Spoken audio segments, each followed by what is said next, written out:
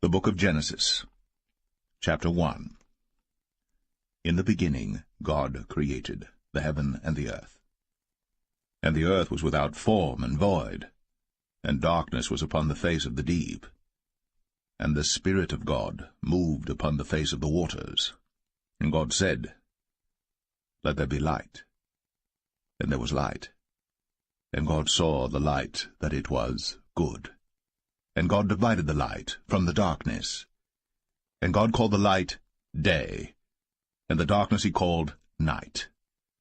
And the evening and the morning were the first day.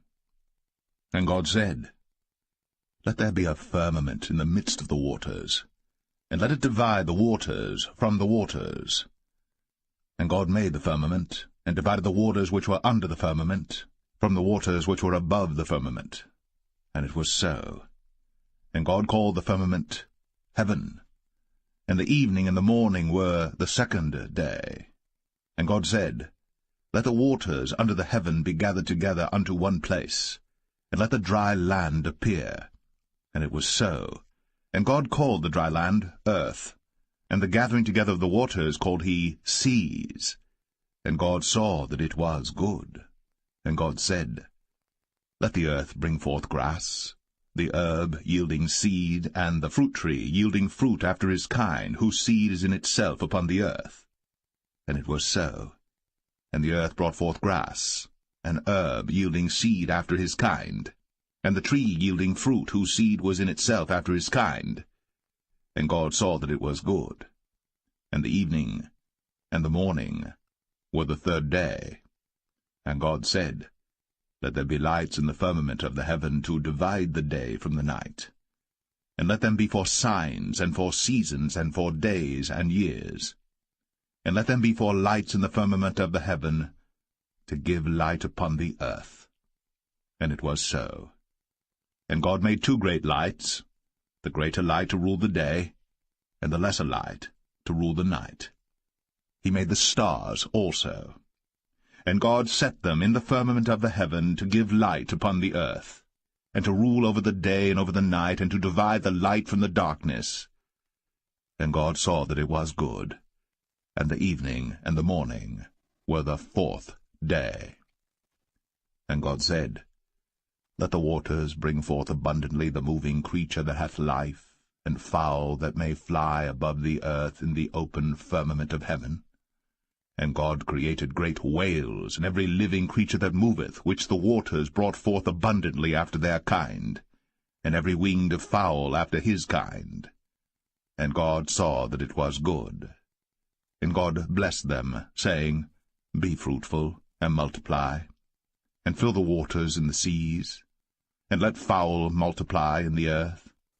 And the evening and the morning were the fifth day. And God said, Let the earth bring forth the living creature after his kind, cattle and creeping thing, and beast of the earth after his kind. And it was so. And God made the beast of the earth after his kind, and cattle after their kind, and everything that creepeth upon the earth after his kind. And God saw that it was good. And God said, Let us make man in our image, after our likeness, and let them have dominion over the fish of the sea, and over the fowl of the air, and over the cattle, and over all the earth, and over every creeping thing that creepeth upon the earth.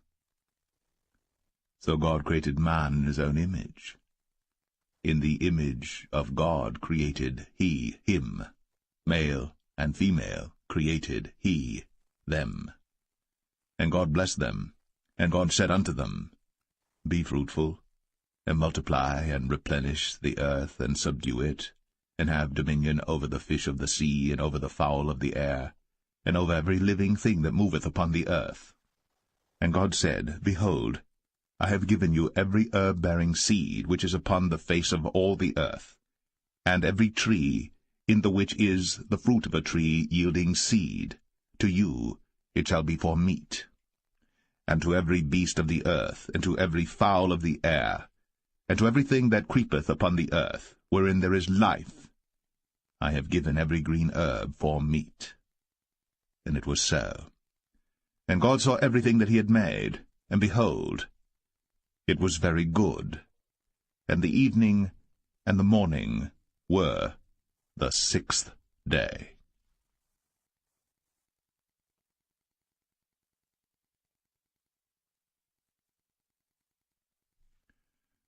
Genesis 2. Thus the heavens and the earth were finished, and all the host of them. And on the 7th day God ended his work which he had made, and he rested on the 7th day from all his work which he had made. And God blessed the 7th day, and sanctified it, because that in it he had rested from all his work which God created and made.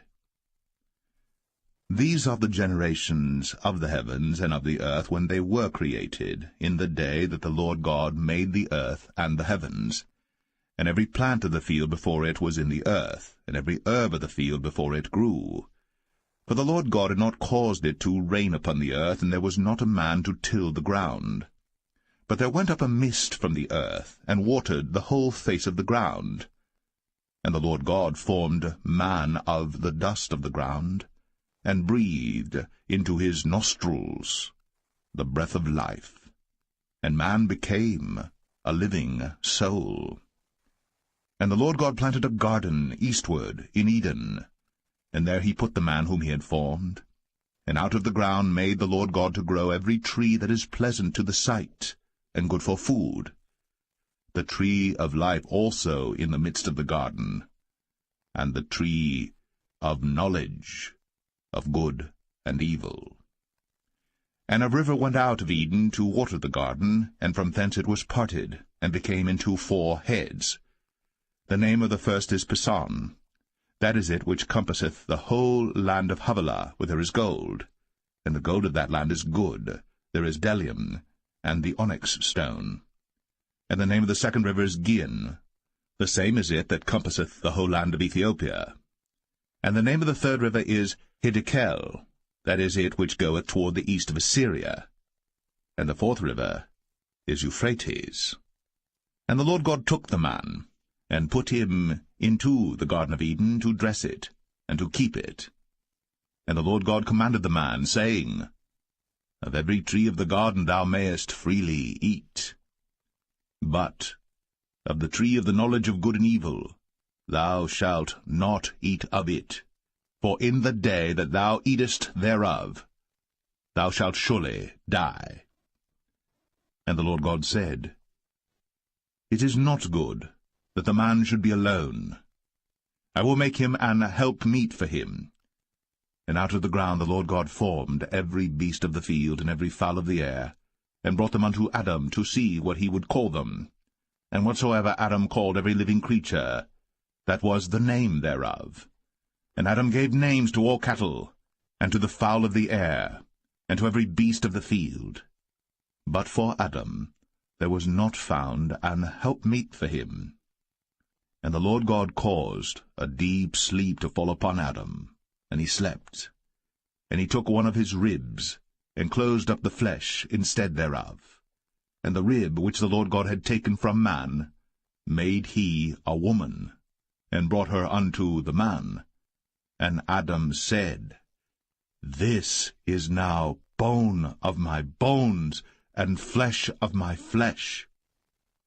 She shall be called woman, because she was taken out of man. Therefore shall a man leave his father and his mother, and shall cleave unto his wife, and they shall be one flesh. And they were both naked, the man and his wife, and were not ashamed.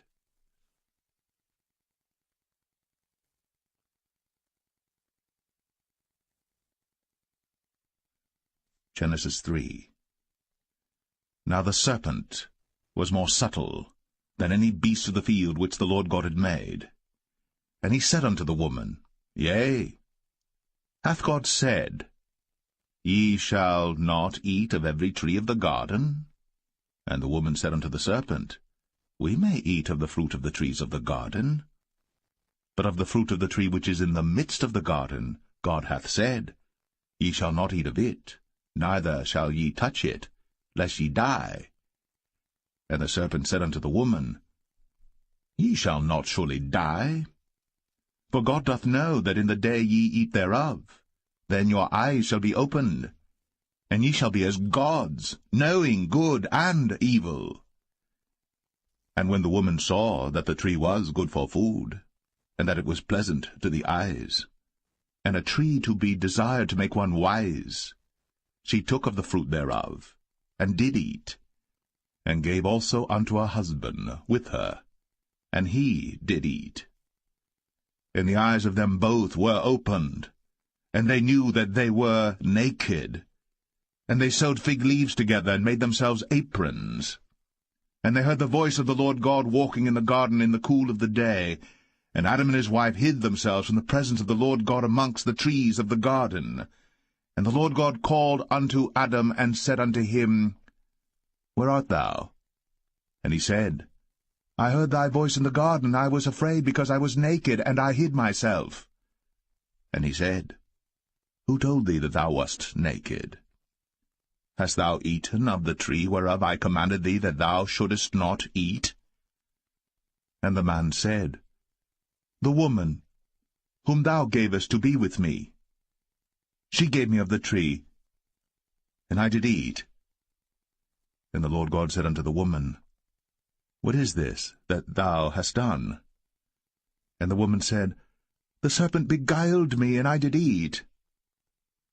And the Lord God said unto the serpent, Because thou hast done this, thou art cursed above all cattle, and above every beast of the field.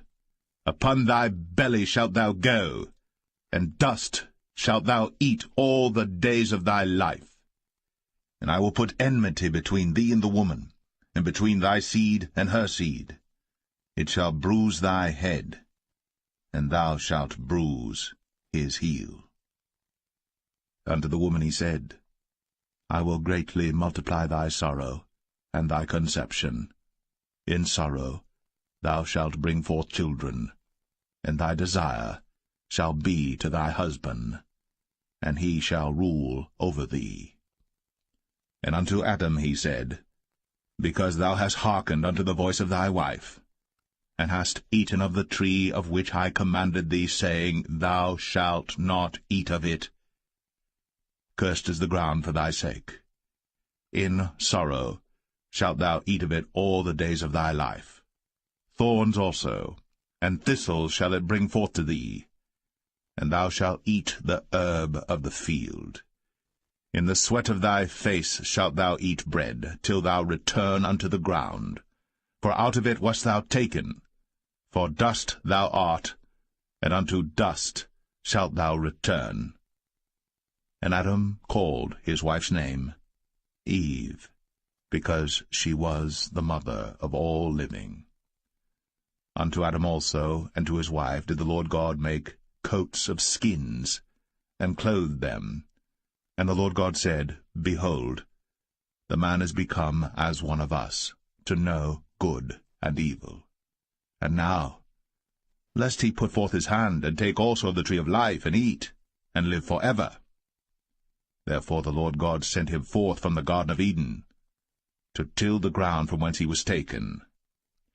So he drove out the man, and he placed at the east of the Garden of Eden cherubims, and a flaming sword which turned every way, to keep the way of the tree of life.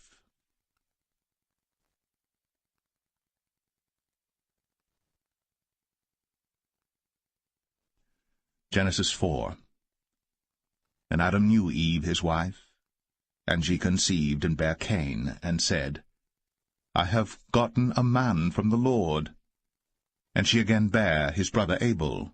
And Abel was a keeper of sheep, but Cain was a tiller of the ground.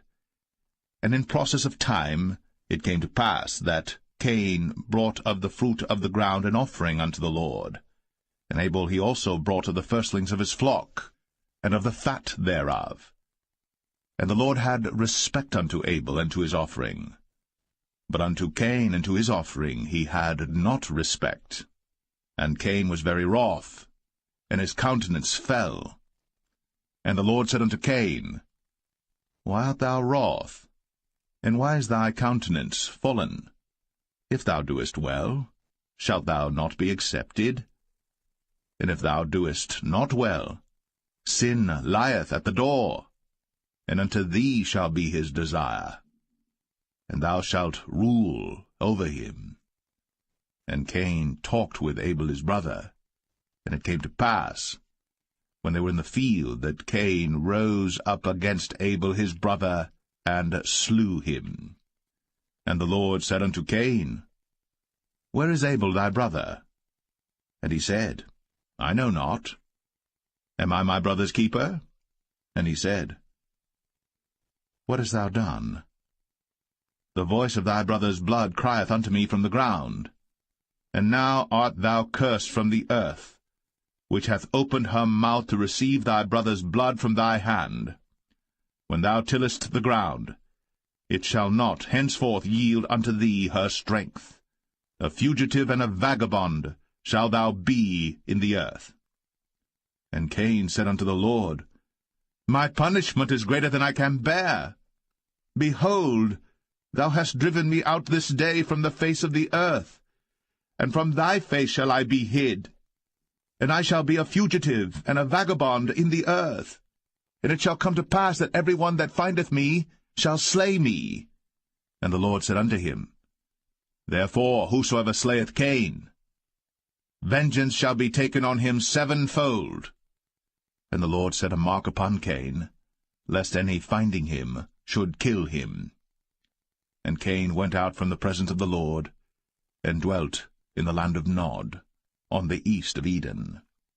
And Cain knew his wife, and she conceived, and bare Enoch.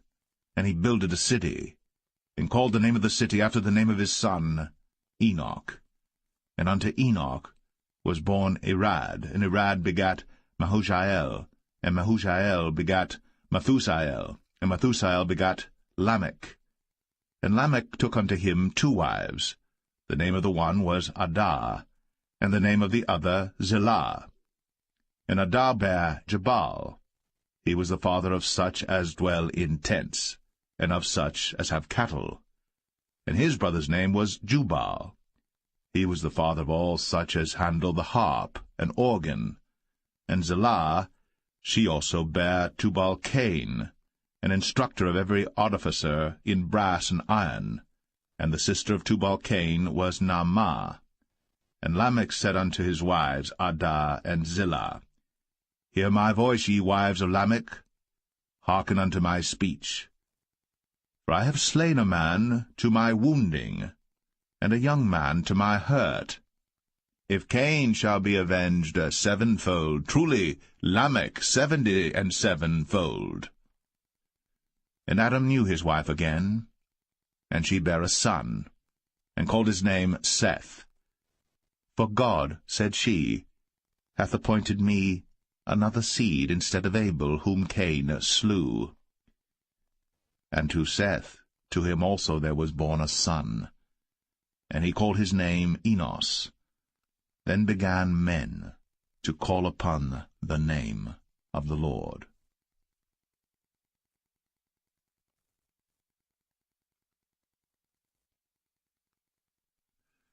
Genesis 5.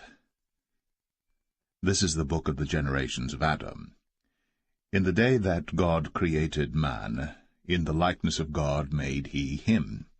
Male and female created he them, and blessed them, and called their name Adam, in the day when they were created. And Adam lived 130 years, and begat a son in his own likeness, after his image, and called his name Seth. And the days of Adam after he had begotten Seth were 800 years, and he begat sons and daughters. And all the days that Adam lived were 930 years, and he died. And Seth lived 105 years, and begat Enos. And Seth lived after he begat Enos 807 years, and begat sons and daughters. And all the days of Seth were 912 years, and he died. And Enos lived 90 years, and begat Canaan. And Enos lived after he begat Canaan 815 years, and begat sons and daughters. And all the days of Enos were 905 years, and he died. And Canaan lived 70 years, and begat Mahalaleel. And Canaan lived after he begat Mahalaleel 840 years, and begat sons and daughters. And all the days of Canaan were 910 years, and he died. And Mahalaleel lived 65 years, and begat Jared. And Mahalaleel lived after he begat Jared 830 years, and begat sons and daughters. And all the days of Mahalaleel were 895 years, and he died. And Jared lived 162 years, and he begat Enoch. And Jared lived after he begat Enoch 800 years, and begat sons and daughters. And all the days of Jared were 962 years, and he died. And Enoch lived 65 years, and begat Methuselah. And Enoch walked with God after he begat Methuselah 300 years, and begat sons and daughters. And all the days of Enoch were 365 years. And Enoch walked with God, and he was not, for God took him. And Methuselah lived 187 years, and begat Lamech. And Methuselah lived after he begat Lamech 782 years, and begat sons and daughters.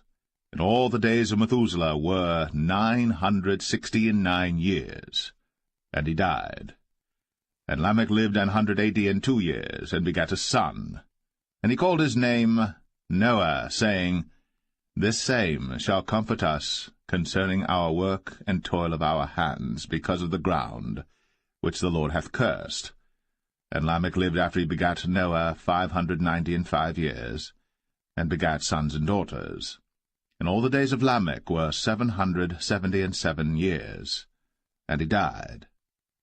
And Noah was 500 years old, and Noah begat Shem, Ham, and Japheth.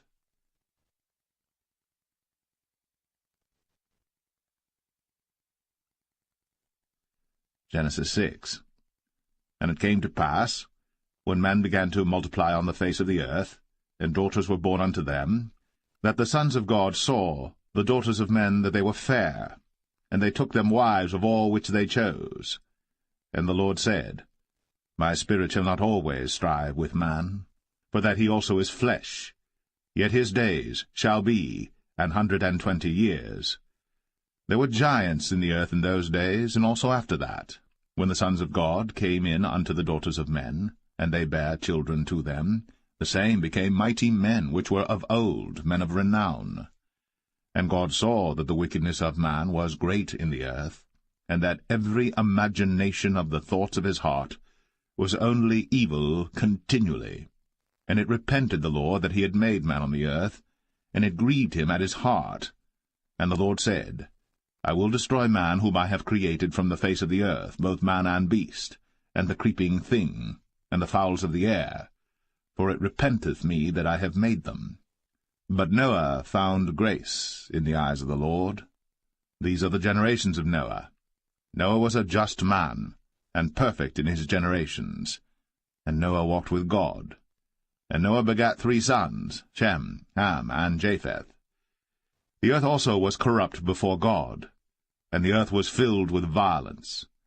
And God looked upon the earth, and behold, it was corrupt, for all flesh had corrupted his way upon the earth. And God said unto Noah, The end of all flesh is come before me, for the earth is filled with violence through them, and behold, I will destroy them with the earth. Make thee an ark of gopher wood. Rooms shalt thou make in the ark, and shalt pitch it within and without with pitch. And this is the fashion which thou shalt make it of. The length of the ark shall be 300 cubits, the breadth of it 50 cubits, and the height of it 30 cubits. A window shalt thou make to the ark, and in a cubit shalt thou finish it above. And the door of the ark shalt thou set in the side thereof. With lower, second, and third stories shalt thou make it. And behold, I, even I, do bring a flood of waters upon the earth, to destroy all flesh wherein is the breath of life from under heaven, and everything that is in the earth shall die. But with thee will I establish my covenant, and thou shalt come into the ark, thou, and thy sons, and thy wife, and thy sons' wives with thee. And of every living thing of all flesh, 2 of every sort shalt thou bring into the ark, to keep them alive with thee. They shall be male and female. Of fowls after their kind, and of cattle after their kind, of every creeping thing of the earth after his kind, 2 of every sort shall come unto thee, to keep them alive.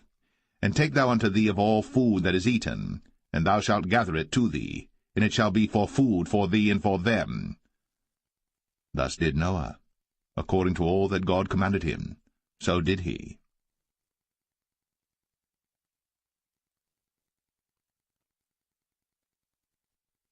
Genesis 7. And the Lord said unto Noah, Come thou and all thy house into the ark, for thee have I seen righteous before me in this generation. Of every clean beast thou shalt take to thee by 7s, the male and his female, and of beasts that are not clean by 2, the male and his female.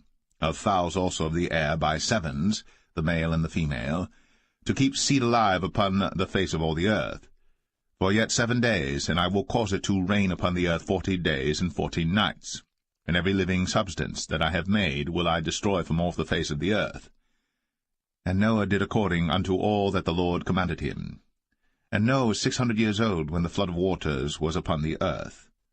And Noah went in, and his sons and his wife, and his sons' wives with him, into the ark because of the waters of the flood, of clean beasts, and of beasts that are not clean, and of fowls, and of everything that creepeth upon the earth.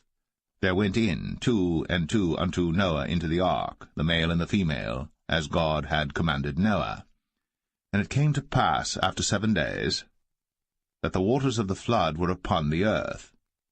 In the 600th year of Noah's life, in the 2nd month, the 17th day of the month, the same day, were all the fountains of the great deep broken up.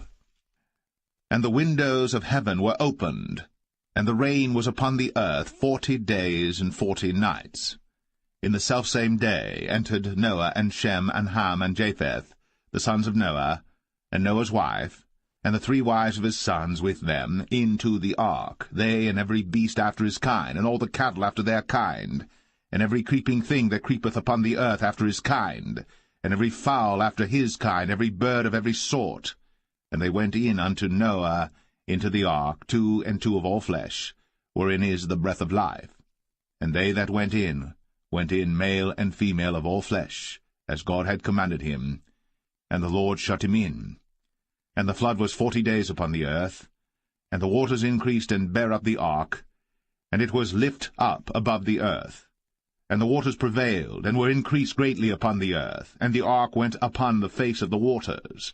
And the waters prevailed exceedingly upon the earth, and all the high hills that were under the whole heaven were covered. 15 cubits upward did the waters prevail, and the mountains were covered. And all flesh died that moved upon the earth, both of fowl, and of cattle, and of beast, and of every creeping thing that creepeth upon the earth. And every man, all in whose nostrils was the breath of life, of all that was in the dry land, died. And every living substance was destroyed which was upon the face of the ground, both man and cattle, and the creeping things, and the fowl of the heaven, and they were destroyed from the earth. And Noah only remained alive, and they that were with him in the ark. And the waters prevailed upon the earth 150 days.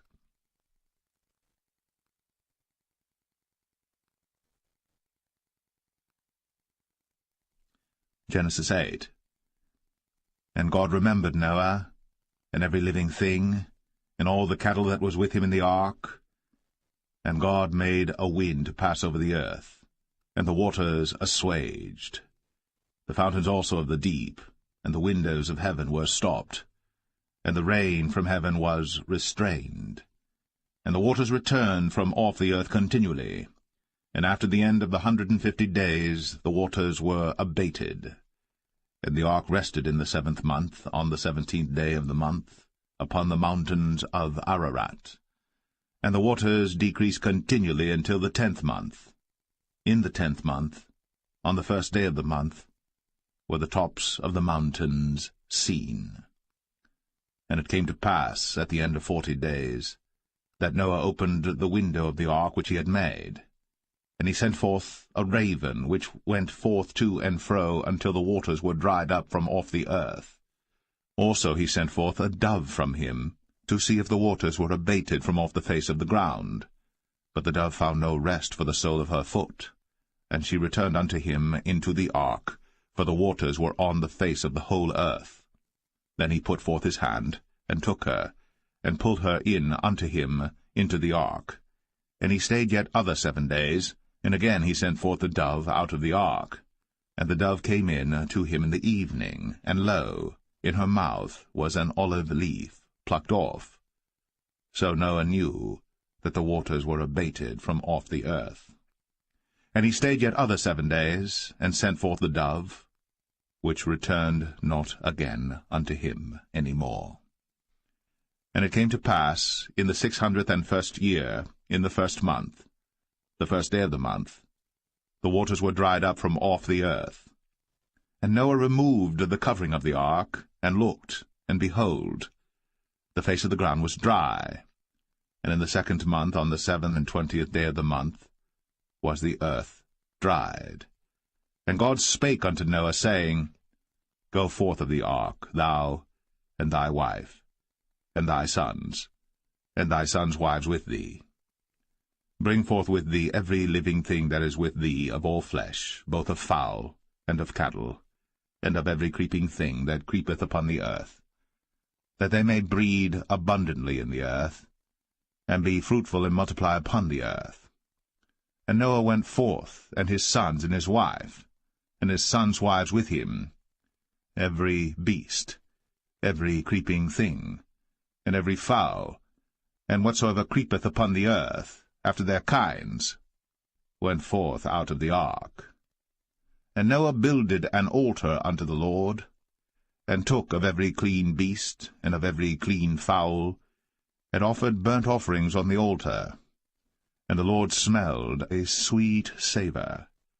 And the Lord said in his heart, I will not again curse the ground any more for man's sake. For the imagination of man's heart is evil from his youth, neither will I again smite any more everything living, as I have done. While the earth remaineth, seed time and harvest, and cold and heat, and summer and winter, and day and night, shall not cease.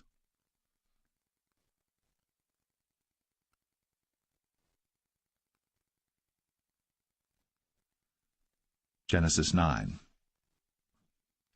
And God blessed Noah and his sons, and said unto them, Be fruitful, and multiply, and replenish the earth. And the fear of you, and the dread of you shall be upon every beast of the earth, and upon every fowl of the air, upon all that moveth upon the earth, and upon all the fishes of the sea. Into your hand are they delivered. Every moving thing that liveth shall be meat for you, even as the green herb have I given you all things. But flesh, with the life thereof, which is the blood thereof, shall ye not eat. And surely your blood of your lives will I require.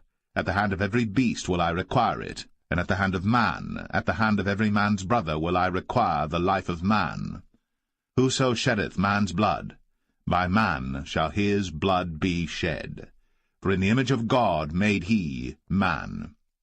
And you, be ye fruitful, and multiply, bring forth abundantly in the earth, and multiply therein. And God spake unto Noah, and to his sons with him, saying, And I, behold, I establish my covenant with you, and with your seed after you, and with every living creature that is with you, of the fowl, of the cattle, and of every beast of the earth with you, from all that go out of the ark to every beast of the earth. And I will establish my covenant with you. Neither shall all flesh be cut off any more by the waters of a flood, neither shall there any more be a flood to destroy the earth.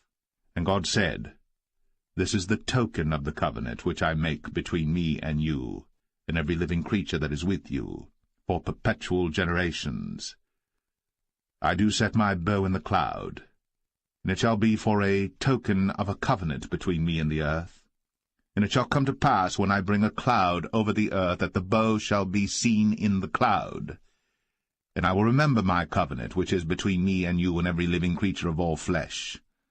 And the waters shall no more become a flood, to destroy all flesh. And the bow shall be in the cloud, and I will look upon it, that I may remember the everlasting covenant between God and every living creature of all flesh that is upon the earth. And God said unto Noah, This is the token of the covenant, which I have established between me and all flesh that is upon the earth. And the sons of Noah that went forth of the ark were Shem, and Ham, and Japheth. And Ham is the father of Canaan. These are the 3 sons of Noah, and of them was the whole earth overspread. And Noah began to be an husbandman, and he planted a vineyard. And he drank of the wine, and was drunken, and he was uncovered within his tent. And Ham, the father of Canaan, saw the nakedness of his father, and told his 2 brethren without. And Shem and Japheth took a garment, and laid it upon both their shoulders, and went backward, and covered the nakedness of their father. And their faces were backward, and they saw not their father's nakedness. And Noah awoke from his wine, and knew what his younger son had done unto him. And he said, Cursed be Canaan! A servant of servants shall he be unto his brethren. And he said, Blessed be the Lord God of Shem, and Canaan shall be his servant. God shall enlarge Japheth, and he shall dwell in the tents of Shem, and Canaan shall be his servant.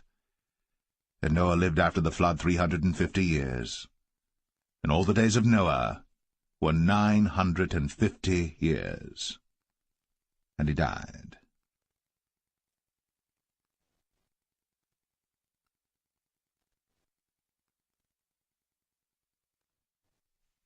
Genesis 10. Now these are the generations of the sons of Noah, Shem, Ham, and Japheth. And unto them were sons born after the flood. The sons of Japheth, Gomer, and Magog, and Madai, and Javan, and Tubal, and Meshech, and Taras.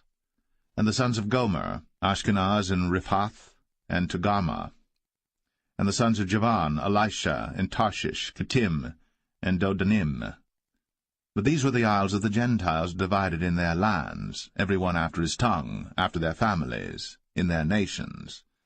And the sons of Ham, Cush, and Mizraim, and Phut, and Canaan. And the sons of Cush, Seba, and Havilah, and Sabta, and Ramah, and Sabteka. And the sons of Ramah, Sheba, and Dedan. And Cush begat Nimrod.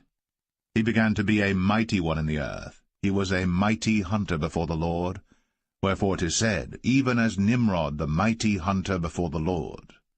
And the beginning of his kingdom was Babel, and Erech, and Akkad, and Calneh in the land of Shinar.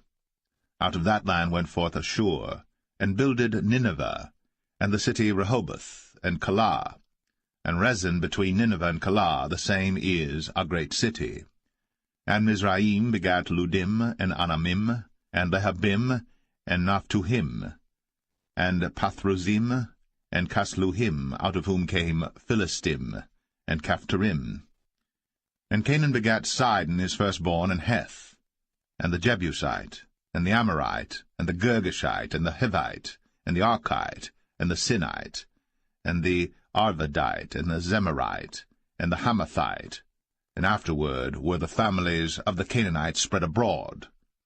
And the border of the Canaanites was from Sidon, as thou comest to Gerar, unto Gaza, as thou goest unto Sodom and Gomorrah, and Admah, and Zeboim, even unto Lasha.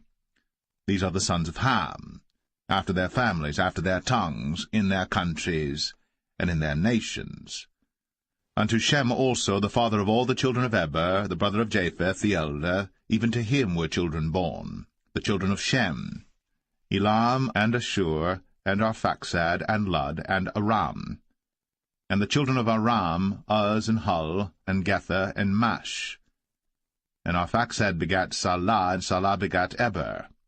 And unto Eber were born 2 sons. The name of one was Peleg, for in his days was the earth divided, and his brother's name was Joktan. And Joktan begat Almadad, and Shelef, and Hazarmaveth, and Jerah, and Hadoram, and Uzal, and Diklah, and Obal, and Abimael, and Sheba, and Ophir, and Havilah, and Jobab. All these were the sons of Joktan. And their dwelling was from Mesha, as thou goest unto Sephar, a mount of the east. These are the sons of Shem, after their families, after their tongues, in their lands, after their nations. These are the families of the sons of Noah, after their generations, in their nations, and by these were the nations divided in the earth after the flood.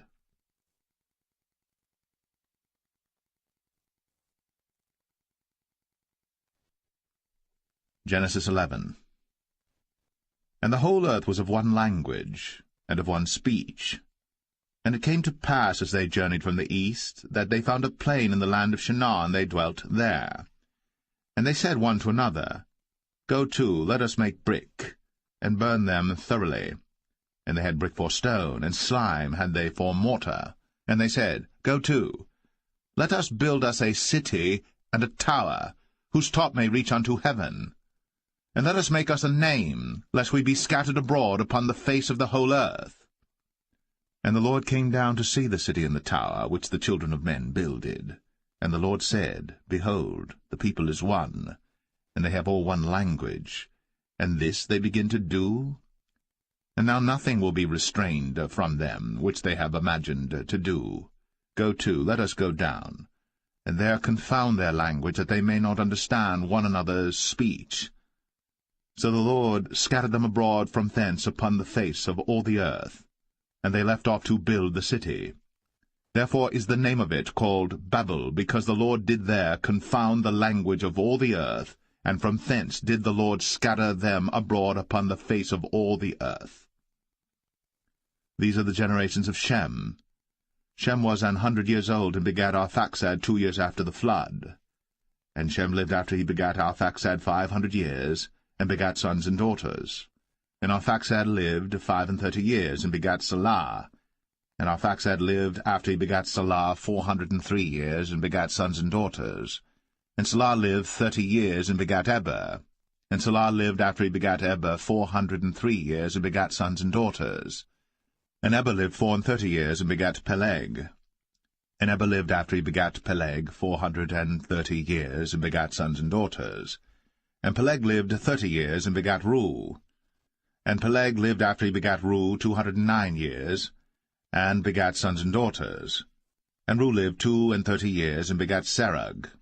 And Reu lived after he begat Serug 207 years, and begat sons and daughters.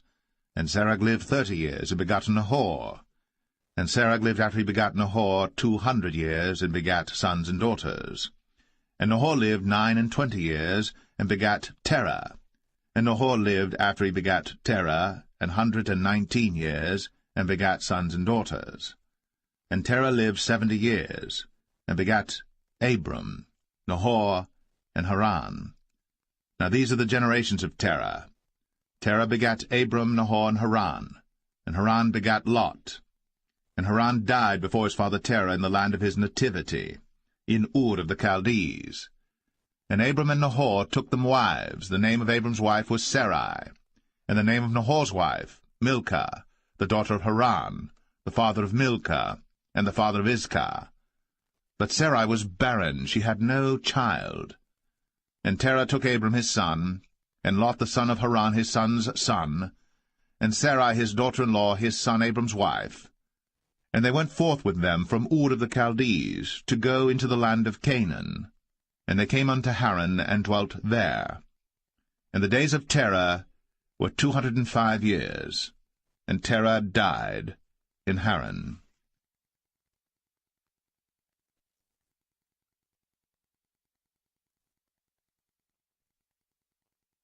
Genesis 12. Now the Lord had said unto Abram, Get thee out of thy country, and from thy kindred, and from thy father's house, unto a land that I will show thee. And I will make of thee a great nation, and I will bless thee, and make thy name great, and thou shalt be a blessing. And I will bless them that bless thee, and curse him that curseth thee. And in thee shall all families of the earth be blessed. So Abram departed, as the Lord had spoken unto him. And Lot went with him. And Abram was 75 years old, when he departed out of Haran. And Abram took Sarai his wife, and Lot his brother's son, and all their substance that they had gathered, and the souls that they had gotten in Haran. And they went forth to go into the land of Canaan, and into the land of Canaan they came. And Abram passed through the land unto the place of Sichem, unto the plain of Moreh, and the Canaanite was then in the land. And the Lord appeared unto Abram, and said, Unto thy seed will I give this land. And there builded he an altar unto the Lord, who appeared unto him. And he removed from thence unto a mountain on the east of Bethel, and pitched his tent, having Bethel on the west, and Ai on the east. And there he builded an altar unto the Lord, and called upon the name of the Lord. And Abram journeyed, going on still toward the south. And there was a famine in the land, and Abram went down into Egypt to sojourn there, for the famine was grievous in the land. And it came to pass, when he was come near to enter into Egypt, that he said unto Sarai his wife, Behold now, I know that thou art a fair woman to look upon. Therefore it shall come to pass, when the Egyptians shall see thee, that they shall say, This is his wife, and they will kill me, but they will save thee alive. Say, I pray thee, Thou art my sister, that it may be well with me for thy sake, and my soul shall live because of thee. And it came to pass, that when Abram was come into Egypt, the Egyptians beheld the woman that she was very fair. The princes also of Pharaoh saw her, and commended her before Pharaoh. And the woman was taken into Pharaoh's house. And he entreated Abram well for her sake. And he had sheep, and oxen, and he-asses, and menservants, and maidservants, and she-asses, and camels. And the Lord plagued Pharaoh, and his house with great plagues, because of Sarai, Abram's wife. And Pharaoh called Abram, and said, What is this that thou hast done unto me? Why didst thou not tell me that she was thy wife? Why saidst thou, She is my sister, so I might have taken her to be my wife? Now therefore behold thy wife, take her, and go thy way. And Pharaoh commanded his men concerning him, and they sent him away, and his wife, and all that he had.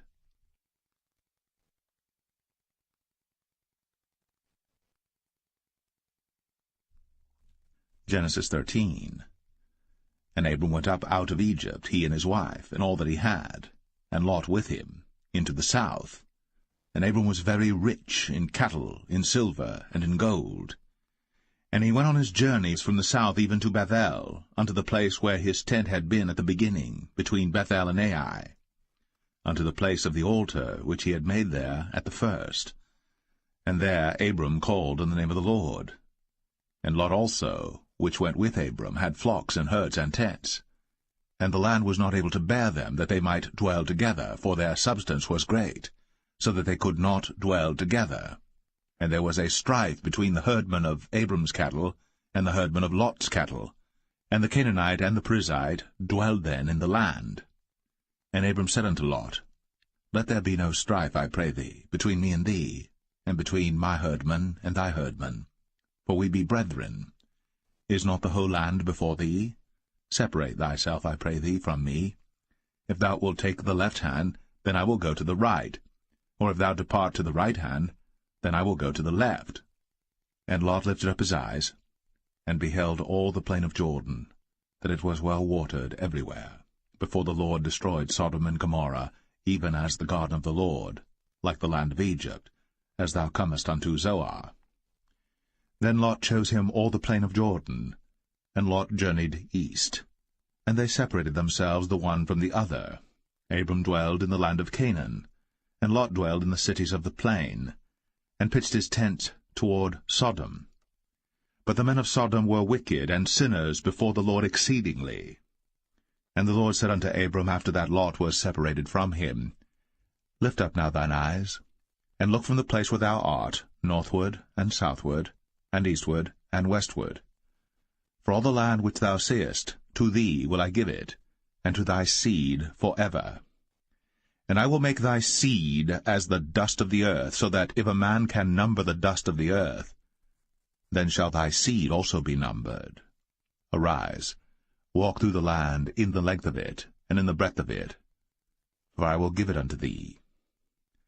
Then Abram removed his tent, and came and dwelt in the plain of Mamre, which is in Hebron, and built there an altar unto the Lord.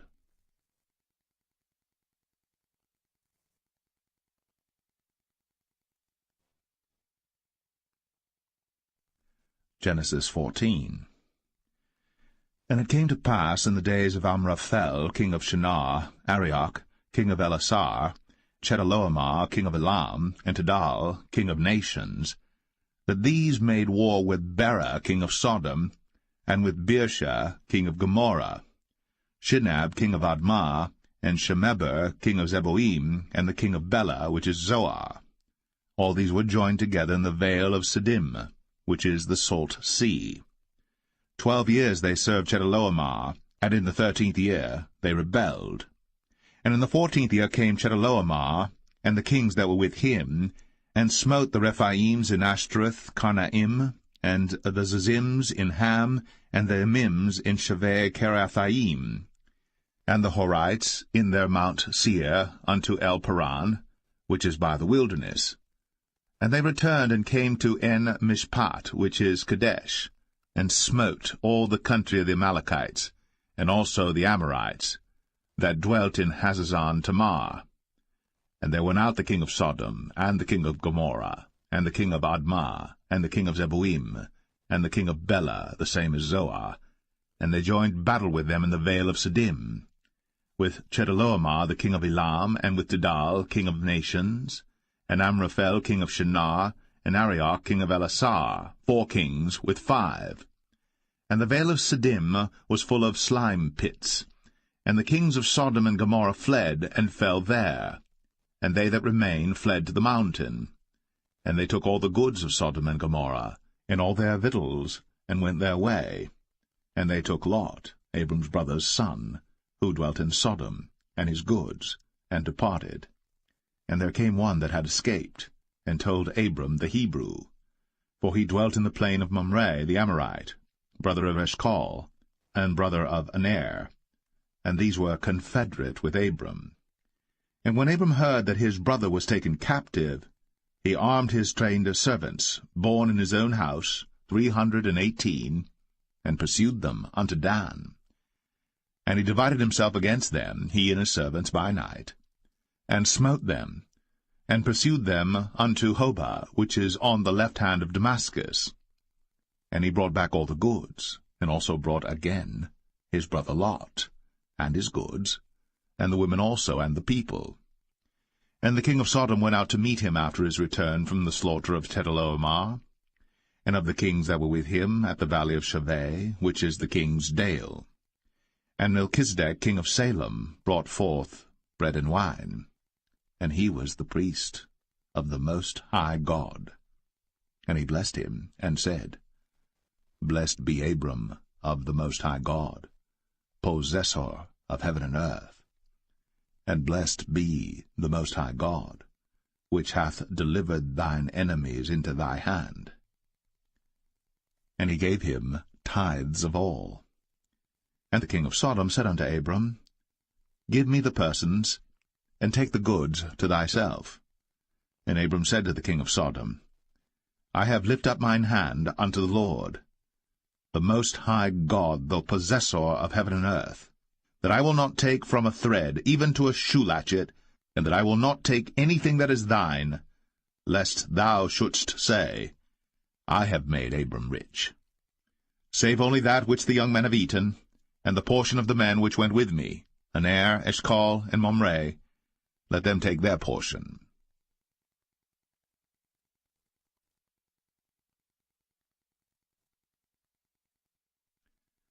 Genesis 15. After these things, the word of the Lord came unto Abram in a vision, saying, Fear not, Abram, I am thy shield, and thy exceeding great reward. And Abram said, Lord God, what wilt thou give me, seeing I go childless? And the steward of my house is this Eliezer of Damascus. And Abram said, Behold, to me thou hast given no seed, and lo, one born in my house is mine heir. And behold, the word of the Lord came unto him, saying, This shall not be thine heir, but he that shall come forth out of thine own bowels shall be thine heir. And he brought him forth abroad, and said, Look now toward heaven, and tell the stars, if thou be able to number them. And he said unto him, So shall thy seed be. And he believed in the Lord, and he counted it to him for righteousness. And he said unto him, I am the Lord that brought thee out of Ur of the Chaldees, to give thee this land to inherit it. And he said, Lord God, whereby shall I know that I shall inherit it? And he said unto him, Take me an heifer of 3 years old, and a she-goat of 3 years old, and a ram of 3 years old, and a turtle dove, and a young pigeon. And he took unto him all these, and divided them in the midst, and laid each piece one against another. But the birds divided he not. And when the fowls came down upon the carcasses, Abram drove them away. And when the sun was going down, a deep sleep fell upon Abram, and lo, an horror of great darkness fell upon him. And he said unto Abram, Know of a surety that thy seed shall be a stranger in a land that is not theirs, and shall serve them, and they shall afflict them 400 years. And also that nation whom they shall serve will I judge, and afterward shall they come out with great substance. And thou shalt go to thy fathers in peace. Thou shalt be buried in a good old age. But in the 4th generation they shall come hither again, for the iniquity of the Amorites is not yet full. And it came to pass, that when the sun went down, and it was dark, behold, a smoking furnace, and a burning lamp that passed between those pieces. In the same day the Lord made a covenant with Abram, saying, Unto thy seed have I given this land, from the river of Egypt unto the great river, the river Euphrates, the Kenites, and the Kenizzites, and the Cadmonites, and the Hittites, and the Perizzites, and the Rephaims, and the Amorites, and the Canaanites, and the Girgashites, and the Jebusites.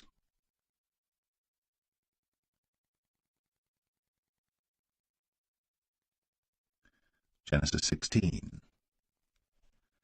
Now Sarai, Abram's wife, bare him no children, and she had an handmaid, an Egyptian, whose name was Hagar. And Sarai said unto Abram, Behold now, the Lord hath restrained me from bearing. I pray thee, go in unto my maid. It may be that I may obtain children by her. And Abram hearkened to the voice of Sarai.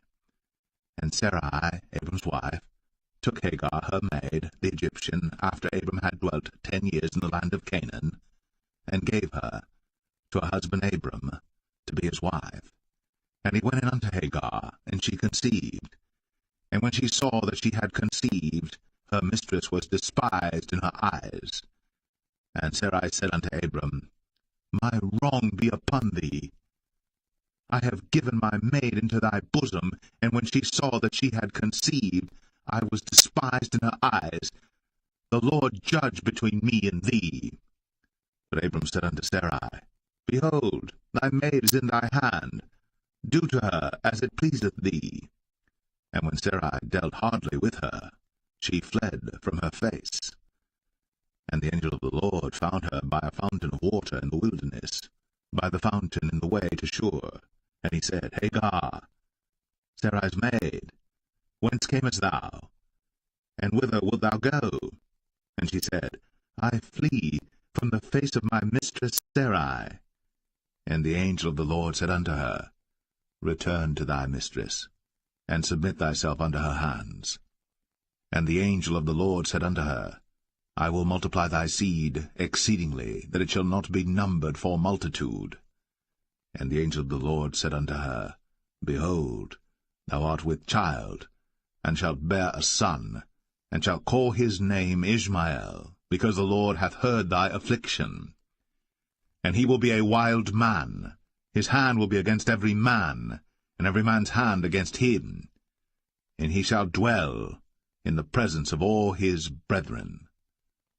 And she called the name of the Lord that spake unto her, Thou God seest me. For she said, Have I also here looked after him that seeth me?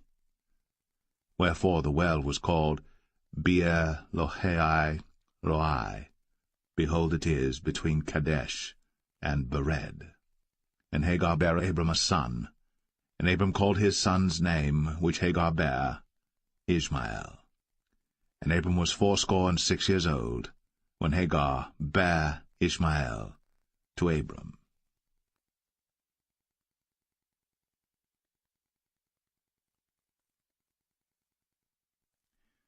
Genesis 17.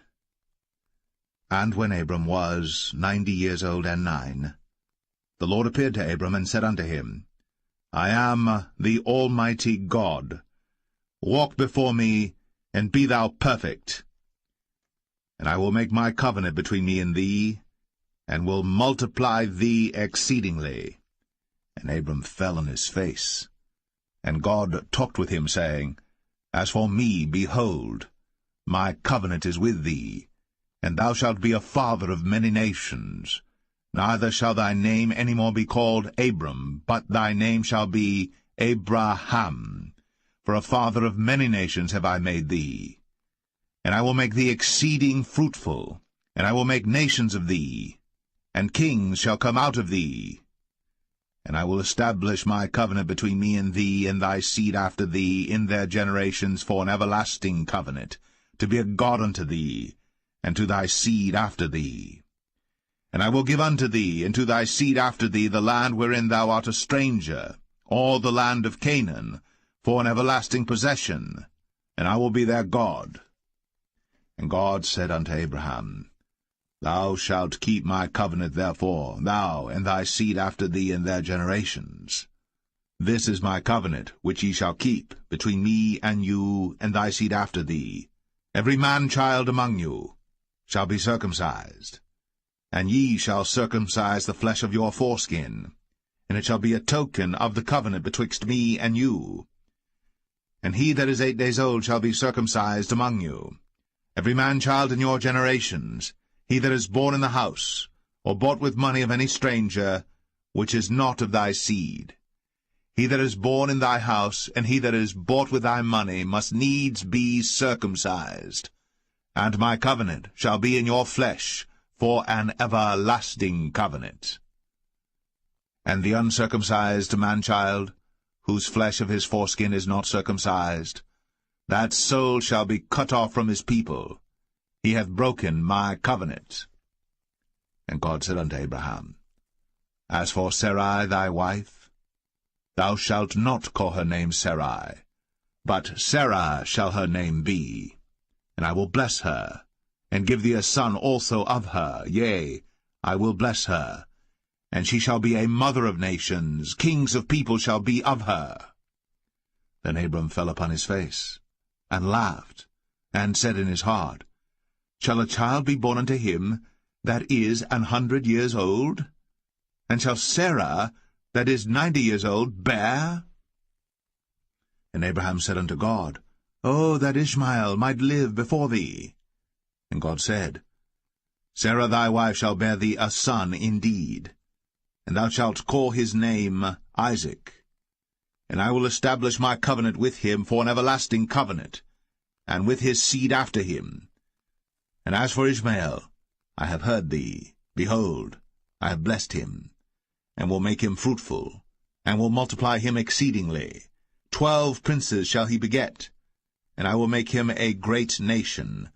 But my covenant will I establish with Isaac, which Sarah shall bear unto thee, at this set time in the next year. And he left off talking with him, and God went up from Abraham. And Abraham took Ishmael his son, and all that were born in his house, and all that were bought with his money, every male among the men of Abraham's house, and circumcised the flesh of their foreskin in the selfsame day, as God had said unto him. And Abraham was 90 years old and 9, when he was circumcised in the flesh of his foreskin. And Ishmael his son was 13 years old, when he was circumcised in the flesh of his foreskin. In the selfsame day was Abraham circumcised, and Ishmael his son. And all the men of his house, born in the house, and bought with money of the stranger, were circumcised with him.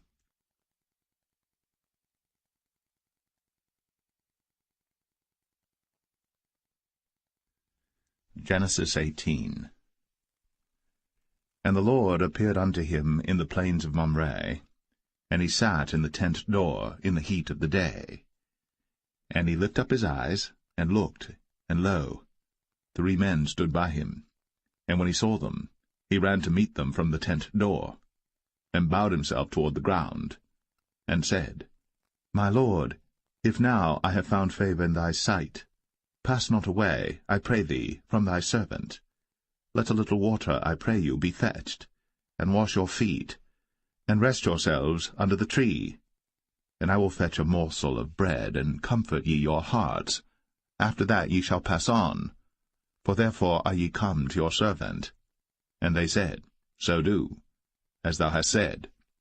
And Abraham hastened into the tent unto Sarah, and said, Make ready quickly 3 measures of fine meal, knead it, and make cakes upon the hearth. And Abraham ran unto the herd, and fetched a calf tender and good, and gave it unto a young man, and he hasted to dress it. And he took butter and milk, and the calf which he had dressed, and set it before them. And he stood by them under the tree, and they did eat. And they said unto him, Where is Sarah thy wife? And he said, Behold, in the tent. And he said, I will certainly return unto thee according to the time of life, and lo, Sarah thy wife shall have a son.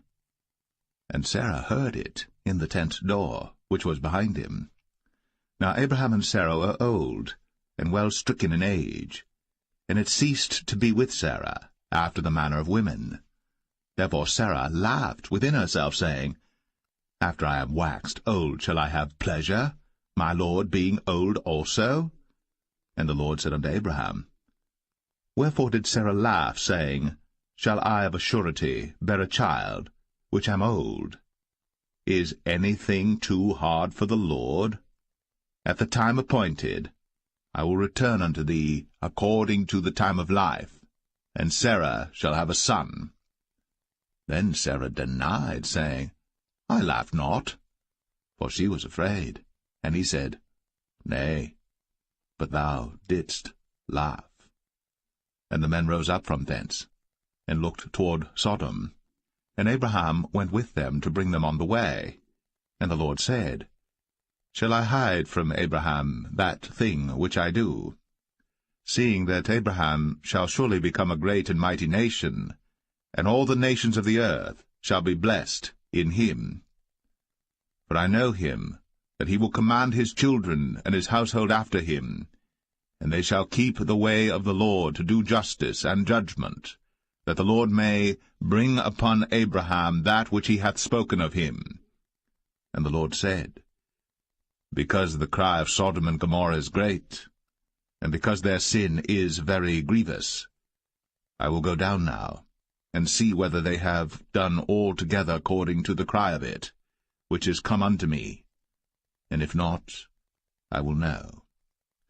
And the men turned their faces from thence, and went toward Sodom. But Abraham stood yet before the Lord. And Abraham drew near and said, Wilt thou also destroy the righteous with the wicked? Peradventure there be 50 righteous within the city. Wilt thou also destroy, and not spare the place, for the 50 righteous that are therein? That be far from thee to do after this manner, to slay the righteous with the wicked, and that the righteous should be as the wicked, that be far from thee. Shall not the judge of all the earth do right? And the Lord said, If I find in Sodom 50 righteous within the city, then I will spare all the place for their sakes. And Abraham answered and said, Behold now, I have taken upon me to speak unto the Lord, which am but dust and ashes. Peradventure, there shall lack 5 of the 50 righteous. Wilt thou destroy all the city for lack of 5?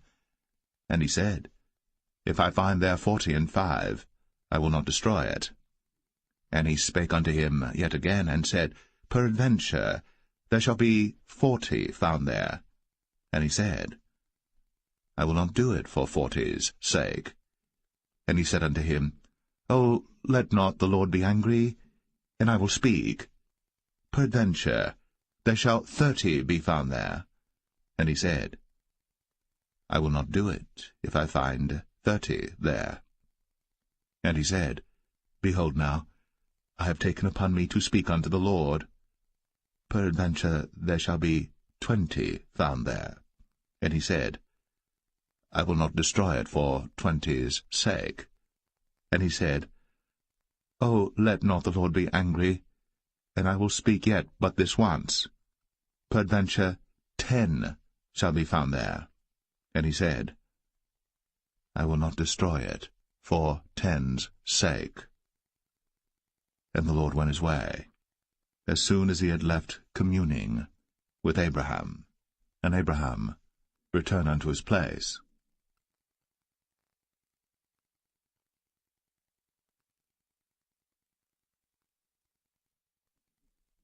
Genesis 19. And there came 2 angels to Sodom at even, and Lot sat in the gate of Sodom. And Lot, seeing them, rose up to meet them. And he bowed himself with his face toward the ground. And he said, Behold now, my lords, turn in, I pray you, into your servant's house, and tarry all night, and wash your feet, and ye shall rise up early, and go on your ways. And they said, Nay, but we will abide in the street all night.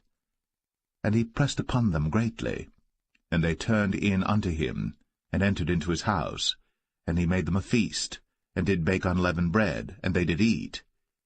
But before they lay down, the men of the city, even the men of Sodom, compassed the house round, both old and young, all the people from every quarter. And they called unto Lot, and said unto him, Where are the men which came into thee this night? Bring them out unto us, that we may know them. And Lot went out at the door unto them, and shut the door after him, and said, I pray you, brethren, do not so wickedly. Behold now, I have 2 daughters which have not known man. Let me, I pray you, bring them out unto you, and do ye to them as is good in your eyes. Only unto these men do nothing, for therefore came they under the shadow of my roof. And they said, Stand back. And they said again, This one fellow came in to sojourn, and he will needs be a judge. Now will we deal worse with thee than with them. And they pressed sore upon the man, even Lot, and came near to break the door. But the men put forth their hand, and pulled Lot into the house to them, and shut to the door. And they smote the men that were at the door of the house with blindness, both small and great, so that they wearied themselves to find the door. And the men said unto Lot, Hast thou here any besides, son-in-law, and thy sons, and thy daughters, and whatsoever thou hast in the city, bring them out of this place. For we will destroy this place, because the cry of them is waxen great before the face of the Lord, and the Lord hath sent us to destroy it. And Lot went out, and spake unto his sons-in-law, which married his daughters, and said, Up, get you out of this place, for the Lord will destroy this city. But he seemed as one that mocked unto his sons-in-law. And when the morning arose, then the angels hastened Lot, saying, Arise, take thy wife and thy 2 daughters, which are here, lest thou be consumed in the iniquity of the city.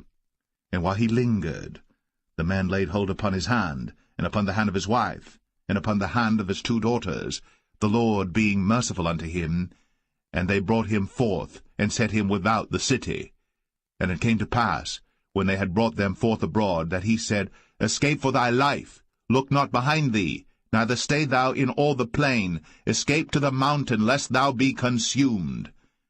And Lot said unto them, "Oh, not so, my lord. Behold now, thy servant hath found grace in thy sight, and thou hast magnified thy mercy which thou hast shown unto me in saving my life. And I cannot escape to the mountain, lest some evil take me and I die. Behold now, this city is near to flee unto, and it is a little one. Oh, let me escape thither. Is it not a little one? And my soul shall live."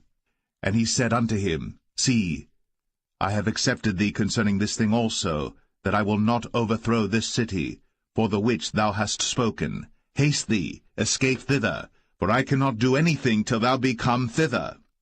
Therefore the name of the city was called Zoar. The sun was risen upon the earth, when Lot entered into Zoar. Then the Lord rained upon Sodom and upon Gomorrah brimstone and fire from the Lord out of heaven. And he overthrew those cities, and all the plain, and all the inhabitants of the cities, and that which grew upon the ground. But his wife looked back from behind him, and she became a pillar of salt. And Abraham got up early in the morning to the place where he stood before the Lord.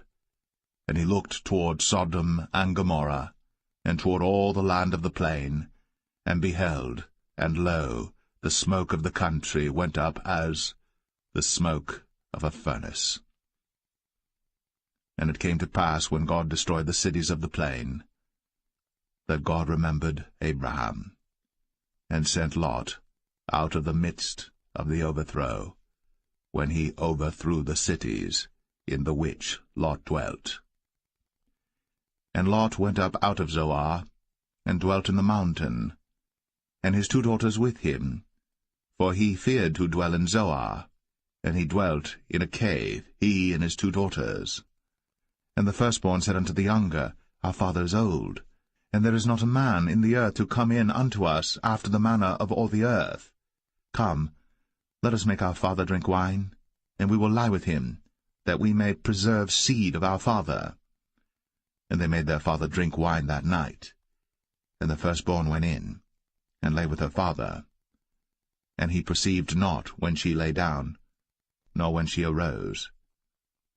And it came to pass on the morrow, that the firstborn said unto the younger, Behold, I lay yesternight with my father.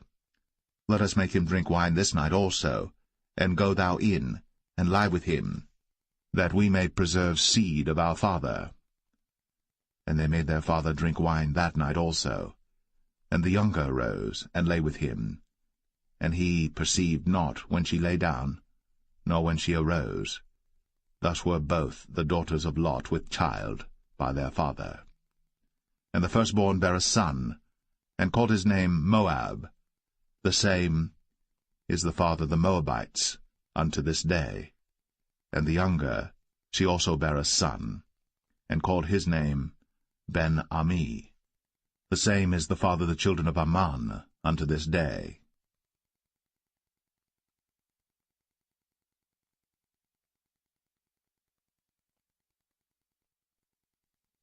Genesis 20. And Abraham journeyed from thence toward the south country, and dwelled between Kadesh and Shur, and sojourned in Gerar. And Abraham said of Sarah his wife, She is my sister. And Abimelech king of Gerar sent and took Sarah. But God came to Abimelech in a dream by night, and said to him, Behold, thou art but a dead man, for the woman which thou hast taken, for she is a man's wife. But Abimelech had not come near her, and he said, Lord, wilt thou slay also a righteous nation? Said he not unto me, She is my sister? And she, even she herself, said, He is my brother? In the integrity of my heart, and innocency of my hands, have I done this. And God said unto him in a dream, Yea, I know that thou didst this in the integrity of thy heart. For I also withheld thee from sinning against me. Therefore suffered I thee not to touch her. Now therefore restore the man his wife, for he is a prophet, and he shall pray for thee, and thou shalt live. And if thou restore her not, know thou that thou shalt surely die, thou and all that are thine. Therefore Abimelech rose early in the morning, and called all his servants, and told all these things in their ears. And the men were sore afraid. Then Abimelech called Abraham, and said unto him, What hast thou done unto us? And what have I offended thee, that thou hast brought on me and on my kingdom a great sin? Thou hast done deeds unto me that ought not to be done. And Abimelech said unto Abraham, What sawest thou, that thou hast done this thing? And Abraham said, Because I thought, surely the fear of God is not in this place, and they will slay me for my wife's sake. And yet indeed she is my sister. She is the daughter of my father, but not the daughter of my mother. And she became my wife. And it came to pass, when God caused me to wander from my father's house, that I said unto her, This is thy kindness which thou shalt show unto me. At every place whither we shall come, say of me, He is my brother. And Abimelech took sheep and oxen, and men servants, and women servants, and gave them unto Abraham, and restored him Sarah his wife. And Abimelech said, Behold, my land is before thee. Dwell where it pleaseth thee. And unto Sarah he said, Behold, I have given thy brother 1,000 pieces of silver. Behold, he is to thee a covering of the eyes, unto all that are with thee, and with all other. Thus she was reproved. So Abraham prayed unto God, and God healed Abimelech and his wife and his maidservants, and they bare children. For the Lord had fast closed up all the wombs of the house of Abimelech, because of Sarah, Abraham's wife.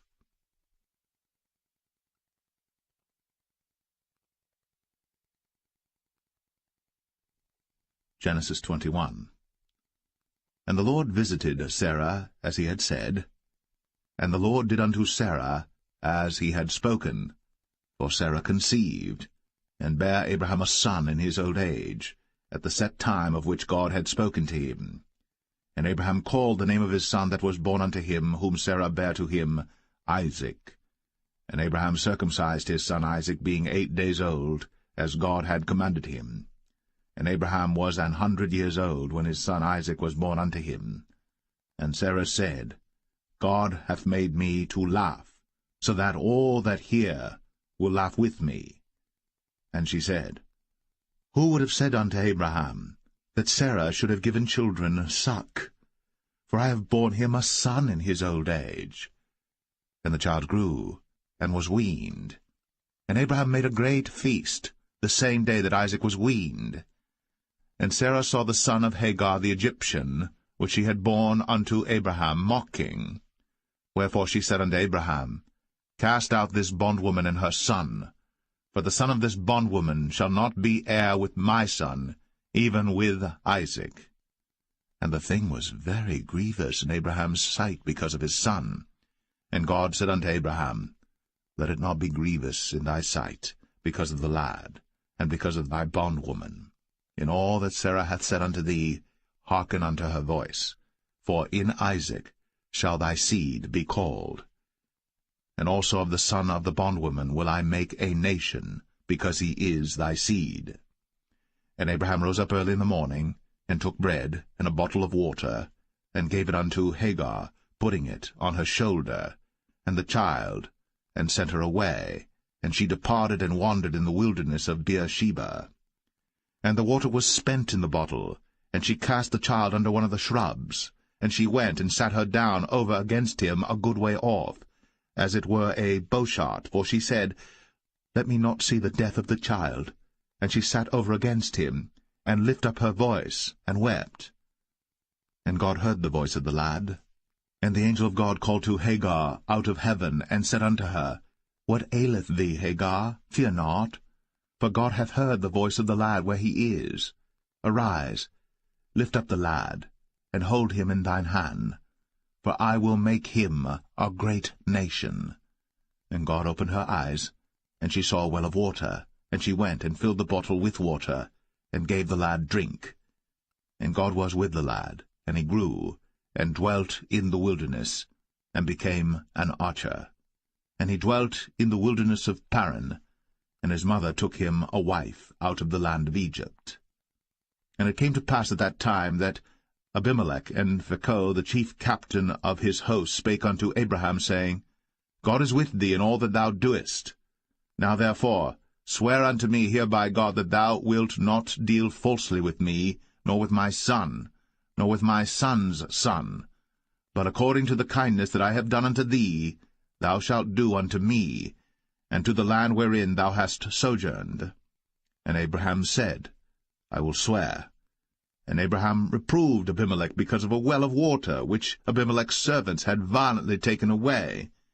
And Abimelech said, I wot not who hath done this thing, neither didst thou tell me, neither yet heard I of it, but today. And Abraham took sheep and oxen, and gave them unto Abimelech, and both of them made a covenant. And Abraham set 7 ewe lambs of the flock by themselves. And Abimelech said unto Abraham, What mean these 7 ewe lambs which thou hast set by themselves? And he said, For these 7 ewe lambs shalt thou take of my hand, that they may be a witness unto me that I have digged this well. Wherefore he called that place Beersheba, because there they sware both of them. Thus they made a covenant at Beersheba. Then Abimelech rose up, and Phicol the chief captain of his host, and they returned into the land of the Philistines. And Abraham planted a grove in Beersheba, and called there on the name of the Lord, the everlasting God. And Abraham sojourned in the Philistines' land many days.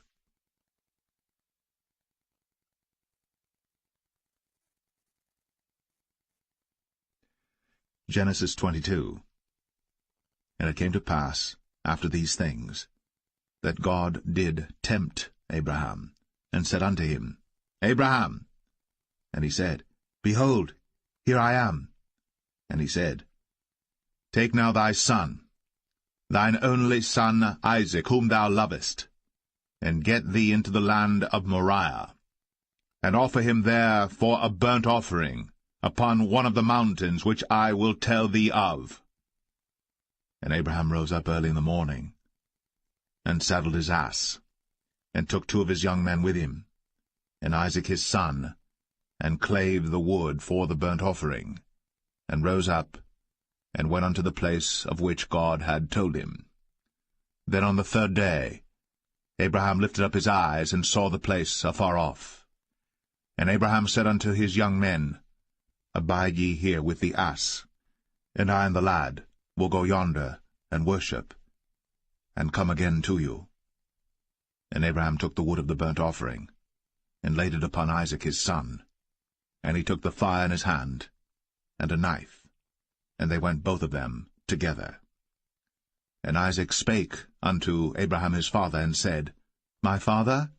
And he said, Here am I, my son. And he said, Behold, the fire and the wood. But where is the lamb for a burnt offering? And Abraham said, My son, God will provide himself a lamb for a burnt offering. So they went both of them together. And they came to the place which God had told him of. And Abraham built an altar there, and laid the wood in order, and bound Isaac his son, and laid him on the altar upon the wood. And Abraham stretched forth his hand, and took the knife to slay his son. And the angel of the Lord called unto him out of heaven, and said, Abraham, Abraham! And he said, Here am I. And he said, Lay not thine hand upon the lad, neither do thou anything unto him. For now I know that thou fearest God, seeing thou hast not withheld thy son, thine only son, from me. And Abraham lifted up his eyes, and looked, and behold, behind him a ram caught in a thicket by his horns. And Abraham went, and took the ram, and offered him up for a burnt offering in the stead of his son. And Abraham called the name of that place Jehovah-Jireh, as it is said to this day, In the mount of the Lord it shall be seen. And the angel of the Lord called unto Abraham out of heaven the 2nd time, and said, By myself have I sworn, saith the Lord, for because thou hast done this thing, and hast not withheld thy son, thine only son, that in blessing I will bless thee, and in multiplying I will multiply thy seed as the stars of the heaven, and as the sand which is upon the seashore, and thy seed shall possess the gate of his enemies. And in thy seed shall all the nations of the earth be blessed, because thou hast obeyed my voice. So Abraham returned unto his young men, and they rose up, and went together to Beersheba. And Abraham dwelt at Beersheba.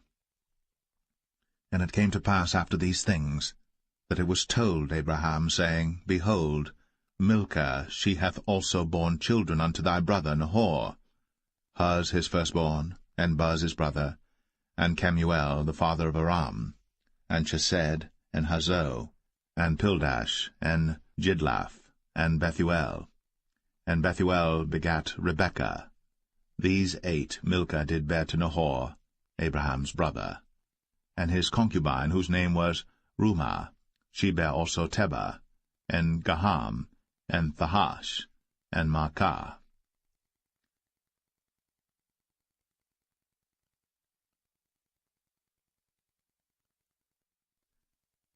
Genesis 23. And Sarah was 127 years old. These were the years of the life of Sarah. And Sarah died in Kirjath-Arba, the same as Hebron in the land of Canaan. And Abraham came to mourn for Sarah, and to weep for her. And Abraham stood up from before his dead, and spake unto the sons of Heth, saying, I am a stranger, and a sojourner with you. Give me a possession of a burying place with you, that I may bury my dead out of my sight. And the children of Heth answered Abraham, saying unto him, Hear us, my lord. Thou art a mighty prince among us. In the choice of our sepulchres bury thy dead. None of us shall withhold from thee his sepulchre, but that thou mayest bury thy dead. And Abraham stood up, and bowed himself to the people of the land, even to the children of Heth. And he communed with them, saying, If it be your mind that I should bury my dead out of my sight, hear me, and entreat for me to Ephron the son of Zoar, that he may give me the cave of Machpelah, which he hath, which is in the end of his field. For as much money as it is worth, he shall give it me, for a possession of a burying place amongst you. And Ephron dwelt among the children of Heth. And Ephron the Hittite answered Abraham in the audience of the children of Heth, even of all that went in at the gate of his city, saying, Nay, my lord, hear me. The field give I thee, and the cave that is therein I give it thee. In the presence of the sons of my people give I it thee. Bury thy dead. And Abraham bowed down himself before the people of the land. And he spake unto Ephron in the audience of the people of the land, saying, But if thou wilt give it, I pray thee, hear me. I will give thee money for the field. Take it of me, and I will bury my dead there. And Ephron answered Abraham, saying unto him, My lord, hearken unto me. The land is worth 400 shekels of silver. What is that betwixt me and thee? Bury therefore thy dead.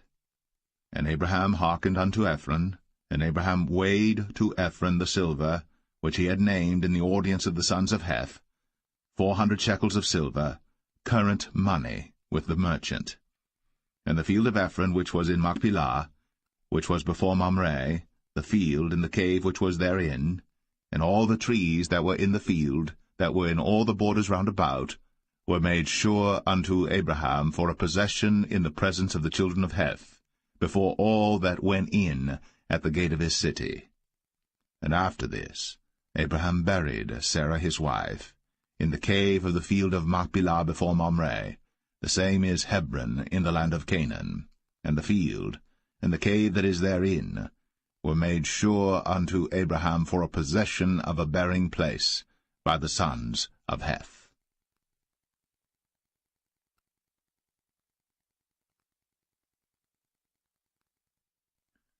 Genesis 24. And Abraham was old, and well stricken in age.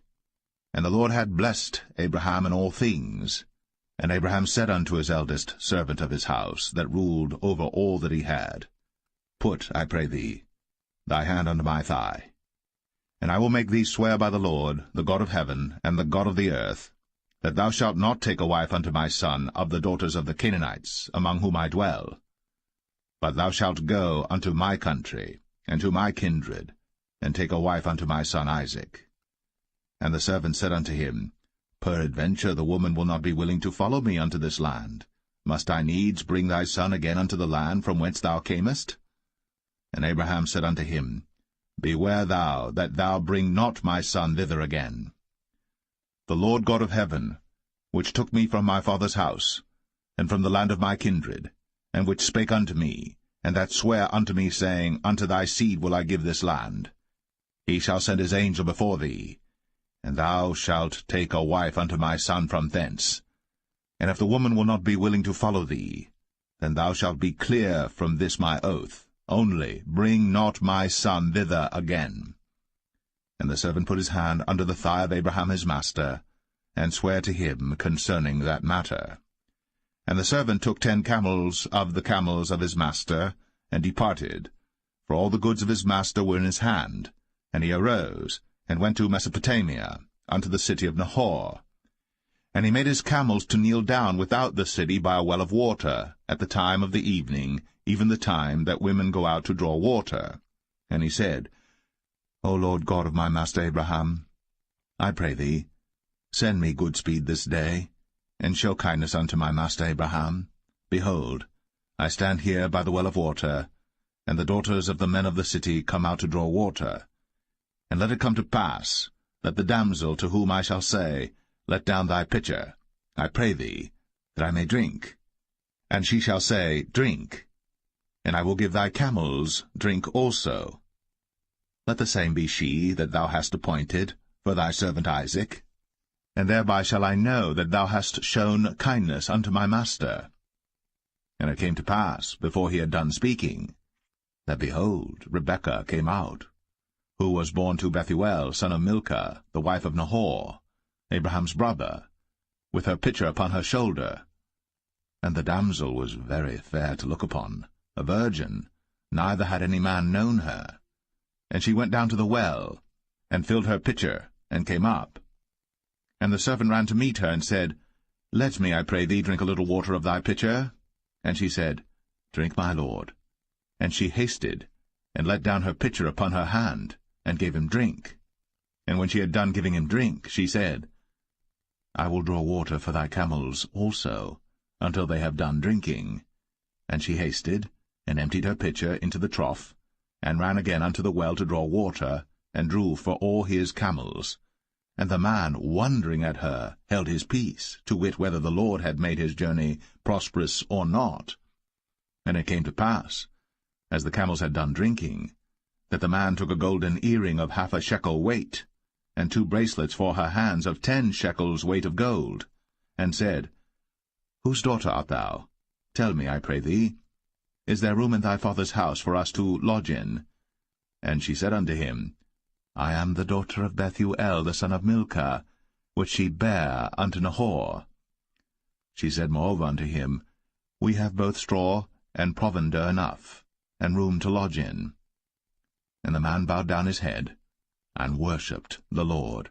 And he said, Blessed be the Lord God of my master Abraham, who hath not left destitute my master of his mercy and his truth.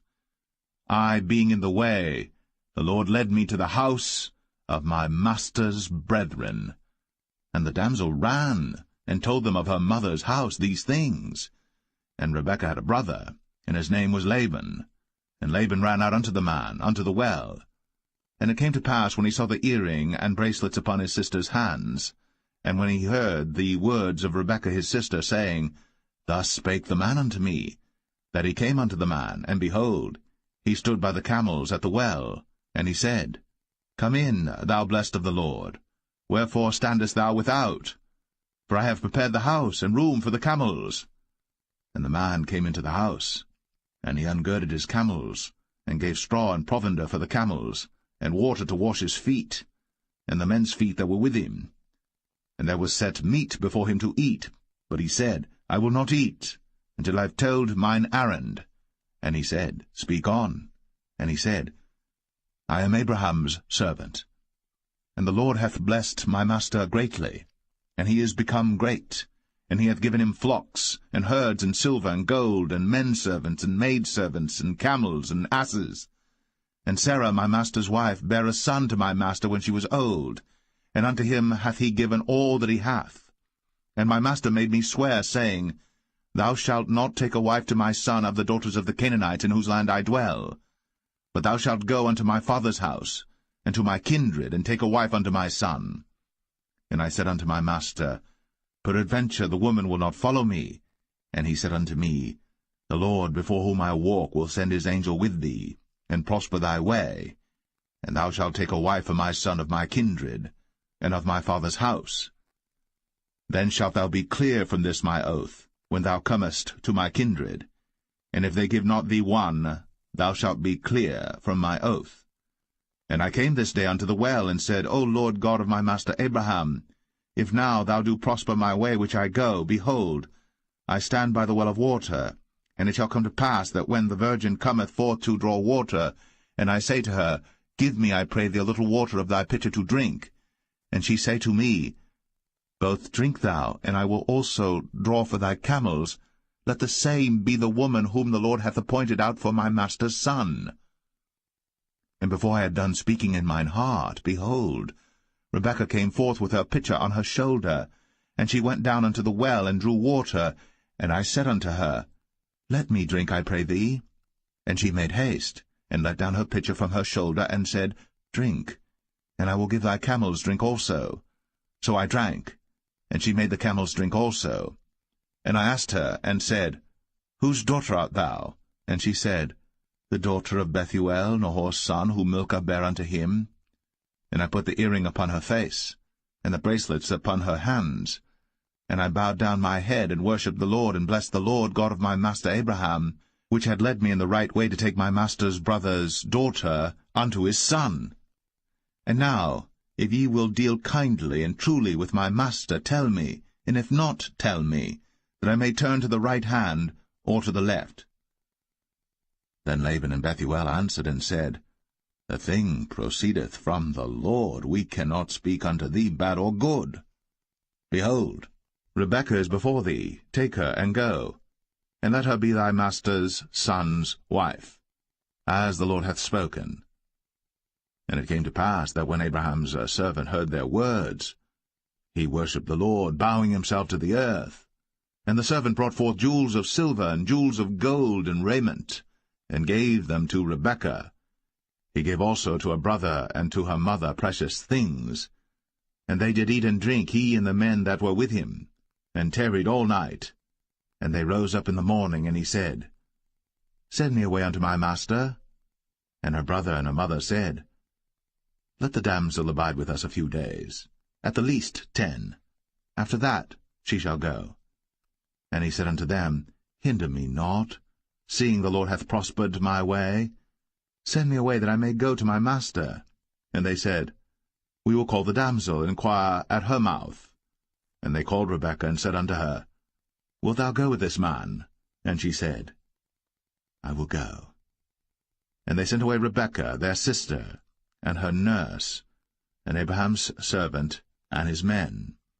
And they blessed Rebekah, and said unto her, Thou art our sister. Be thou the mother of thousands of millions, and let thy seed possess the gate of those which hate them. And Rebekah arose, and her damsels, and they rode upon the camels, and followed the man. And the servant took Rebekah, and went his way. And Isaac came from the way of the well Lahai-roi, for he dwelt in the south country. And Isaac went out to meditate in the field at the eventide. And he lifted up his eyes, and saw, and behold, the camels were coming. And Rebekah lifted up her eyes, and when she saw Isaac, she lighted off the camel. For she had said unto the servant, What man is this that walketh in the field to meet us? And the servant had said, It is my master. Therefore she took a veil, and covered herself. And the servant told Isaac all things that he had done. And Isaac brought her into his mother Sarah's tent, and took Rebekah, and she became his wife, and he loved her. And Isaac was comforted after his mother's death.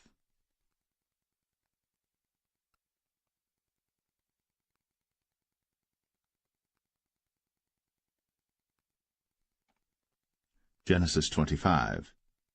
Then again Abraham took a wife, and her name was Keturah. And she bare him Zimran, and Jokshan, and Medan, and Midian, and Ishbak, and Shua. And Jokshan begat Sheba and Dedan. And the sons of Dedan were Ashrim, and Letashim, and Leumim. And the sons of Midian, Ephah, and Epher, and Hanok, and Abidah, and Eldaah. All these were the children of Keturah. And Abraham gave all that he had unto Isaac.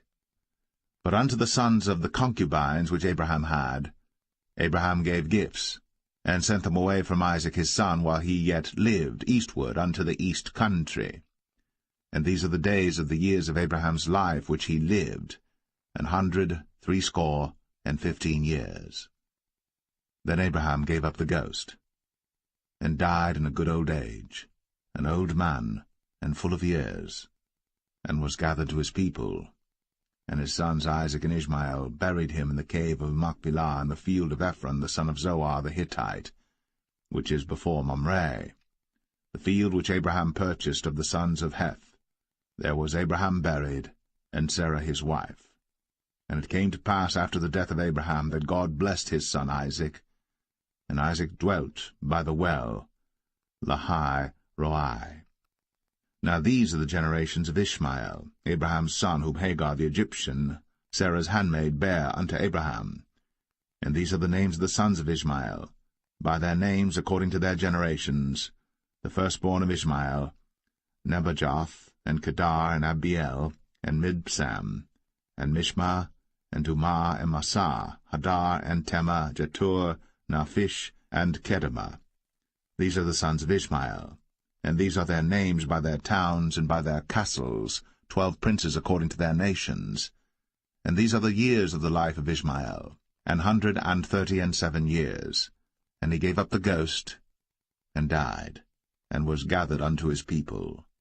And they dwelt from Havilah unto Shur, that is before Egypt, as thou goest toward Assyria. And he died in the presence of all his brethren. And these are the generations of Isaac, Abraham's son. Abraham begat Isaac. And Isaac was 40 years old when he took Rebekah to wife, the daughter of Bethuel the Syrian of Padan Aram, the sister to Laban the Syrian. And Isaac entreated the Lord for his wife, because she was barren.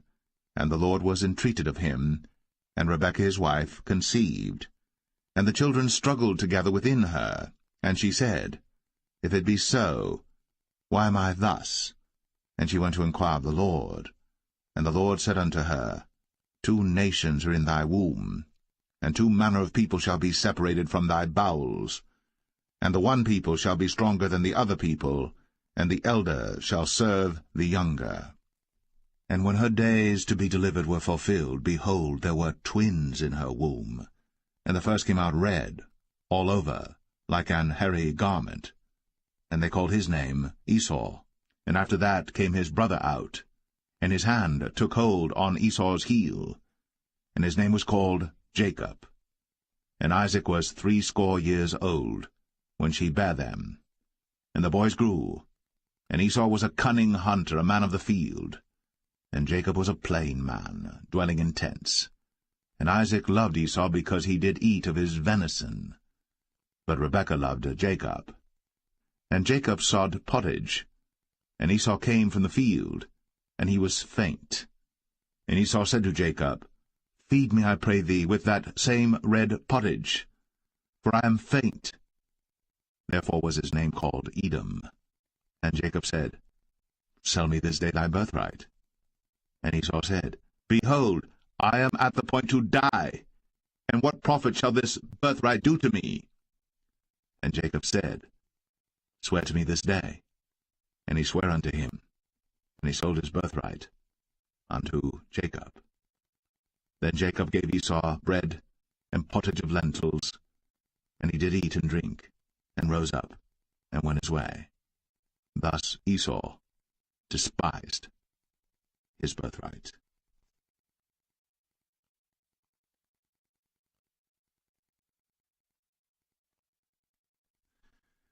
Genesis 26. And there was a famine in the land beside the first famine that was in the days of Abraham. And Isaac went unto Abimelech king of the Philistines unto Gerar. And the Lord appeared unto him, and said, Go not down into Egypt. Dwell in the land which I shall tell thee of. Sojourn in this land, and I will be with thee, and will bless thee. For unto thee and unto thy seed I will give all these countries, and I will perform the oath which I swear unto Abraham thy father. And I will make thy seed to multiply as the stars of heaven, and will give unto thy seed all these countries, and in thy seed shall all the nations of the earth be blessed, because that Abraham obeyed my voice, and kept my charge, my commandments, my statutes, and my laws. And Isaac dwelt in Gerar. And the men of the place asked him of his wife, and he said, She is my sister. For he feared to say, She is my wife, lest, said he, the men of the place should kill me for Rebekah, because she was fair to look upon. And it came to pass, when he had been there a long time, that Abimelech king of the Philistines looked out at a window, and saw, and behold, Isaac was sporting with Rebekah his wife. And Abimelech called Isaac, and said, Behold, of a surety she is thy wife. And how saidst thou, She is my sister? And Isaac said unto him, Because I said, Lest I die for her. And Abimelech said, What is this thou hast done unto us? One of the people might lightly have lain with thy wife, and thou shouldest have brought guiltiness upon us. And Abimelech charged all his people, saying, He that toucheth this man or his wife shall surely be put to death. Then Isaac sowed in that land, and received in the same year 100-fold, and the Lord blessed him. And the man waxed great, and went forward, and grew until he became very great. For he had possession of flocks, and possession of herds, and great store of servants. And the Philistines envied him. For all the wells which his father's servants had digged in the days of Abraham his father, the Philistines had stopped them, and filled them with earth. And Abimelech said unto Isaac, Go from us, for thou art much mightier than we. And Isaac departed thence, and pitched his tent in the valley of Gerar, and dwelt there. And Isaac digged again the wells of water, which they had digged in the days of Abraham his father. For the Philistines had stopped them after the death of Abraham, and he called their names after the names by which his father had called them. And Isaac's servants digged in the valley, and found there a well of springing water. And the herdmen of Gerar did strive with Isaac's herdmen, saying, The water is ours. And he called the name of the well Esek, because they strove with him. And they digged another well, and strove for that also. And he called the name of it Sitnah. And he removed from thence, and digged another well, and for that they strove not. And he called the name of it Rehoboth. And he said, For now the Lord hath made room for us, and we shall be fruitful in the land. And he went up from thence to Beersheba. And the Lord appeared unto him the same night, and said, I am the God of Abraham thy father. Fear not, for I am with thee, and will bless thee, and multiply thy seed for my servant Abraham's sake. And he builded an altar there, and called upon the name of the Lord, and pitched his tent there.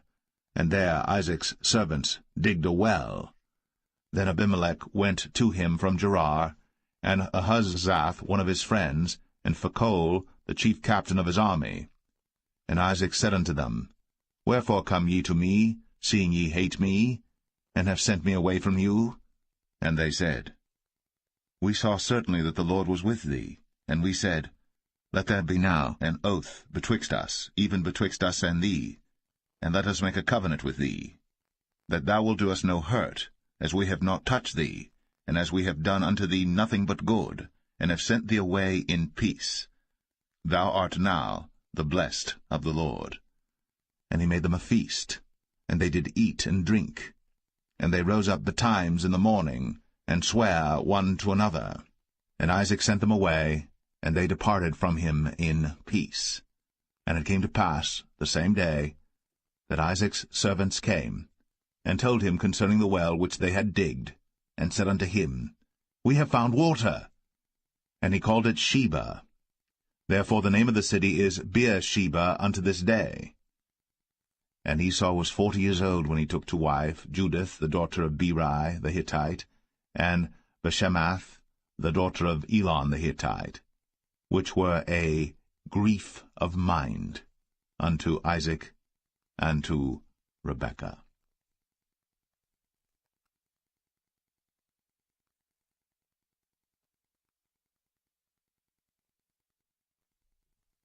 Genesis 27. And it came to pass that when Isaac was old, and his eyes were dim, so that he could not see, he called Esau his eldest son, and said unto him, My son. And he said unto him, Behold, here am I. And he said, Behold now, I am old, I know not the day of my death. Now therefore, take, I pray thee, thy weapons, thy quiver and thy bow, and go out to the field, and take me some venison, and make me savory meat, such as I love, and bring it to me, that I may eat, that my soul may bless thee before I die. And Rebekah heard when Isaac spake to Esau his son. And Esau went to the field to hunt for venison, and to bring it. And Rebekah spake unto Jacob her son, saying, Behold, I heard thy father speak unto Esau thy brother, saying, Bring me venison, and make me savory meat, that I may eat, and bless thee before the Lord, before my death. Now therefore, my son, obey my voice according to that which I command thee. Go now to the flock, and fetch me from thence 2 good kids of the goats, and I will make them savory meat for thy father, such as he loveth. And thou shalt bring it to thy father, that he may eat, and that he may bless thee before his death. And Jacob said to Rebekah his mother, Behold, Esau my brother is a hairy man, and I am a smooth man. My father peradventure will feel me, and I shall seem to him as a deceiver, and I shall bring a curse upon me, and not a blessing. And his mother said unto him, Upon me be thy curse, my son, only obey my voice, and go fetch me them. And he went, and fetched, and brought them to his mother. And his mother made savory meat, such as his father loved. And Rebekah took goodly raiment of her eldest son Esau, which were with her in the house, and put them upon Jacob her younger son. And she put the skins of the kids of the goats upon his hands, and upon the smooth of his neck. And she gave the savory meat, and the bread, which she had prepared, into the hand of her son Jacob.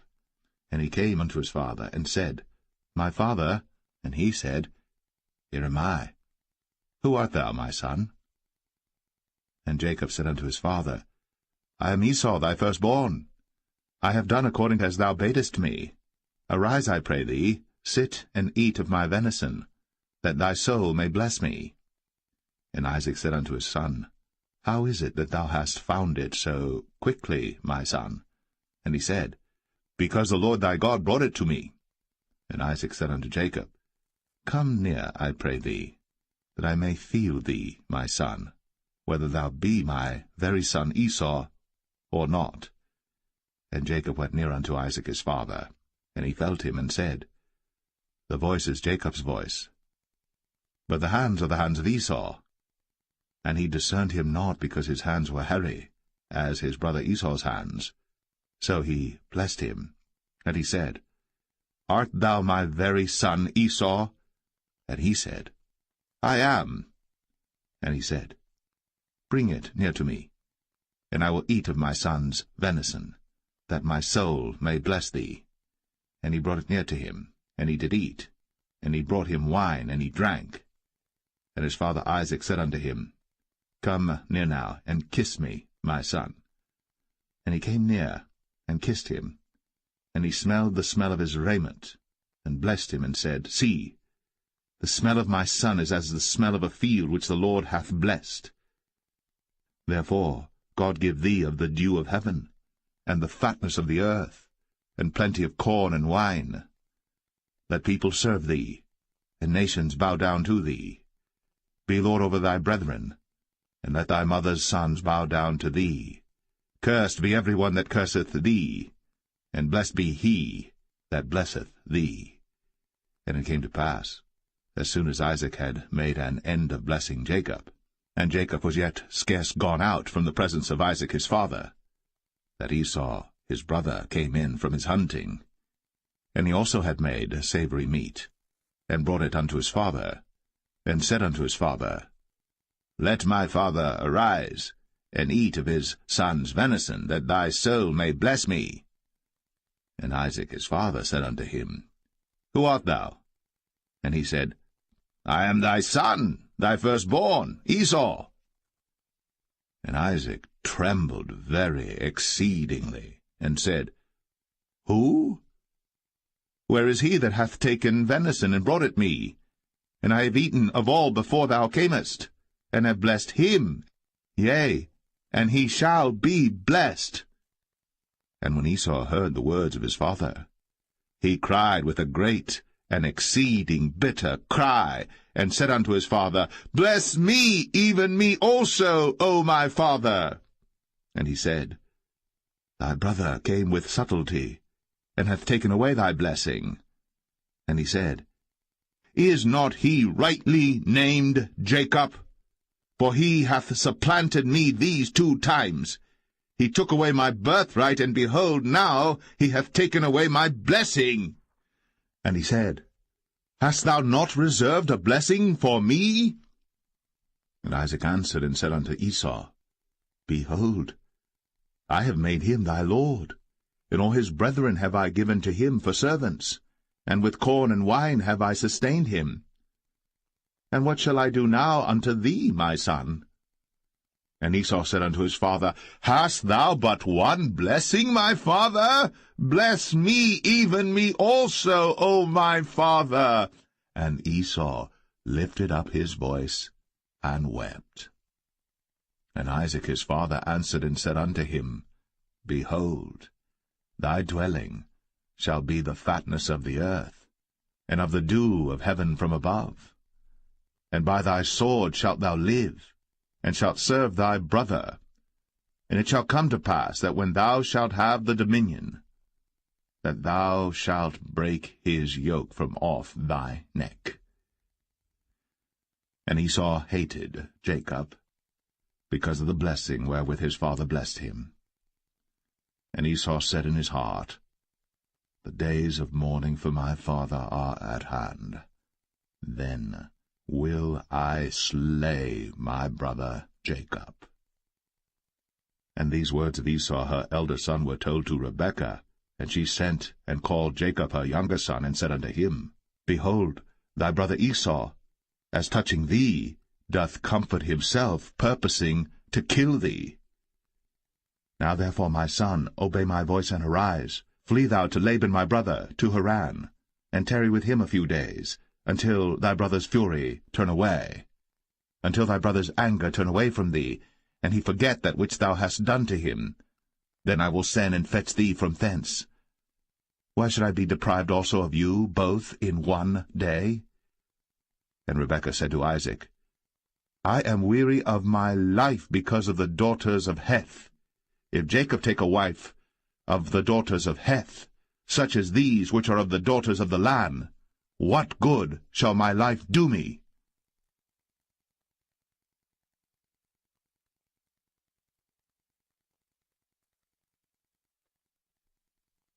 Genesis 28. And Isaac called Jacob, and blessed him, and charged him, and said unto him, Thou shalt not take a wife of the daughters of Canaan. Arise, go to Padan Aram, to the house of Bethuel thy mother's father, and take thee a wife from thence of the daughters of Laban thy mother's brother. And God Almighty bless thee, and make thee fruitful, and multiply thee, that thou mayest be a multitude of people, and give thee the blessing of Abraham to thee, and to thy seed with thee, that thou mayest inherit the land wherein thou art a stranger, which God gave unto Abraham. And Isaac sent away Jacob, And he went to Padan-aram unto Laban, son of Bethuel the Syrian, the brother of Rebekah, Jacob's and Esau's mother. When Esau saw that Isaac had blessed Jacob, and sent him away to Padan-aram, to take him a wife from thence, and that as he blessed him he gave him a charge, saying, Thou shalt not take a wife of the daughters of Canaan, and that Jacob obeyed his father and his mother, and was gone to Padan-aram. And Esau, seeing that the daughters of Canaan pleased not Isaac his father, then went Esau unto Ishmael, and took unto the wives which he had Mahalath, the daughter of Ishmael, Abraham's son, the sister of Nebajoth, to be his wife. And Jacob went out from Beersheba, and went toward Haran. And he lighted upon a certain place, and tarried there all night, because the sun was set. And he took of the stones of that place, and put them for his pillows, and lay down in that place to sleep. And he dreamed, and behold, a ladder set up on the earth, and the top of it reached to heaven, and behold, the angels of God ascending and descending on it. And behold, the Lord stood above it, and said, I am the Lord God of Abraham thy father, and the God of Isaac. The land whereon thou liest, to thee will I give it, and to thy seed. And thy seed shall be as the dust of the earth, and thou shalt spread abroad to the west, and to the east, and to the north, and to the south. And in thee and in thy seed shall all the families of the earth be blessed. And behold, I am with thee, and will keep thee in all places whither thou goest, and will bring thee again into this land. For I will not leave thee, until I have done that which I have spoken to thee of. And Jacob awaked out of his sleep, and he said, Surely the Lord is in this place, and I knew it not. And he was afraid, and said, How dreadful is this place! This is none other but the house of God, and this is the gate of heaven. And Jacob rose up early in the morning, and took the stone that he had put for his pillows, and set it up for a pillar, and poured oil upon the top of it. And he called the name of that place Bethel, but the name of that city was called Luz at the first. And Jacob vowed a vow, saying, If God will be with me, and will keep me in this way that I go, and will give me bread to eat, and raiment to put on, so that I come again to my father's house in peace, then shall the Lord be my God. And this stone which I have set up for a pillar shall be God's house. And of all that thou shalt give me, I will surely give the 10th unto thee.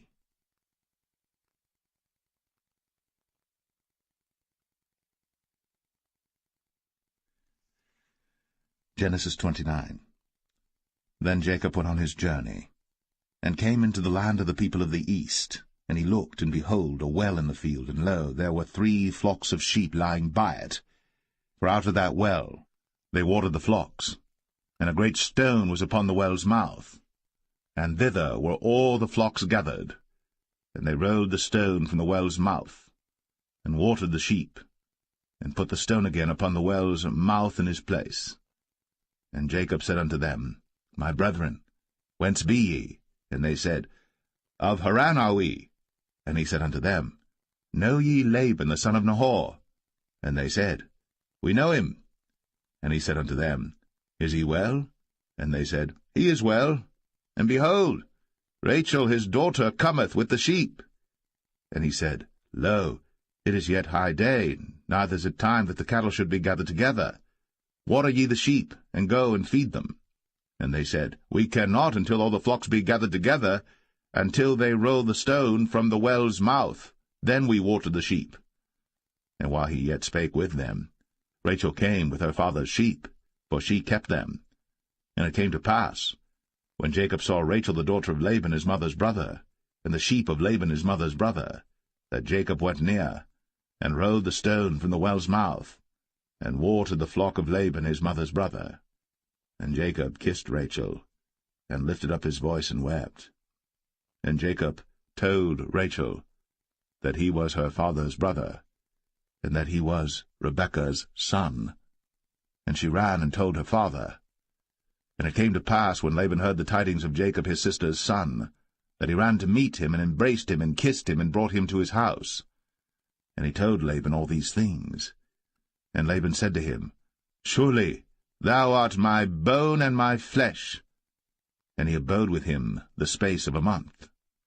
And Laban said unto Jacob, Because thou art my brother, shouldest thou therefore serve me for naught? Tell me, what shall thy wages be? And Laban had 2 daughters. The name of the elder was Leah, and the name of the younger was Rachel. Leah was tender-eyed, but Rachel was beautiful and well-favored. And Jacob loved Rachel, and said, I will serve thee 7 years for Rachel thy younger daughter. And Laban said, It is better that I give her to thee, than that I should give her to another man. Abide with me. And Jacob served 7 years for Rachel. And they seemed unto him but a few days, for the love he had to her. And Jacob said unto Laban, Give me my wife, for my days are fulfilled, that I may go in unto her. And Laban gathered together all the men of the place, and made a feast. And it came to pass in the evening that he took Leah his daughter, and brought her to him, and he went in unto her. And Laban gave unto his daughter Leah Zilpah his maid for an handmaid. And it came to pass that in the morning, behold, it was Leah. And he said to Laban, What is this thou hast done unto me? Did not I serve with thee for Rachel? Wherefore then hast thou beguiled me? And Laban said, It must not be so done in our country to give the younger before the firstborn. Fulfill her week, and we will give thee this also for the service which thou shalt serve with me yet 7 other years. And Jacob did so, and fulfilled her week, and he gave him Rachel his daughter to wife also. And Laban gave to Rachel his daughter Bilhah his handmaid to be her maid.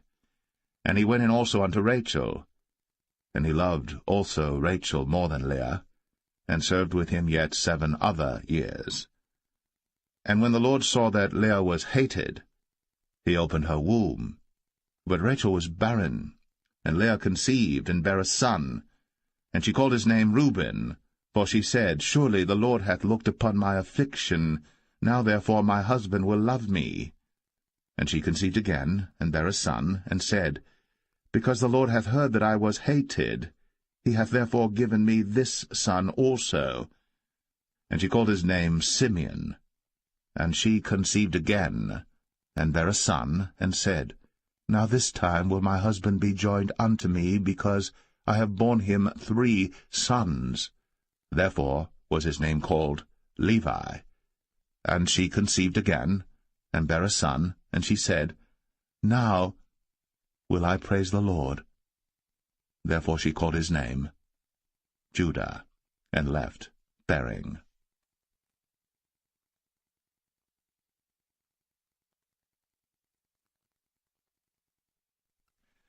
Genesis 30. And when Rachel saw that she bare Jacob no children, Rachel envied her sister, and said unto Jacob, Give me children, or else I die. And Jacob's anger was kindled against Rachel, and he said, Am I in God's stead, who hath withheld from thee the fruit of the womb? And she said, Behold my maid Bilhah, go in unto her, and she shall bear upon my knees, that I may also have children by her. And she gave him Bilhah her handmaid to wife, and Jacob went in unto her. And Bilhah conceived, and bare Jacob a son. And Rachel said, God hath judged me, and hath also heard my voice, and hath given me a son. Therefore called she his name Dan. And Bilhah Rachel's maid conceived again, and bare Jacob a second son.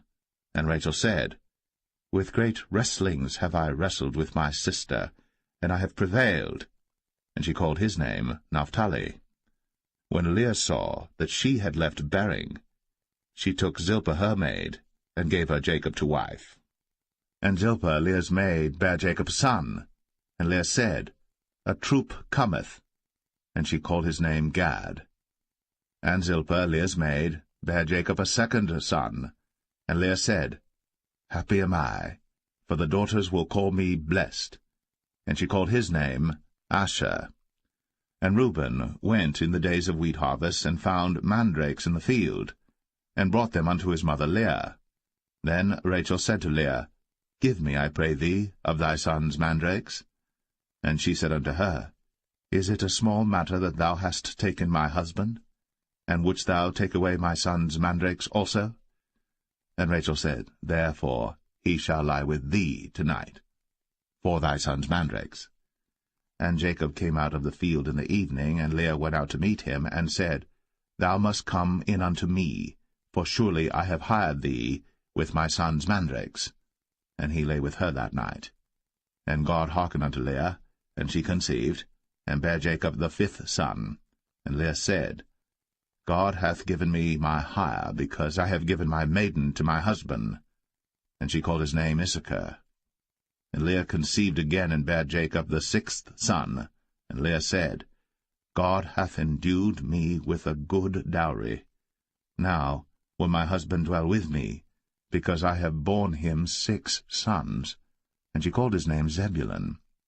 And afterwards she bare a daughter, and called her name Dinah.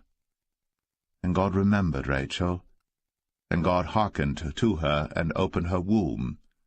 And she conceived, and bare a son, and said, God hath taken away my reproach. And she called his name Joseph, and said, The Lord shall add to me another son. And it came to pass, when Rachel had borne Joseph, that Jacob said unto Laban, Send me away, that I may go unto mine own place, and to my country. Give me my wives and my children, for whom I have served thee, and let me go, for thou knowest my service which I have done thee. And Laban said unto him, I pray thee, if I have found favour in thine eyes, tarry, for I have learned by experience that the Lord hath blessed me for thy sake. And he said, Appoint me thy wages, and I will give it. And he said unto him, Thou knowest how I have served thee, and how thy cattle was with me. For it was little which thou hadst before I came, and it is now increased unto a multitude. And the Lord hath blessed thee since my coming. And now, when shall I provide for mine own house also? And he said, What shall I give thee? And Jacob said, Thou shalt not give me anything. If thou wilt do this thing for me, I will again feed and keep thy flock. I will pass through all thy flock today, removing from thence all the speckled and spotted cattle, and all the brown cattle among the sheep, and the spotted and speckled among the goats, and of such shall be my hire. So shall my righteousness answer for me in time to come, when it shall come for my hire before thy face, every one that is not speckled and spotted among the goats, and brown among the sheep, that shall be counted stolen with me. And Laban said, Behold, I would it might be according to thy word. And he removed that day the he-goats that were ring-straked and spotted, and all the she-goats that were speckled and spotted, and every one that had some white in it, and all the brown among the sheep, and gave them into the hand of his sons. And he set 3 days' journey betwixt himself and Jacob fed the rest of Laban's flocks. And Jacob took him rods of green poplar, and of the hazel and chestnut tree, and pilled white strakes in them, and made the white appear which was in the rods.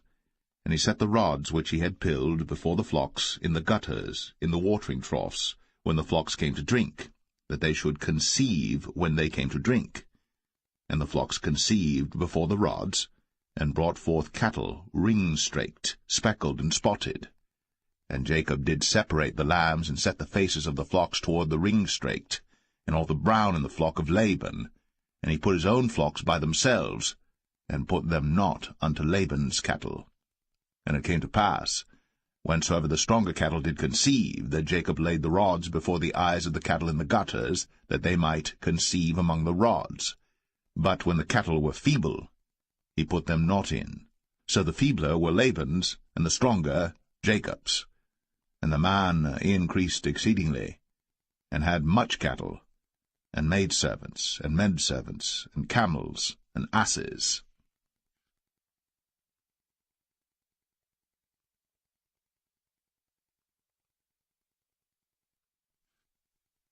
Genesis 31. And he heard the words of Laban's sons, saying, Jacob hath taken away all that was our father's, and of that which was our father's hath he gotten all this glory.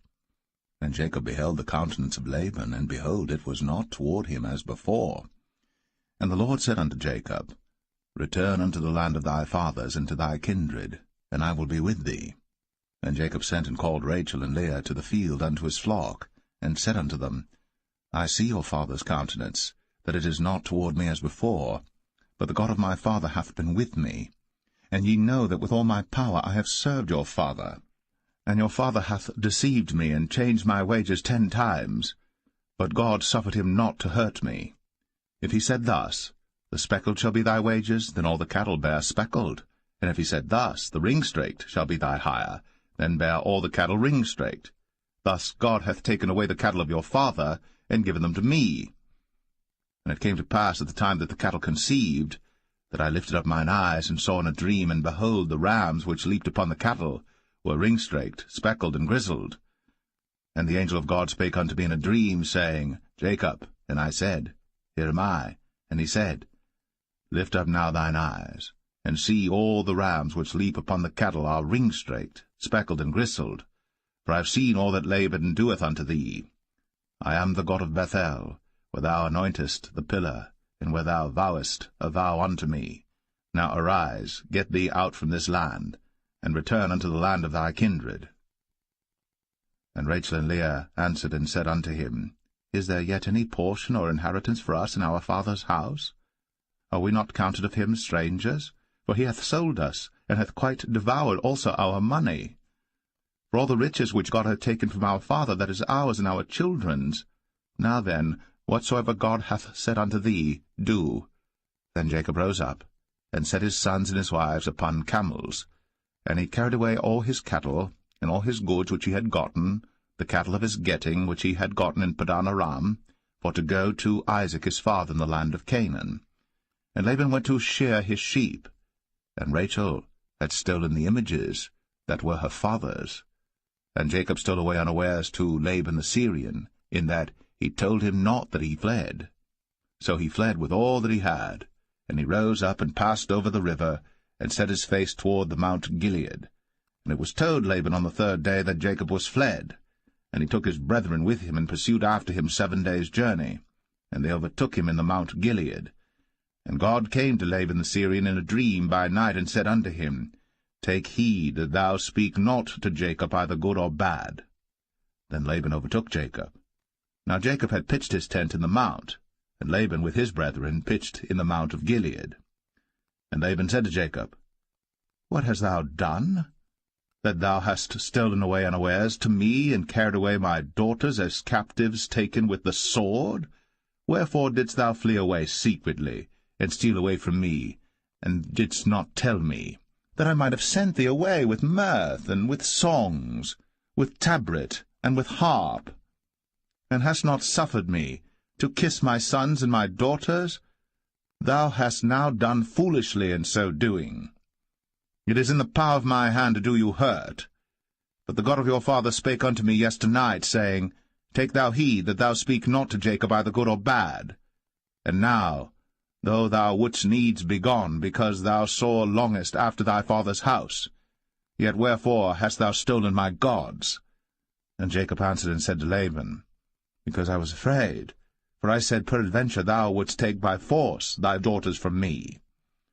With whomsoever thou findest thy gods, let him not live. Before our brethren discern thou what is thine with me, and take it to thee. For Jacob knew not that Rachel had stolen them. And Laban went into Jacob's tent, and into Leah's tent, and into the 2 maidservants' tents, but he found them not. Then went he out of Leah's tent, and entered into Rachel's tent. Now Rachel had taken the images, and put them in the camel's furniture, and sat upon them. And Laban searched all the tent, but found them not. And she said to her father, Let it not displease my lord that I cannot rise up before thee, for the custom of women is upon me. And he searched, but found not the images. And Jacob was wroth and chode with Laban. And Jacob answered and said to Laban, What is my trespass? What is my sin, that thou hast so hotly pursued after me? Whereas thou hast searched all my stuff, what hast thou found of all thy household stuff? Set it here before my brethren and thy brethren, that they may judge betwixt us both. This 20 years have I been with thee. Thy ewes and thy she-goats have not cast their young, and the rams of thy flock have I not eaten. That which was torn of beasts I brought not unto thee. I bear the loss of it. Of my hand didst thou require it, whether stolen by day or stolen by night. Thus I was. In the day the drought consumed me, and the frost by night, and my sleep departed from mine eyes. Thus have I been 20 years in thy house. I served thee 14 years for thy 2 daughters, and 6 years for thy cattle, and thou hast changed my wages 10 times. Except the God of my father, the God of Abraham, and the fear of Isaac had been with me, surely thou hadst sent me away now empty. God hath seen my affliction, and the labor of my hands, and rebuked thee yesternight. And Laban answered and said unto Jacob, These daughters are my daughters, and these children are my children, and these cattle are my cattle, and all that thou seest is mine. And what can I do this day unto these my daughters, or unto their children which they have borne? Now therefore come thou, let us make a covenant, I and thou, and let it be for a witness between me and thee. And Jacob took a stone, and set it up for a pillar. And Jacob said unto his brethren, Gather stones. And they took stones, and made an heap, and they did eat thereupon the heap. And Laban called it Jegar-sahadathah, but Jacob called it Galeed. And Laban said, This heap is a witness between me and thee this day. Therefore was the name of it called Galeed. And Mizpah, for he said, The Lord watch between me and thee, when we are absent one from another. If thou shalt afflict my daughters, or if thou shalt take other wives beside my daughters, no man is with us. See, God is witness betwixt me and thee. And Laban said to Jacob, Behold this heap, and behold this pillar, which I have cast betwixt me and thee. This heap be witness, and this pillar be witness, that I will not pass over this heap to thee, and that thou shalt not pass over this heap and this pillar unto me for harm. The God of Abraham and the God of Nahor, the God of their father, judge betwixt us. And Jacob sware by the fear of his father Isaac. Then Jacob offered sacrifice upon the mount, and called his brethren to eat bread. And they did eat bread, and tarried all night in the mount. And early in the morning Laban rose up, and kissed his sons and his daughters, and blessed them. And Laban departed, and returned unto his place.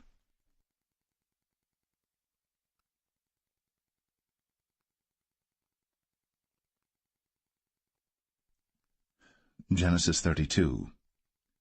And Jacob went on his way, and the angels of God met him.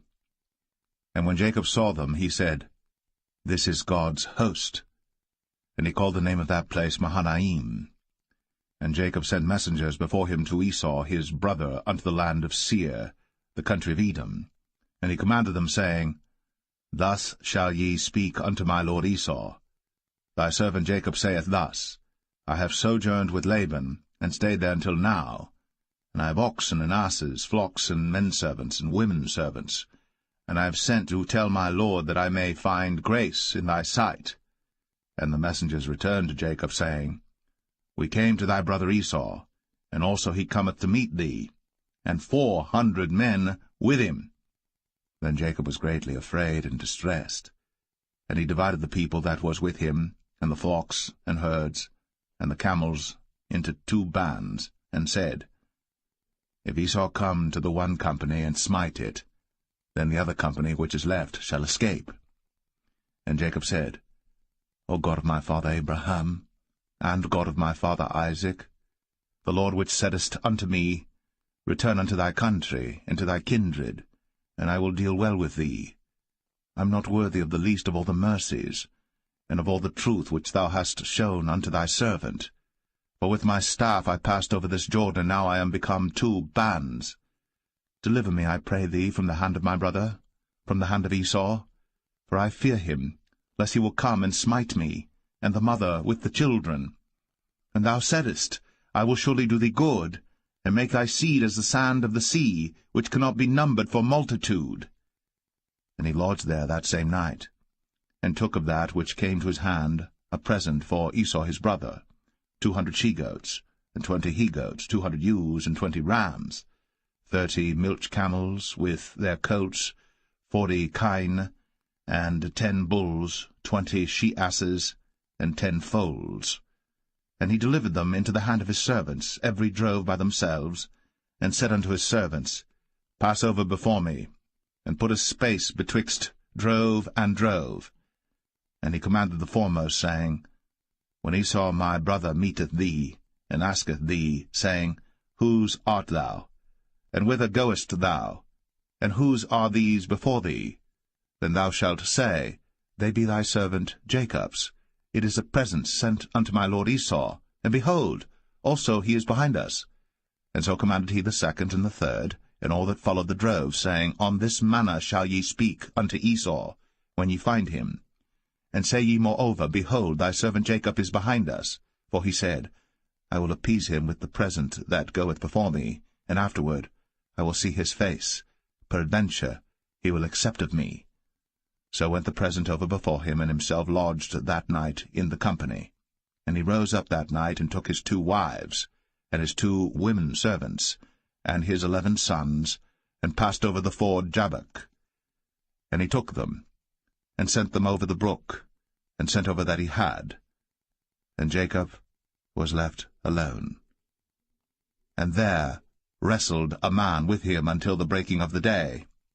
And when he saw that he prevailed not against him, he touched the hollow of his thigh, and the hollow of Jacob's thigh was out of joint as he wrestled with him. And he said, Let me go, for the day breaketh. And he said, I will not let thee go, except thou bless me. And he said unto him, What is thy name? And he said, Jacob.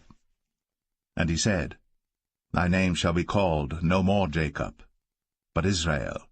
For as a prince hast thou power with God and with men, and hast prevailed.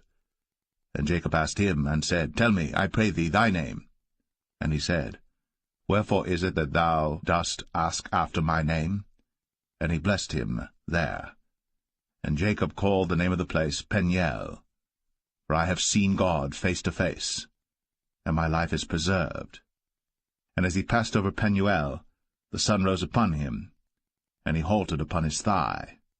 Therefore the children of Israel eat not of the sinew which shrank, which is upon the hollow of the thigh, unto this day, because he touched the hollow of Jacob's thigh in the sinew that shrank.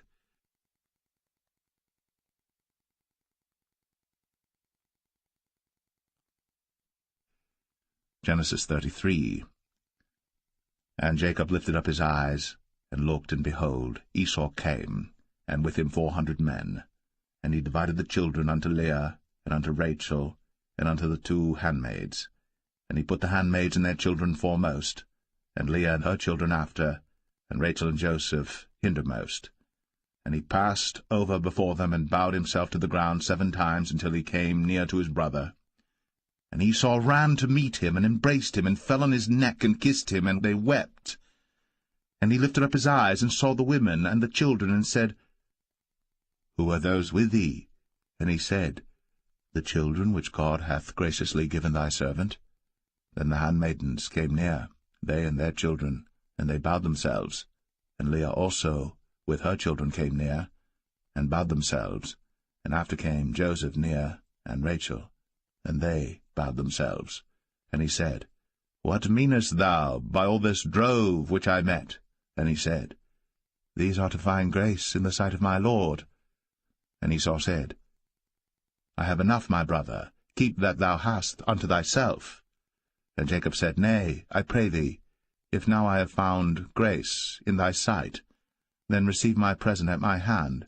For therefore I have seen thy face as though I had seen the face of God, and thou wast pleased with me. Take, I pray thee, my blessing that is brought to thee, because God hath dealt graciously with me, and because I have enough. And he urged him, and he took it. And he said, Let us take our journey, and let us go, and I will go before thee. And he said unto him, My Lord knoweth that the children are tender, and the flocks and herds with young are with me. And if men should overdrive them one day, all the flock will die. Let my lord, I pray thee, pass over before his servant, and I will lead on softly, according as the cattle that goeth before me, and the children be able to endure, until I come unto my lord, unto Seir. And Esau said, Let me now leave with thee some of the folk that are with me. And he said, What needeth it? Let me find grace in the sight of my lord. So Esau returned that day on his way unto Seir. And Jacob journeyed to Succoth, and built him an house, and made booths for his cattle. Therefore the name of the place is called Succoth. And Jacob came to Shalem, a city of Shechem, which is in the land of Canaan, when he came from Padan Aram, and pitched his tent before the city. And he bought a parcel of a field, where he had spread his tent, at the hand of the children of Hamor, Shechem's father, for 100 pieces of money. And he erected there an altar, and called it El Elohe Israel.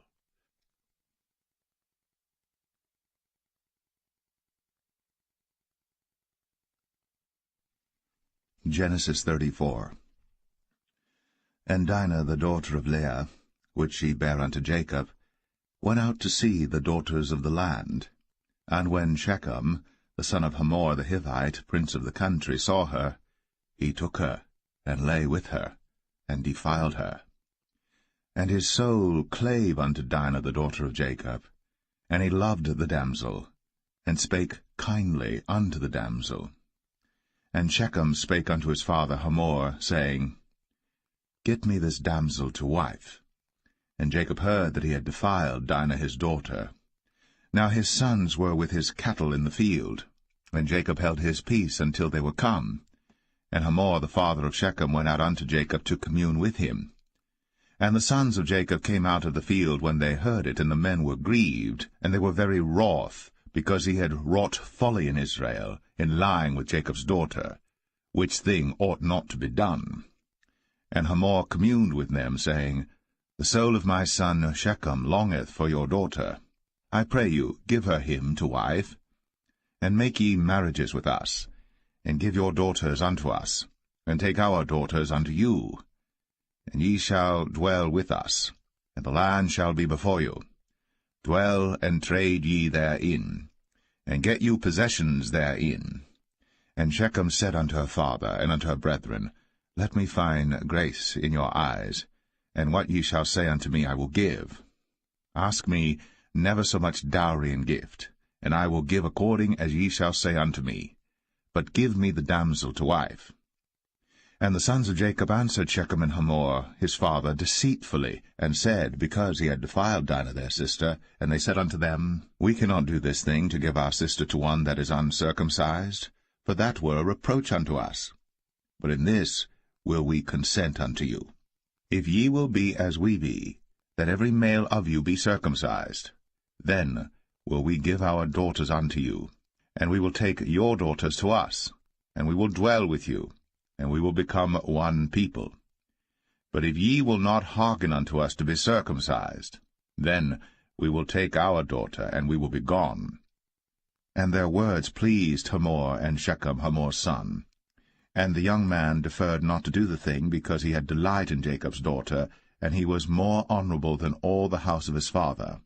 And Hamor and Shechem his son came unto the gate of their city, and communed with the men of their city, saying, These men are peaceable with us. Therefore let them dwell in the land, and trade therein. For the land, behold, it is large enough for them. Let us take their daughters to us for wives, and let us give them our daughters. Only herein will the men consent unto us, for to dwell with us, to be one people, if every male among us be circumcised, as they are circumcised. Shall not their cattle and their substance and every beast of theirs be ours? Only let us consent unto them, and they will dwell with us. And unto Hamor, and unto Shechem his son, hearkened all that went out of the gate of his city, and every male was circumcised, all that went out of the gate of his city. And it came to pass on the 3rd day, when they were sore, that 2 of the sons of Jacob, Simeon and Levi, Dinah's brethren, took each man his sword, and came upon the city boldly, and slew all the males. And they slew Hamor and Shechem his son with the edge of the sword, and took Dinah out of Shechem's house, and went out. The sons of Jacob came upon the slain, and spoiled the city, because they had defiled their sister. They took their sheep and their oxen, and their asses, and that which was in the city, and that which was in the field, and all their wealth, and all their little ones, and their wives took they captive, and spoiled even all that was in the house. And Jacob said to Simeon and Levi, Ye have troubled me to make me to stink among the inhabitants of the land, among the Canaanites and the Perizzites.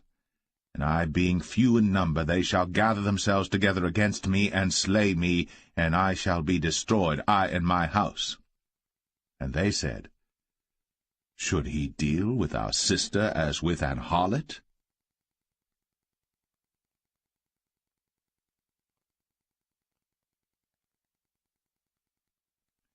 Genesis 35. And God said unto Jacob, Arise, go up to Bethel, and dwell there, and make there an altar unto God, that appeared unto thee when thou fleddest from the face of Esau thy brother. Then Jacob said unto his household, and to all that were with him, Put away the strange gods that are among you, and be clean, and change your garments, and let us arise, and go up to Bethel. And I will make there an altar unto God, who answered me in the day of my distress, and was with me in the way which I went. And they gave unto Jacob all the strange gods which were in their hand, and all their earrings which were in their ears. And Jacob hid them under the oak which was by Shechem. And they journeyed, and the terror of God was upon the cities that were round about them, and they did not pursue after the sons of Jacob. So Jacob came to Luz, which is in the land of Canaan, that is Bethel, he and all the people that were with him. And he built there an altar, and called the place El-Bethel, because there God appeared unto him, when he fled from the face of his brother. But Deborah, Rebekah's nurse, died, and she was buried beneath Bethel, under an oak. And the name of it was called Allon Bar-Koth. And God appeared unto Jacob again when he came out of Padan Aram, and blessed him. And God said unto him, Thy name is Jacob. Thy name shall not be called any more Jacob, but Israel shall be thy name. And he called his name Israel. And God said unto him, I am God Almighty. Be fruitful and multiply. A nation and a company of nations shall be of thee, and kings shall come out of thy loins. And the land which I gave Abraham and Isaac, to thee I will give it, and to thy seed after thee will I give the land. And God went up from him in the place where he talked with him. And Jacob set up a pillar in the place where he talked with him, even a pillar of stone. And he poured a drink offering thereon, and he poured oil thereon. And Jacob called the name of the place where God spake with him, Bethel. And they journeyed from Bethel. And there was but a little way to come to Ephrath. And Rachel travailed, and she had hard labor. And it came to pass, when she was in hard labor, that the midwife said unto her, Fear not, thou shalt have this son also. And it came to pass, as her soul was in departing, for she died, that she called his name Ben-Oni, but his father called him Benjamin. And Rachel died, and was buried in the way to Ephrath, which is Bethlehem. And Jacob set a pillar upon her grave, that is, the pillar of Rachel's grave, unto this day. And Israel journeyed, and spread his tent beyond the tower of Adar. And it came to pass, when Israel dwelt in that land, that Reuben went and lay with Bilhah his father's concubine, and Israel heard it. Now the sons of Jacob were 12, the sons of Leah, Reuben, Jacob's firstborn, and Simeon, and Levi, and Judah, and Issachar, and Zebulun. The sons of Rachel, Joseph and Benjamin. And the sons of Bilhah, Rachel's handmaid, Dan and Naphtali. And the sons of Zilpah, Leah's handmaid, Gad and Asher. These are the sons of Jacob, which were born to him in Padan Aram. And Jacob came unto Isaac his father unto Mamre, unto the city of Arba, which is Hebron, where Abraham and Isaac sojourned. And the days of Isaac were 180 years. And Isaac gave up the ghost, and died, and was gathered unto his people, being old and full of days. And his sons Esau and Jacob buried him.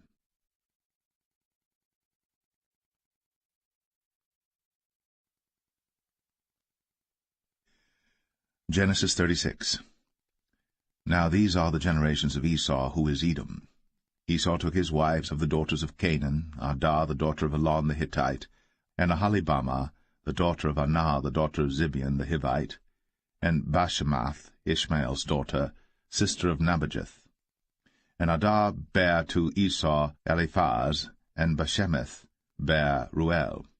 And Aholibamah bare Jeush, and Jalam, and Korah. These are the sons of Esau, which were born unto him in the land of Canaan. And Esau took his wives, and his sons, and his daughters, and all the persons of his house, and his cattle, and all his beasts, and all his substance, which he had got in the land of Canaan, and went into the country from the face of his brother Jacob. For their riches were more than that they might dwell together. And the land wherein they were strangers could not bear them because of their cattle. Thus dwelt Esau in Mount Seir. Esau is Edom. And these are the generations of Esau, the father of the Edomites, in Mount Seir. These are the names of Esau's sons: Eliphaz the son of Adah, the wife of Esau; Ruel the son of Bashemath, the wife of Esau. And the sons of Eliphaz were Teman, Omar, Zepho, and Gatam, and Kenaz. And Timnah was concubine to Eliphaz, Esau's son, and she bare to Eliphaz Amalek. These were the sons of Adah, Esau's wife. And these are the sons of Reuel, Nahath, and Zerah, Shammah, and Mizah. These were the sons of Bashemath, Esau's wife. And these were the sons of Aholibamah, the daughter of Anah, the daughter of Zibeon, Esau's wife. And she bare to Esau Jeush, and Jalam, and Korah. These were dukes of the sons of Esau. The sons of Eliphaz, the firstborn son of Esau: Duke Teman, Duke Omar, Duke Zepho, Duke Kenaz, Duke Korah, Duke Gatam, and Duke Amalek. These are the dukes that came of Eliphaz in the land of Edom. These were the sons of Adah. And these are the sons of Reuel, Esau's son: Duke Nahath, Duke Zerah, Duke Shammah, Duke Mizah. These are the dukes that came of Reuel in the land of Edom. These are the sons of Bashemath, Esau's wife. And these are the sons of Aholibamah, Esau's wife: Duke Jeush, Duke Jalam, Duke Korah. These were the dukes that came of Aholibamah, the daughter of Anah, Esau's wife. These are the sons of Esau, who is Edom, and these are their dukes. These are the sons of Seir the Horite, who inhabited the land: Lotan, and Shobal, and Zibeon, and Anah, and Dishon, and Ezer, and Dishan. These are the dukes of the Horites, the children of Seir in the land of Edom. And the children of Lotan were Hori and Hemam, and Lotan's sister was Timnah. And the children of Shobal were these: Alvan, and Manahath, and Ebal, Shapho, and Onam. And these are the children of Zibeon, both Ajah and Anah. This was that Anah that found the mules in the wilderness, as he fed the asses of Zibeon his father. And the children of Anah were these: Dishon, and Aholibamah the daughter of Anah. And these are the children of Dishon: Hemdan, and Eshban, and Ithran, and Cheran. The children of Ezer are these: Bilhan, and Zavan, and Akan. The children of Dishan are these: Uz and Aran. These are the dukes that came of the Horites: Duke Lotan, Duke Shobal, Duke Zibeon, Duke Anah, Duke Dishon, Duke Ezer, Duke Dishan. These are the dukes that came of Hori among their dukes in the land of Seir. And these are the kings that reigned in the land of Edom, before there reigned any king over the children of Israel. And Bela the son of Beor reigned in Edom, and the name of his city was Dinhabah. And Bela died, and Jobab the son of Zerah of Bozrah reigned in his stead. And Jobab died, and Husham of the land of Temani reigned in his stead. And Husham died, and Hadad the son of Bedad, who smote Midian in the field of Moab, reigned in his stead. And the name of his city was Avith. And Hadad died, and Samlah of Masrekah reigned in his stead. And Samlah died, and Saul of Rehoboth by the river reigned in his stead. And Saul died, and Baal-Hanan the son of Achbor reigned in his stead. And Baal-Hanan the son of Achbor died, and Hadar reigned in his stead. And the name of his city was Pau, and his wife's name was Mehetabel, and the daughter of Matred, the daughter of Mezahab. And these are the names of the dukes that came of Esau, according to their families after their places by their names: Duke Timnah, Duke Alva, Duke Jetheth, Duke Aholibama, Duke Elah, Duke Pinon, Duke Kenaz, Duke Taman, Duke Mibsar, Duke Magdiel, Duke Iram. These be the dukes of Edom, according to their habitations in the land of their possession. He is Esau, the father of the Edomites.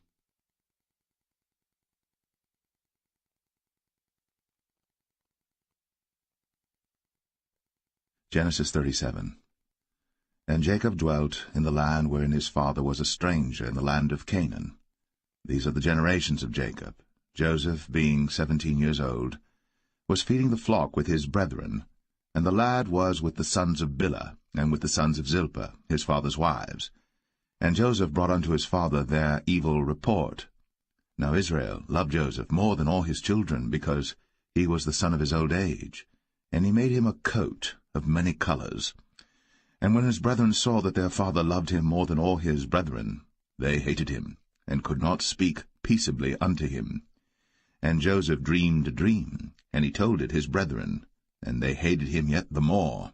And he said unto them, Hear, I pray you, this dream which I have dreamed. For behold, we were binding sheaves in the field, and lo, my sheaf arose, and also stood upright, and behold, your sheaves stood round about, and made obeisance to my sheaf. And his brethren said to him, Shalt thou indeed reign over us? Or shalt thou indeed have dominion over us? And they hated him yet the more for his dreams, and for his words. And he dreamed yet another dream, and told it his brethren, and said, Behold, I have dreamed a dream more, and behold, the sun and the moon and the 11 stars made obeisance to me. And he told it to his father, and to his brethren, and his father rebuked him, and said unto him, What is this dream that thou hast dreamed? Shall I and thy mother and thy brethren indeed come to bow down ourselves to thee to the earth? And his brethren envied him. But his father observed the saying. And his brethren went to feed their father's flock in Shechem. And Israel said unto Joseph, Do not thy brethren feed the flock in Shechem? Come, and I will send thee unto them. And he said to him, Here am I. And he said to him, Go, I pray thee, see whether it be well with thy brethren, and well with the flocks, and bring me word again. So he sent him out of the vale of Hebron, and he came to Shechem. And a certain man found him, and behold, he was wandering in the field. And the man asked him, saying, What seekest thou? And he said, I seek my brethren. Tell me, I pray thee, where they feed their flocks. And the man said, They are departed hence, for I heard them say, Let us go to Dothan. And Joseph went after his brethren, and found them in Dothan. And when they saw him afar off, even before he came near unto them, they conspired against him to slay him. And they said one to another, Behold, this dreamer cometh. Come now, therefore, and let us slay him, and cast him into some pit. And we will say, Some evil beast hath devoured him, and we shall see what will become of his dreams. And Reuben heard it, and he delivered him out of their hands, and said, Let us not kill him. And Reuben said unto them, Shed no blood, but cast him into this pit that is in the wilderness, and lay no hand upon him, that he might rid him out of their hands, to deliver him to his father again. And it came to pass, when Joseph was come unto his brethren, that they stripped Joseph out of his coat of many colors that was on him, And they took him, and cast him into a pit, and the pit was empty, there was no water in it. And they sat down to eat bread. And they lifted up their eyes and looked, and behold, a company of Ishmaelites came from Gilead with their camels bearing spicery and balm and myrrh, going to carry it down to Egypt. And Judah said unto his brethren, What profit is it if we slay our brother, and conceal his blood? Come, and let us sell him to the Ishmaelites, and let not our hand be upon him, for he is our brother, and our flesh.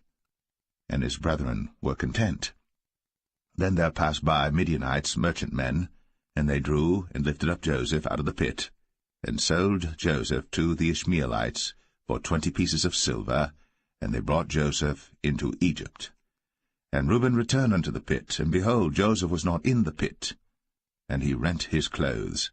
And he returned unto his brethren, and said, The child is not, and I, whither shall I go? And they took Joseph's coat, and killed a kid of the goats, and dipped the coat in the blood.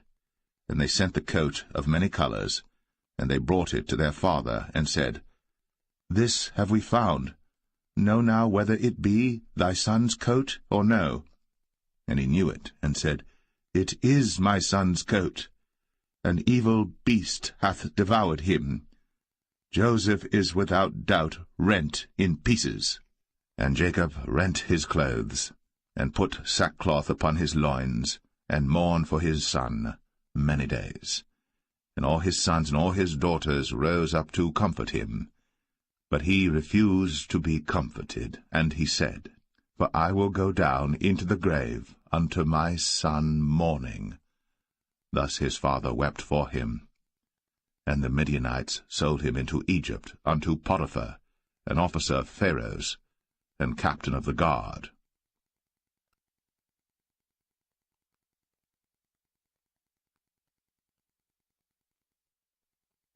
Genesis 38. And it came to pass at that time that Judah went down from his brethren, and turned in to a certain Adullamite, whose name was Hira. And Judah saw there a daughter of a certain Canaanite, whose name was Shua. And he took her, and went in unto her. And she conceived, and bare a son. And he called his name Er.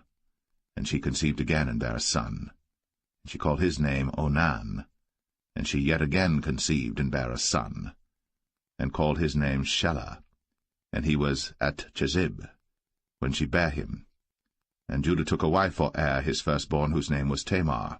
And Er, Judah's firstborn, was wicked in the sight of the Lord, and the Lord slew him. And Judah said unto Onan, Go in unto thy brother's wife, and marry her, and raise up seed to thy brother. And Onan knew that the seed should not be his. And it came to pass, when he went in unto his brother's wife, that he spilled it on the ground, lest that he should give seed to his brother. And the thing which he did displeased the Lord, wherefore he slew him also. Then said Judah to Tamar his daughter-in-law, Remain a widow at thy father's house, till Shelah my son be grown. For he said, Lest peradventure he die also, as his brethren did. And Tamar went and dwelt in her father's house. And in process of time the daughter of Shua, Judah's wife, died. And Judah was comforted, and went up unto his sheep-shearers to Timnath, he and his friend Hira, the Adullamite. And it was told Tamar, saying, Behold, thy father-in-law goeth up to Timnath to shear his sheep.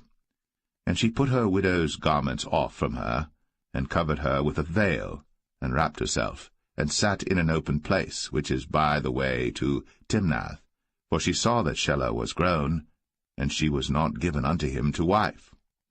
When Judah saw her, he thought her to be an harlot, because she had covered her face. And he turned unto her by the way, and said, Go to, I pray thee, let me come in unto thee. For he knew not that she was his daughter-in-law. And she said, What wilt thou give me, that thou mayest come in unto me? And he said, I will send thee a kid from the flock. And she said, Wilt thou give me a pledge, till thou send it? And he said, What pledge shall I give thee? And she said, Thy signet, and thy bracelets, and thy staff that is in thine hand. And he gave it her, and came in unto her. And she conceived by him. And she arose and went away, and laid by her veil from her, and put on the garments of her widowhood. And Judah sent the kid by the hand of his friend the Adullamite, to receive his pledge from the woman's hand, but he found her not. Then he asked the men of that place, saying, Where is the harlot that was openly by the wayside? And they said, There was no harlot in this place. And he returned to Judah, and said, I cannot find her. And also the men of the place said that there was no harlot in this place. And Judah said, Let her take it to her, lest we be shamed. Behold, I sent this kid, and thou hast not found her. And it came to pass about 3 months after that it was told Judah, saying, Tamar, thy daughter-in-law, hath played the harlot, and also, behold, she is with child by whoredom. And Judah said, Bring her forth, and let her be burnt. When she was brought forth, she sent to her father-in-law, saying, By the man whose these are am I with child. And she said, Discern, I pray thee. Whose are these? The signet, and bracelets, and staff. And Judah acknowledged them, and said, She hath been more righteous than I, because that I gave her not to Shelah my son. And he knew her again no more. And it came to pass in the time of her travail, that, behold, twins were in her womb. And it came to pass, when she travailed, that the one put out his hand, and the midwife took and bound upon his hand a scarlet thread, saying, This came out first. And it came to pass, as he drew back his hand, that, behold, his brother came out. And she said, How hast thou broken forth? This breach be upon thee. Therefore his name was called Pharez. And afterward came out his brother, that had the scarlet thread upon his hand, and his name was called Zerah.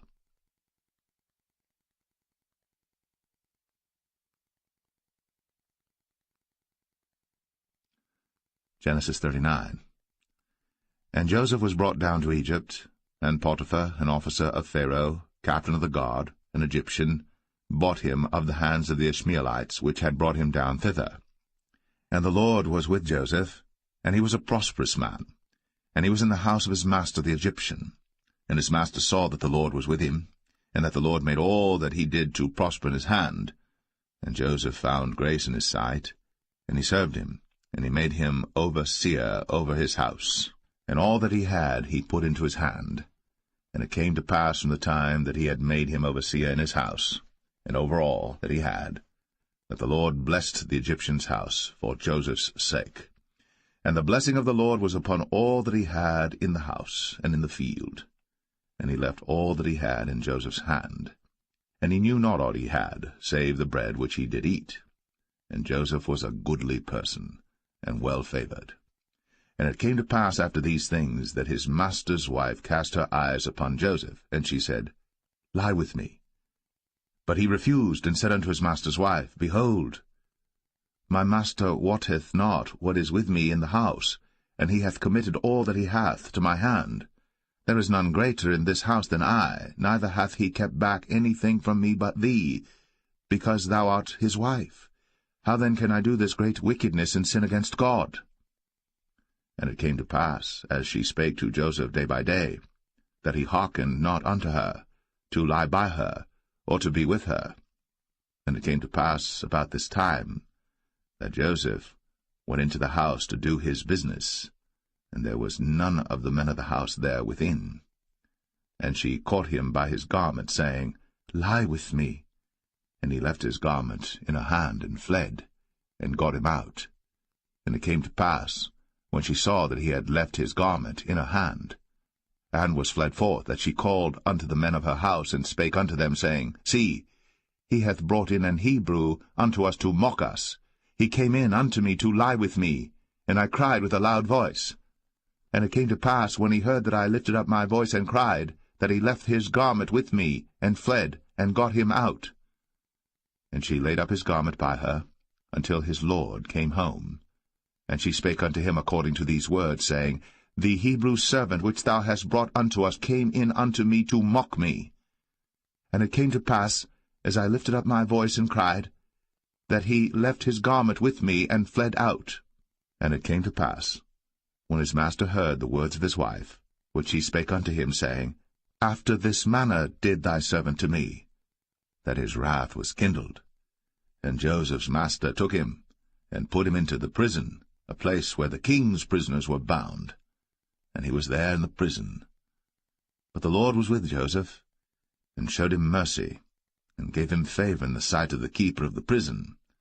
And the keeper of the prison committed to Joseph's hand all the prisoners that were in the prison. And whatsoever they did there, he was the doer of it. The keeper of the prison looked not to anything that was under his hand, because the Lord was with him. And that which he did, the Lord made it to prosper.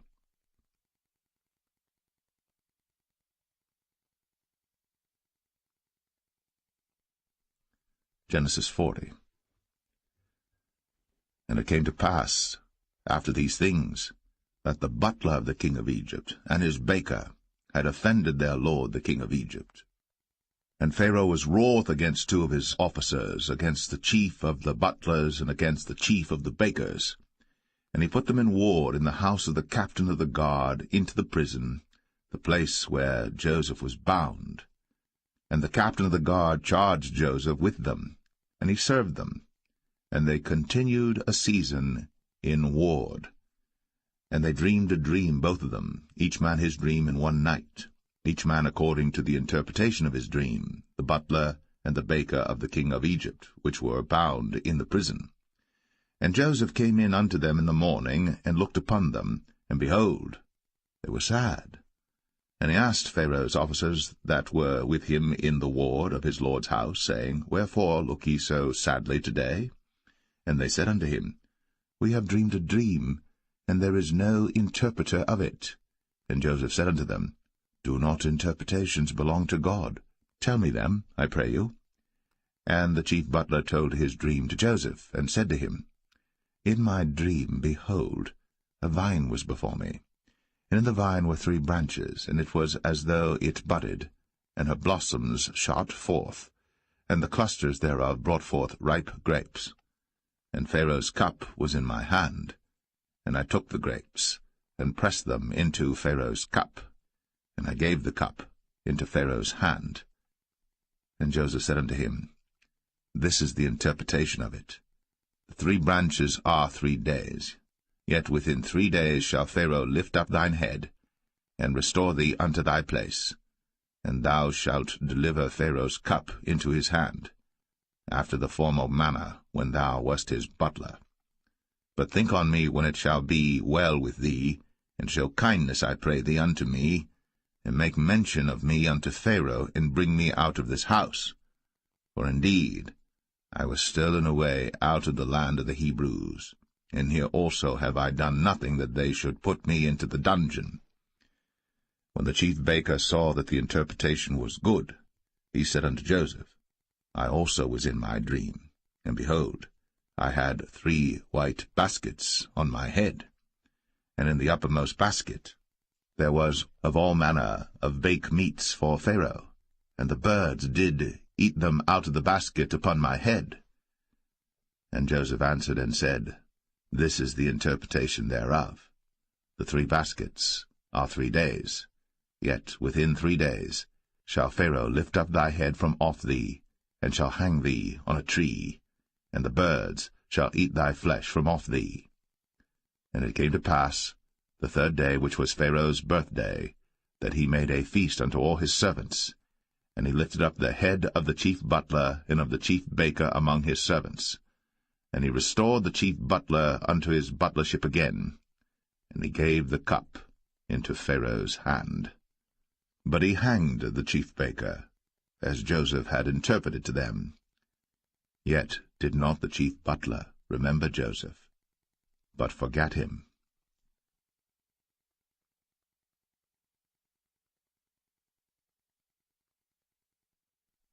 Genesis 41. And it came to pass at the end of 2 full years, that Pharaoh dreamed, and behold, he stood by the river. And behold, there came up out of the river 7 well-favored kine, and fat-fleshed, and they fed in a meadow. And behold, 7 other kine came up after them out of the river, ill-favored, and lean-fleshed, and stood by the other kine upon the brink of the river. and the ill-favored and lean-fleshed kine did eat up the 7 well-favored and fat kine. So Pharaoh awoke. And he slept and dreamed the second time, and behold, 7 ears of corn came up a stalk, rank and good. And behold, 7 thin ears, and blasted with the east wind, sprung up after them. And the 7 thin ears devoured the 7 rank and full ears. And Pharaoh awoke, and behold, it was a dream. And it came to pass in the morning that his spirit was troubled, and he sent and called for all the magicians of Egypt, and all the wise men thereof. And Pharaoh told them his dream, but there was none that could interpret them unto Pharaoh. Then spake the chief butler unto Pharaoh, saying, I do remember my faults this day. Pharaoh was wroth with his servants, and put me in ward of the captain of the guard's house, both me and the chief baker. And we dreamed a dream in one night, I and he. We dreamed each man according to the interpretation of his dream. And there was there with us a young man, an Hebrew, servant to the captain of the guard. And we told him, and he interpreted to us our dreams. To each man according to his dream he did interpret. And it came to pass, as he interpreted to us, so it was. Me he restored unto mine office, and him he hanged. Then Pharaoh sent and called Joseph, and they brought him hastily out of the dungeon. And he shaved himself, and changed his raiment, and came in unto Pharaoh. And Pharaoh said unto Joseph, I have dreamed a dream, and there is none that can interpret it. And I have heard say of thee, that thou canst understand a dream to interpret it. And Joseph answered Pharaoh, saying, It is not in me. God shall give Pharaoh an answer of peace.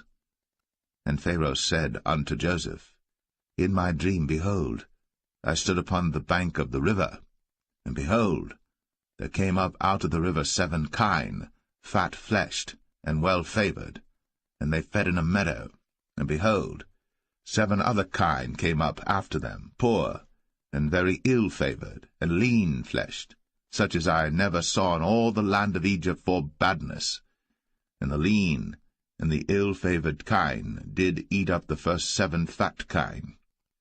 And when they had eaten them up, it could not be known that they had eaten them, but they were still ill-favoured, as at the beginning. So I awoke. And I saw in my dream, and behold, 7 ears came up in one stalk, full and good.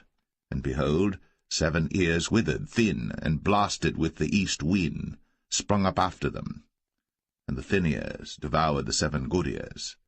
And I told this unto the magicians, but there was none that could declare it to me.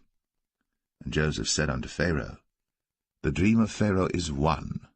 God hath shown Pharaoh what he is about to do.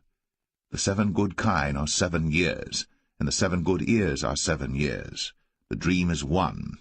And the 7 thin and ill-favoured kine that came up after them are 7 years, and the 7 empty ears blasted with the east wind shall be 7 years of famine. This is the thing which I have spoken unto Pharaoh. What God is about to do, he showeth unto Pharaoh. Behold, there come 7 years of great plenty throughout all the land of Egypt. And there shall arise after them 7 years of famine, and all the plenty shall be forgotten in the land of Egypt, and the famine shall consume the land, and the plenty shall not be known in the land by reason of that famine following, for it shall be very grievous. And for that the dream was doubled unto Pharaoh twice. It is because the thing is established by God, and God will shortly bring it to pass. Now therefore let Pharaoh look out a man discreet and wise, and set him over the land of Egypt.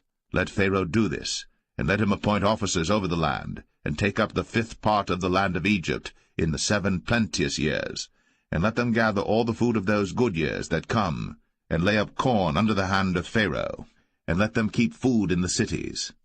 And that food shall be for store to the land against the 7 years of famine, which shall be in the land of Egypt, that the land perish not through the famine. And the thing was good in the eyes of Pharaoh, and in the eyes of all his servants. And Pharaoh said unto his servants, Can we find such a one as this is, a man in whom the Spirit of God is?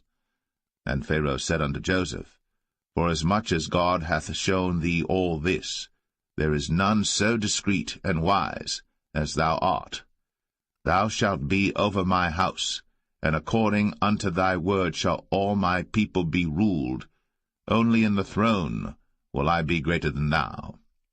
And Pharaoh said unto Joseph, See, I have set thee over all the land of Egypt. And Pharaoh took off his ring from his hand, and put it upon Joseph's hand, and arrayed him in vestures of fine linen, and put a gold chain about his neck. And he made him to ride in the second chariot which he had. And they cried before him, Bow the knee. And he made him ruler over all the land of Egypt. And Pharaoh said unto Joseph, I am Pharaoh, and without thee shall no man lift up his hand or foot in all the land of Egypt. And Pharaoh called Joseph's name Zaphnath-Paneah, and he gave him to wife Asenath, the daughter of Potiphera, priest of On. And Joseph went out over all the land of Egypt. And Joseph was 30 years old when he stood before Pharaoh king of Egypt. And Joseph went out from the presence of Pharaoh, and went throughout all the land of Egypt. And in the 7 plenteous years the earth brought forth by handfuls.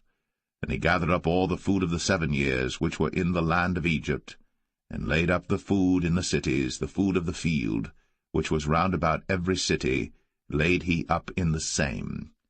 And Joseph gathered corn, as the sand of the sea, very much, until he left numbering, for it was without number. And unto Joseph were born 2 sons before the years of famine came, which Asenath, the daughter of Potiphera, priest of On, bare unto him.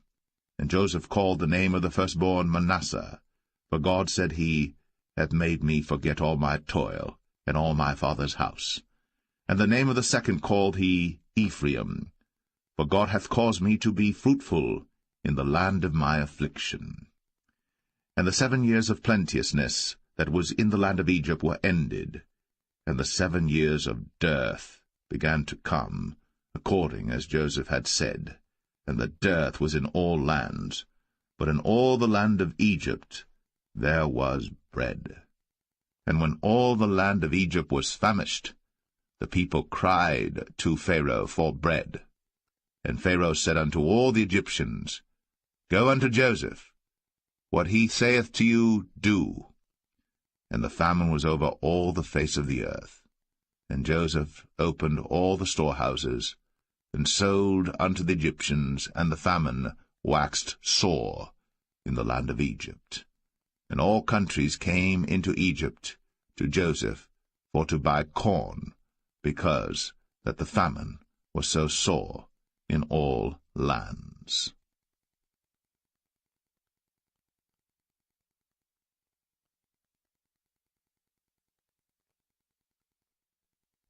Genesis 42. Now when Jacob saw that there was corn in Egypt, Jacob said unto his sons, Why do you look one upon another? And he said, Behold, I have heard that there is corn in Egypt. Get you down thither, and buy for us from thence, that we may live and not die. And Joseph's 10 brethren went down to buy corn in Egypt.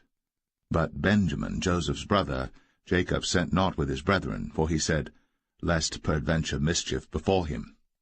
And the sons of Israel came to buy corn among those that came, for the famine was in the land of Canaan.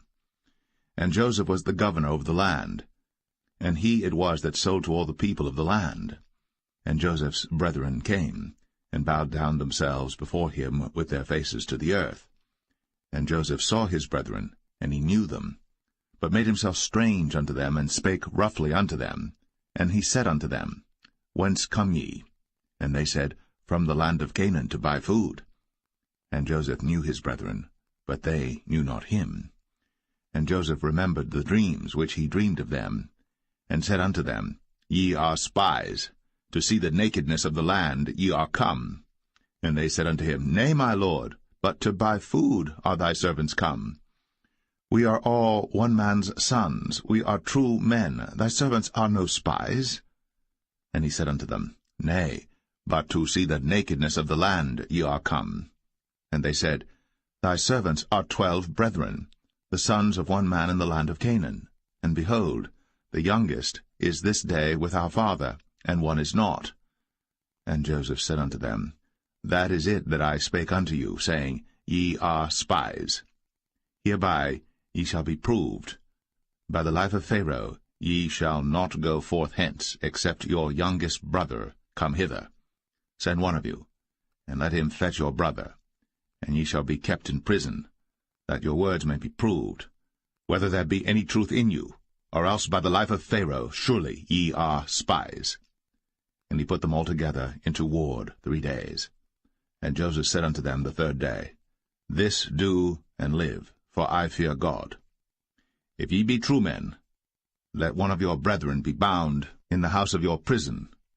Go ye, carry corn for the famine of your houses. But bring your youngest brother unto me. So shall your words be verified, and ye shall not die. And they did so. And they said one to another, We are verily guilty concerning our brother, in that we saw the anguish of his soul when he besought us, and we would not hear. Therefore is this distress come upon us. And Reuben answered them, saying, Spake I not unto you, saying, Do not sin against the child? And ye would not hear. Therefore, behold, also his blood is required. And they knew not that Joseph understood them, for he spake unto them by an interpreter. And he turned himself about from them, and wept, and returned to them again, and communed with them, and took from them Simeon, and bound him before their eyes. Then Joseph commanded to fill their sacks with corn, and to restore every man's money into his sack, and to give them provision for the way. And thus did he unto them. And they laded their asses with the corn, and departed thence. And as one of them opened his sack, to give his ass provender in the inn, he espied his money, for behold, it was in his sack's mouth. And he said unto his brethren, My money is restored, and lo, it is even in my sack. And their heart failed them, and they were afraid, saying one to another, What is this that God hath done unto us?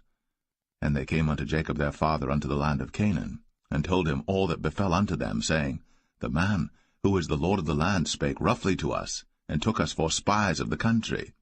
And we said unto him, We are true men, we are no spies. We be 12 brethren, sons of our father, one is not, and the youngest is this day with our father in the land of Canaan. And the man, the Lord of the country, said unto us, Hereby shall I know that ye are true men. Leave one of your brethren here with me, and take food for the famine of your households, and be gone. And bring your youngest brother unto me. Then shall I know that ye are no spies, but that ye are true men. So will I deliver you your brother, and ye shall traffic in the land. And it came to pass, as they emptied their sacks, that, behold, every man's bundle of money was in his sack. And when both they and their father saw the bundles of money, they were afraid. And Jacob their father said unto them, Me have ye bereaved my children. Joseph is not, and Simeon is not, and ye will take Benjamin away? All these things are against me. And Reuben spake unto his father, saying, Slay my 2 sons, if I bring him not to thee. Deliver him into my hand, and I will bring him to thee again. And he said, My son shall not go down with you, for his brother is dead, and he is left alone. If mischief befall him by the way, in the which ye go, then shall ye bring down my gray hairs with sorrow to the grave.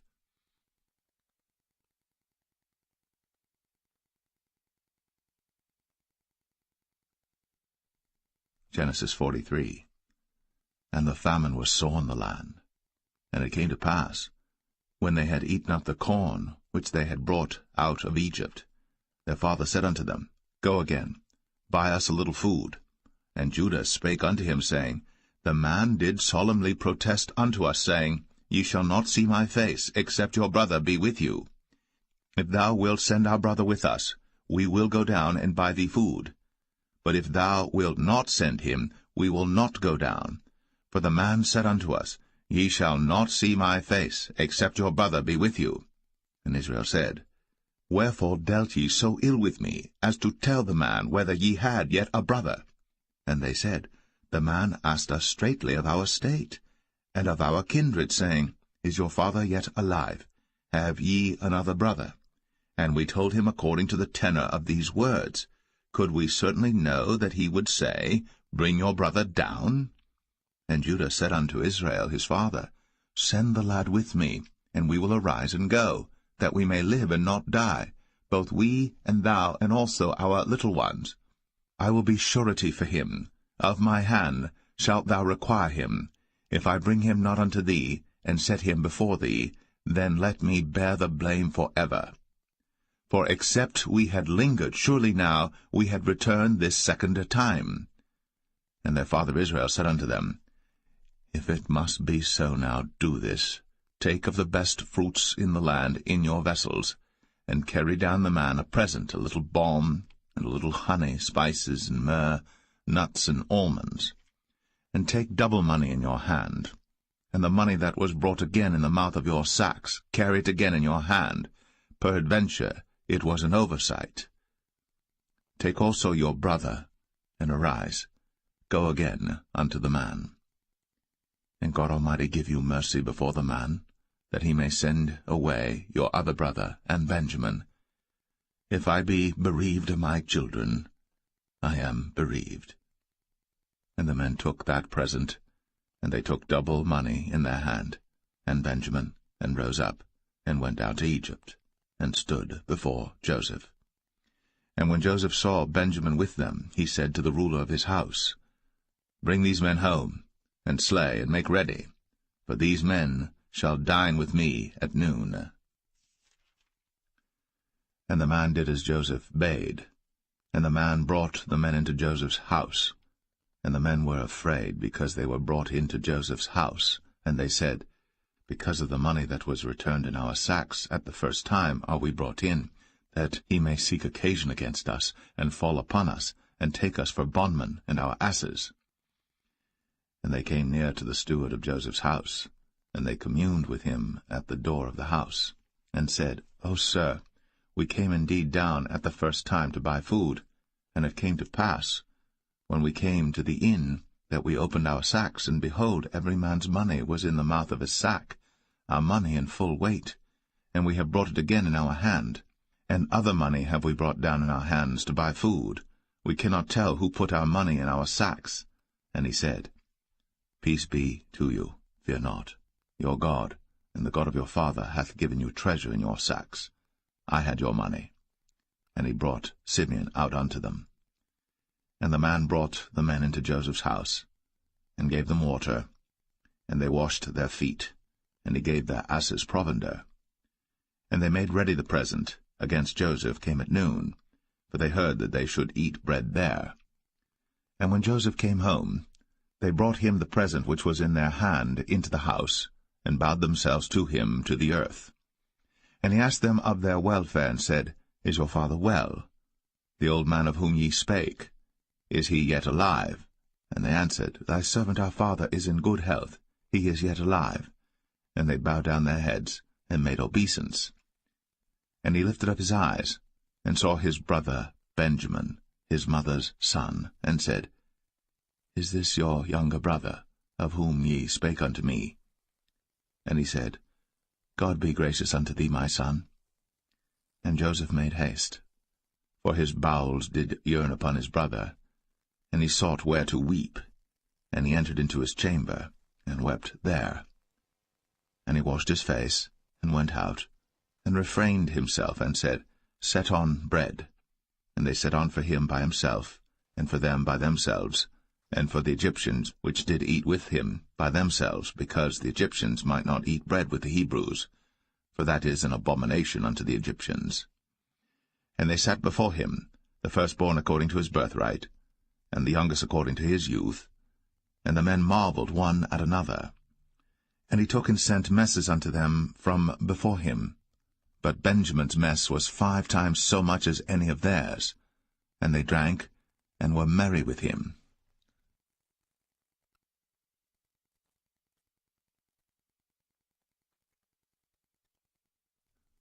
Genesis 44. And he commanded the steward of his house, saying, Fill the men's sacks with food, as much as they can carry, and put every man's money in his sack's mouth.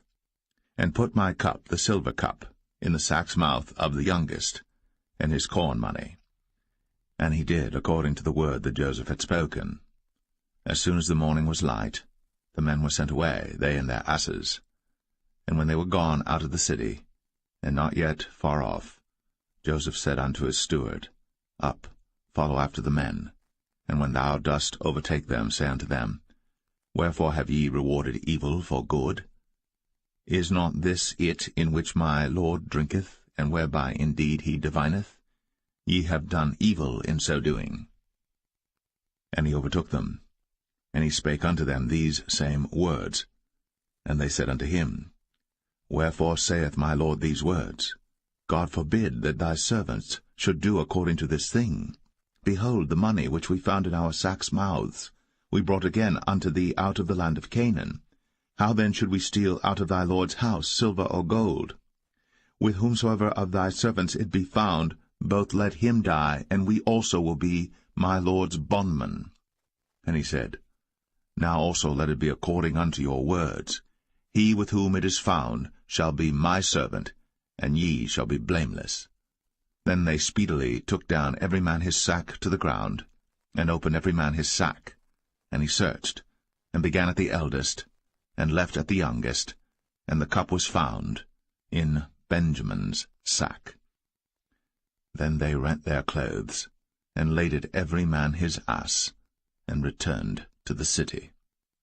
And Judah and his brethren came to Joseph's house, for he was yet there, and they fell before him on the ground. And Joseph said unto them, What deed is this that ye have done?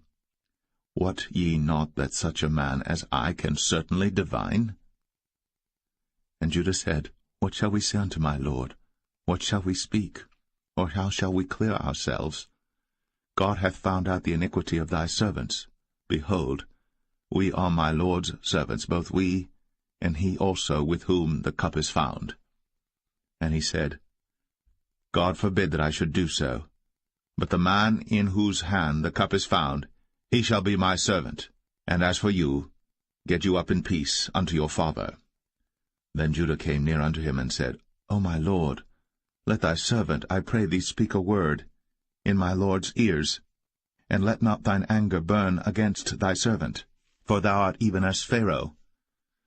My lord asked his servants, saying, Have ye a father or a brother? And we said unto my lord, We have a father, an old man, and a child of his old age, a little one. And his brother is dead, and he alone is left of his mother, and his father loveth him. And thou saidst unto thy servants, Bring him down unto me, that I may set mine eyes upon him. And we said unto my lord, The lad cannot leave his father, for if he should leave his father would die. And thou saidst unto thy servants, Except your youngest brother come down with you, ye shall see my face no more. And it came to pass, when we came up unto thy servant my father, we told him the words of my lord. And our father said, Go again, and buy us a little food. And we said, We cannot go down. If our youngest brother be with us, then we will go down. For we may not see the man's face, except our youngest brother be with us. And thy servant my father said unto us, Ye know that my wife bare me 2 sons, and the one went out from me, and I said, Surely he is torn in pieces, and I saw him not since. And if ye take this also from me, and mischief before him, ye shall bring down my gray hairs with sorrow to the grave. Now therefore, when I come to thy servant my father, and the lad be not with us, seeing that his life is bound up in the lad's life, it shall come to pass, when he seeth that the lad is not with us, that he will die. And thy servants shall bring down the gray hairs of thy servant our father with sorrow to the grave. For thy servant became surety for the lad unto my father, saying, If I bring him not unto thee, then I shall bear the blame to my father for ever. Now therefore, I pray thee, let thy servant abide instead of the lad, a bondman to my lord, and let the lad go up with his brethren. For how shall I go up to my father, and the lad be not with me, lest peradventure I see the evil that shall come on my father?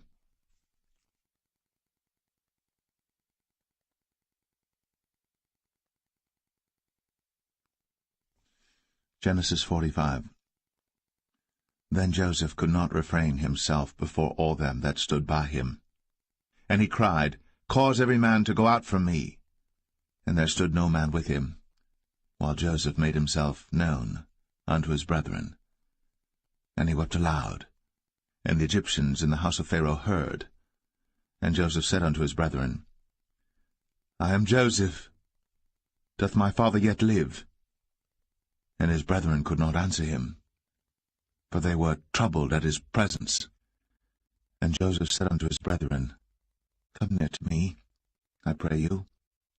And they came near, and he said, I am Joseph your brother, whom ye sold into Egypt.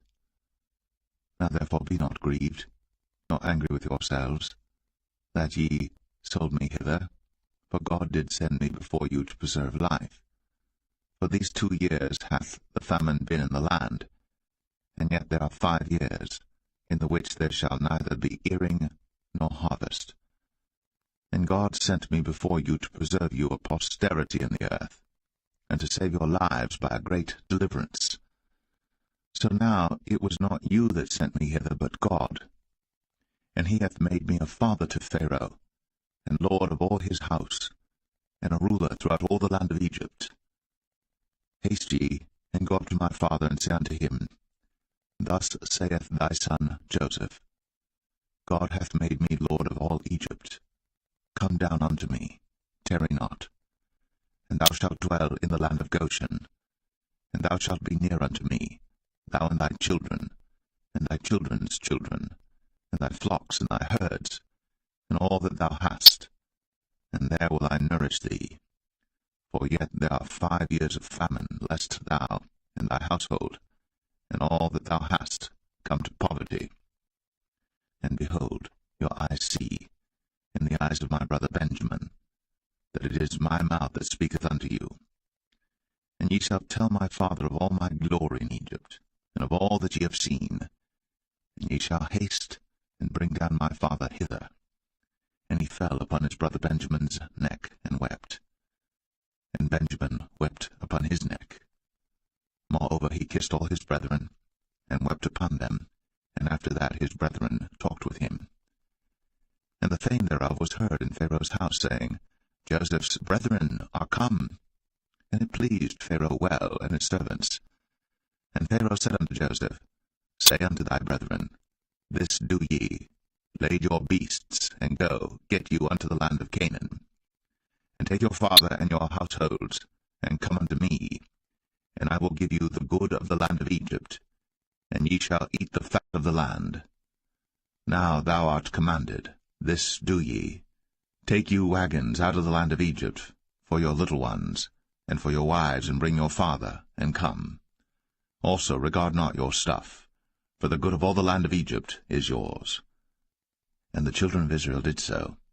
And Joseph gave them wagons according to the commandment of Pharaoh, and gave them provision for the way.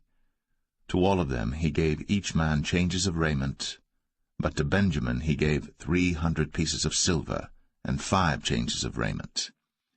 And to his father he sent after this manner, 10 asses laden with the good things of Egypt, and 10 she-asses laden with corn and bread and meat, for his father by the way.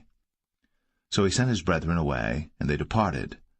And he said unto them, See that ye fall not out by the way. And they went up out of Egypt, and came into the land of Canaan unto Jacob their father, and told him, saying, Joseph is yet alive, and he is governor over all the land of Egypt. And Jacob's heart fainted, for he believed them not. And they told him all the words of Joseph, which he had said unto them. And when he saw the wagons which Joseph had sent to carry him, the spirit of Jacob their father revived. And Israel said, It is enough. Joseph my son is yet alive. I will go and see him before I die.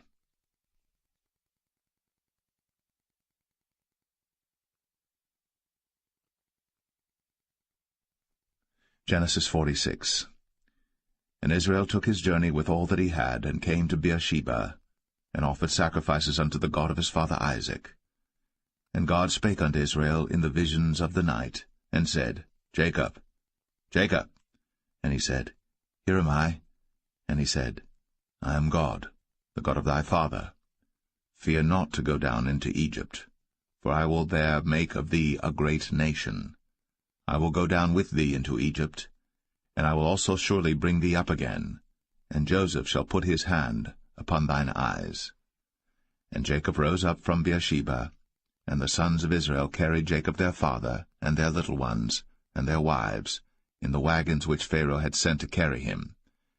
And they took their cattle and their goods which they had gotten in the land of Canaan, and came into Egypt, Jacob and all his seed with him, his sons, and his sons' sons with him, his daughters, and his sons' daughters, and all his seed brought he with him into Egypt.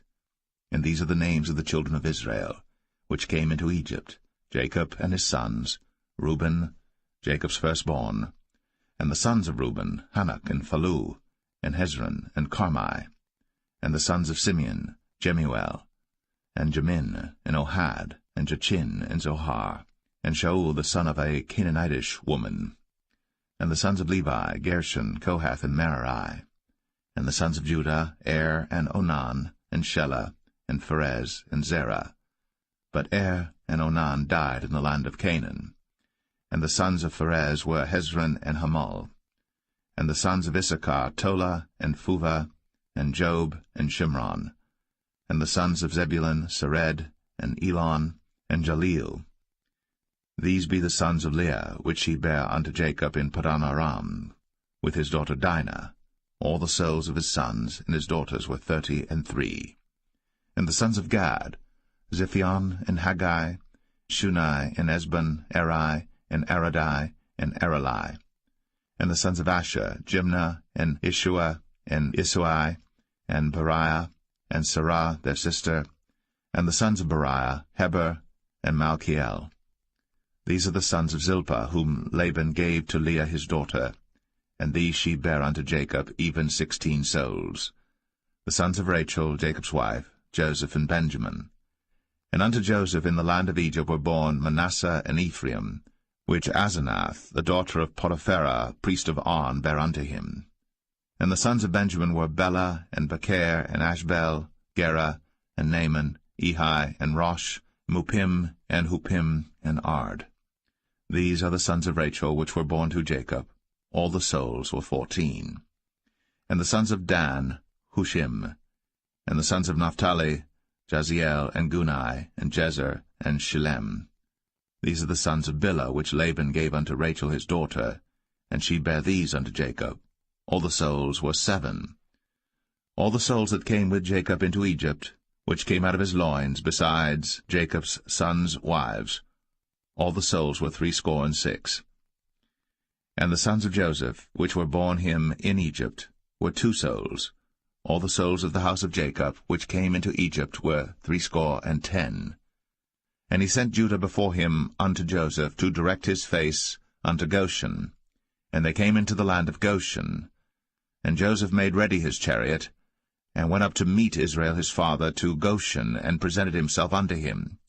And he fell on his neck, and wept on his neck a good while. And Israel said unto Joseph, Now let me die, since I have seen thy face, because thou art yet alive. And Joseph said unto his brethren, and unto his father's house, I will go up and show Pharaoh, and say unto him, My brethren, and my father's house, which were in the land of Canaan, are come unto me. And the men are shepherds, for their trade hath been to feed cattle, and they have brought their flocks, and their herds, and all that they have. And it shall come to pass, when Pharaoh shall call you, and shall say, What is your occupation? That ye shall say, Thy servant's trade hath been about cattle from our youth, even until now, both we and also our fathers, that ye may dwell in the land of Goshen. For every shepherd is an abomination unto the Egyptians.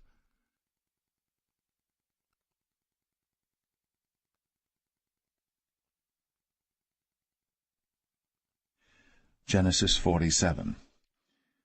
Then Joseph came and told Pharaoh, and said, My father and my brethren, and their flocks, and their herds, and all that they have, are come out of the land of Canaan, and behold, they are in the land of Goshen.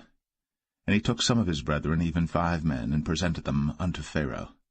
And Pharaoh said unto his brethren, What is your occupation? And they said unto Pharaoh, Thy servants are shepherds, both we and also our fathers. They said moreover unto Pharaoh, For to sojourn in the land are we come, for thy servants have no pasture for their flocks, for the famine is sore in the land of Canaan. Now therefore, we pray thee, let thy servants dwell in the land of Goshen. And Pharaoh spake unto Joseph, saying, Thy father and thy brethren are come unto thee. The land of Egypt is before thee. In the best of the land make thy father and brethren to dwell.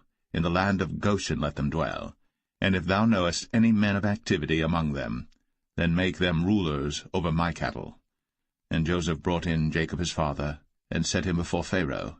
And Jacob blessed Pharaoh. And Pharaoh said unto Jacob, How old art thou?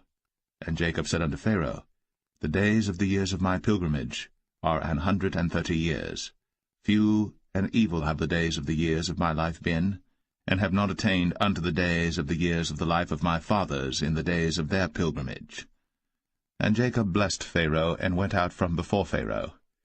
And Joseph placed his father and his brethren, and gave them a possession in the land of Egypt, in the best of the land, in the land of Ramses, as Pharaoh had commanded. And Joseph nourished his father and his brethren, and all his father's household, with bread according to their families. And there was no bread in all the land, for the famine was very sore, so that the land of Egypt and all the land of Canaan fainted by reason of the famine. And Joseph gathered up all the money that was found in the land of Egypt and in the land of Canaan, for the corn which they bought. And Joseph brought the money into Pharaoh's house. And when money failed in the land of Egypt and in the land of Canaan, all the Egyptians came unto Joseph, and said, Give us bread, for why should we die in thy presence? For the money faileth. And Joseph said, Give your cattle, and I will give you for your cattle, if money fail. And they brought their cattle unto Joseph, and Joseph gave them bread in exchange for horses, and for the flocks, and for the cattle of the herds, and for the asses, and he fed them with bread for all their cattle for that year. When that year was ended, they came unto him the 2nd year, and said unto him, We will not hide it from my lord, how that our money is spent. My lord also hath our herds of cattle.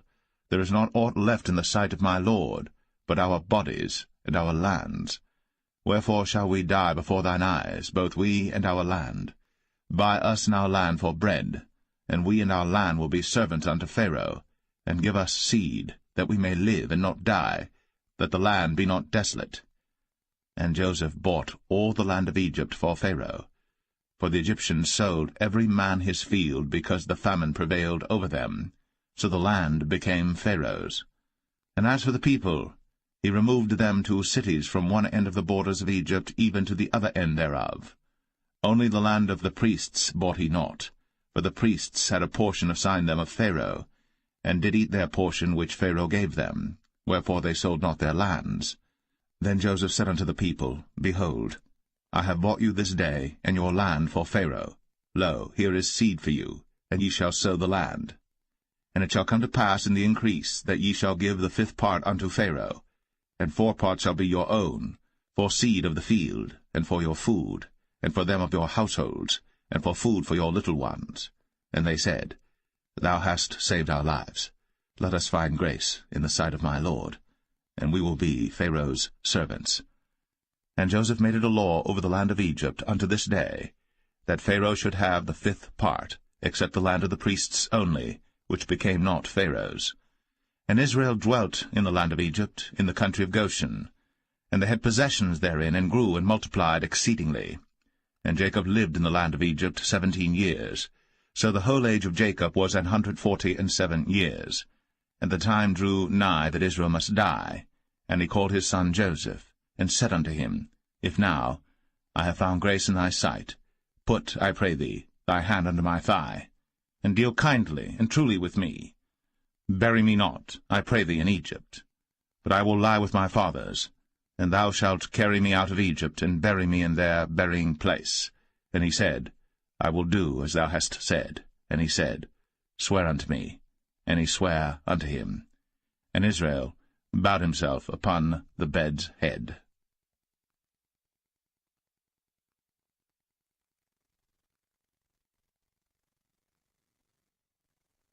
Genesis 48. And it came to pass after these things, that one told Joseph, Behold, thy father is sick. And he took with him his 2 sons, Manasseh and Ephraim.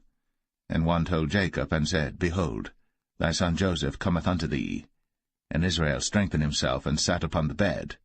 And Jacob said unto Joseph, God Almighty appeared unto me at Luz in the land of Canaan, and blessed me, and said unto me, Behold, I will make thee fruitful, and multiply thee, and I will make of thee a multitude of people, and will give this land to thy seed after thee for an everlasting possession. And now thy 2 sons, Ephraim and Manasseh, which were born unto thee in the land of Egypt, before I came unto thee into Egypt, are mine. As Reuben and Simeon they shall be mine. And thy issue which thou begettest after them shall be thine, and shall be called after the name of their brethren in their inheritance. And as for me, when I came from Padan, Rachel died by me in the land of Canaan in the way, when yet there was but a little way to come unto Ephrath. And I buried her there in the way of Ephrath, the same as Bethlehem. And Israel beheld Joseph's sons, and said, Who are these? And Joseph said unto his father, They are my sons, whom God hath given me in this place. And he said, Bring them, I pray thee, unto me, and I will bless them.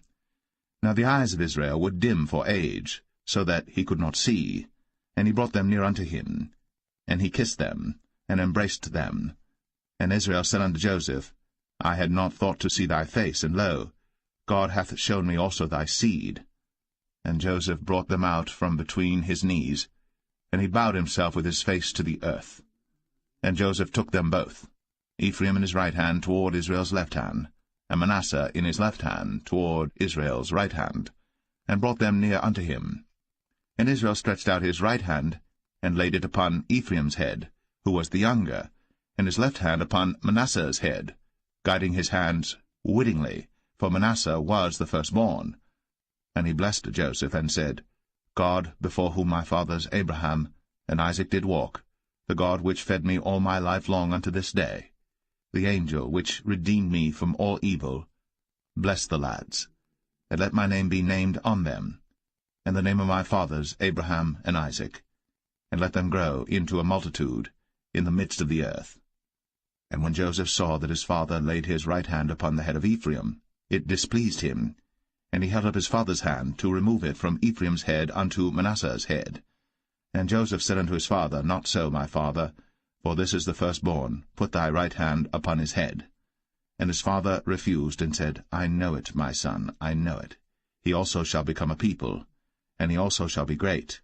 But truly his younger brother shall be greater than he, and his seed shall become a multitude of nations. And he blessed them that day, saying, In thee shall Israel bless, saying, God make thee as Ephraim and as Manasseh. And he set Ephraim before Manasseh. And Israel said unto Joseph, Behold, I die, but God shall be with you, and bring you again unto the land of your fathers. Moreover, I have given to thee one portion above thy brethren, which I took out of the hand of the Amorite with my sword and with my bow.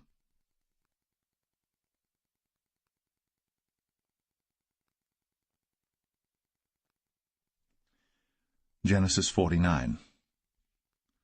And Jacob called unto his sons, and said, Gather yourselves together, that I may tell you that which shall befall you in the last days. Gather yourselves together, and hear, ye sons of Jacob, and hearken unto Israel your father. Reuben, thou art my firstborn, my might, and the beginning of my strength, the excellency of dignity, and the excellency of power.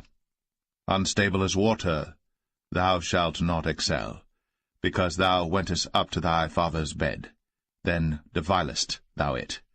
He went up to my couch. Simeon and Levi are brethren. Instruments of cruelty are in their habitations. O my soul, come not thou into their secret, unto their assembly. Mine honour, be not thou united. For in their anger they slew a man, and in their self-will they digged down a wall. Cursed be their anger, for it was fierce, and their wrath, for it was cruel. I will divide them in Jacob, and scatter them in Israel. Judah, thou art he whom thy brethren shall praise, Thy hand shall be in the neck of thine enemies. Thy father's children shall bow down before thee. Judah is a lion's whelp. From the prey, my son, thou art gone up. He stooped down. He couched as a lion, and as an old lion, who shall rouse him up? The scepter shall not depart from Judah, nor a lawgiver from between his feet, until Shiloh come, and unto him shall the gathering of the people be. Binding his foal unto the vine, and his ass's colt unto the choice vine, he washed his garments in wine, and his clothes in the blood of grapes. His eyes shall be red with wine, and his teeth white with milk.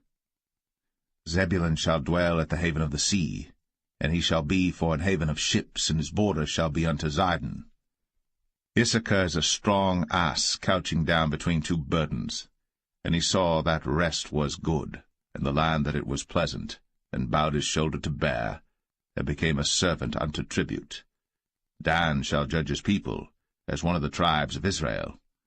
Dan shall be a serpent by the way, an adder in the path, that biteth the horse heels, so that his rider shall fall backward. I have waited for thy salvation, O Lord.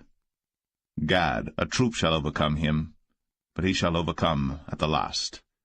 Out of Asher his bread shall be fat, and he shall yield royal dainties. Naphtali is a hind let loose, he giveth goodly words. Joseph is a fruitful bough, even a fruitful bough by a well, whose branches run over the wall. The archers have sorely grieved him, and shot at him, and hated him. But his bow abode in strength, and the arms of his hands were made strong by the hands of the mighty God of Jacob. From thence is the shepherd, the stone of Israel.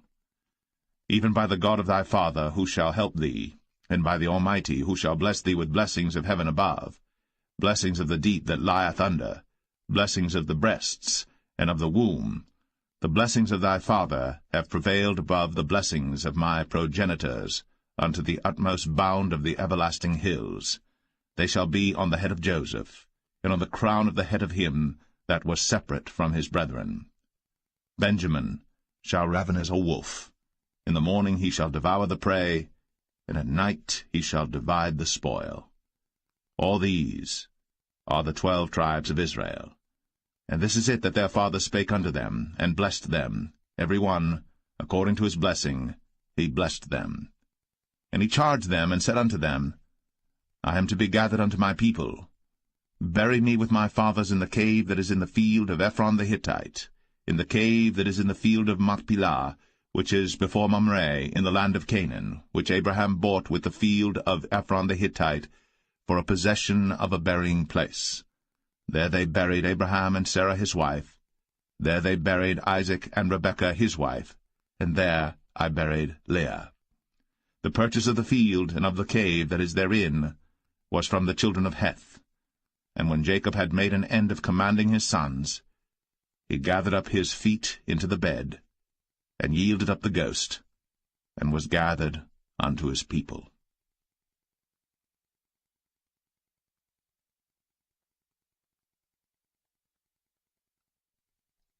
Genesis 50. And Joseph fell upon his father's face, and wept upon him, and kissed him. And Joseph commanded his servants, the physicians, to embalm his father, and the physicians embalmed Israel. And 40 days were fulfilled for him, for so are fulfilled the days of those which are embalmed. And the Egyptians mourned for him 60 days. And when the days of his mourning were past, Joseph spake unto the house of Pharaoh, saying, If now I have found grace in your eyes, speak, I pray you, in the ears of Pharaoh, saying, My father made me swear, saying, Lo, I die. In my grave which I have digged for me in the land of Canaan, there shalt thou bury me.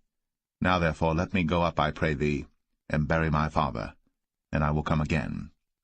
And Pharaoh said, Go up, and bury thy father, according as he made thee swear. And Joseph went up to bury his father, and with him went up all the servants of Pharaoh, the elders of his house, and all the elders of the land of Egypt, and all the house of Joseph, and his brethren, and his father's house, only their little ones, and their flocks, and their herds. they left in the land of Goshen. And there went up with him both chariots and horsemen, and it was a very great company. And they came to the threshing floor of Atad, which is beyond Jordan, and there they mourned with a great and very sore lamentation. And he made a mourning for his father 7 days. And when the inhabitants of the land, the Canaanites, saw the mourning in the floor of Atad, they said, This is a grievous mourning to the Egyptians. Wherefore the name of it was called Abel Mizraim, which is beyond Jordan. And his sons did unto him according as he commanded them. For his sons carried him into the land of Canaan, and buried him in the cave of the field of Machpelah, which Abraham bought with the field for possession of a burying place of Ephron the Hittite before Mamre. And Joseph returned into Egypt, he and his brethren, and all that went up with him to bury his father, after he had buried his father. And when Joseph's brethren saw that their father was dead, they said, Joseph will peradventure hate us, and will certainly requite us all the evil which we did unto him. And they sent a messenger unto Joseph, saying, Thy father did command before he died, saying, So shall ye say unto Joseph, Forgive, I pray thee now, the trespass of thy brethren, and their sin. For they did unto thee evil, and now, we pray thee, forgive the trespass of the servants of the God of thy father.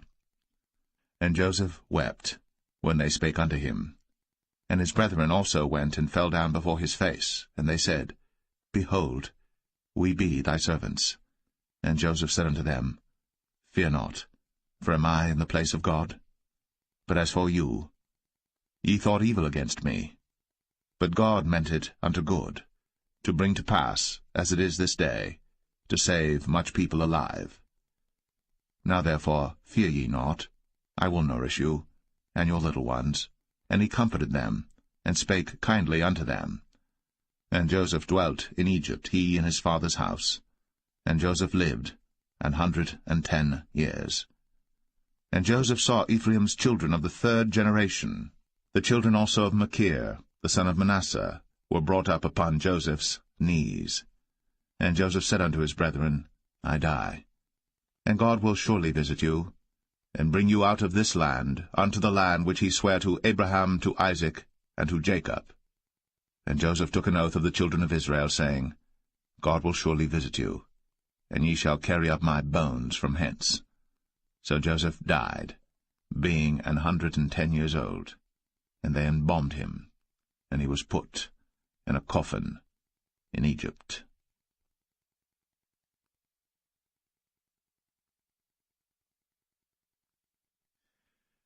The Book of Exodus, Chapter 1.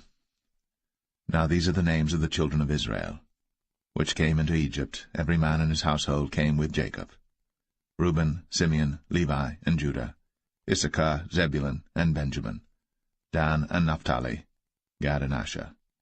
And all the souls that came out of the loins of Jacob were 70 souls, for Joseph was in Egypt already.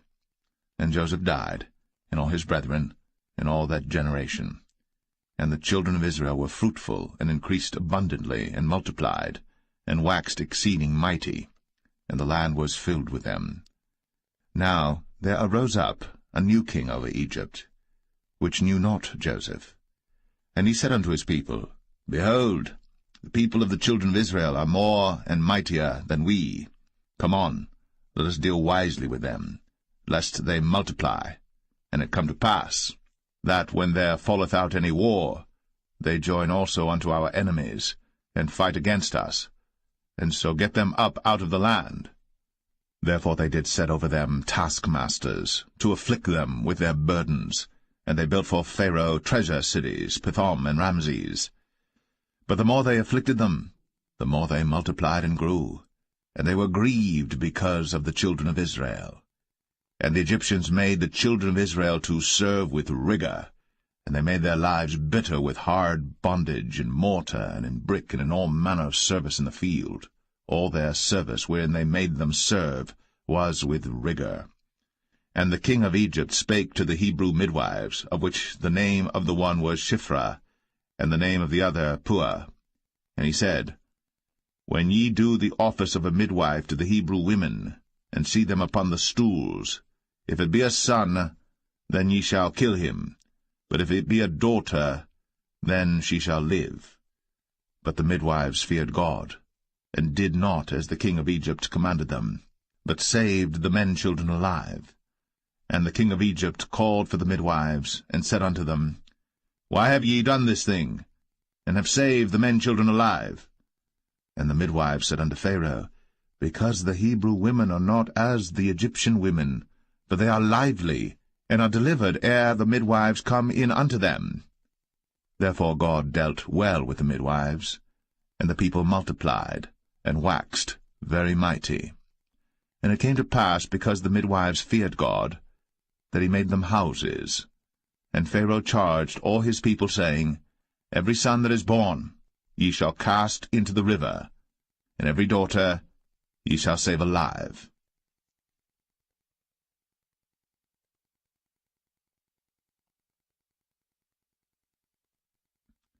Exodus 2. And there went a man of the house of Levi, and took to wife a daughter of Levi. And the woman conceived, and bare a son. And when she saw him that he was a goodly child, she hid him 3 months. And when she could not longer hide him, she took for him an ark of bulrushes, and daubed it with slime, and with pitch, and put the child therein, and she laid it in the flags by the river's brink. And his sister stood afar off, to wit what would be done to him. And the daughter of Pharaoh came down to wash herself at the river, and her maidens walked along by the river's side. And when she saw the ark among the flags, she sent her maid to fetch it. And when she had opened it, she saw the child, and behold, the babe wept. And she had compassion on him, and said, This is one of the Hebrews' children. Then said his sister to Pharaoh's daughter, Shall I go and call to thee a nurse of the Hebrew women, that she may nurse the child for thee? And Pharaoh's daughter said to her, Go. And the maid went, and called the child's mother. And Pharaoh's daughter said unto her, Take this child away, and nurse it for me, and I will give thee thy wages. And the woman took the child, and nursed it. And the child grew, and she brought him unto Pharaoh's daughter, and he became her son. And she called his name Moses. And she said, Because I drew him out of the water. And it came to pass in those days, when Moses was grown, that he went out unto his brethren, and looked on their burdens. And he spied an Egyptian smiting an Hebrew, one of his brethren. And he looked this way and that way. And when he saw that there was no man, he slew the Egyptian, and hid him in the sand. And when he went out the second day, behold, 2 men of the Hebrews strove together.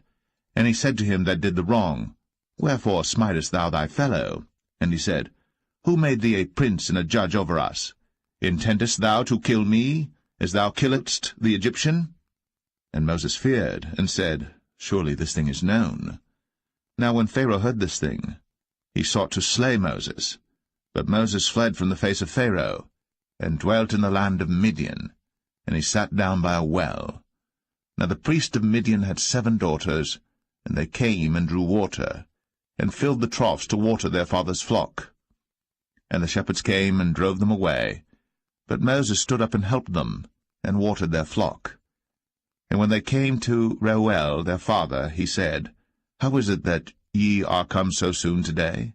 And they said, An Egyptian delivered us out of the hand of the shepherds, and also drew water now for us, and watered the flock. And he said unto his daughters, And where is he? Why is it that ye have left the man? Call him, that he may eat bread. And Moses was content to dwell with the man. And he gave Moses Zipporah his daughter. And she bare him a son. And he called his name Gershom, for he said, I have been a stranger in a strange land. And it came to pass, in process of time, that the king of Egypt died. And the children of Israel sighed by reason of the bondage, and they cried, and their cry came up unto God by reason of the bondage. And God heard their groaning, and God remembered his covenant with Abraham, with Isaac, and with Jacob. And God looked upon the children of Israel, and God had respect unto them.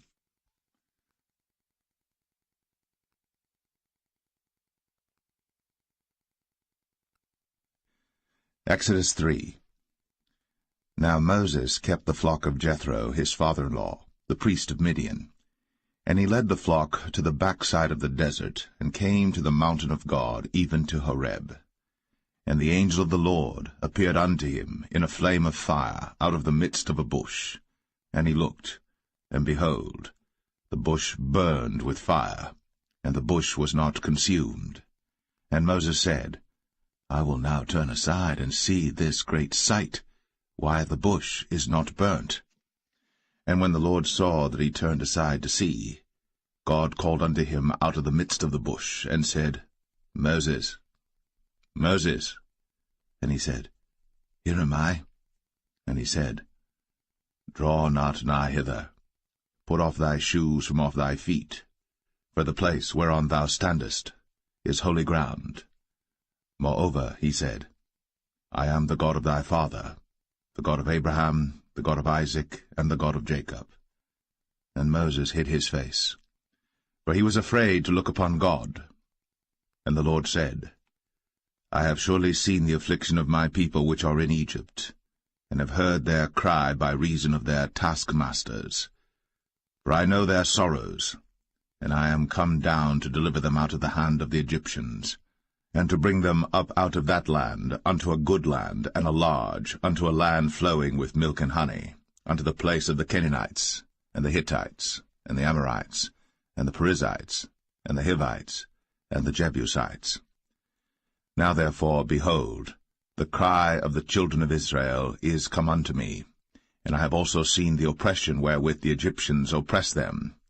Come now therefore, and I will send thee unto Pharaoh, that thou mayest bring forth my people, the children of Israel, out of Egypt. And Moses said unto God, Who am I, that I should go unto Pharaoh, and that I should bring forth the children of Israel out of Egypt? And he said, Certainly I will be with thee, and this shall be a token unto thee, that I have sent thee. When thou hast brought forth the people out of Egypt, ye shall serve God upon this mountain. And Moses said unto God, Behold, when I come unto the children of Israel, and shall say unto them, The God of your fathers has sent me unto you, and they shall say to me, What is his name? What shall I say unto them? And God said unto Moses, I am that I am. And he said, Thus shalt thou say unto the children of Israel, I am hath sent me unto you. And God said moreover unto Moses, Thus shalt thou say unto the children of Israel, The Lord God of your fathers, the God of Abraham, the God of Isaac, and the God of Jacob, hath sent me unto you. This is my name for ever, and this is my memorial unto all generations. Go and gather the elders of Israel together, and say unto them, The Lord God of your fathers, the God of Abraham, of Isaac, and of Jacob, appeared unto me, saying, I have surely visited you, and seen that which is done to you in Egypt. And I have said, I will bring you up out of the affliction of Egypt, unto the land of the Canaanites, and the Hittites, and the Amorites, and the Perizzites, and the Hivites, and the Jebusites, unto a land flowing with milk and honey. And they shall hearken to thy voice, and thou shalt come, thou and the elders of Israel, unto the king of Egypt, and ye shall say unto him, The Lord God of the Hebrews hath met with us. And now let us go, we beseech thee, 3 days' journey into the wilderness, that we may sacrifice to the Lord our God. And I am sure that the king of Egypt will not let you go, no, not by a mighty hand. And I will stretch out my hand, and smite Egypt with all my wonders which I will do in the midst thereof, and after that he will let you go. And I will give this people favor in the sight of the Egyptians, and it shall come to pass that, when ye go, ye shall not go empty. But every woman shall borrow of her neighbor, and of her that sojourneth in her house, jewels of silver, and jewels of gold, and raiment, and ye shall put them upon your sons, and upon your daughters, and ye shall spoil the Egyptians.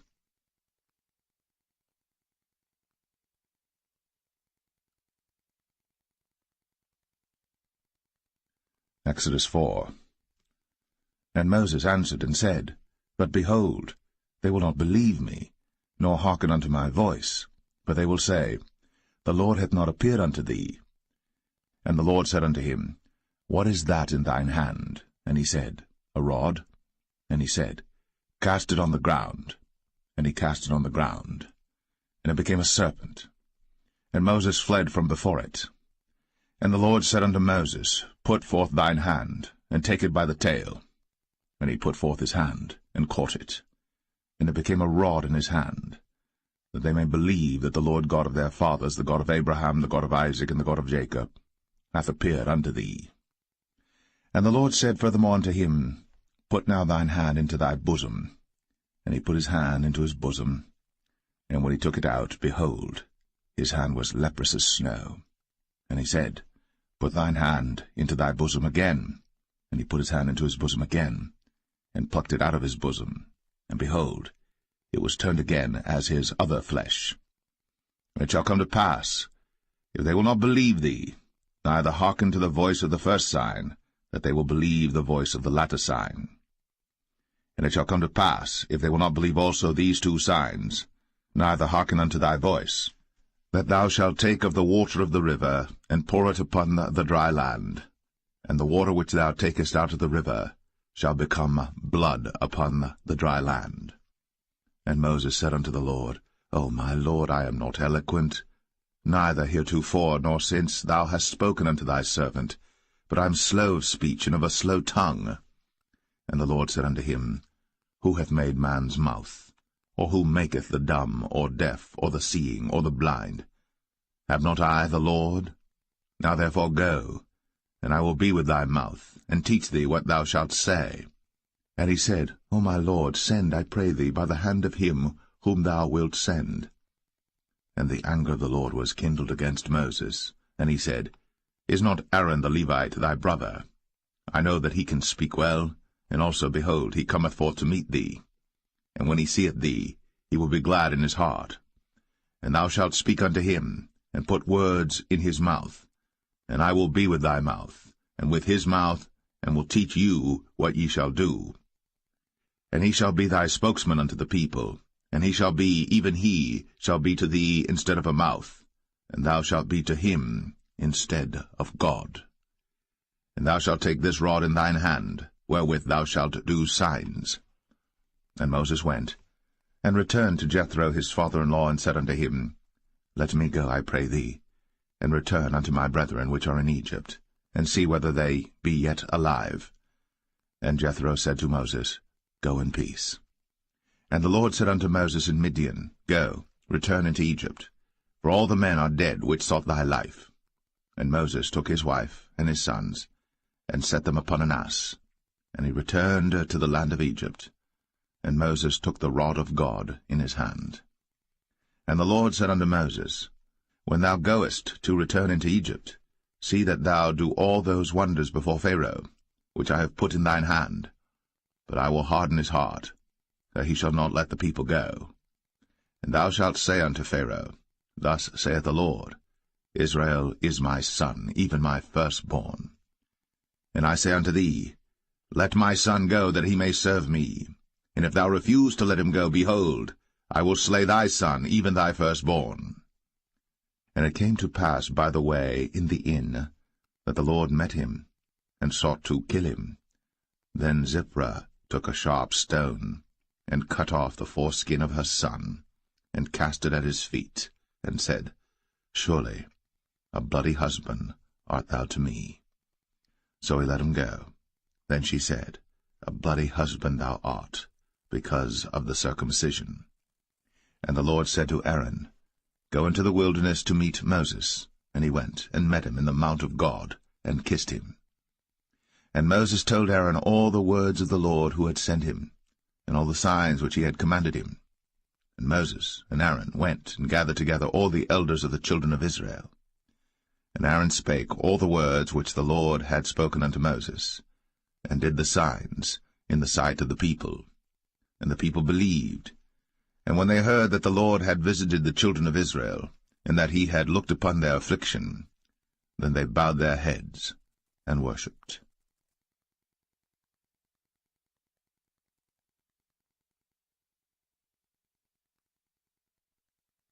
Exodus 5. And afterward Moses and Aaron went in, and told Pharaoh, Thus saith the Lord God of Israel, Let my people go, that they may hold a feast unto me in the wilderness. And Pharaoh said, Who is the Lord that I should obey his voice to let Israel go? I know not the Lord, neither will I let Israel go. And they said, The God of the Hebrews hath met with us. Let us go, we pray thee, 3 days' journey into the desert, and sacrifice unto the Lord our God, lest he fall upon us with pestilence, or with the sword. And the king of Egypt said unto them, Wherefore do ye, Moses and Aaron? Let the people from their works get you unto your burdens. And Pharaoh said, Behold, the people of the land now are many, and ye make them rest from their burdens. And Pharaoh commanded the same day the taskmasters of the people and their officers, saying, Ye shall no more give the people straw to make brick, as heretofore. Let them go and gather straw for themselves. And the tale of the bricks which they did make heretofore ye shall lay upon them. Ye shall not diminish aught thereof. For they be idle. Therefore they cry, saying, Let us go and sacrifice to our God. Let there more work be laid upon the men, that they may labor therein, and let them not regard vain words. And the taskmasters of the people went out, and their officers, and they spake to the people, saying, Thus saith Pharaoh, I will not give you straw. Go ye, get you straw where you can find it, yet not aught of your work shall be diminished. So the people were scattered abroad throughout all the land of Egypt to gather stubble instead of straw. And the taskmasters hasted them, saying, Fulfill your works, your daily tasks, as when there was straw. And the officers of the children of Israel, which Pharaoh's taskmasters had set over them, were beaten, and demanded, Wherefore have ye not fulfilled your task in making brick both yesterday and today, as heretofore? Then the officers of the children of Israel came and cried unto Pharaoh, saying, Wherefore dealest thou thus with thy servants? There is no straw given unto thy servants. And they say to us, Make brick. And behold, thy servants are beaten, but the fault is in thine own people. But he said, Ye are idle, ye are idle. Therefore ye say, Let us go and do sacrifice to the Lord. Go therefore now and work, for there shall no straw be given you. Yet shall ye deliver the tale of bricks. And the officers of the children of Israel did see that they were in evil case, after it was said, Ye shall not minish aught from your bricks of your daily task. And they met Moses and Aaron, who stood in the way, as they came forth from Pharaoh. And they said unto them, The Lord look upon you and judge, because ye have made our savour to be abhorred in the eyes of Pharaoh, and in the eyes of his servants, to put a sword in their hand to slay us. And Moses returned unto the Lord, and said, Lord, wherefore hast thou so evil entreated this people? Why is it that thou hast sent me? For since I came to Pharaoh to speak in thy name, he hath done evil to this people, neither hast thou delivered thy people at all.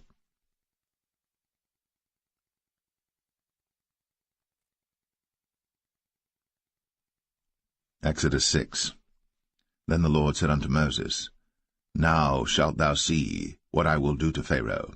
For with a strong hand shall he let them go, and with a strong hand shall he drive them out of his land. And God spake unto Moses, and said unto him, I am the Lord. And I appeared unto Abraham, unto Isaac, and unto Jacob, by the name of God Almighty, but by my name Jehovah was I not known to them. And I have also established my covenant with them, to give them the land of Canaan, the land of their pilgrimage, wherein they were strangers. And I have also heard the groaning of the children of Israel, whom the Egyptians keep in bondage, and I have remembered my covenant. Wherefore say unto the children of Israel, I am the Lord, and I will bring you out from under the burdens of the Egyptians, and I will rid you out of their bondage, and I will redeem you with a stretched out arm and with great judgments. And I will take you to me for a people, and I will be to you a God, and ye shall know that I am the Lord your God, which bringeth you out from under the burdens of the Egyptians. And I will bring you in unto the land, concerning the which I did swear to give it to Abraham, to Isaac, and to Jacob, and I will give it you for an heritage. I am the Lord. And Moses spake so unto the children of Israel, but they hearkened not unto Moses for anguish of spirit, and for cruel bondage. And the Lord spake unto Moses, saying, Go in, speak unto Pharaoh king of Egypt, that he let the children of Israel go out of his land. And Moses spake before the Lord, saying, Behold, the children of Israel have not hearkened unto me. How then shall Pharaoh hear me, who am of uncircumcised lips? And the Lord spake unto Moses and unto Aaron, and gave them a charge unto the children of Israel, and unto Pharaoh king of Egypt, to bring the children of Israel out of the land of Egypt. These be the heads of their fathers' houses, the sons of Reuben, the firstborn of Israel, Hanok and Palu, Hezron and Carmi. These be the families of Reuben. And the sons of Simeon, Jemuel and Jamin, and Ohad and Jachin, and Zohar and Shaul the son of a Canaanitish woman. These are the families of Simeon. And these are the names of the sons of Levi according to their generations, Gershon and Kohath and Merari. And the years of the life of Levi were 137 years. The sons of Gershon, Libni and Shimei, according to their families. And the sons of Kohath, Amram and Izhar, and Hebron and Uzziel. And the years of the life of Kohath were 133 years. And the sons of Merari, Mahali and Mushai. These are the families of Levi according to their generations. And Amram took him Jochebed, his father's sister, to wife, and she bare him, Aaron and Moses. And the years of the life of Amram were 137 years. And the sons of Izhar, Korah and Nepheg and Zichri. And the sons of Uzziel, Mishael and Elzavan and Zithri. And Aaron took him Elisheba, daughter of Aminadab, sister of Nahshon, to wife, and she bare him Nadab and Abihu, Eleazar and Ithamar. And the sons of Korah, Asir and Elkanah and Abiasaph. These are the families of the Korhites. And Eleazar, Aaron's son, took him one of the daughters of Putiel to wife, and she bare him Phinehas. These are the heads of the fathers of the Levites according to their families. These are that Aaron and Moses, to whom the Lord said, Bring out the children of Israel from the land of Egypt, according to their armies. These are they which spake to Pharaoh king of Egypt, to bring out the children of Israel from Egypt. These are that Moses and Aaron. And it came to pass on the day when the Lord spake unto Moses in the land of Egypt, that the Lord spake unto Moses, saying, I am the Lord. Speak thou unto Pharaoh king of Egypt all that I say unto thee. And Moses said before the Lord, Behold, I am of uncircumcised lips, and how shall Pharaoh hearken unto me?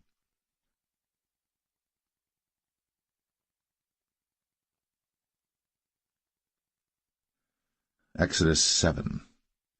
And the Lord said unto Moses, See, I have made thee a god to Pharaoh, and Aaron thy brother shall be thy prophet.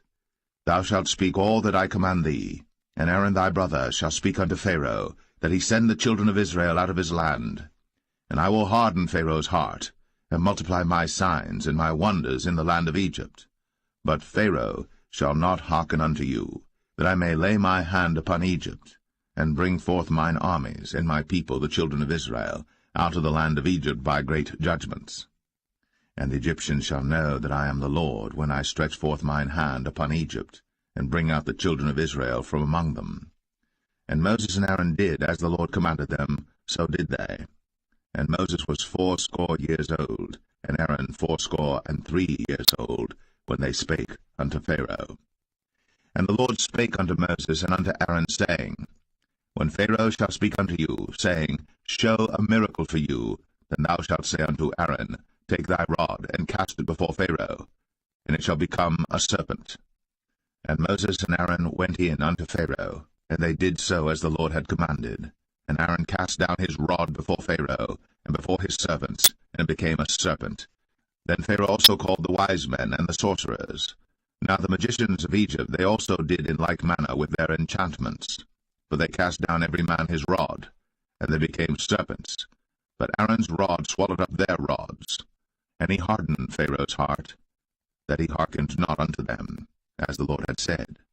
And the Lord said unto Moses, Pharaoh's heart is hardened, he refuseth to let the people go.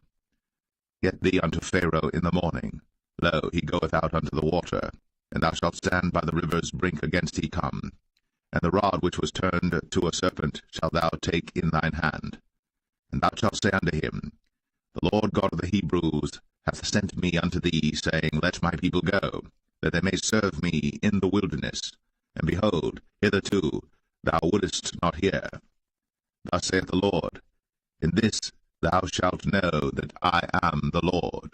Behold, I will smite with the rod that is in mine hand upon the waters which are in the river, and they shall be turned to blood. And the fish that is in the river shall die, and the river shall stink, and the Egyptians shall loathe to drink of the water of the river. And the Lord spake unto Moses, Say unto Aaron, Take thy rod, and stretch out thine hand upon the waters of Egypt, upon their streams, upon their rivers, and upon their ponds, and upon all their pools of water, that they may become blood, and that there may be blood throughout all the land of Egypt, both in vessels of wood and in vessels of stone. And Moses and Aaron did so, as the Lord commanded. And he lifted up the rod, and smote the waters that were in the river, in the sight of Pharaoh, and in the sight of his servants, and all the waters that were in the river were turned to blood. And the fish that was in the river died, and the river stank, and the Egyptians could not drink of the water of the river, and there was blood throughout all the land of Egypt. And the magicians of Egypt did so with their enchantments, and Pharaoh's heart was hardened, neither did he hearken unto them, as the Lord had said. And Pharaoh turned and went into his house, neither did he set his heart to this also. And all the Egyptians digged around about the river for water to drink, but they could not drink of the water of the river. And 7 days were fulfilled. After that the Lord had smitten the river.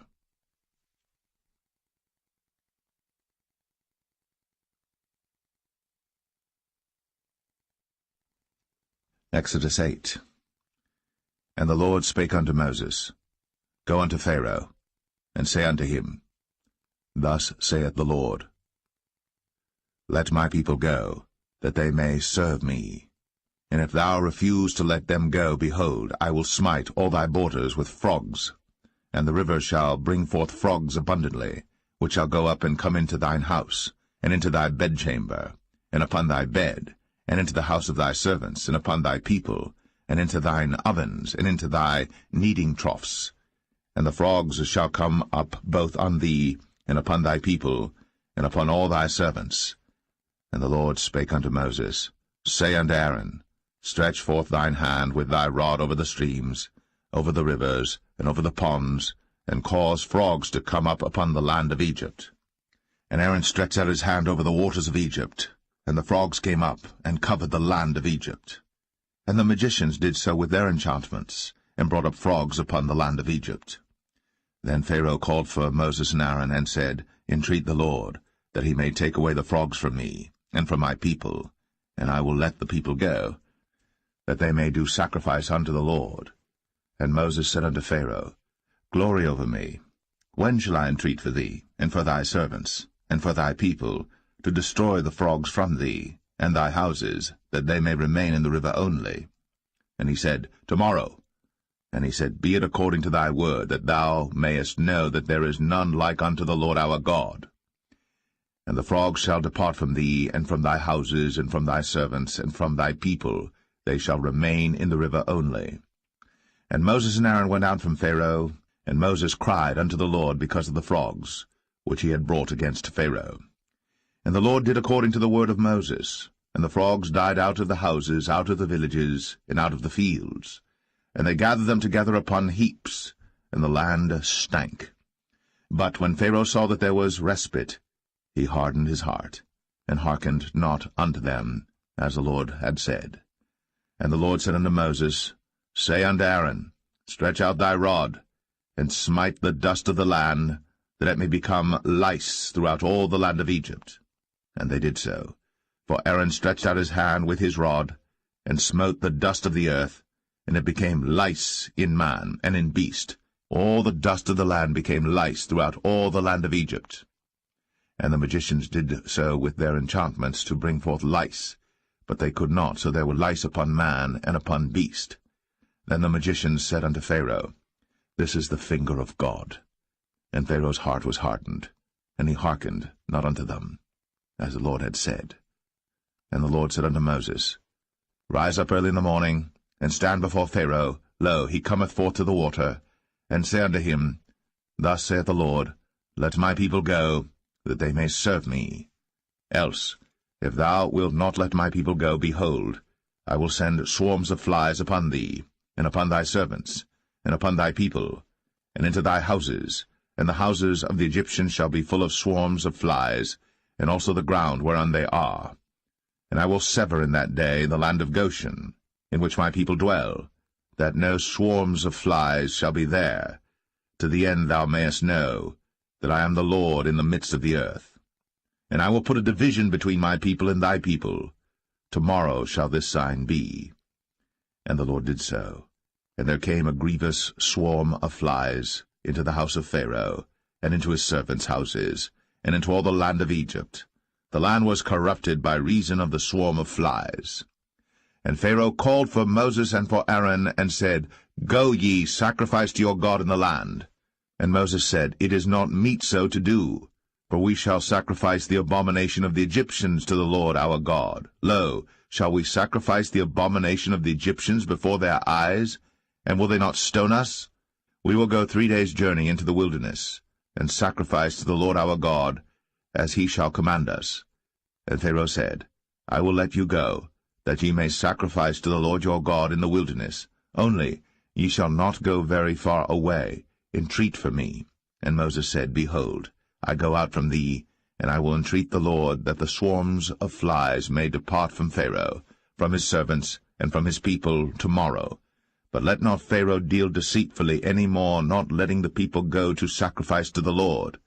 And Moses went out from Pharaoh, and entreated the Lord. And the Lord did according to the word of Moses, and he removed the swarms of flies from Pharaoh, from his servants, and from his people. There remained not one. And Pharaoh hardened his heart at this time also, neither would he let the people go.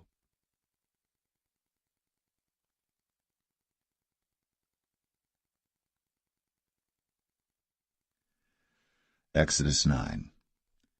Then the Lord said unto Moses, Go in unto Pharaoh, and tell him, Thus saith the Lord God of the Hebrews, Let my people go, that they may serve me. For if thou refuse to let them go, and wilt hold them still, behold, the hand of the Lord is upon thy cattle which is in the field, upon the horses, upon the asses, upon the camels, upon the oxen, and upon the sheep. There shall be a very grievous murrain. And the Lord shall sever between the cattle of Israel and the cattle of Egypt, and there shall nothing die of all that is the children's of Israel. And the Lord appointed a set time, saying, Tomorrow the Lord shall do this thing in the land. And the Lord did that thing on the morrow, and all the cattle of Egypt died, but of the cattle of the children of Israel died not one. And Pharaoh sent, and behold, there was not one of the cattle of the Israelites dead, and the heart of Pharaoh was hardened, and he did not let the people go. And the Lord said unto Moses and unto Aaron, Take to you handfuls of ashes of the furnace, and let Moses sprinkle it toward the heaven in the sight of Pharaoh. And it shall become small dust in all the land of Egypt, and shall be a boil breaking forth with blains upon man and upon beast throughout all the land of Egypt. Then they took ashes of the furnace, and stood before Pharaoh. And Moses sprinkled it up toward heaven, and it became a boil, breaking forth with blains upon man and upon beast. And the magicians could not stand before Moses because of the boils, for the boil was upon the magicians and upon all the Egyptians. And the Lord hardened the heart of Pharaoh, and he hearkened not unto them, as the Lord had spoken unto Moses. And the Lord said unto Moses, Rise up early in the morning, and stand before Pharaoh, and say unto him, Thus saith the Lord God of the Hebrews, Let my people go, that they may serve me. For I will at this time send all my plagues upon thine heart, and upon thy servants, and upon thy people, that thou mayest know that there is none like me in all the earth. For now I will stretch out my hand, that I may smite thee and thy people with pestilence, and thou shalt be cut off from the earth. And in very deed for this cause have I raised thee up, for to show in thee my power, and that my name may be declared throughout all the earth. As yet exaltest thou thyself against my people, that thou wilt not let them go. Behold, tomorrow about this time I will cause it to rain a very grievous hail, such as hath not been in Egypt since the foundation thereof even until now. Send therefore now, and gather thy cattle, and all that thou hast in the field. For upon every man and beast which shall be found in the field, and shall not be brought home, the hail shall come down upon them, and they shall die. He that feared the word of the Lord among the servants of Pharaoh made his servants and his cattle flee into the houses. And he that regarded not the word of the Lord left his servants and his cattle in the field. And the Lord said unto Moses, Stretch forth thine hand toward heaven, that there may be hail in all the land of Egypt, upon man, and upon beast, and upon every herb of the field, throughout the land of Egypt. And Moses stretched forth his rod toward heaven, and the Lord sent thunder and hail, and the fire ran along upon the ground, and the Lord rained hail upon the land of Egypt. So there was hail, and fire mingled with the hail, very grievous, such as there was none like it in all the land of Egypt since it became a nation. And the hail smote throughout all the land of Egypt all that was in the field, both man and beast. And the hail smote every herb of the field, and brake every tree of the field. Only in the land of Goshen, where the children of Israel were, was there no hail. And Pharaoh sent and called for Moses and Aaron, and said unto them, I have sinned at this time. The Lord is righteous, and I and my people are wicked. Entreat the Lord, for it is enough that there be no more mighty thunderings and hail, and I will let you go, and ye shall stay no longer. And Moses said unto him, As soon as I am gone out of the city, I will spread abroad my hands unto the Lord, and the thunder shall cease, neither shall there be any more hail, that thou mayest know how that the earth is the Lord's. But as for thee and thy servants, I know that ye will not yet fear the Lord God. And the flax and the barley was smitten, for the barley was in the ear, and the flax was bold. But the wheat and the rye were not smitten, for they were not grown up.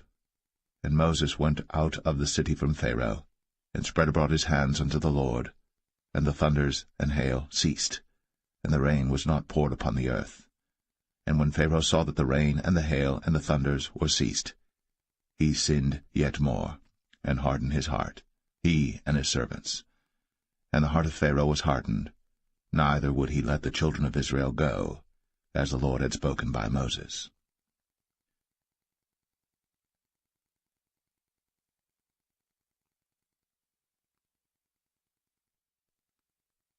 Exodus 10. And the Lord said unto Moses, Go in unto Pharaoh, for I have hardened his heart, and the heart of his servants, that I might show these my signs before him, and that thou mayest tell in the ears of thy son, and of thy son's son, what things I have wrought in Egypt, and my signs which I have done among them, that ye may know how that I am the Lord. And Moses and Aaron came in unto Pharaoh, and said unto him, Thus saith the Lord God of the Hebrews, How long wilt thou refuse to humble thyself before me? Let my people go, that they may serve me. Else, if thou refuse to let my people go, behold, tomorrow will I bring the locusts into thy coast. And they shall cover the face of the earth, that one cannot be able to see the earth. And they shall eat the residue of that which is escaped, which remaineth unto you from the hail, and shall eat every tree which groweth for you out of the field. And they shall fill thy houses, and the houses of all thy servants, and the houses of all the Egyptians, which neither thy fathers nor thy fathers' fathers have seen, since the day that they were upon the earth unto this day. And he turned himself, and went out from Pharaoh. And Pharaoh's servants said unto him, How long shall this man be a snare unto us? Let the men go, that they may serve the Lord their God. Knowest thou not yet that Egypt is destroyed? And Moses and Aaron were brought again unto Pharaoh, and he said unto them, Go, serve the Lord your God. But who are they that shall go? And Moses said, We will go with our young and with our old, with our sons and with our daughters, with our flocks and with our herds will we go, for we must hold a feast unto the Lord. And he said unto them, Let the Lord be so with you, as I will let you go, and your little ones. Look to it, for evil is before you. Not so. Go now, ye that are men, and serve the Lord, for that ye did desire. And they were driven out from Pharaoh's presence. And the Lord said unto Moses, Stretch out thine hand over the land of Egypt for the locusts, that they may come up upon the land of Egypt, and eat every herb of the land, even all that the hail hath left. And Moses stretched forth his rod over the land of Egypt. And the Lord brought an east wind upon the land all that day, and all that night. And when it was morning, the east wind brought the locusts. And the locusts went up over all the land of Egypt, and rested in all the coasts of Egypt. Very grievous were they. Before them there were no such locusts as they, neither after them shall be such. For they covered the face of the whole earth, so that the land was darkened. And they did eat every herb of the land, and all the fruit of the trees which the hail had left. And there remained not any green thing in the trees, or in the herbs of the field, through all the land of Egypt. Then Pharaoh called for Moses and Aaron in haste, and he said, I have sinned against the Lord your God and against you. Now therefore forgive, I pray thee, my sin only this once, and entreat the Lord your God, that he may take away from me this death only. And he went out from Pharaoh, and entreated the Lord. And the Lord turned a mighty strong west wind, which took away the locusts, and cast them into the Red Sea. There remained not one locust in all the coasts of Egypt. But the Lord hardened Pharaoh's heart, so that he would not let the children of Israel go. And the Lord said unto Moses, Stretch out thine hand toward heaven, that there may be darkness over the land of Egypt, even darkness which may be felt. And Moses stretched forth his hand toward heaven, and there was a thick darkness in all the land of Egypt 3 days. They saw not one another, neither rose any from his place for 3 days. But all the children of Israel had light in their dwellings. And Pharaoh called unto Moses, and said, Go ye, serve the Lord. Only let your flocks and your herds be stayed. Let your little ones also go with you. And Moses said, Thou must give us also sacrifices and burnt offerings, that we may sacrifice unto the Lord our God. Our cattle also shall go with us. There shall not an hoof be left behind, for thereof must we take to serve the Lord our God, and we know not with what we must serve the Lord until we come thither. But the Lord hardened Pharaoh's heart, and he would not let them go. And Pharaoh said unto him, Get thee from me, take heed to thyself, see my face no more, for in that day thou seest my face, thou shalt die. And Moses said, Thou hast spoken well.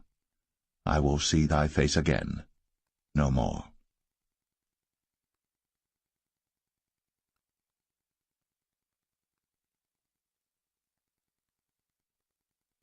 Exodus 11. And the Lord said unto Moses, Yet will I bring one plague more upon Pharaoh and upon Egypt. Afterwards he will let you go hence. When he shall let you go, he shall surely thrust you out hence altogether. Speak now in the ears of the people, and let every man borrow of his neighbor, and every woman of her neighbor, jewels of silver and jewels of gold. And the Lord gave the people favor in the sight of the Egyptians. Moreover, the man Moses was very great in the land of Egypt, in the sight of Pharaoh's servants, and in the sight of the people. And Moses said, Thus saith the Lord, About midnight will I go out into the midst of Egypt, and all the firstborn in the land of Egypt shall die, from the firstborn of Pharaoh that sitteth upon his throne, even unto the firstborn of the maidservant that is behind the mill, and all the firstborn of beasts. And there shall be a great cry throughout all the land of Egypt, such as there was none like it, nor shall be like it any more. But against any of the children of Israel shall not a dog move his tongue, against man or beast, that ye may know how that the Lord doth put a difference between the Egyptians and Israel. And all these thy servants shall come down unto me, and bow down themselves unto me, saying, Get thee out, and all the people that follow thee. And after that I will go out. And he went out from Pharaoh in a great anger. And the Lord said unto Moses, Pharaoh shall not hearken unto you, that my wonders may be multiplied in the land of Egypt. And Moses and Aaron did all these wonders before Pharaoh. And the Lord hardened Pharaoh's heart, so that he would not let the children of Israel go out of his land.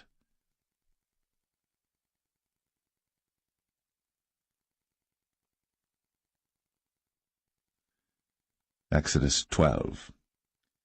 And the Lord spake unto Moses and Aaron in the land of Egypt, saying, This month shall be unto you the beginning of months. It shall be the first month of the year to you.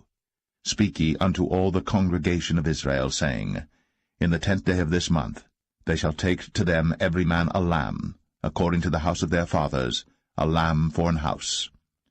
And if the household be too little for the lamb, let him and his neighbor next unto his house take it according to the number of the souls. Every man according to his eating shall make your count for the lamb. Your lamb shall be without blemish, a male of the first year. Ye shall take it out from the sheep or from the goats. And ye shall keep it up until the 14th day of the same month. And the whole assembly of the congregation of Israel shall kill it in the evening. And they shall take of the blood, and strike it on the 2 side posts, and on the upper door post of the houses wherein they shall eat it. And they shall eat the flesh in that night, roast with fire, and unleavened bread, and with bitter herbs they shall eat it. Eat not of it raw, nor sodden it all with water, but roast with fire, his head with his legs, and with the purtenance thereof. And ye shall let nothing of it remain until the morning. And that which remaineth of it until the morning ye shall burn with fire. And thus shall ye eat it, with your loins girded, your shoes on your feet, and your staff in your hand, and ye shall eat it in haste.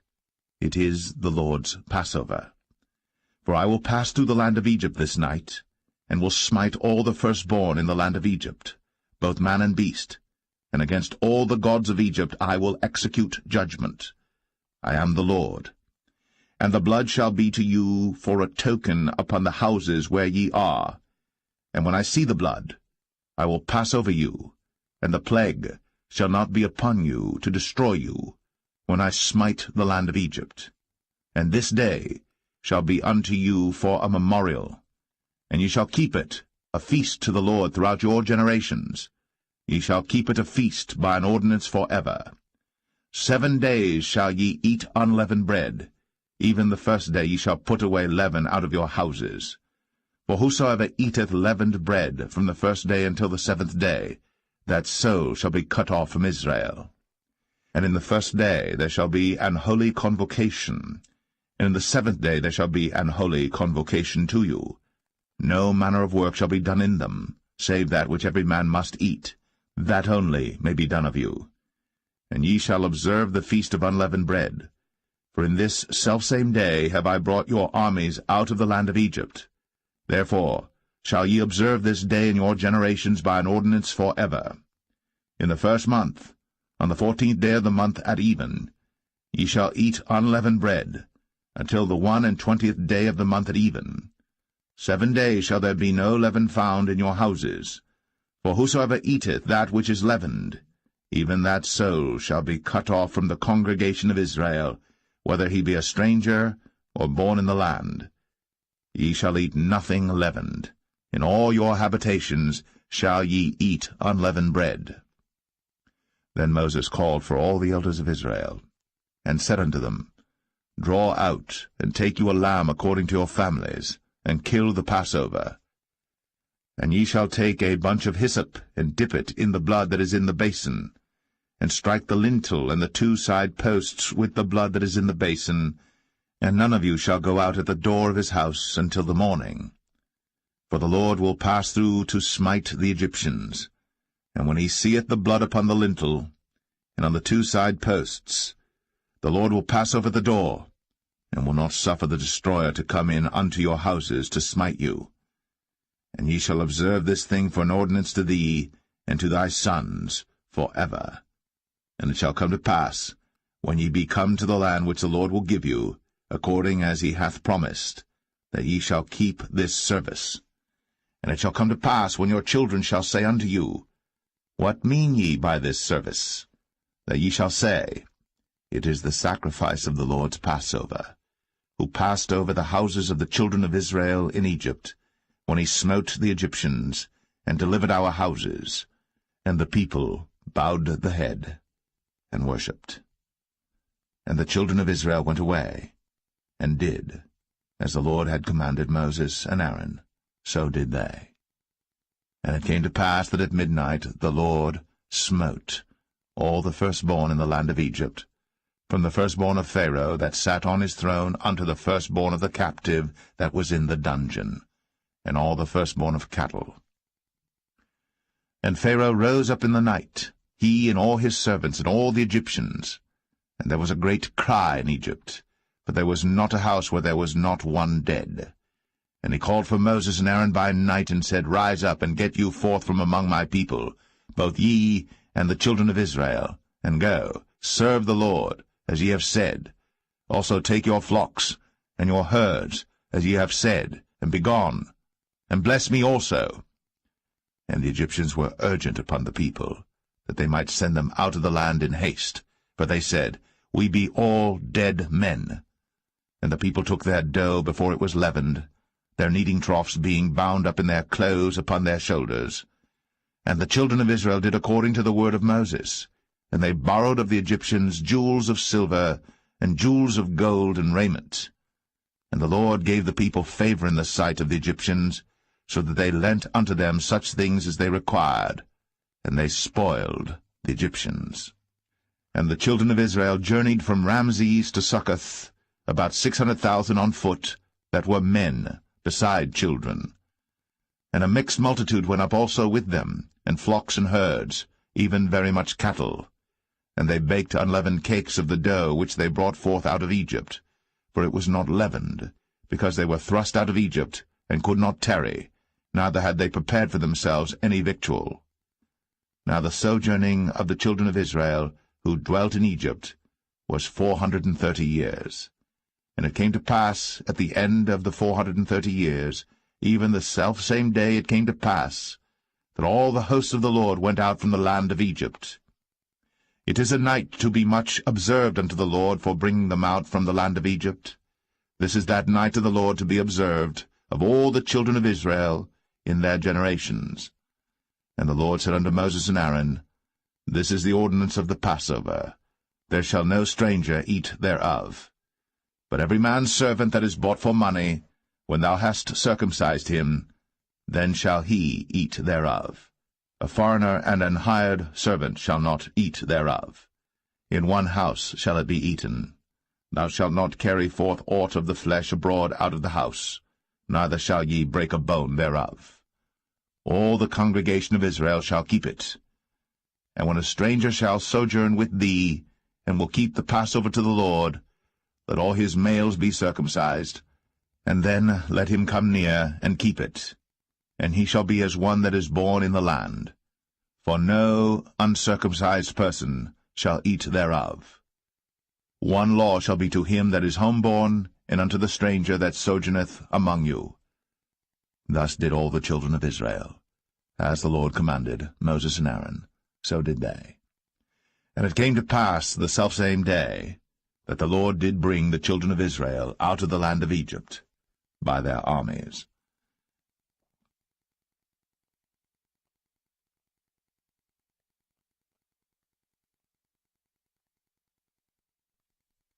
Exodus 13. And the Lord spake unto Moses, saying, Sanctify unto me all the firstborn, whatsoever openeth the womb among the children of Israel, both of man and of beast, it is mine. And Moses said unto the people, Remember this day in which ye came out from Egypt, out of the house of bondage, for by strength of hand the Lord brought you out from this place. There shall no leavened bread be eaten. This day came ye out in the month Abib. And it shall be, when the Lord shall bring thee into the land of the Canaanites, and the Hittites, and the Amorites, and the Hivites, and the Jebusites, which he sware unto thy fathers to give thee, a land flowing with milk and honey, that thou shalt keep this service in this month. 7 days thou shalt eat unleavened bread, and in the 7th day shall be a feast to the Lord. Unleavened bread shall be eaten 7 days, and there shall no leavened bread be seen with thee, neither shall there be leaven seen with thee in all thy quarters. And thou shalt show thy son in that day, saying, This is done, because of that which the Lord did unto me, when I came forth out of Egypt.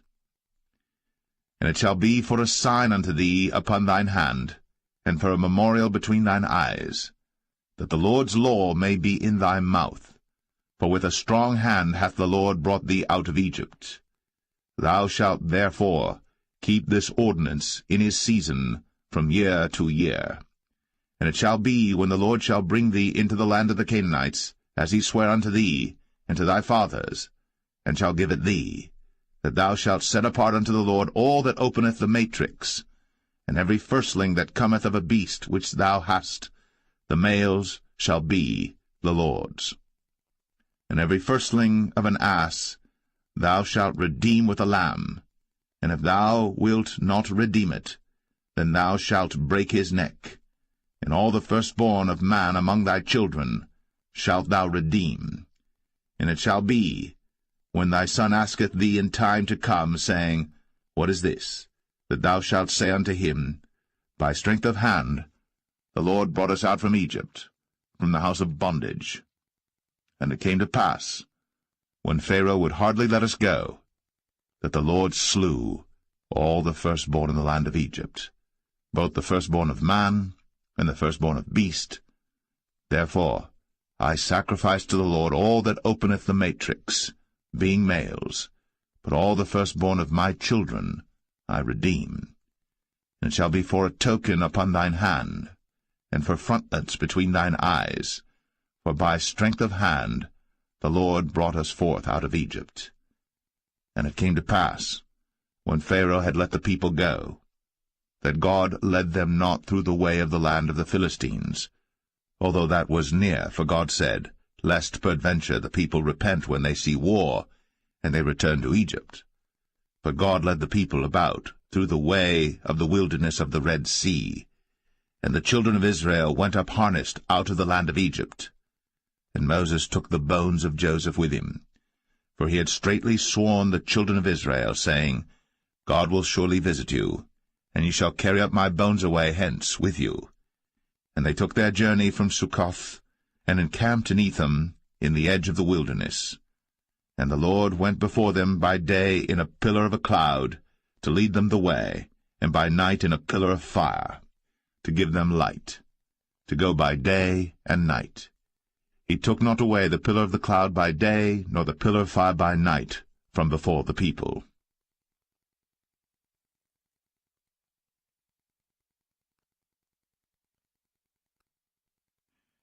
Exodus 14. And the Lord spake unto Moses, saying, Speak unto the children of Israel, that they turn and encamp before Pi-hahiroth, between Migdol and the sea, over against Baal-zephon. Before it shall ye encamp by the sea.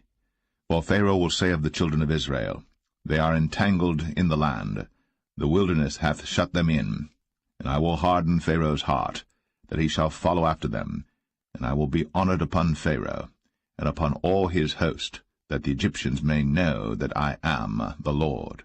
And they did so. And it was told the king of Egypt that the people fled, and the heart of Pharaoh and of his servants was turned against the people, and they said, Why have we done this, that we have let Israel go from serving us? And he made ready his chariot, and took his people with him. And he took 600 chosen chariots, and all the chariots of Egypt, and captains over every one of them. And the Lord hardened the heart of Pharaoh king of Egypt, and he pursued after the children of Israel. And the children of Israel went out with an high hand. But the Egyptians pursued after them all the horses and chariots of Pharaoh, and his horsemen and his army, and overtook them encamping by the sea, beside Pi-hahiroth, before Baal-zephon. And when Pharaoh drew nigh, the children of Israel lifted up their eyes, and behold, the Egyptians marched after them, and they were sore afraid. And the children of Israel cried out unto the Lord, and they said unto Moses, Because there were no graves in Egypt, hast thou taken us away to die in the wilderness? Wherefore hast thou dealt thus with us, to carry us forth out of Egypt? Is not this the word that we did tell thee in Egypt, saying, Let us alone, that we may serve the Egyptians? For it had been better for us to serve the Egyptians, than that we should die in the wilderness.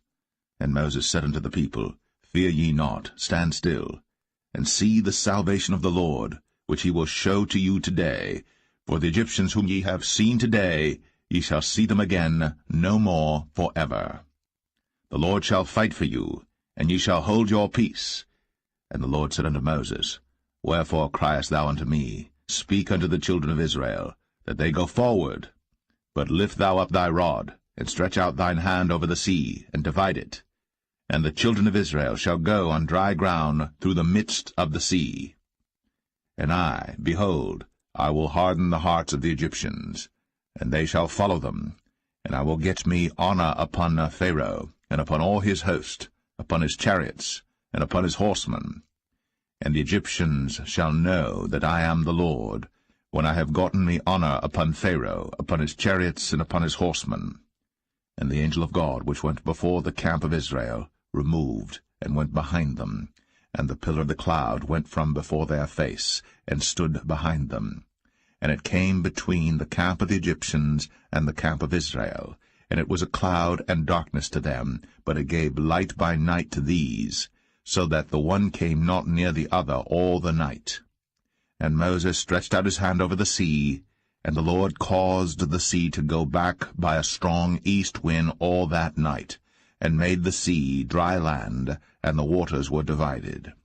And the children of Israel went into the midst of the sea upon the dry ground, and the waters were a wall unto them on their right hand and on their left. And the Egyptians pursued, and went in after them to the midst of the sea, even all Pharaoh's horses, his chariots, and his horsemen. And it came to pass that in the morning watch the Lord looked unto the host of the Egyptians through the pillar of fire and of the cloud, and troubled the host of the Egyptians, and took off their chariot wheels, that they drave them heavily, so that the Egyptians said, Let us flee from the face of Israel, for the Lord fighteth for them against the Egyptians. And the Lord said unto Moses, Stretch out thine hand over the sea, that the waters may come again upon the Egyptians, upon their chariots, and upon their horsemen. And Moses stretched forth his hand over the sea, and the sea returned to his strength when the morning appeared, and the Egyptians fled against it. And the Lord overthrew the Egyptians in the midst of the sea. And the waters returned and covered the chariots, and the horsemen, and all the host of Pharaoh that came into the sea after them. There remained not so much as one of them. But the children of Israel walked upon dry land in the midst of the sea, and the waters were a wall unto them on their right hand and on their left. Thus the Lord saved Israel that day out of the hand of the Egyptians, and Israel saw the Egyptians dead upon the seashore. And Israel saw that great work which the Lord did upon the Egyptians, and the people feared the Lord, and believed the Lord and his servant Moses.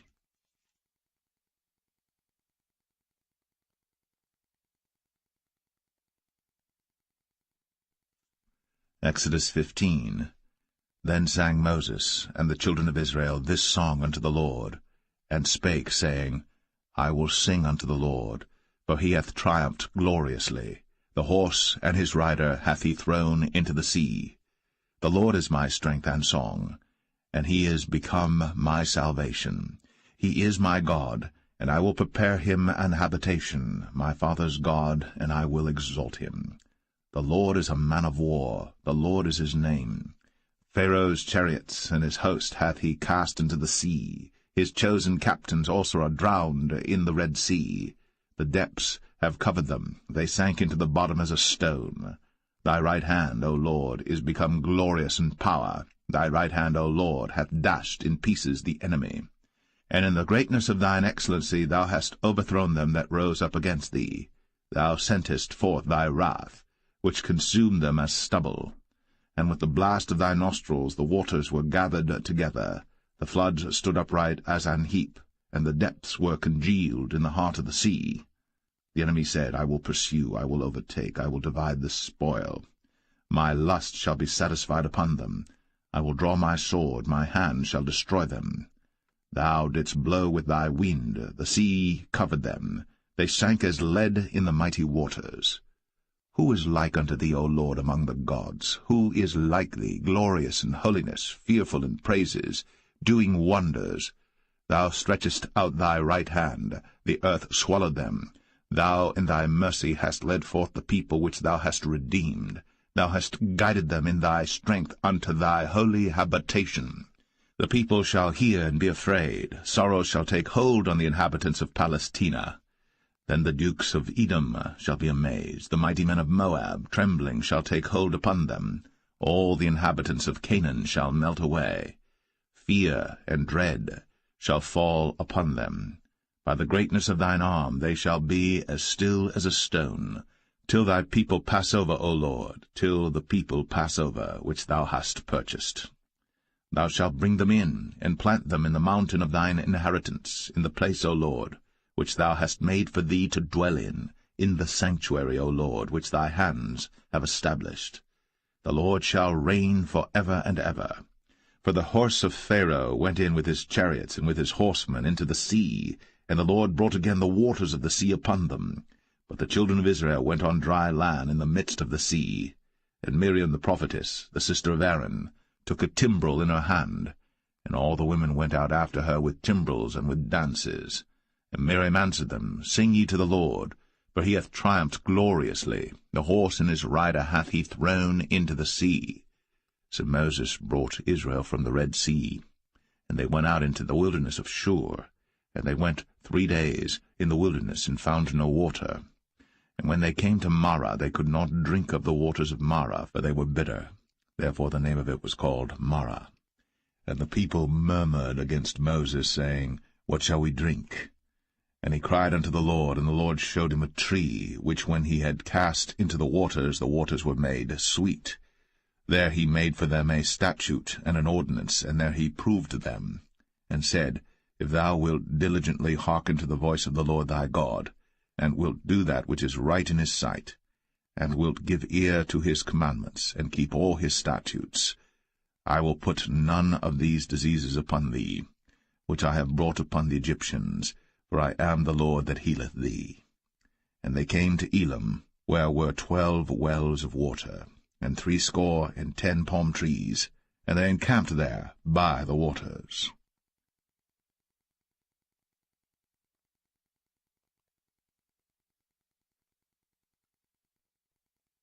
Exodus 16. And they took their journey from Elim, and all the congregation of the children of Israel came unto the wilderness of Sin, which is between Elim and Sinai, on the 15th day of the 2nd month, after their departing out of the land of Egypt.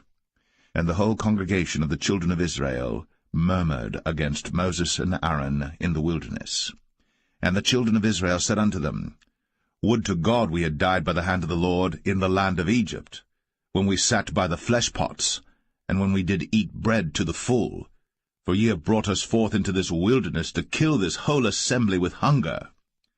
Then said the Lord unto Moses, Behold, I will rain bread from heaven for you, and the people shall go out and gather a certain rate every day, that I may prove them, whether they will walk in my law or no. And it shall come to pass that on the 6th day they shall prepare that which they bring in, and it shall be twice as much as they gather daily. And Moses and Aaron said unto all the children of Israel, At even then ye shall know that the Lord hath brought you out from the land of Egypt. And in the morning then ye shall see the glory of the Lord, for that he heareth your murmurings against the Lord. And what are we, that ye murmur against us? And Moses said, This shall be when the Lord shall give you in the evening flesh to eat, and in the morning bread to the full, for that the Lord heareth your murmurings, which ye murmur against him. And what are we? Your murmurings are not against us, but against the Lord. And Moses spake unto Aaron, Say unto all the congregation of the children of Israel, Come near before the Lord, for he hath heard your murmurings.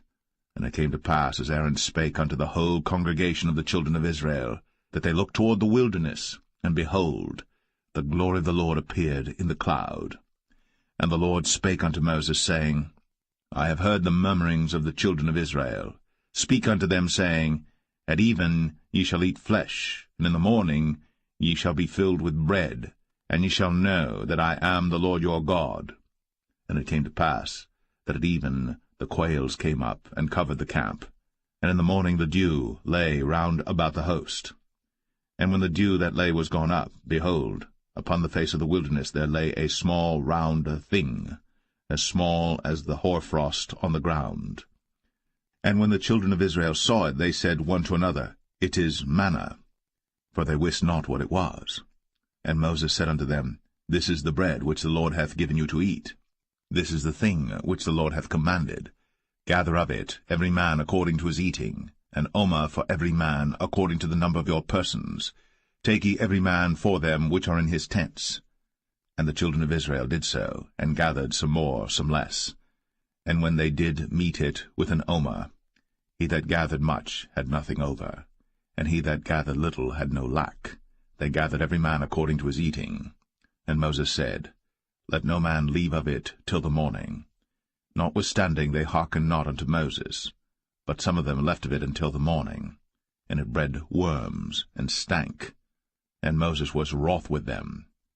And they gathered it every morning, every man according to his eating. And when the sun waxed hot, it melted.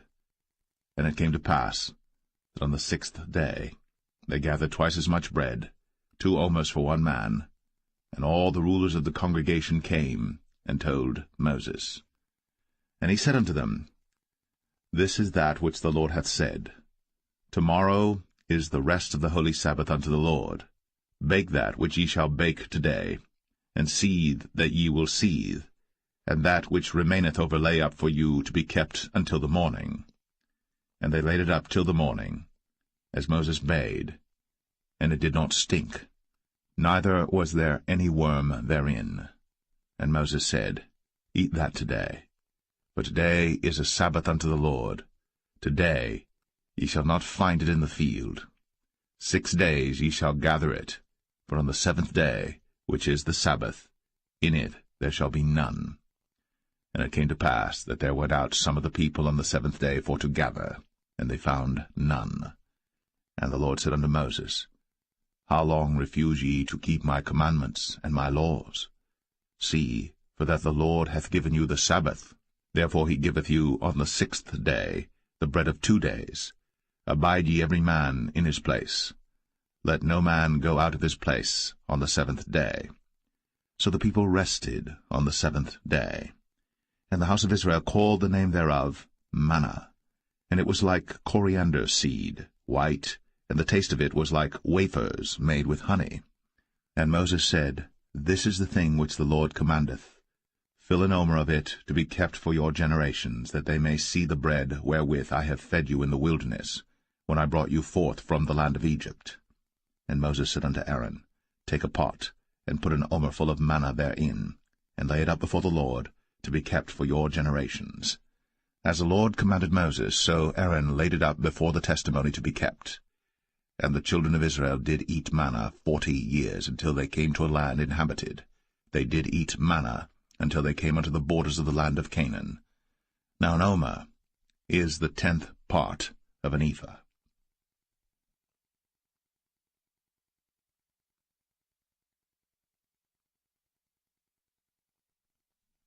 Exodus 17. And all the congregation of the children of Israel journeyed from the wilderness of Sin after their journeys, according to the commandment of the Lord, and pitched in Rephidim.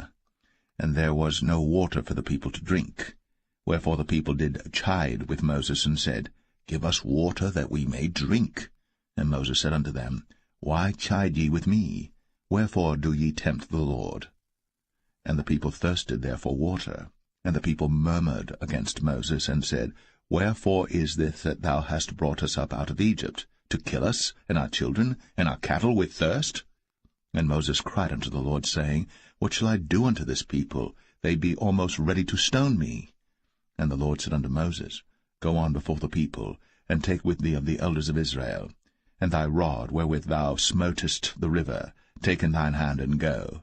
Behold, I will stand before thee there upon the rock in Horeb, and thou shalt smite the rock. And there shall come water out of it, that the people may drink. And Moses did so in the sight of the elders of Israel. And he called the name of the place Massah and Meribah, because of the chiding of the children of Israel, and because they tempted the Lord, saying, Is the Lord among us or not? Then came Amalek and fought with Israel in Rephidim. And Moses said unto Joshua, Choose us out men, and go out, fight with Amalek. Tomorrow I will stand on the top of the hill with the rod of God in mine hand. So Joshua did as Moses had said to him, and fought with Amalek. And Moses, Aaron, and Hur went up to the top of the hill. And it came to pass, when Moses held up his hand, that Israel prevailed, and when he let down his hand, Amalek prevailed. But Moses' hands were heavy, and they took a stone and put it under him, and he sat thereon, and Aaron and Hur stayed up his hands, the one on the one side, and the other on the other side, and his hands were steady until the going down of the sun. And Joshua discomfited Amalek and his people with the edge of the sword. And the Lord said unto Moses, Write this for a memorial in a book, and rehearse it in the ears of Joshua. For I will utterly put out the remembrance of Amalek from under heaven. And Moses built an altar, and called the name of it Jehovah Nissi. For he said, Because the Lord has sworn that the Lord will have war with Amalek from generation to generation.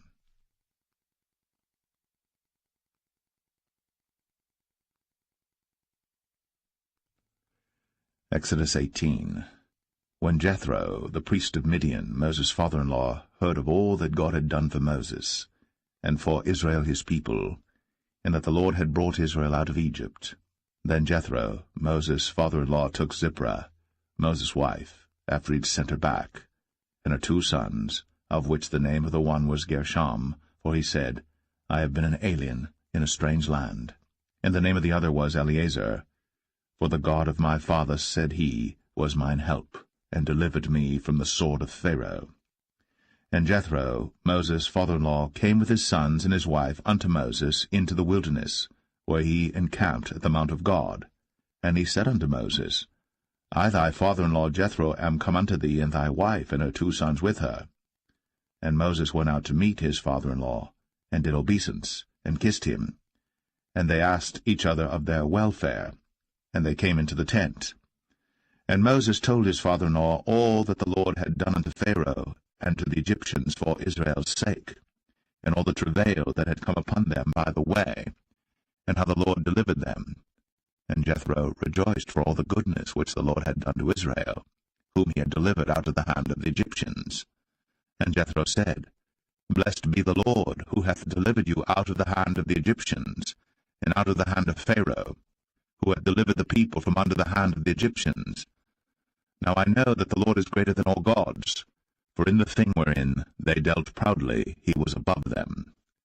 And Jethro, Moses' father-in-law, took a burnt offering and sacrifices for God.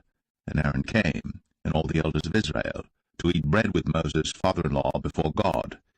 And it came to pass on the morrow that Moses sat to judge the people, and the people stood by Moses from the morning unto the evening.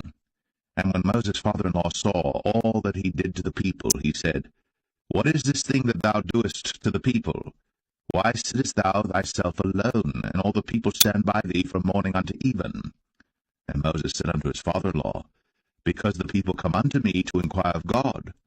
When they have a matter they come unto me, and I judge between one and another, and I do make them know the statutes of God and his laws. And Moses' father-in-law said unto him, The thing that thou doest is not good.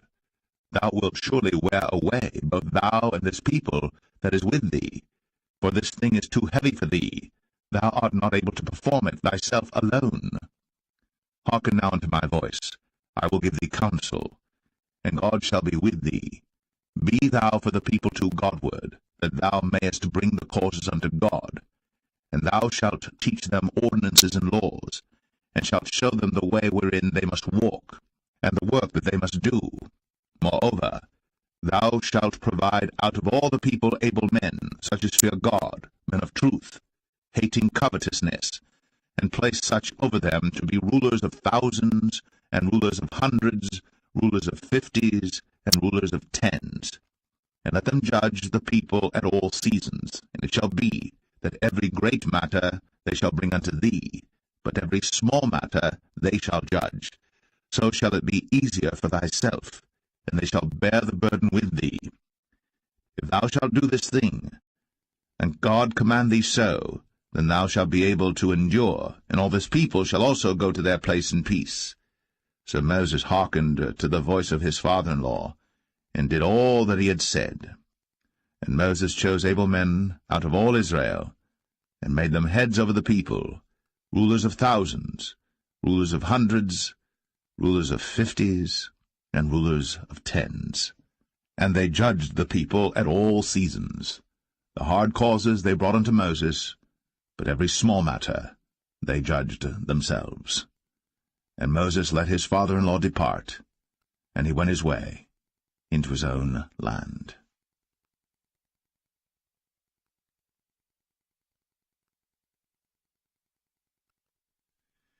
Exodus 19.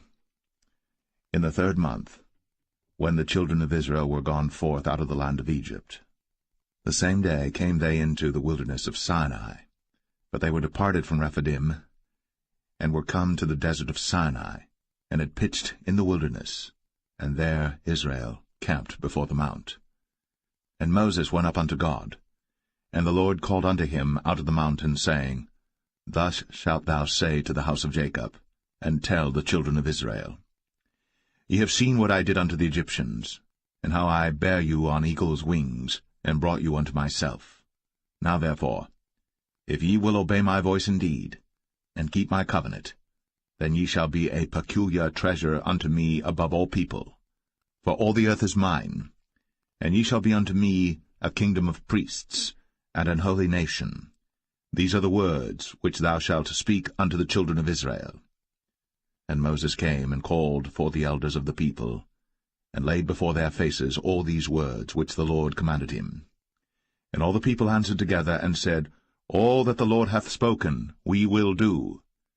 And Moses returned the words of the people unto the Lord. And the Lord said unto Moses, Lo, I come unto thee in a thick cloud, that the people may hear when I speak with thee, and believe thee for ever. And Moses told the words of the people unto the Lord. And the Lord said unto Moses, Go unto the people, and sanctify them today and tomorrow, and let them wash their clothes, and be ready against the 3rd day. For the 3rd day the Lord will come down in the sight of all the people upon Mount Sinai.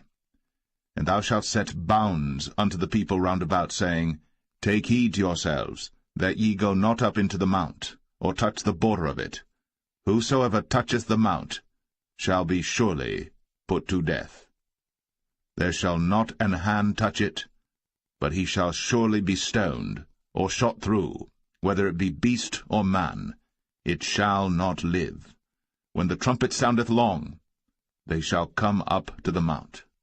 And Moses went down from the mount unto the people, and sanctified the people, and they washed their clothes.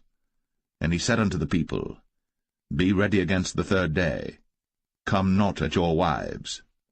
And it came to pass on the 3rd day in the morning, that there were thunders and lightnings, and a thick cloud upon the mount, and the voice of the trumpet exceeding loud, so that all the people that was in the camp trembled. And Moses brought forth the people out of the camp to meet with God. And they stood at the nether part of the mount. And Mount Sinai was altogether on a smoke, because the Lord descended upon it in fire, and the smoke thereof ascended as the smoke of a furnace, and the whole mount quaked greatly. And when the voice of the trumpet sounded long, and waxed louder and louder, Moses spake, and God answered him by a voice. And the Lord came down upon Mount Sinai, on the top of the mount, and the Lord called Moses up to the top of the mount, and Moses went up.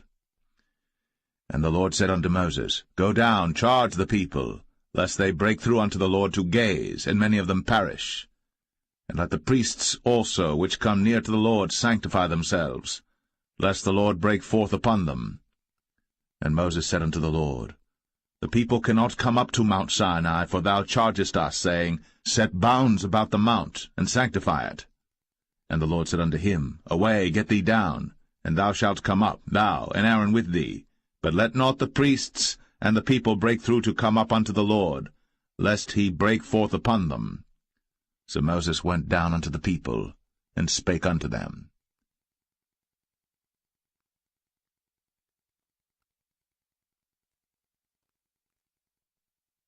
Exodus 20.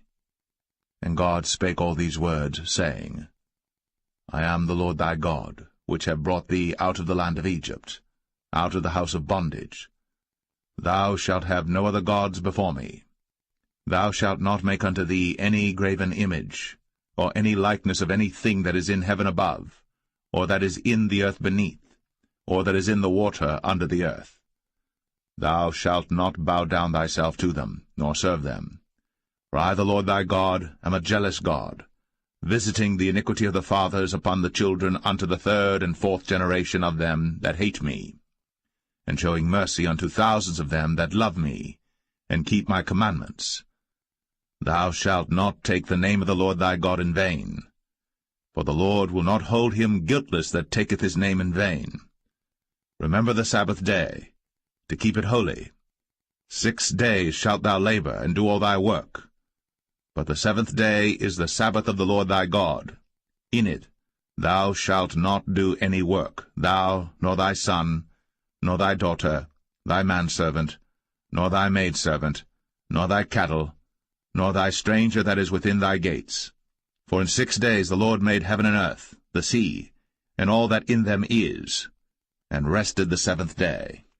Wherefore the Lord blessed the Sabbath day, and hallowed it. Honor thy father and thy mother, that thy days may be long upon the land which the Lord thy God giveth thee. Thou shalt not kill. Thou shalt not commit adultery. Thou shalt not steal. Thou shalt not bear false witness against thy neighbor. Thou shalt not covet thy neighbor's house. Thou shalt not covet thy neighbor's wife, nor his manservant, nor his maidservant, nor his ox, nor his ass, nor anything that is thy neighbor's. And all the people saw the thunderings, and the lightnings, and the noise of the trumpet, and the mountain smoking. And when the people saw it, they removed, and stood afar off. And they said unto Moses, Speak thou with us, and we will hear. But let not God speak with us, lest we die. And Moses said unto the people, Fear not, for God is come to prove you, and that his fear may be before your faces, that ye sin not. And the people stood afar off. And Moses drew near unto the thick darkness where God was. And the Lord said unto Moses, Thus thou shalt say unto the children of Israel, Ye have seen that I have talked with you from heaven. Ye shall not make with me gods of silver, neither shall ye make unto you gods of gold. An altar of earth thou shalt make unto me, and shalt sacrifice thereon thy burnt offerings, and thy peace offerings, thy sheep and thine oxen. In all places where I record my name I will come unto thee, and I will bless thee. And if thou wilt make me an altar of stone, thou shalt not build it of hewn stone, for if thou lift up thy tool upon it, thou hast polluted it. Neither shalt thou go up by steps unto mine altar, that thy nakedness be not discovered thereon.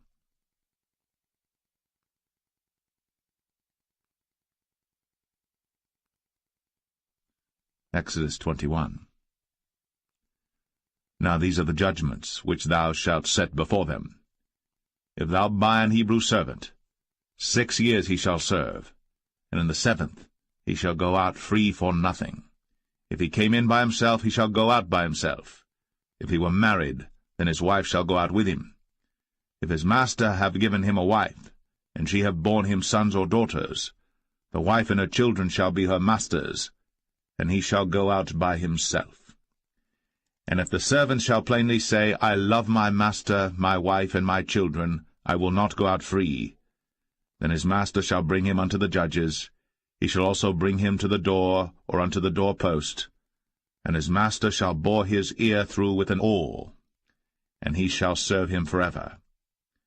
And if a man sell his daughter to be a maidservant, she shall not go out as the men servants do. If she please not her master, who hath betrothed her to himself, then shall he let her be redeemed. To sell her unto a strange nation, he shall have no power, seeing he hath dealt deceitfully with her. And if he have betrothed her unto his son, he shall deal with her after the manner of daughters. If he take him another wife, her food, her raiment, and her duty of marriage, shall he not diminish? And if he do not these 3 unto her, then shall she go out free without money. He that smiteth a man so that he die shall be surely put to death. And if a man lie not in wait, but God deliver him into his hand, then I will appoint thee a place whither he shall flee. But if a man come presumptuously upon his neighbor, to slay him with guile, thou shalt take him from mine altar, that he may die. And he that smiteth his father or his mother shall be surely put to death. And he that stealeth a man, and selleth him, or if he be found in his hand, he shall surely be put to death. And he that curseth his father or his mother shall surely be put to death. And if men strive together, and one smite another with a stone, or with his fist, and he die not, but keepeth his bed, if he rise again and walk abroad upon his staff, then shall he that smote him be quit, only he shall pay for the loss of his time, and shall cause him to be thoroughly healed. And if a man smite his servant or his maid with a rod, and he die under his hand, he shall be surely punished. Notwithstanding, if he continue a day or two, he shall not be punished, for he is his money. If men strive and hurt a woman with child, so that her fruit depart from her, and yet no mischief follow, he shall be surely punished, according as the woman's husband will lay upon him, and he shall pay as the judges determine. And if any mischief follow, then thou shalt give life for life, eye for eye, tooth for tooth, hand for hand, foot for foot, burning for burning, wound for wound, stripe for stripe. And if a man smite the eye of his servant, or the eye of his maid, that it perish, he shall let him go free for his eye's sake. And if he smite out his manservant's tooth, or his maidservant's tooth, he shall let him go free for his tooth's sake. If an ox gore a man or a woman, that they die, then the ox shall be surely stoned, and his flesh shall not be eaten, but the owner of the ox shall be quit. But if the ox were wont to push with his horn in time past, and hath been testified to his owner, and he hath not kept him in, but that he hath killed a man or a woman, the ox shall be stoned, and his owner also shall be put to death. If there be laid on him a sum of money, then he shall give for the ransom of his life whatsoever is laid upon him. Whether he have gored a son, or have gored a daughter, according to this judgment shall it be done unto him.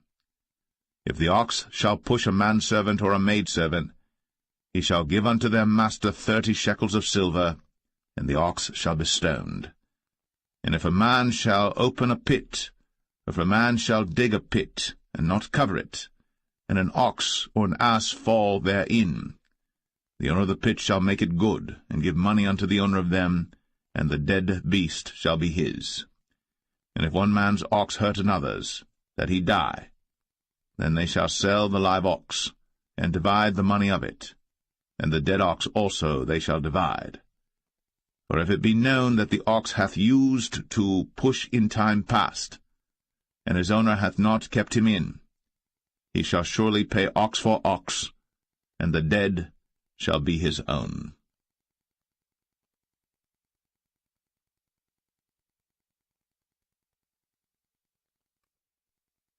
Exodus 22. If a man shall steal an ox or a sheep and kill it or sell it, he shall restore 5 oxen for an ox and 4 sheep for a sheep. If a thief be found breaking up, and be smitten that he die, there shall no blood be shed for him. If the sun be risen upon him, there shall be blood shed for him, for he should make full restitution. If he have nothing, then he shall be sold for his theft. If the theft be certainly found in his hand alive, whether it be ox or ass or sheep, he shall restore double. If a man shall cause a field or vineyard to be eaten, and shall put in his beast, and shall feed in another man's field, of the best of his own field and of the best of his own vineyard, shall he make restitution. If fire break out and catch in thorns, so that stacks of corn or the standing corn of the field be consumed therewith, he that kindled the fire shall surely make restitution. If a man shall deliver unto his neighbor money or stuff to keep, and it be stolen out of the man's house, if the thief be found, let him pay double.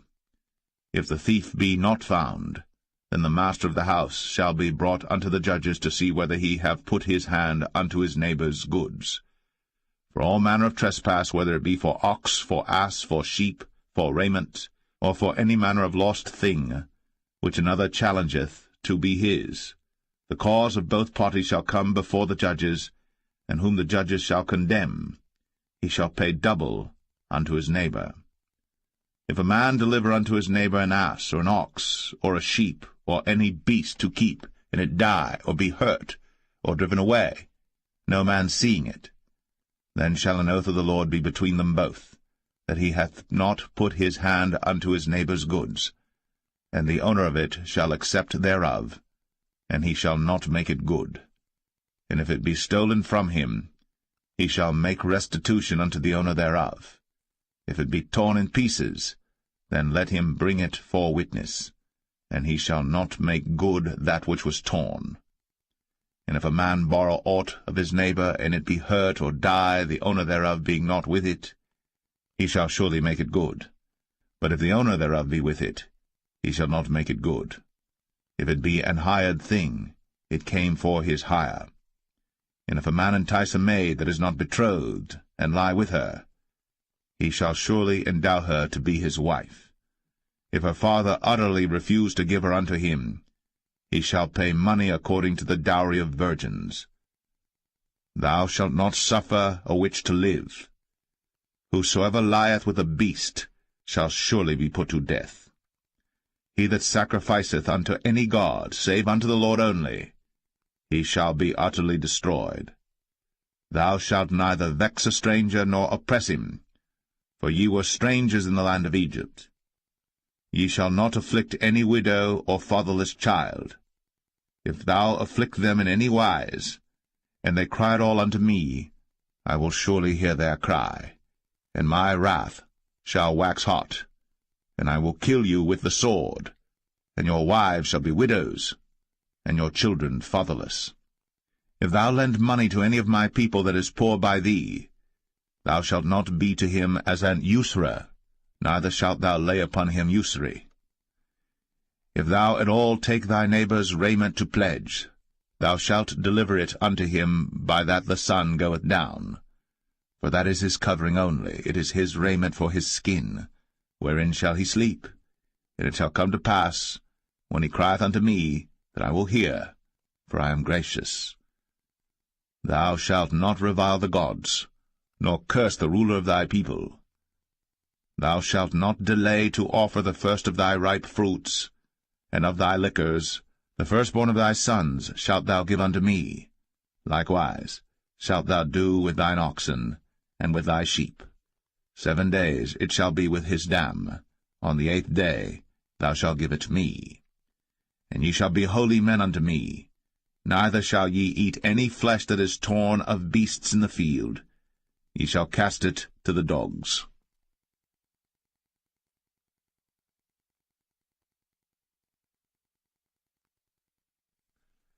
Exodus 23. Thou shalt not raise a false report. Put not thine hand with the wicked to be an unrighteous witness. Thou shalt not follow a multitude to do evil. Neither shalt thou speak in a cause to decline after many to wrest judgment. Neither shalt thou countenance a poor man in his cause. If thou meet thine enemy's ox or his ass going astray, thou shalt surely bring it back to him again.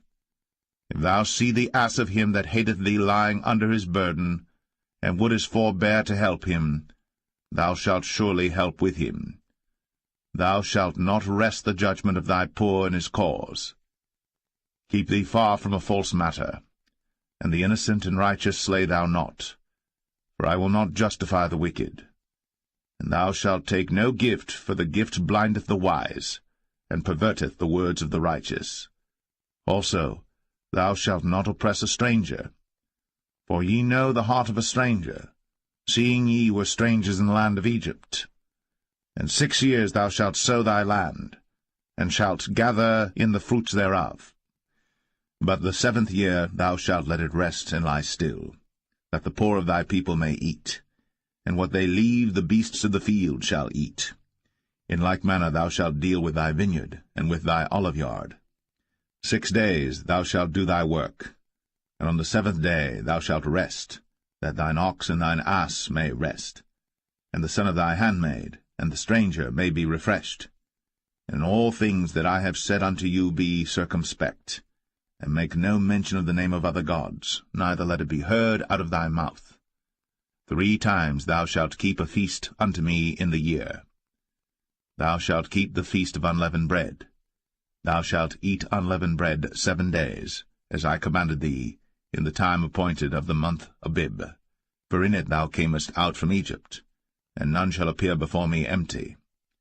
And the feast of harvest, the firstfruits of thy labours, which thou hast sown in the field, and the feast of ingathering, which is in the end of the year, when thou hast gathered in thy labours out of the field. 3 times in the year all thy males shall appear before the Lord God.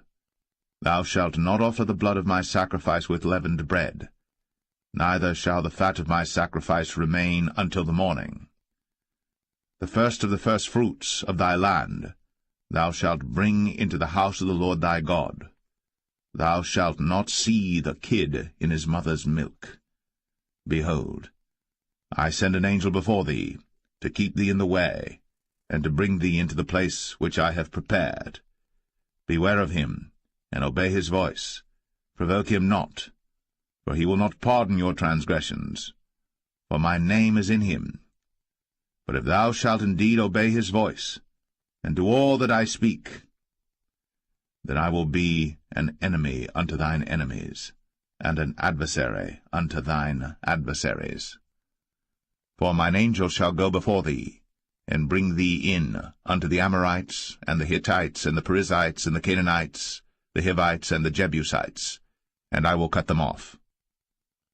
Thou shalt not bow down to their gods, nor serve them, nor do after their works, but thou shalt utterly overthrow them, and quite break down their images. And ye shall serve the Lord your God, and he shall bless thy bread and thy water, and I will take sickness away from the midst of thee. There shall nothing cast their young, nor be barren in thy land. The number of thy days I will fulfill. I will send my fear before thee, and will destroy all the people to whom thou shalt come, and I will make all thine enemies turn their backs unto thee. And I will send hornets before thee, which shall drive out the Hivite, the Canaanite, and the Hittite from before thee. I will not drive them out from before thee in 1 year, lest the land become desolate, and the beasts of the field multiply against thee. By little and little I will drive them out from before thee, until thou be increased and inherit the land.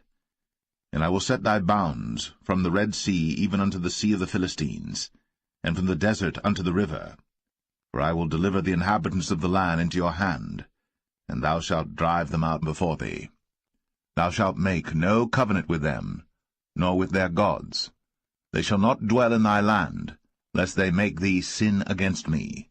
For if thou serve their gods, it will surely be a snare unto thee.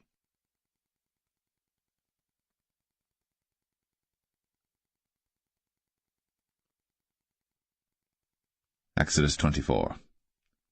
And he said unto Moses, Come up unto the Lord, thou, and Aaron, Nadab, and Abihu, and 70 of the elders of Israel, and worship ye afar off. And Moses alone shall come near the Lord, but they shall not come nigh, neither shall the people go up with him. And Moses came, and told the people all the words of the Lord, and all the judgments, and all the people answered with one voice, and said, All the words which the Lord hath said will we do. And Moses wrote all the words of the Lord, and rose up early in the morning, and builded an altar under the hill, and 12 pillars according to the 12 tribes of Israel. And he sent young men of the children of Israel, which offered burnt offerings, and sacrificed peace offerings of oxen unto the Lord. And Moses took half of the blood, and put it in basins, and half of the blood he sprinkled on the altar. And he took the book of the covenant, and read in the audience of the people, and they said, All that the Lord hath said will we do, and be obedient. And Moses took the blood, and sprinkled it on the people, and said, Behold, the blood of the covenant which the Lord hath made with you concerning all these words. Then went up Moses, and Aaron, Nadab, and Abihu, and 70 of the elders of Israel. And they saw the God of Israel. And there was under his feet, as it were, a paved work of a sapphire stone. and as it were the body of heaven in his clearness. And upon the nobles of the children of Israel he laid not his hand. Also they saw God, and did eat and drink. And the Lord said unto Moses, Come up to me into the mount, and be there. And I will give thee tables of stone, and a law and commandments which I have written, that thou mayest teach them. And Moses rose up, and his minister Joshua. And Moses went up into the mount of God. And he said unto the elders, Tarry ye here for us, until we come again unto you. And behold, Aaron and Hur are with you. If any man have any matters to do, let him come unto them. And Moses went up into the mount, and a cloud covered the mount. And the glory of the Lord abode upon Mount Sinai, and the cloud covered it 6 days. And the 7th day he called unto Moses out of the midst of the cloud. And the sight of the glory of the Lord was like devouring fire on the top of the mount in the eyes of the children of Israel. And Moses went into the midst of the cloud, and gat him up into the mount. And Moses was in the mount 40 days and 40 nights.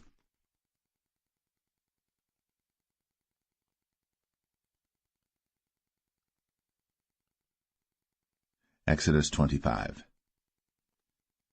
And the Lord spake unto Moses, saying, Speak unto the children of Israel, that they bring me an offering of every man that giveth it willingly with his heart. Ye shall take my offering.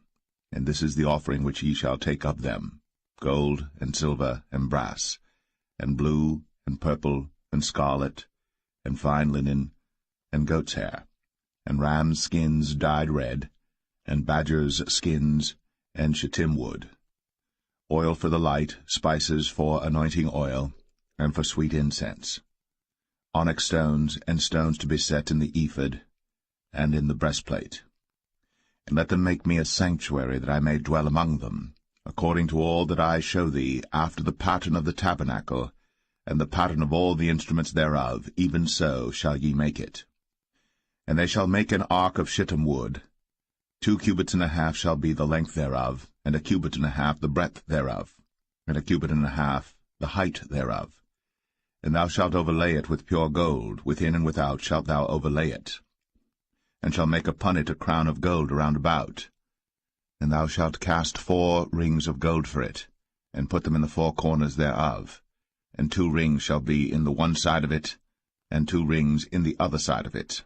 And thou shalt make staves of shittim wood, and overlay them with gold.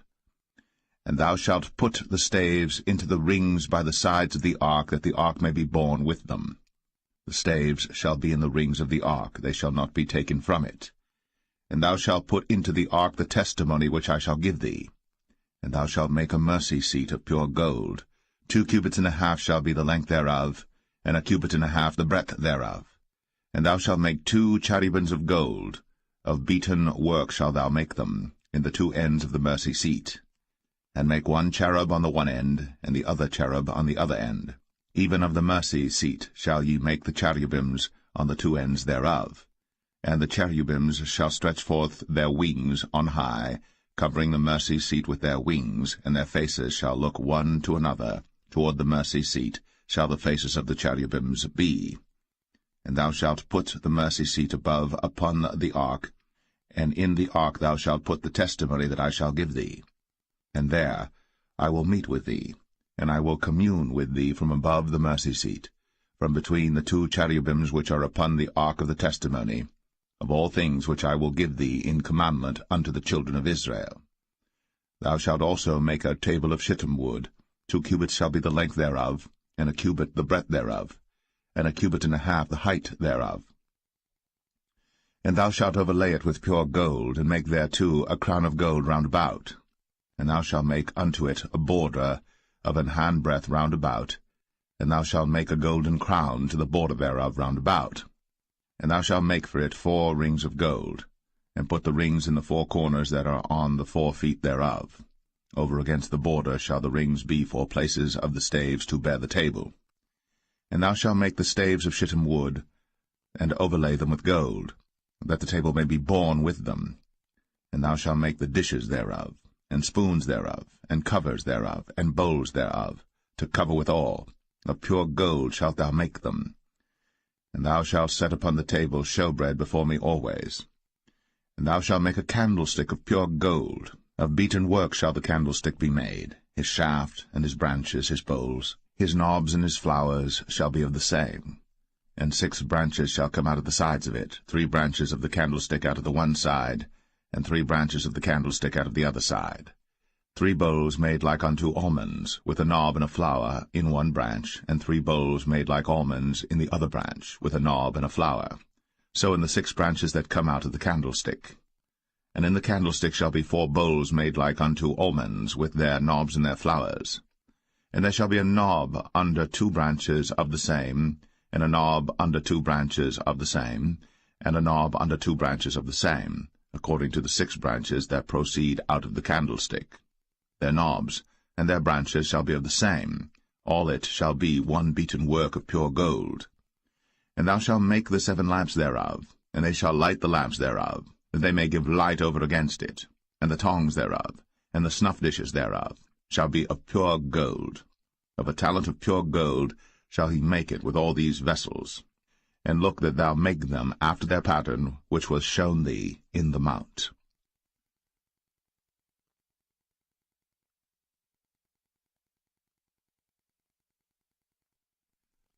Exodus 26. Moreover, thou shalt make the tabernacle with 10 curtains of fine twined linen, and blue, and purple, and scarlet. With cherubims of cunning work shalt thou make them. The length of one curtain shall be 28 cubits, and the breadth of one curtain 4 cubits, and every one of the curtains shall have one measure. The 5 curtains shall be coupled together one to another, and other 5 curtains shall be coupled one to another. And thou shalt make loops of blue upon the edge of the one curtain, from the selvage in the coupling. And likewise shalt thou make in the uttermost edge of another curtain, in the coupling of the second. 50 loops shalt thou make in the one curtain, and 50 loops shalt thou make in the edge of the curtain that is in the coupling of the second, that the loops may take hold one of another. And thou shalt make 50 taches of gold, and couple the curtains together with the taches, and it shall be one tabernacle. And thou shalt make curtains of goat's hair to be a covering upon the tabernacle. 11 curtains shalt thou make. The length of one curtain shall be 30 cubits, and the breadth of one curtain 4 cubits, and the 11 curtains shall be all of one measure. And thou shalt couple 5 curtains by themselves, and 6 curtains by themselves, and shalt double the 6 curtains in the forefront of the tabernacle. And thou shalt make 50 loops on the edge of the one curtain that is outmost in the coupling, and 50 loops in the edge of the curtain which coupleth the second. And thou shalt make 50 taches of brass, and put the taches into the loops, and couple the tent together, that it may be one. And the remnant that remaineth of the curtains of the tent, the half curtain that remaineth, shall hang over the backside of the tabernacle, and a cubit on the one side, and a cubit on the other side of that which remaineth in the length of the curtains of the tent. It shall hang over the sides of the tabernacle on this side, and on that side to cover it. And thou shalt make a covering for the tent of ram's skins dyed red, and a covering above of badger's skins. And thou shalt make boards for the tabernacle of shittim wood standing up. 10 cubits shall be the length of a board, and a cubit and a half shall be the breadth of one board. 2 tenons shall there be in one board, set in order, one against another. Thus shalt thou make for all the boards of the tabernacle. And thou shalt make the boards for the tabernacle 20 boards on the south side southward. And thou shalt make 40 sockets of silver under the 20 boards, 2 sockets under one board for his 2 tenons, and 2 sockets under another board for his 2 tenons. And for the second side of the tabernacle on the north side there shall be 20 boards, and there 40 sockets of silver, 2 sockets under one board, and 2 sockets under another board. And for the sides of the tabernacle westward thou shalt make 6 boards. And 2 boards shalt thou make for the corners of the tabernacle in the 2 sides. And they shall be coupled together beneath, and they shall be coupled together above the head of it unto one ring. Thus shall it be for them both. They shall be for the 2 corners. And they shall be 8 boards, and their sockets of silver 16 sockets, 2 sockets under one board, and 2 sockets under another board. And thou shalt make bars of shittim wood, 5 for the boards of the one side of the tabernacle, and 5 bars for the boards of the other side of the tabernacle, and 5 bars for the boards of the side of the tabernacle for the 2 sides westward. And the middle bar in the midst of the boards shall reach from end to end. And thou shalt overlay the boards with gold, and make their rings of gold, for places for the bars, and thou shalt overlay the bars with gold. And thou shalt rear up the tabernacle according to the fashion thereof which was shown thee in the mount. And thou shalt make a veil of blue, and purple, and scarlet, and fine twined linen of cunning work. With cherubims shall it be made. And thou shalt hang it upon 4 pillars of shittim wood overlaid with gold. Their hooks shall be of gold, upon the 4 sockets of silver. And thou shalt hang up the veil under the taches, that thou mayest bring in thither within the veil the ark of the testimony. And the veil shall divide unto you between the holy place and the most holy. And thou shalt put the mercy seat upon the ark of the testimony in the most holy place. And thou shalt set the table without the veil, and the candlestick over against the table on the side of the tabernacle toward the south. And thou shalt put the table on the north side. And thou shalt make an hanging for the door of the tent, of blue and purple and scarlet, and fine twined linen, wrought with needlework. And thou shalt make for the hanging 5 pillars of shittim wood, and overlay them with gold, and the hooks shall be of gold, and thou shalt cast 5 sockets of brass for them.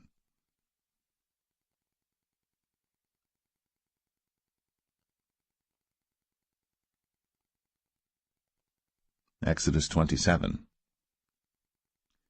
And thou shalt make an altar of shittim wood, 5 cubits long and 5 cubits broad. The altar shall be 4 square, and the height thereof shall be 3 cubits.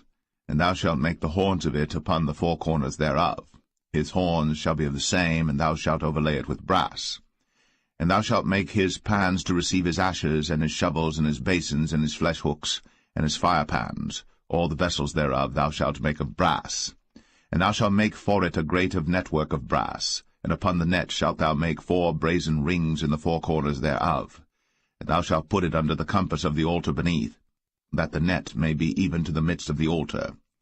And thou shalt make staves for the altar, staves of shittim wood, and overlay them with brass. And the staves shall be put into the rings, and the staves shall be upon the 2 sides of the altar to bear it.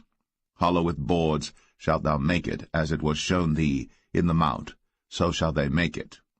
And thou shalt make the court of the tabernacle for the south side. Southward there shall be hangings for the court of fine twined linen, of 100 cubits long for one side.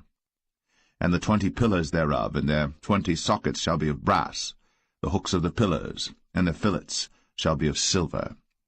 And likewise for the north side in length there shall be hangings of 100 cubits long, and his 20 pillars, and their 20 sockets of brass, the hooks of the pillars, and their fillets of silver. And for the breadth of the court on the west side shall be hangings of 50 cubits, their pillars 10, and their sockets 10. And the breadth of the court on the east side eastward shall be 50 cubits. The hangings of one side of the gate shall be 15 cubits, their pillars 3, and their sockets 3. And on the other side shall be hangings 15 cubits, their pillars 3, and their sockets 3. And for the gate of the court shall be an hanging of 20 cubits of blue, and purple, and scarlet, and fine twined linen, wrought with needlework, and their pillars shall be 4, and their sockets 4.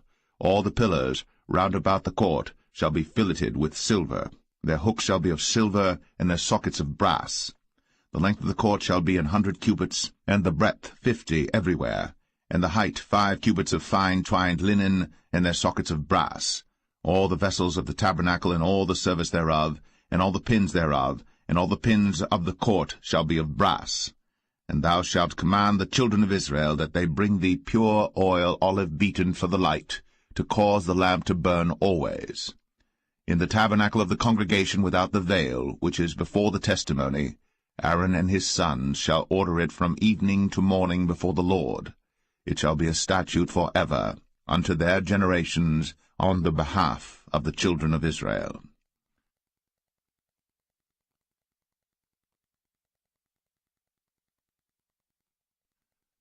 Exodus 28. And take thou unto thee Aaron thy brother, and his sons with him, from among the children of Israel, that he may minister unto me in the priest's office, even Aaron, Nadab, and Abihu, Eleazar, and Ithamar, Aaron's sons. And thou shalt make holy garments for Aaron thy brother, for glory and for beauty. And thou shalt speak unto all that are wise-hearted, whom I have filled with the spirit of wisdom, that they may make Aaron's garments to consecrate him, that he may minister unto me in the priest's office.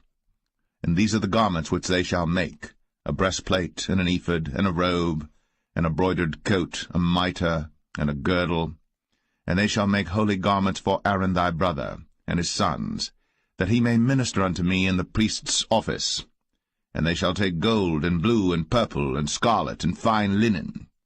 And they shall make the ephod of gold, of blue, and of purple, of scarlet, and fine twined linen with cunning work.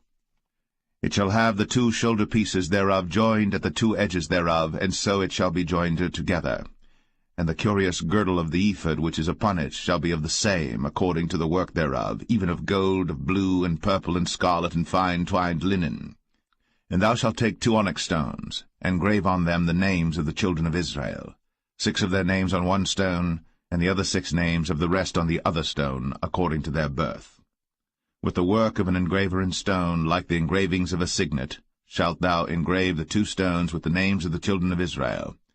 Thou shalt make them to be set in ouches of gold. And thou shalt put the 2 stones upon the shoulders of the ephod for stones of memorial unto the children of Israel. And Aaron shall bear their names before the Lord upon his 2 shoulders for a memorial. And thou shalt make ouches of gold, and 2 chains of pure gold at the ends. Of wreathen work shalt thou make them, and fasten the wreathen chains to the ouches. And thou shalt make the breastplate of judgment with cunning work. After the work of the ephod thou shalt make it, of gold, of blue, and of purple, and of scarlet, and of fine twined linen shalt thou make it.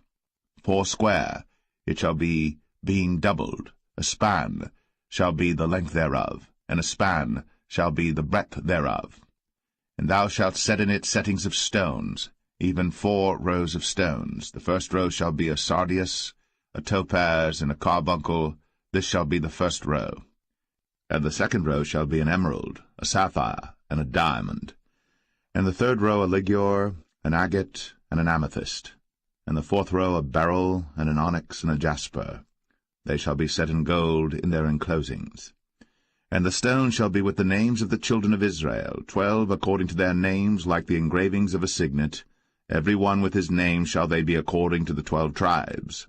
And thou shalt make upon the breastplate chains at the ends of wreathen work of pure gold. And thou shalt make upon the breastplate 2 rings of gold, and shalt put the 2 rings on the 2 ends of the breastplate. And thou shalt put the 2 wreathen chains of gold in the 2 rings which are on the ends of the breastplate. And the other 2 ends of the 2 wreathen chains thou shalt fasten in the 2 ouches, and put them on the shoulder pieces of the ephod before it. And thou shalt make 2 rings of gold, and thou shalt put them upon the 2 ends of the breastplate, in the border thereof, which is in the side of the ephod inward.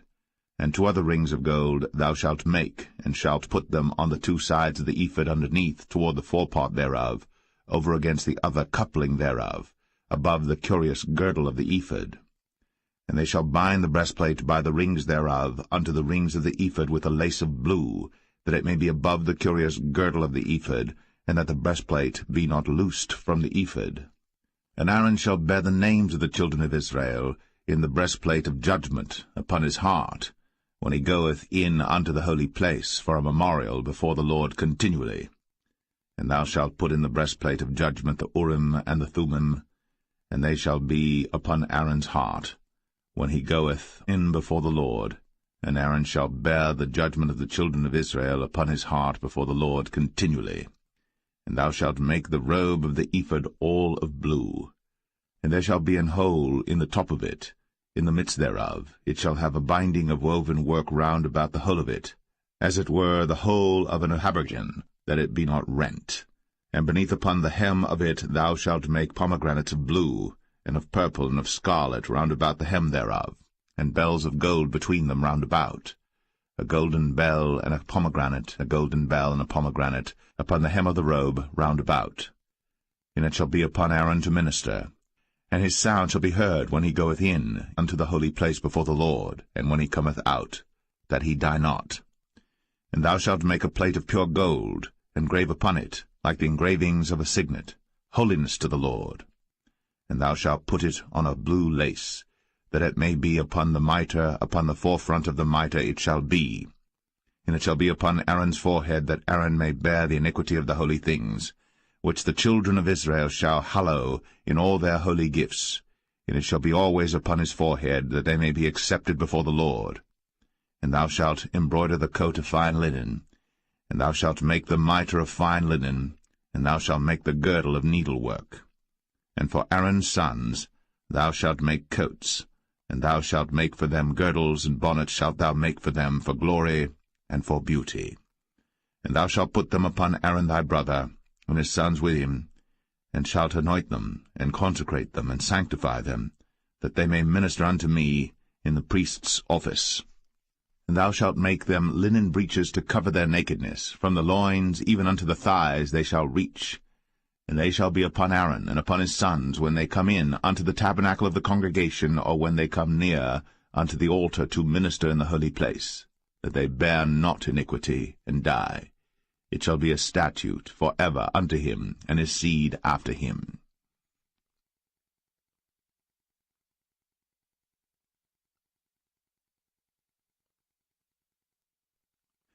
Exodus 29. And this is the thing that thou shalt do unto them to hallow them, to minister unto me in the priest's office. Take 1 young bullock, and 2 rams without blemish, and unleavened bread and cakes unleavened tempered with oil, and wafers unleavened anointed with oil, of wheaten flour shalt thou make them. And thou shalt put them into 1 basket, and bring them in the basket, with the bullock and the 2 rams. And Aaron and his sons thou shalt bring unto the door of the tabernacle of the congregation, and shalt wash them with water. And thou shalt take the garments, and put upon Aaron the coat, and the robe of the ephod, and the ephod, and the breastplate, and gird him with the curious girdle of the ephod.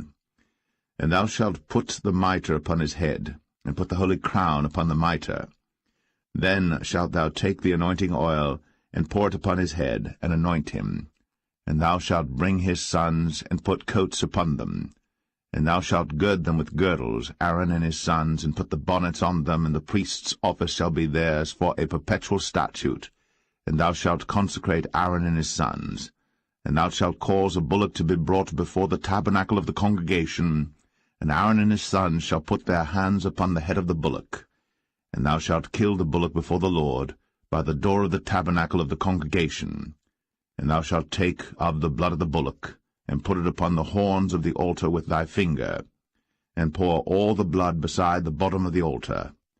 And thou shalt take all the fat that covereth the inwards, and the caul that is above the liver, and the 2 kidneys, and the fat that is upon them, and burn them upon the altar. But the flesh of the bullock, and his skin, and his dung, shalt thou burn with fire without the camp. It is a sin offering. Thou shalt also take 1 ram, and Aaron and his sons shall put their hands upon the head of the ram. And thou shalt slay the ram, and thou shalt take his blood, and sprinkle it round about upon the altar. And thou shalt cut the ram in pieces, and wash the inwards of him and his legs, and put them unto his pieces and unto his head. And thou shalt burn the whole ram upon the altar. It is a burnt offering unto the Lord. It is a sweet savour, an offering made by fire unto the Lord. And thou shalt take the other ram, and Aaron and his sons shall put their hands upon the head of the ram. Then shalt thou kill the ram, and take of his blood, and put it upon the tip of the right ear of Aaron, and upon the tip of the right ear of his sons, and upon the thumb of their right hand, and upon the great toe of their right foot, and sprinkle the blood upon the altar round about. And thou shalt take of the blood that is upon the altar, and of the anointing oil, and sprinkle it upon Aaron, and upon his garments, and upon his sons, and upon the garments of his sons with him. And he shall be hallowed, and his garments, and his sons' garments with him.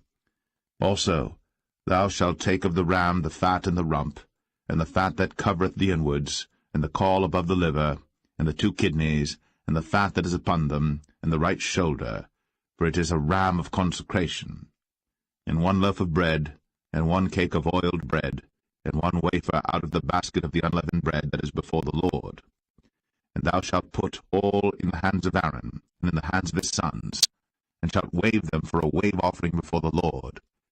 And thou shalt receive them of their hands, and burn them upon the altar for a burnt offering, for a sweet savour before the Lord. It is an offering made by fire unto the Lord. And thou shalt take the breast of the ram of Aaron's consecration, and wave it for a wave offering before the Lord, and it shall be thy part. And thou shalt sanctify the breast of the wave offering, and the shoulder of the heave offering, which is waved, and which is heaved up, of the ram of the consecration, even of that which is for Aaron, and of that which is for his sons. And it shall be Aaron's and his sons by a statute for ever from the children of Israel. For it is an heave offering, and it shall be an heave offering from the children of Israel of the sacrifice of their peace offerings, even their heave offering unto the Lord. And the holy garments of Aaron shall be his sons after him, to be anointed therein, and to be consecrated in them. And that son that is priest in his stead shall put them on 7 days, when he cometh into the tabernacle of the congregation to minister in the holy place. And thou shalt take the ram of the consecration, and seethe his flesh in the holy place. And Aaron and his sons shall eat the flesh of the ram, and the bread that is in the basket by the door of the tabernacle of the congregation. And they shall eat those things wherewith the atonement was made, to consecrate and to sanctify them. But a stranger shall not eat thereof, because they are holy. And if aught of the flesh of the consecrations, or of the bread, remain unto the morning, then thou shalt burn the remainder with fire. It shall not be eaten, because it is holy. And thus shalt thou do unto Aaron and to his sons, according to all things which I have commanded thee. 7 days shalt thou consecrate them. And thou shalt offer every day a bullock for a sin offering, for atonement. And thou shalt cleanse the altar, when thou hast made an atonement for it. And thou shalt anoint it, to sanctify it. 7 days thou shalt make an atonement for the altar, and sanctify it. And it shall be an altar most holy. Whatsoever toucheth the altar shall be holy. Now this is that which thou shalt offer upon the altar: 2 lambs of the first year, day by day, continually. The 1 lamb thou shalt offer in the morning, and the other lamb thou shalt offer at even. And with the 1 lamb 1/10 deal of flour mingled with the 4th part of an hin of beaten oil, and the 4th part of an hin of wine for a drink offering. And the other lamb thou shalt offer at even, and shalt do thereto according to the meat offering of the morning, and according to the drink offering thereof, for a sweet savour, an offering made by fire unto the Lord. This shall be a continual burnt offering throughout your generations at the door of the tabernacle of the congregation before the Lord, where I will meet you, to speak there unto thee. And there I will meet with the children of Israel, and the tabernacle shall be sanctified by my glory. And I will sanctify the tabernacle of the congregation and the altar. I will sanctify also both Aaron and his sons to minister to me in the priest's office. And I will dwell among the children of Israel, and will be their God. And they shall know that I am the Lord their God, that brought them forth out of the land of Egypt, that I may dwell among them. I am the Lord their God.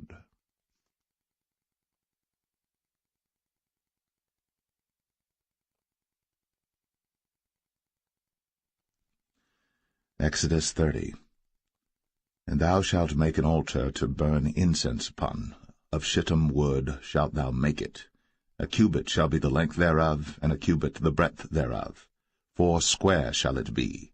And 2 cubits shall be the height thereof. The horns thereof shall be of the same. And thou shalt overlay it with pure gold, the top thereof and the sides thereof round about, and the horns thereof. And thou shalt make unto it a crown of gold round about. And 2 golden rings shalt thou make to it under the crown of it.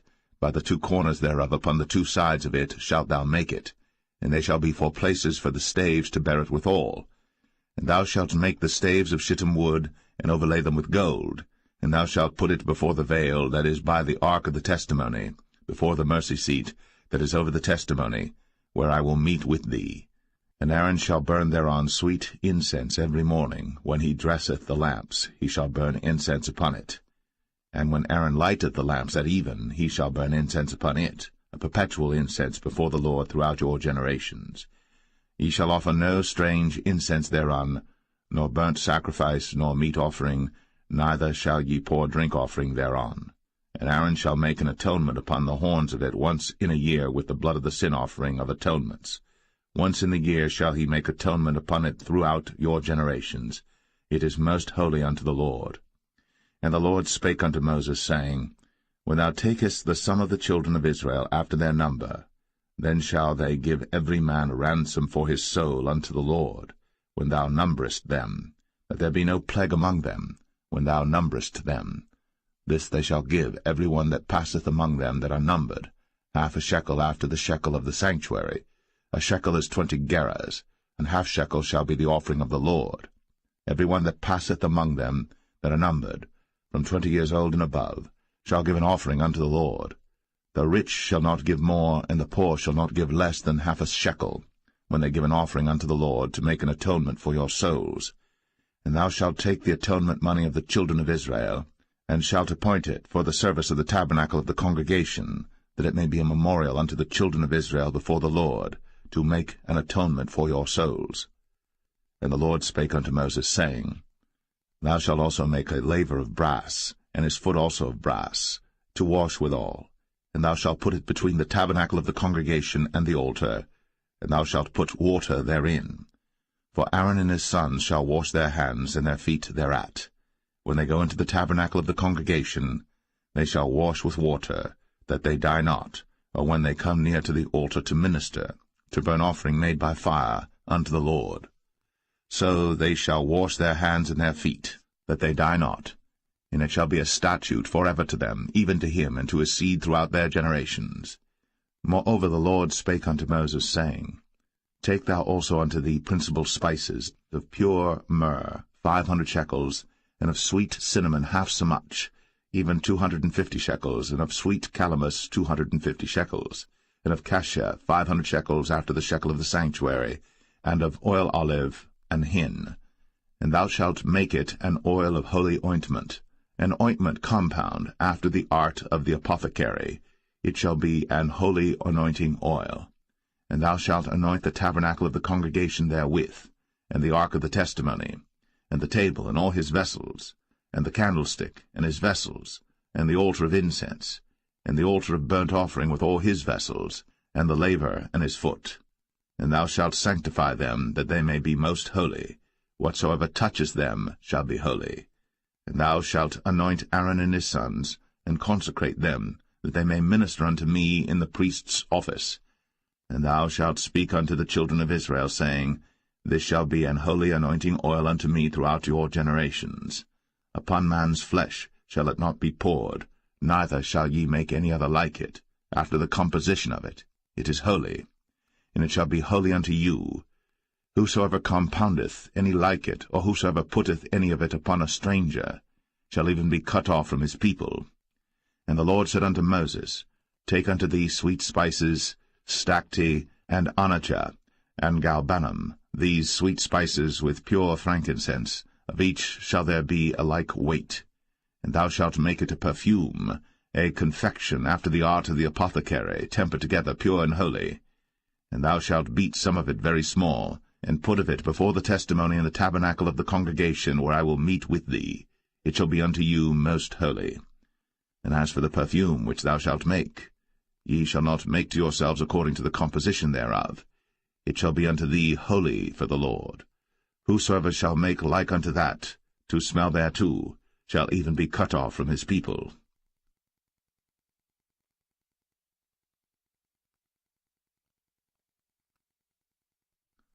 Exodus 31. And the Lord spake unto Moses, saying, See, I have called by name Bezalel the son of Uri, the son of Hur, of the tribe of Judah, and I have filled him with the Spirit of God, in wisdom, and in understanding, and in knowledge, and in all manner of workmanship, to devise cunning works, to work in gold, and in silver, and in brass, and in cutting of stones, to set them, and in carving of timber, to work in all manner of workmanship. And I, behold, I have given with him Aholiab, the son of Ahisamach, of the tribe of Dan. And in the hearts of all that are wise-hearted I have put wisdom, that they may make all that I have commanded thee, the tabernacle of the congregation, and the ark of the testimony, and the mercy seat that is thereupon, and all the furniture of the tabernacle, and the table, and his furniture, and the pure candlestick with all his furniture, and the altar of incense, and the altar of burnt offering with all his furniture, and the laver and his foot, and the cloths of service, and the holy garments for Aaron the priest, and the garments of his sons to minister in the priest's office, and the anointing oil, and sweet incense for the holy place, according to all that I have commanded thee shall they do. And the Lord spake unto Moses, saying, Speak thou also unto the children of Israel, saying, Verily, my Sabbaths ye shall keep, for it is a sign between me and you throughout your generations, that ye may know that I am the Lord that doth sanctify you. Ye shall keep the Sabbath therefore, for it is holy unto you.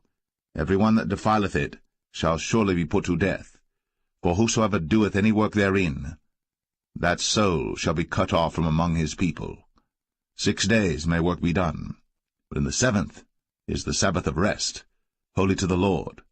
Whosoever doeth any work in the Sabbath day, he shall surely be put to death.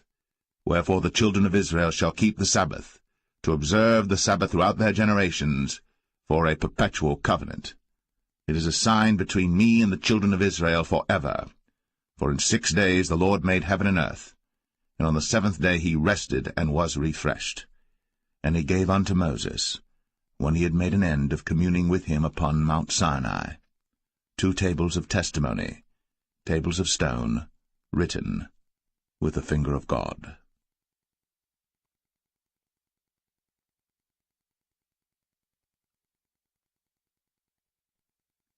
Exodus 32.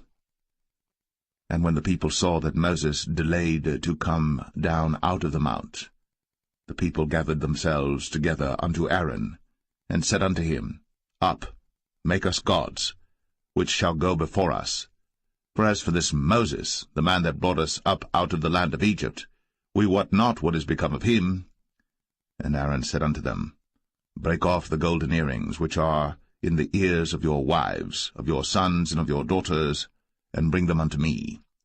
And all the people brake off the golden earrings which were in their ears, and brought them unto Aaron.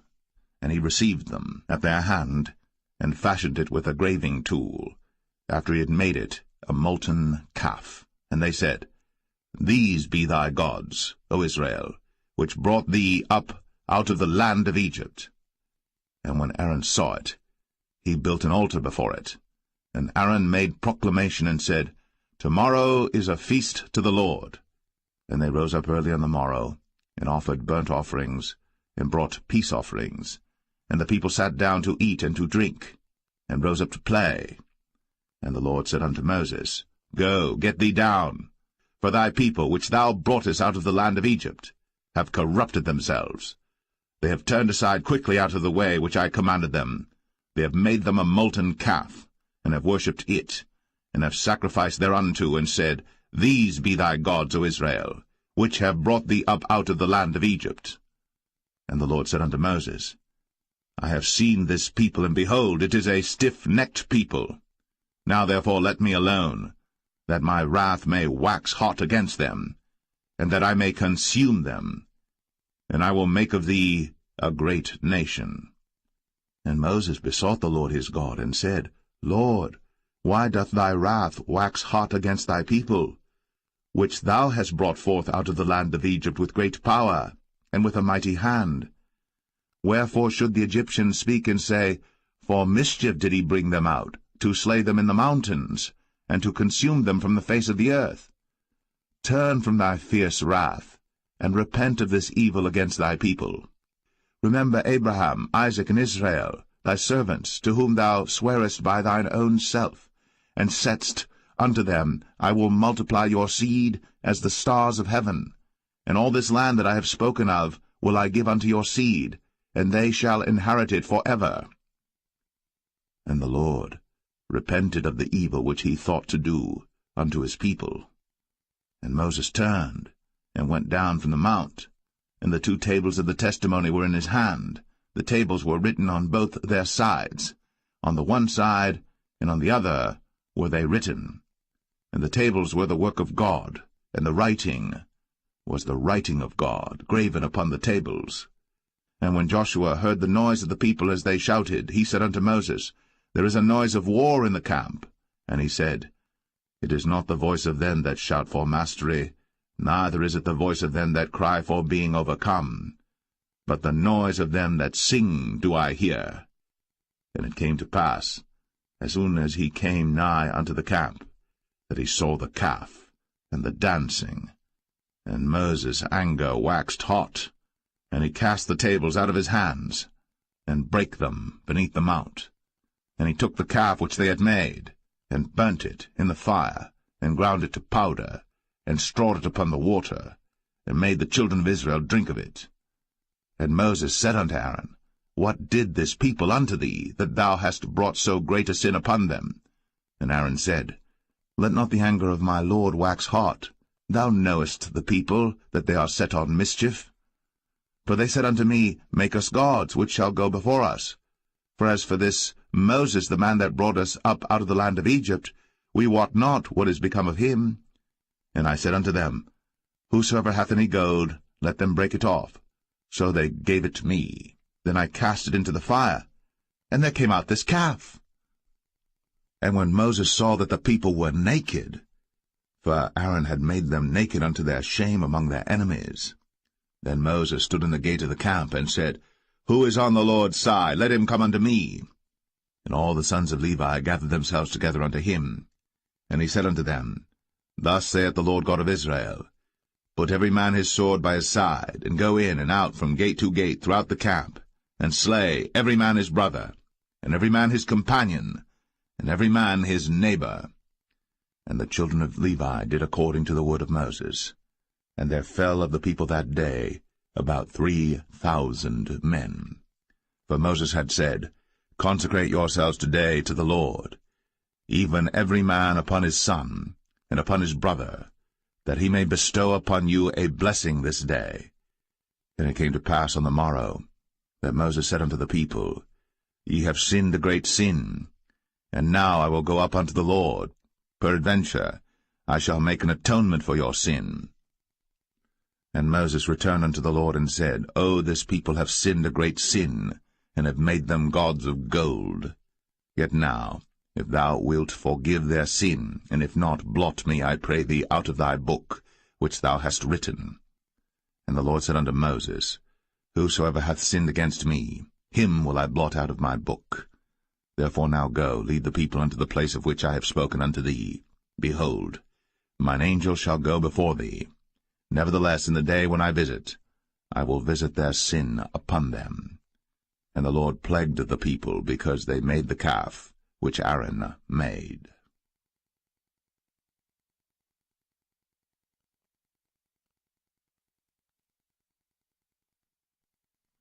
Exodus 33. And the Lord said unto Moses, Depart, and go up hence, thou, and the people which thou hast brought up out of the land of Egypt, unto the land which I sware unto Abraham, to Isaac, and to Jacob, saying, Unto thy seed will I give it. And I will send an angel before thee, and I will drive out the Canaanite, the Amorite, and the Hittite, and the Perizzite, the Hivite, and the Jebusite, unto a land flowing with milk and honey. For I will not go up in the midst of thee, for thou art a stiff-necked people, lest I consume thee in the way. And when the people heard these evil tidings, they mourned, and no man did put on him his ornaments. For the Lord had said unto Moses, Say unto the children of Israel, Ye are a stiff-necked people. I will come up into the midst of thee in a moment, and consume thee. Therefore now put off thy ornaments from thee, that I may know what to do unto thee. And the children of Israel stripped themselves of their ornaments by the mount Horeb. And Moses took the tabernacle, and pitched it without the camp, afar off from the camp, and called it the tabernacle of the congregation. And it came to pass that every one which sought the Lord went out unto the tabernacle of the congregation, which was without the camp. And it came to pass, when Moses went out unto the tabernacle, that all the people rose up, and stood every man at his tent door, and looked after Moses, until he was gone into the tabernacle. And it came to pass, as Moses entered into the tabernacle, the cloudy pillar descended, and stood at the door of the tabernacle, and the Lord talked with Moses. And all the people saw the cloudy pillar stand at the tabernacle door. And all the people rose up and worshipped, every man in his tent door. And the Lord spake unto Moses face to face, as a man speaketh unto his friend. And he turned again into the camp. But his servant Joshua the son of Nun, a young man, departed not out of the tabernacle. And Moses said unto the Lord, See, thou sayest unto me, Bring up this people, and thou hast not let me know whom thou wilt send with me. Yet thou hast said, I know thee by name, and thou hast also found grace in my sight. Now therefore, I pray thee, if I have found grace in thy sight, show me now thy way, that I may know thee, that I may find grace in thy sight, and consider that this nation is thy people. And he said, My presence shall go with thee, and I will give thee rest. And he said unto him, If thy presence go not with me, carry us not up hence. For wherein shall it be known here that I and thy people have found grace in thy sight? Is it not in that thou goest with us? So shall we be separated, I and thy people, from all the people that are upon the face of the earth. And the Lord said unto Moses, I will do this thing also that thou hast spoken, for thou hast found grace in my sight, and I know thee by name. And he said, I beseech thee, show me thy glory. And he said, I will make all my goodness pass before thee, and I will proclaim the name of the Lord before thee, and will be gracious to whom I will be gracious, and will show mercy on whom I will show mercy. And he said, Thou canst not see my face, for there shall no man see me and live. And the Lord said, Behold, there is a place by me, and thou shalt stand upon a rock. And it shall come to pass, while my glory passeth by, that I will put thee in a cleft of the rock, and will cover thee with my hand while I pass by. And I will take away mine hand, and thou shalt see my back parts, but my face shall not be seen.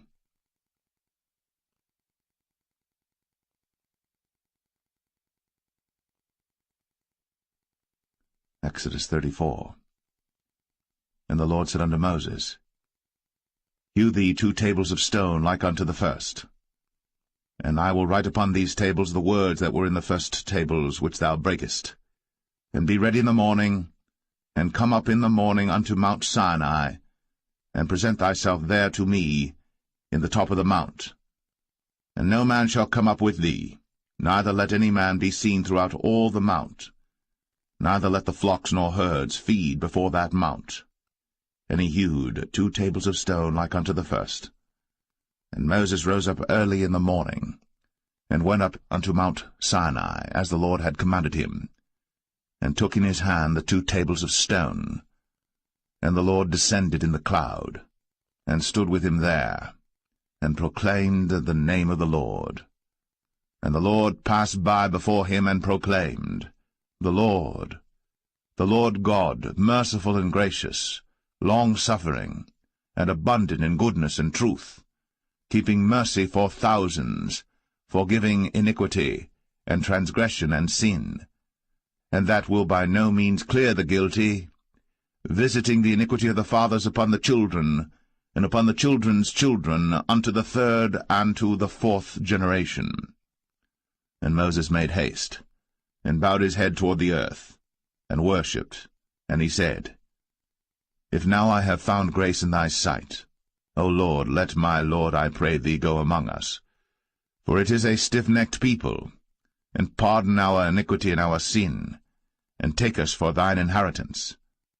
And he said, Behold, I make a covenant. Before all thy people I will do marvels, such as have not been done in all the earth, nor in any nation, and all the people among which thou art shall see the work of the Lord, for it is a terrible thing that I will do with thee.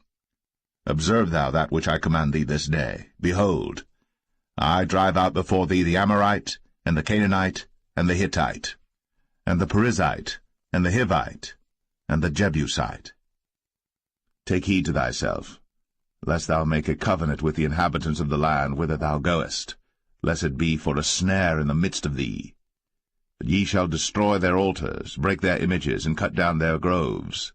For thou shalt worship no other god, for the Lord whose name is jealous is a jealous God. Lest thou make a covenant with the inhabitants of the land, and they go a-whoring after their gods, and do sacrifice unto their gods, and one call thee, and thou eat of his sacrifice, and thou take of their daughters unto thy sons, and their daughters go a-whoring after their gods, and make thy sons go a-whoring after their gods. Thou shalt make thee no molten gods. The feast of unleavened bread shalt thou keep. 7 days thou shalt eat unleavened bread, as I commanded thee, in the time of the month Abib. For in the month Abib thou camest out from Egypt. All that openeth the matrix is mine, and every firstling among thy cattle, whether ox or sheep that is male. But the firstling of an ass thou shalt redeem with a lamb, and if thou redeem him not, then shalt thou break his neck. All the firstborn of thy sons thou shalt redeem, and none shall appear before me empty. 6 days thou shalt work, but on the 7th day thou shalt rest. In earing time and in harvest thou shalt rest. And thou shalt observe the feast of weeks, of the firstfruits of wheat harvest, and the feast of ingathering at the year's end. Thrice in the year shall all your men-children appear before the Lord God, the God of Israel. For I will cast out the nations before thee, and enlarge thy borders. Neither shall any man desire thy land, when thou shalt go up to appear before the Lord thy God thrice in the year. Thou shalt not offer the blood of my sacrifice with leaven, neither shall the sacrifice of the feast of the Passover be left unto the morning. The first of the firstfruits of thy land thou shalt bring unto the house of the Lord thy God. Thou shalt not see the kid in his mother's milk. And the Lord said unto Moses, Write thou these words, for after the tenor of these words I have made a covenant with thee and with Israel. And he was there with the Lord 40 days and 40 nights. He did neither eat bread nor drink water. And he wrote upon the tables the words of the covenant, the 10 commandments.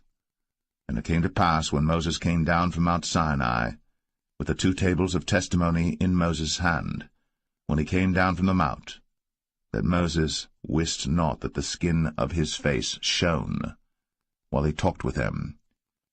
And when Aaron and all the children of Israel saw Moses, behold, the skin of his face shone, and they were afraid to come nigh him. And Moses called unto them, and Aaron and all the rulers of the congregation returned unto him. And Moses talked with them, and afterward all the children of Israel came nigh, and he gave them in commandment all that the Lord had spoken with him in Mount Sinai. And till Moses had done speaking with them, he put a veil on his face. But when Moses went in before the Lord to speak with him, he took the veil off until he came out. And he came out, and spake unto the children of Israel that which he was commanded. And the children of Israel saw the face of Moses, that the skin of Moses' face shone. And Moses put the veil upon his face again, until he went in to speak with him.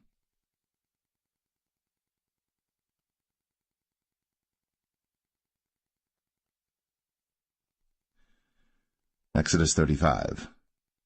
And Moses gathered all the congregation of the children of Israel together, and said unto them, These are the words which the Lord hath commanded, that ye should do them.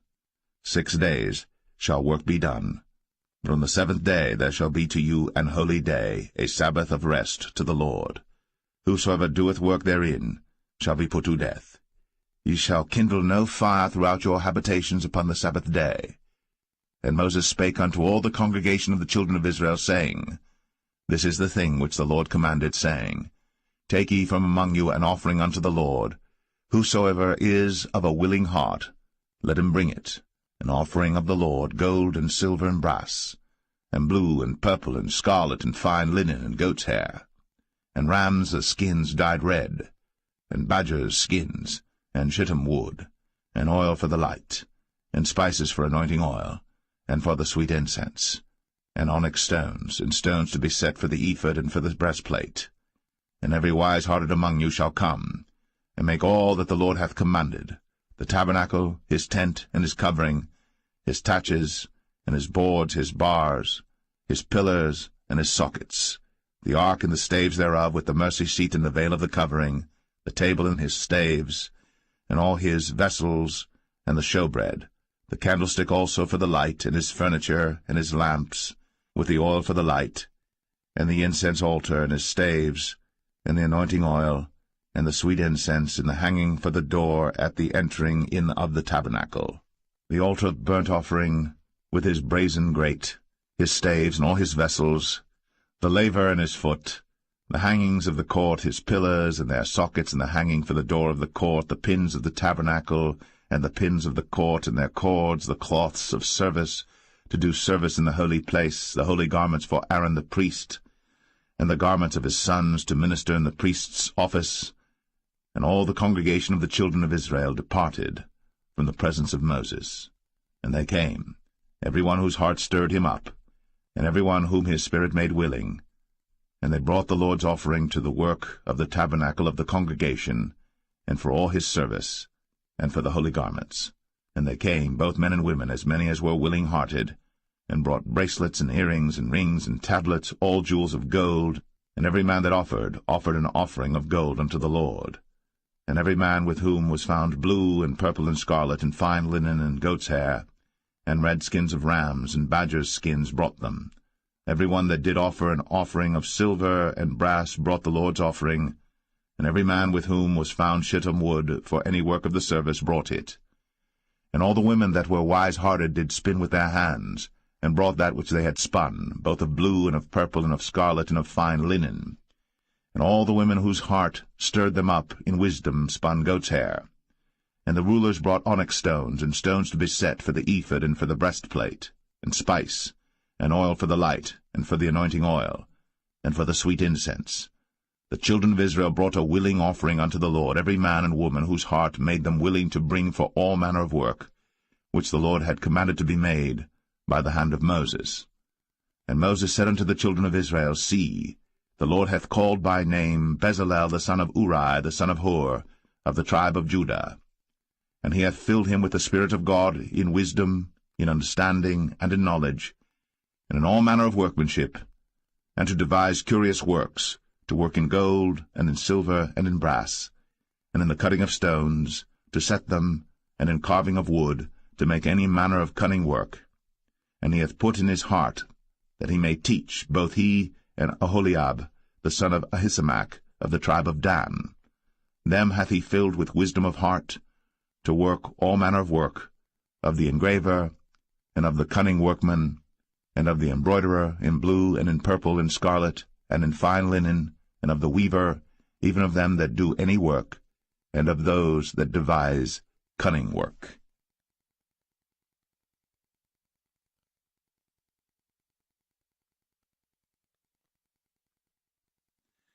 Exodus 36. Then wrought Bezalel and Aholiab, and every wise-hearted man, in whom the Lord put wisdom and understanding to know how to work all manner of work for the service of the sanctuary, according to all that the Lord had commanded. And Moses called Bezalel and Aholiab, and every wise-hearted man, in whose heart the Lord had put wisdom, even every one whose heart stirred him up to come unto the work to do it. And they received of Moses all the offering, which the children of Israel had brought for the work of the service of the sanctuary, to make it withal. And they brought yet unto him free offerings every morning. And all the wise men that wrought all the work of the sanctuary came every man from his work which they made. And they spake unto Moses, saying, The people bring much more than enough for the service of the work, which the Lord commanded to make. And Moses gave commandment, and they caused it to be proclaimed throughout the camp, saying, Let neither man nor woman make any more work for the offering of the sanctuary. So the people were restrained from bringing. for the stuff they had was sufficient for all the work to make it, and too much. And every wise-hearted man among them that wrought the work of the tabernacle made 10 curtains of fine twined linen, and blue, and purple, and scarlet. With cherubims of cunning work made he them. The length of one curtain was 28 cubits, and the breadth of one curtain 4 cubits. The curtains were all of one size. And he coupled the 5 curtains one unto another, and the other 5 curtains he coupled one unto another. And he made loops of blue on the edge of one curtain from the selvage in the coupling. Likewise he made in the uttermost side of another curtain in the coupling of the second. 50 loops made he in one curtain, and 50 loops made he in the edge of the curtain which was in the coupling of the second. The loops held one curtain to another. And he made 50 taches of gold, and coupled the curtains one unto another with the taches. So it became one tabernacle. And he made curtains of goat's hair for the tent over the tabernacle. 11 curtains he made them. The length of one curtain was 30 cubits, and 4 cubits was the breadth of one curtain. The 11 curtains were of one size. And he coupled 5 curtains by themselves, and 6 curtains by themselves. And he made 50 loops upon the uttermost edge of the curtain in the coupling, and 50 loops made he upon the edge of the curtain which coupleth the second. And he made 50 taches of brass to couple the tent together, that it might be one. And he made a covering for the tent of rams' skins dyed red, and a covering of badgers' skins above that. And he made boards for the tabernacle of shittim wood standing up. The length of a board was 10 cubits, and the breadth of a board 1 cubit and a half. One board had 2 tenons, equally distant one from another. Thus did he make for all the boards of the tabernacle. And he made boards for the tabernacle, 20 boards for the south side southward. And 40 sockets of silver he made under the 20 boards. 2 sockets under one board for his 2 tenons, and 2 sockets under another board for his 2 tenons. And for the other side of the tabernacle, which is toward the north corner, he made 20 boards, and their 40 sockets of silver, 2 sockets under one board, and 2 sockets under another board. And for the sides of the tabernacle westward he made 6 boards, and 2 boards made he for the corners of the tabernacle in the 2 sides, and they were coupled beneath, and coupled together at the head thereof to one ring. Thus he did to both of them in both the corners. And there were 8 boards, and their sockets were 16 sockets of silver, under every board 2 sockets. And he made bars of shittim wood, 5 for the boards of the one side of the tabernacle, and 5 bars for the boards of the other side of the tabernacle, and 5 bars for the boards of the tabernacle for the sides westward. And he made the middle bar to shoot through the boards from the one end to the other. And he overlaid the boards with gold, and made their rings of gold to be places for the bars, and overlaid the bars with gold. And he made a veil of blue and purple and scarlet, and fine twined linen, with cherubims made he it of cunning work. And he made thereunto 4 pillars of shittim wood, and overlaid them with gold. Their hooks were of gold, and he cast for them 4 sockets of silver. And he made an hanging for the tabernacle door of blue and purple and scarlet, and fine twined linen of needlework. And the 5 pillars of it with their hooks, and he overlaid their chapiters and their fillets with gold. But their 5 sockets were of brass.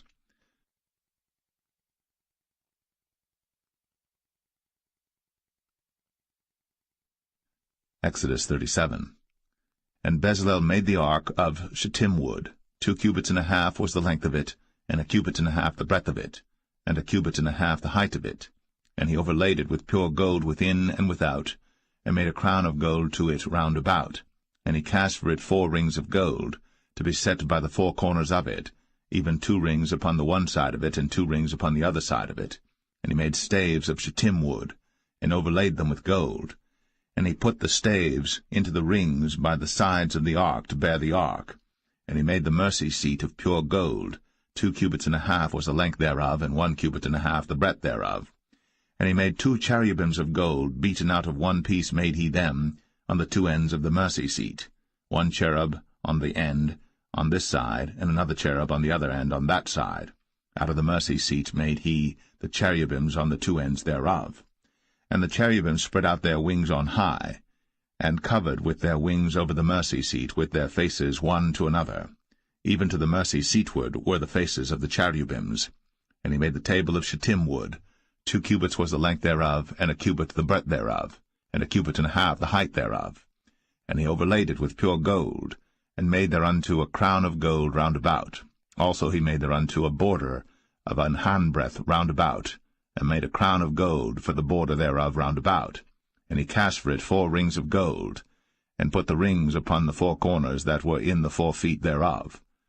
Over against the border were the rings, the places for the staves to bear the table. And he made the staves of shittim wood, and overlaid them with gold, to bear the table. And he made the vessels which were upon the table, his dishes, and his spoons, and his bowls, and his covers, to cover withal of pure gold. And he made the candlestick of pure gold. Of beaten work made he the candlestick. His shaft and his branch, his bowls, his knobs, and his flowers were of the same. And 6 branches going out of the sides thereof, 3 branches of the candlestick out of the one side thereof, and 3 branches of the candlestick out of the other side thereof. 3 bowls made after the fashion of almonds in one branch, a knob and a flower, and 3 bowls made like almonds in another branch, a knob and a flower. So throughout the 6 branches, going out of the candlestick. And in the candlestick were 4 bowls made like almonds, his knobs and his flowers, and a knob under 2 branches of the same, and a knob under 2 branches of the same, and a knob under 2 branches of the same, according to the 6 branches going out of it. Their knobs and their branches were of the same. All of it was one beaten work of pure gold. And he made his 7 lamps, and his snuffers, and his snuff dishes of pure gold. Of a talent of pure gold made he it, and all the vessels thereof. And he made the incense altar of shittim wood. The length of it was a cubit, the breadth of it a cubit. It was 4 square, and 2 cubits was the height of it. The horns thereof were of the same. And he overlaid it with pure gold, both the top of it and the sides thereof round about. And the horns of it also he made unto it a crown of gold round about. And he made 2 rings of gold for it under the crown thereof, by the 2 corners of it upon the 2 sides thereof, to be places for the staves to bear it withal. And he made the staves of shittim wood, and overlaid them with gold. And he made the holy anointing oil, and the pure incense of sweet spices, according to the work of the apothecary.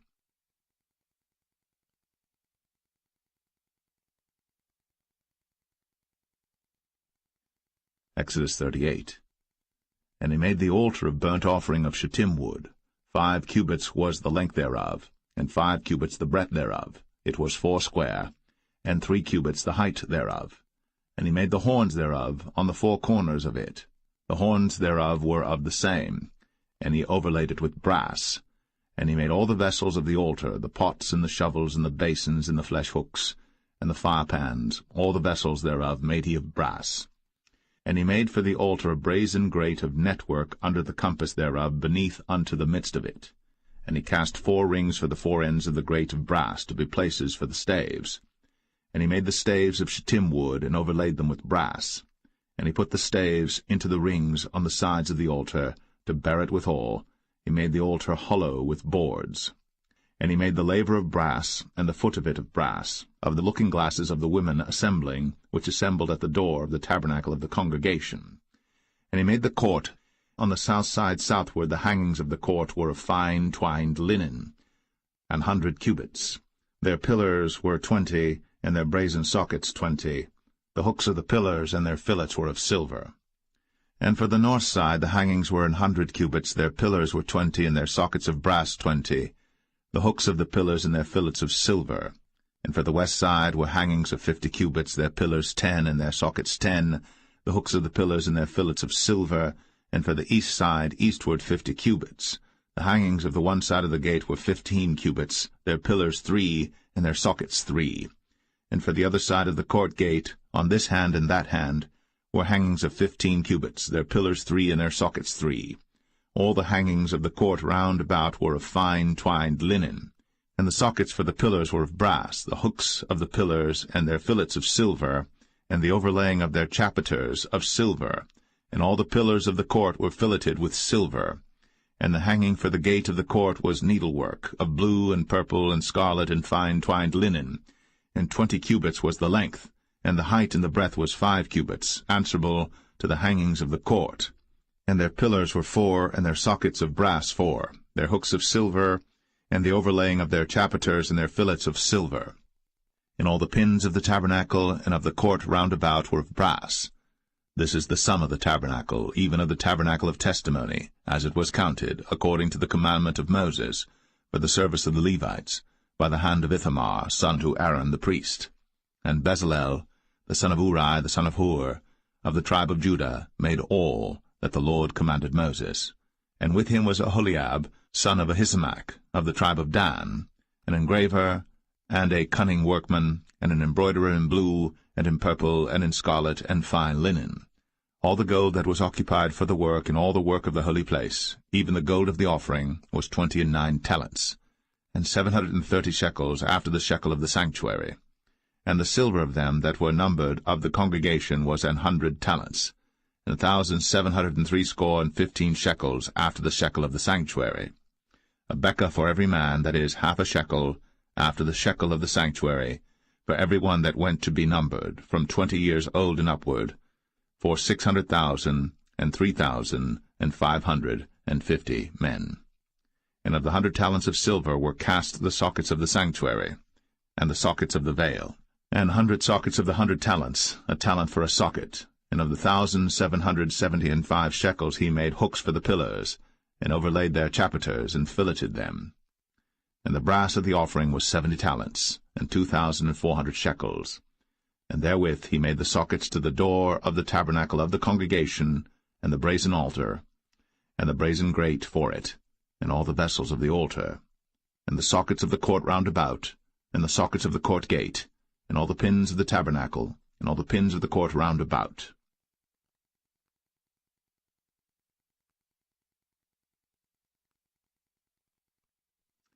Exodus 39. And of the blue, and purple, and scarlet they made cloths of service, to do service in the holy place, and made the holy garments for Aaron, as the Lord commanded Moses. And he made the ephod of gold, blue, and purple, and scarlet, and fine-twined linen. And they did beat the gold into thin plates, and cut it into wires, to work it in the blue, and in the purple, and in the scarlet, and in the fine linen, with cunning work. They made shoulder pieces for it, to couple it together. By the 2 edges was it coupled together. And the curious girdle of his ephod that was upon it was of the same, according to the work thereof, of gold, blue, and purple, and scarlet, and fine twined linen, as the Lord commanded Moses. And they wrought onyx stones enclosed in ouches of gold, graven as signets are graven, with the names of the children of Israel. And he put them on the shoulders of the ephod, that they should be stones for a memorial to the children of Israel, as the Lord commanded Moses. And he made the breastplate of cunning work, like the work of the ephod, of gold, blue, and purple, and scarlet, and fine twined linen. It was foursquare. They made the breastplate double. A span was the length thereof, and a span the breadth thereof, being doubled. And they set in it 4 rows of stones. The first row was a sardius, a topaz, and a carbuncle. This was the first row. And the second row an emerald, a sapphire, and a diamond. And the third row a ligure, an agate, and an amethyst. And the fourth row a beryl, an onyx, and a jasper. They were enclosed in ouches of gold in their enclosings. And the stones were according to the names of the children of Israel, 12 according to their names, like the engravings of a signet, every one with his name, according to the 12 tribes. And they made upon the breastplate chains at the ends of wreathen work of pure gold. And they made 2 ouches of gold, and 2 gold rings, and put the 2 rings in the 2 ends of the breastplate. And they put the 2 wreathen chains of gold in the 2 rings on the ends of the breastplate. And the 2 ends of the 2 wreathen chains they fastened in the 2 ouches, and put them on the shoulder pieces of the ephod before it. And they made 2 rings of gold, and put them on the 2 ends of the breastplate, upon the border of it, which was on the side of the ephod inward. And they made 2 other golden rings, and put them on the 2 sides of the ephod underneath, toward the forepart of it, over against the other coupling thereof, above the curious girdle of the ephod. And they did bind the breastplate by his rings unto the rings of the ephod with a lace of blue, that it might be above the curious girdle of the ephod, and that the breastplate might not be loosed from the ephod, as the Lord commanded Moses. And he made the robe of the ephod of woven work, all of blue. And there was an hole in the midst of the robe, as the hole of an habergeon, with a band round about the hole, that it should not rend. And they made upon the hems of the robe pomegranates of blue, and purple, and scarlet, and twined linen. And they made bells of pure gold, and put the bells between the pomegranates upon the hem of the robe, round about between the pomegranates, a bell and a pomegranate, a bell and a pomegranate, round about the hem of the robe to minister in, as the Lord commanded Moses. And they made coats of fine linen of woven work for Aaron and for his sons, and a mitre of fine linen, and goodly bonnets of fine linen, and linen breeches of fine twined linen, and a girdle of fine twined linen, and blue, and purple, and scarlet of needlework, as the Lord commanded Moses. And they made the plate of the holy crown of pure gold, and wrote upon it a writing like to the engravings of a signet, Holiness to the Lord. And they tied unto it a lace of blue, to fasten it on high upon the mitre, as the Lord commanded Moses. Thus was all the work of the tabernacle of the tent of the congregation finished. And the children of Israel did according to all that the Lord commanded Moses, so did they.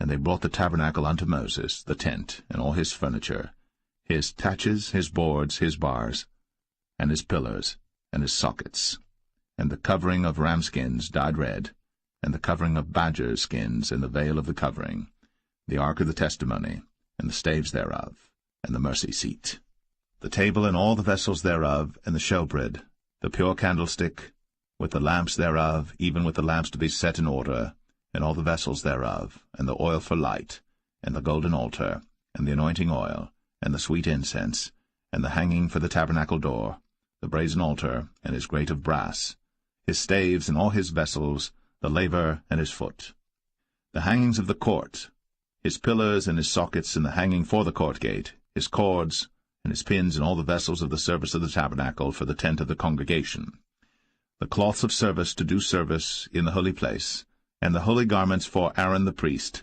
and his sons' garments, to minister in the priest's office. According to all that the Lord commanded Moses, so the children of Israel made all the work. And Moses did look upon all the work, and behold, they had done it, as the Lord had commanded, even so had they done it. And Moses blessed them.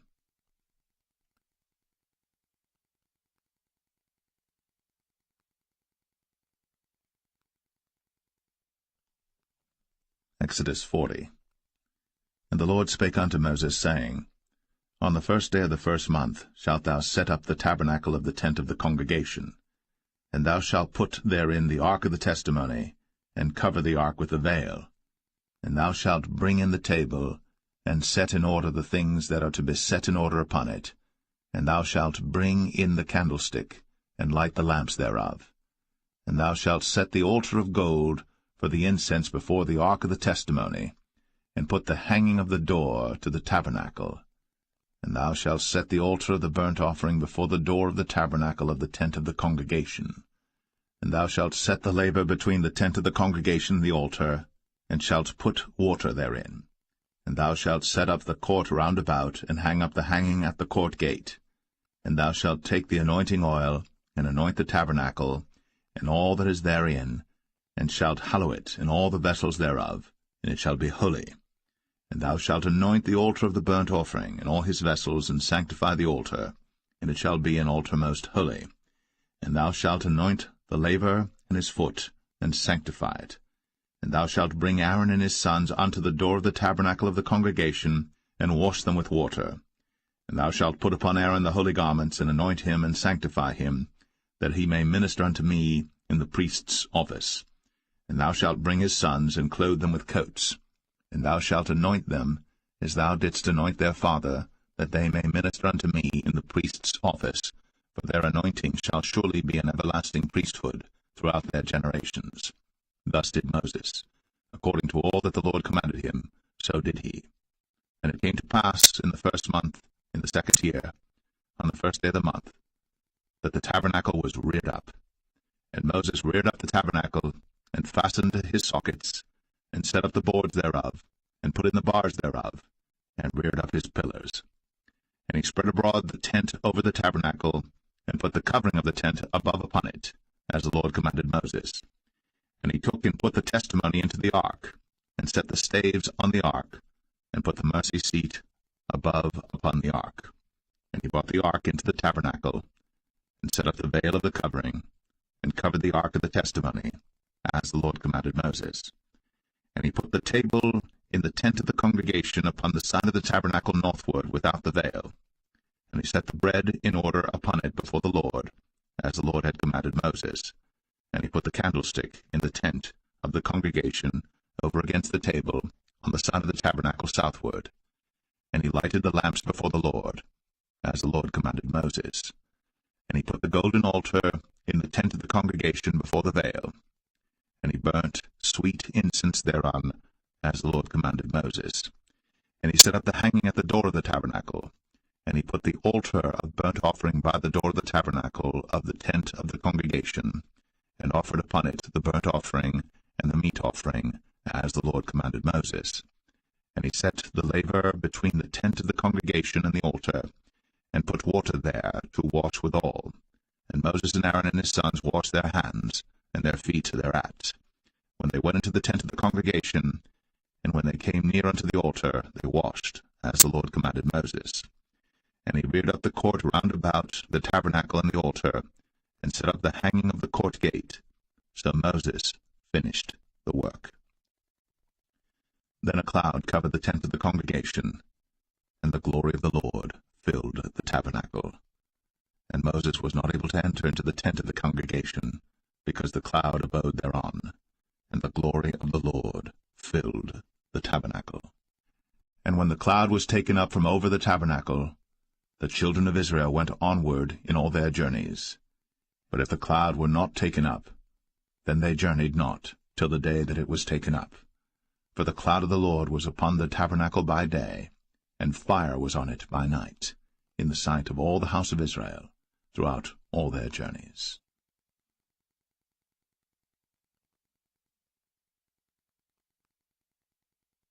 The Book of Leviticus, chapter 1. And the Lord called unto Moses, and spake unto him out of the tabernacle of the congregation, saying, Speak unto the children of Israel, and say unto them, If any man of you bring an offering unto the Lord, ye shall bring your offering of the cattle, even of the herd, and of the flock. If his offering be a burnt sacrifice of the herd, let him offer a male without blemish. He shall offer it of his own voluntary will at the door of the tabernacle of the congregation before the Lord. And he shall put his hand upon the head of the burnt offering, and it shall be accepted for him to make atonement for him. And he shall kill the bullock before the Lord, and the priests, Aaron's sons, shall bring the blood, and sprinkle the blood round about upon the altar that is by the door of the tabernacle of the congregation.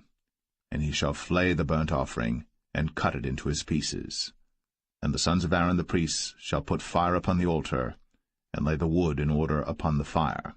And the priests, Aaron's sons, shall lay the parts, the head, and the fat, in order upon the wood that is on the fire which is upon the altar.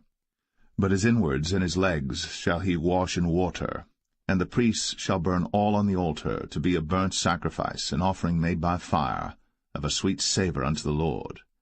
And if his offering be of the flocks, namely of the sheep or of the goats, for a burnt sacrifice, he shall bring it a male without blemish, and he shall kill it on the side of the altar northward before the Lord, and the priests, Aaron's sons, shall sprinkle his blood round about upon the altar.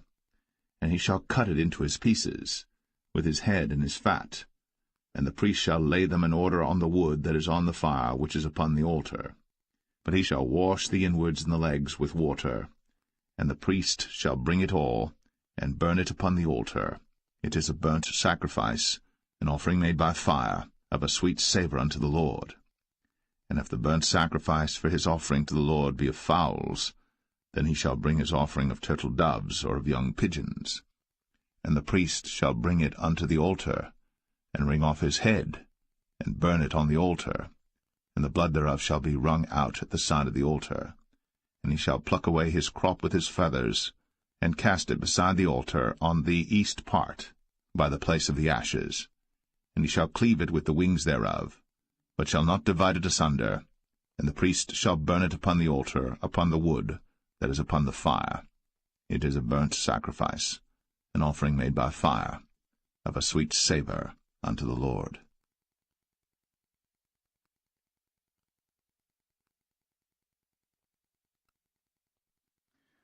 Leviticus 2. And when any will offer a meat offering unto the Lord, his offering shall be of fine flour, and he shall pour oil upon it, and put frankincense thereon, and he shall bring it to Aaron's sons the priests. And he shall take thereout his handful of the flour thereof, and of the oil thereof, with all the frankincense thereof. And the priests shall burn the memorial of it upon the altar, to be an offering made by fire, of a sweet savour unto the Lord. And the remnant of the meat offering shall be Aaron's and his sons.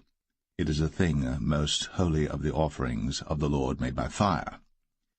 And if thou bring an oblation of a meat offering baked in the oven, it shall be unleavened cakes of fine flour mingled with oil, or unleavened wafers anointed with oil.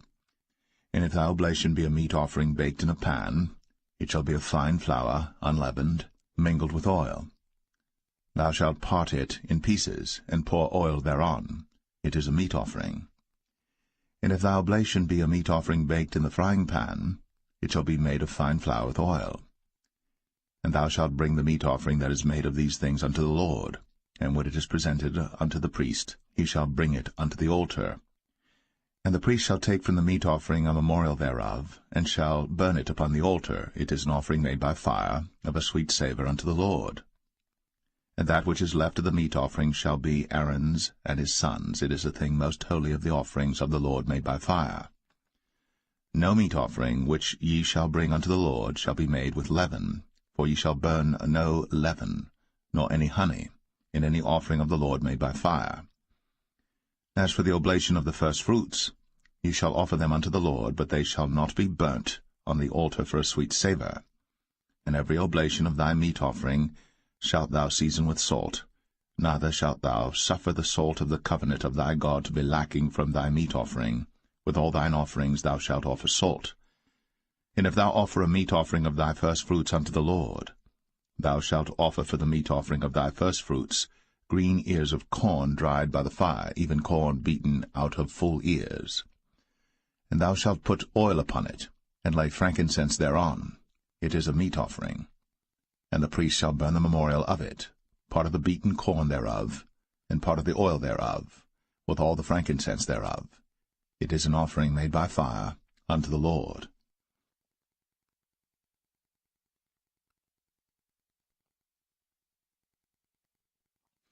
Leviticus 3. And if his oblation be a sacrifice of peace offering, if he offer it of the herd, whether it be a male or female, he shall offer it without blemish before the Lord. And he shall lay his hand upon the head of his offering, and kill it at the door of the tabernacle of the congregation. And Aaron's sons the priests shall sprinkle the blood upon the altar round about. And he shall offer of the sacrifice of the peace offering an offering made by fire unto the Lord, the fat that covereth the inwards, and all the fat that is upon the inwards, and the 2 kidneys, and the fat that is on them, which is by the flanks, and the caul above the liver, with the kidneys, it shall he take away. And Aaron's sons shall burn it on the altar upon the burnt sacrifice which is upon the wood that is on the fire. It is an offering made by fire, of a sweet savour unto the Lord. And if his offering for a sacrifice of peace offering unto the Lord be of the flock, male or female, he shall offer it without blemish. If he offer a lamb for his offering, then shall he offer it before the Lord. And he shall lay his hand upon the head of his offering, and kill it before the tabernacle of the congregation. And Aaron's sons shall sprinkle the blood thereof round about upon the altar. And he shall offer of the sacrifice of the peace offering an offering made by fire unto the Lord, the fat thereof, and the whole rump, it shall he take off hard by the backbone, and the fat that covereth the inwards, and all the fat that is upon the inwards, and the 2 kidneys, and the fat that is upon them, which is by the flanks, and the caul above the liver, with the kidneys, it shall he take away. And the priest shall burn it upon the altar. It is the food of the offering made by fire unto the Lord. And if his offering be a goat, then he shall offer it before the Lord. And he shall lay his hand upon the head of it, and kill it before the tabernacle of the congregation. And the sons of Aaron shall sprinkle the blood thereof upon the altar round about. And he shall offer thereof his offering, even an offering made by fire unto the Lord, the fat that covereth the inwards, and all the fat that is upon the inwards, and the 2 kidneys, and the fat that is upon them, which is by the flanks, and the caul above the liver, with the kidneys, it shall he take away. And the priest shall burn them upon the altar. It is the food of the offering made by fire for a sweet savour. All the fat is the Lord's. It shall be a perpetual statute for your generations throughout all your dwellings, that ye eat neither fat nor blood.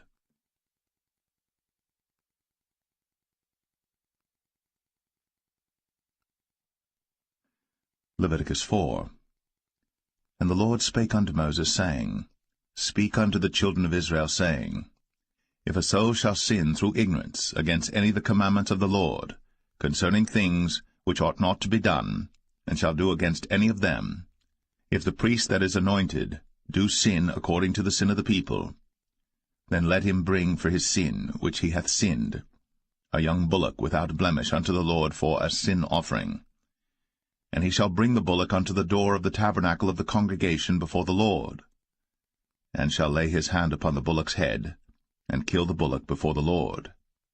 And the priest that is anointed shall take of the bullock's blood, and bring it to the tabernacle of the congregation.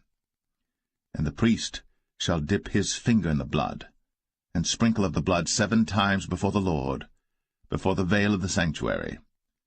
And the priest shall put some of the blood upon the horns of the altar of sweet incense before the Lord, which is in the tabernacle of the congregation, and shall pour all the blood of the bullock at the bottom of the altar of the burnt offering, which is at the door of the tabernacle of the congregation. And he shall take off from it all the fat of the bullock for the sin offering, the fat that covereth the inwards, and all the fat that is upon the inwards, and the 2 kidneys, and the fat that is upon them, which is by the flanks, and the caul above the liver, with the kidneys, it shall he take away, as it was taken off from the bullock of the sacrifice of peace offerings. And the priest shall burn them upon the altar of the burnt offering.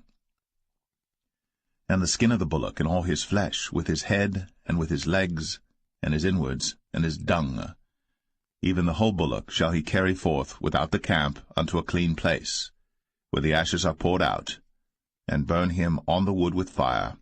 Where the ashes are poured out shall he be burnt. And if the whole congregation of Israel sin through ignorance, and the thing be hid from the eyes of the assembly, and they have done somewhat against any of the commandments of the Lord concerning things which should not be done, and are guilty, when the sin which they have sinned against it is known, then the congregation shall offer a young bullock for the sin, and bring him before the tabernacle of the congregation. And the elders of the congregation shall lay their hands upon the head of the bullock before the Lord, and the bullock shall be killed before the Lord. And the priest that is anointed shall bring of the bullock's blood to the tabernacle of the congregation. And the priest shall dip his finger in some of the blood, and sprinkle it 7 times before the Lord, even before the veil. And he shall put some of the blood upon the horns of the altar which is before the Lord, that is, in the tabernacle of the congregation, and shall pour out all the blood at the bottom of the altar of the burnt offering, which is at the door of the tabernacle of the congregation. And he shall take all his fat from him, and burn it upon the altar. And he shall do with the bullock as he did with the bullock for a sin offering. So shall he do with this, and the priest shall make an atonement for them, and it shall be forgiven them. And he shall carry forth the bullock without the camp, and burn him as he burned the first bullock. It is a sin offering for the congregation. When a ruler hath sinned, and done somewhat through ignorance against any of the commandments of the Lord his God, concerning things which should not be done, and is guilty, or if his sin, wherein he hath sinned, come to his knowledge, he shall bring his offering, a kid of the goats, a male without blemish. And he shall lay his hand upon the head of the goat, and kill it in the place where they killed the burnt offering before the Lord. It is a sin offering. And the priest shall take of the blood of the sin offering with his finger, and put it upon the horns of the altar of burnt offering, and shall pour out his blood at the bottom of the altar of burnt offering. And he shall burn all his fat upon the altar, as the fat of the sacrifice of peace offerings. And the priest shall make an atonement for him as concerning his sin, and it shall be forgiven him. And if any one of the common people sin through ignorance, while he doeth somewhat against any of the commandments of the Lord concerning things which ought not to be done, and be guilty, or if his sin, which he hath sinned, come to his knowledge, then he shall bring his offering, a kid of the goats, a female without blemish, for his sin, which he hath sinned. And he shall lay his hand upon the head of the sin offering, and slay the sin offering in the place of the burnt offering. And the priest shall take of the blood thereof with his finger, and put it upon the horns of the altar of burnt offering, and shall pour out all the blood thereof at the bottom of the altar. And he shall take away all the fat thereof, as the fat is taken away from off the sacrifice of peace offerings. And the priest shall burn it upon the altar for a sweet savour unto the Lord. And the priest shall make an atonement for him, and it shall be forgiven him. And if he bring a lamb for a sin offering, he shall bring it a female without blemish. And he shall lay his hand upon the head of the sin offering, and slay it for a sin offering in the place where they kill the burnt offering. And the priest shall take of the blood of the sin offering with his finger, and put it upon the horns of the altar of burnt offering, and shall pour out all the blood thereof at the bottom of the altar. And he shall take away all the fat thereof, as the fat of the lamb is taken away from the sacrifice of the peace offerings. And the priest shall burn them upon the altar, according to the offerings made by fire unto the Lord. And the priest shall make an atonement for his sin that he hath committed, and it shall be forgiven him.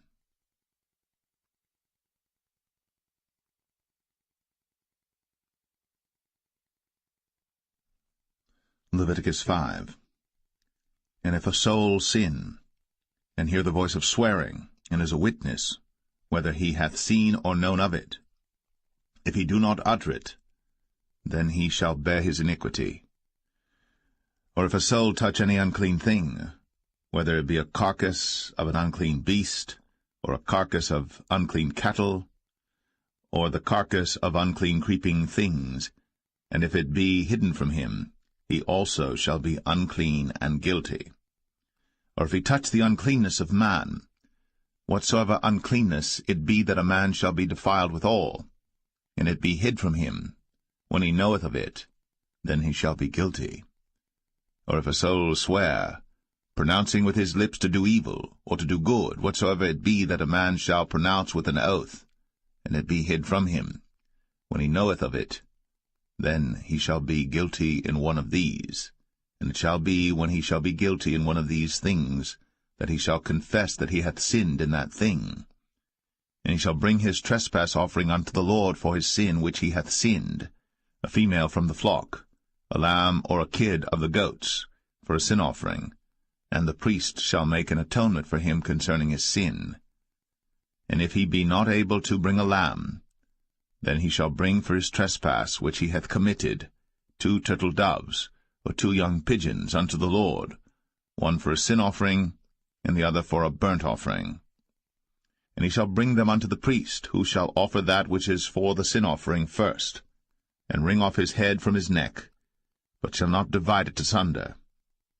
And he shall sprinkle of the blood of the sin offering upon the side of the altar, and the rest of the blood shall be wrung out at the bottom of the altar. It is a sin offering. And he shall offer the second for a burnt offering according to the manner, and the priest shall make an atonement for him for his sin which he hath sinned, and it shall be forgiven him. But if he be not able to bring 2 turtle doves or 2 young pigeons, then he that sinned shall bring for his offering the 10th part of an ephah of fine flour for a sin offering. He shall put no oil upon it, neither shall he put any frankincense thereon, for it is a sin offering. Then shall he bring it to the priest, and the priest shall take his handful of it, even a memorial thereof, and burn it on the altar, according to the offerings made by fire unto the Lord. It is a sin offering. And the priest shall make an atonement for him as touching his sin that he hath sinned in one of these, and it shall be forgiven him. And the remnant shall be the priest's, as a meat offering. And the Lord spake unto Moses, saying, If a soul commit a trespass, and sin through ignorance in the holy things of the Lord, then he shall bring for his trespass unto the Lord a ram without blemish out of the flocks, with thy estimation by shekels of silver, after the shekel of the sanctuary, for a trespass offering. And he shall make amends for the harm that he hath done in the holy thing, and shall add the 5th part thereto, and give it unto the priest. And the priest shall make an atonement for him with the ram of the trespass offering, and it shall be forgiven him. And if a soul sin, and commit any of these things which are forbidden to be done by the commandments of the Lord, though he wist it not, yet is he guilty, and shall bear his iniquity. And he shall bring a ram without blemish out of the flock, with thy estimation, for a trespass offering unto the priest. And the priest shall make an atonement for him concerning his ignorance, wherein he erred and wist it not, and it shall be forgiven him. It is a trespass offering. He hath certainly trespassed against the Lord.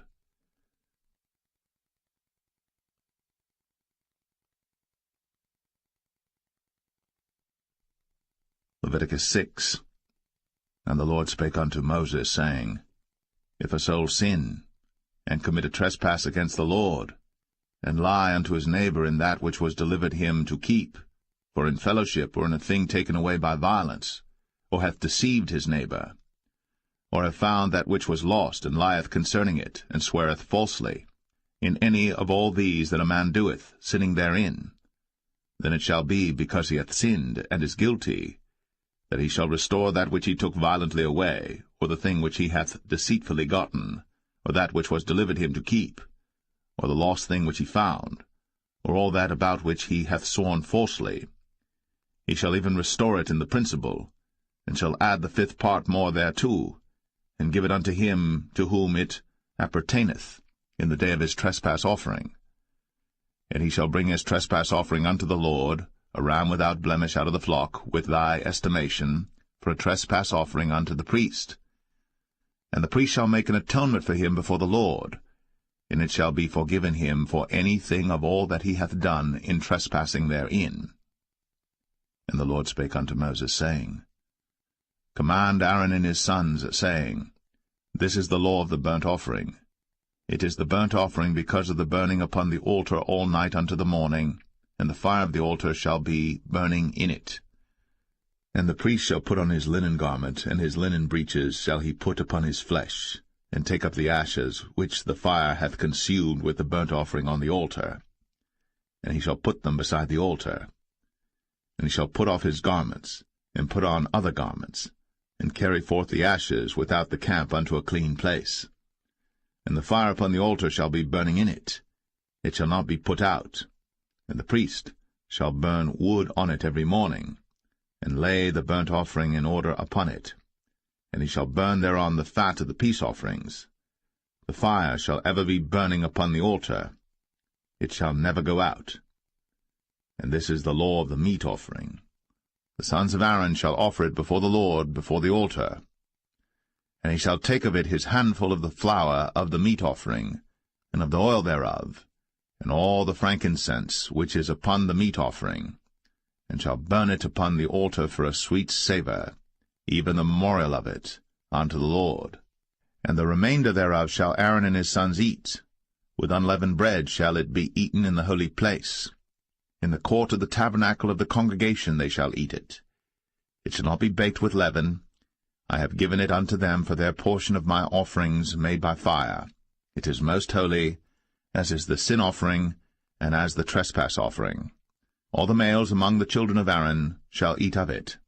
It shall be a statute for ever in your generations concerning the offerings of the Lord made by fire. Every one that toucheth them shall be holy. And the Lord spake unto Moses, saying, This is the offering of Aaron and of his sons, which they shall offer unto the Lord in the day when he is anointed. The 10th part of an ephah of fine flour for a meat offering perpetual, half of it in the morning, and half thereof at night. In a pan it shall be made with oil, and when it is baked, thou shalt bring it in. And the baked pieces of the meat offering shalt thou offer for a sweet savour unto the Lord. And the priest of his sons that is anointed in his stead shall offer it. It is a statute for ever unto the Lord. It shall be wholly burnt. For every meat offering for the priest shall be wholly burnt. It shall not be eaten. And the Lord spake unto Moses, saying, Speak unto Aaron and to his sons, saying, This is the law of the sin offering. In the place where the burnt offering is killed shall the sin offering be killed before the Lord. It is most holy. The priest that offereth it for sin shall eat it. In the holy place shall it be eaten, in the court of the tabernacle of the congregation. Whatsoever shall touch the flesh thereof shall be holy.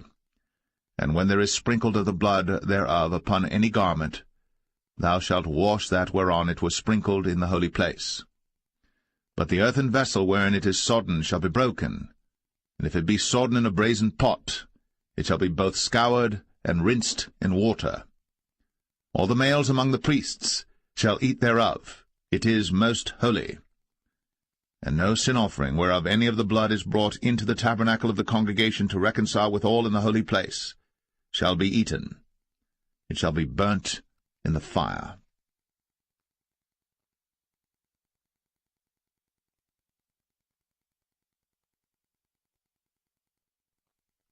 Leviticus 7. Likewise, this is the law of the trespass offering. It is most holy. In the place where they kill the burnt offering shall they kill the trespass offering, and the blood thereof shall he sprinkle round about upon the altar.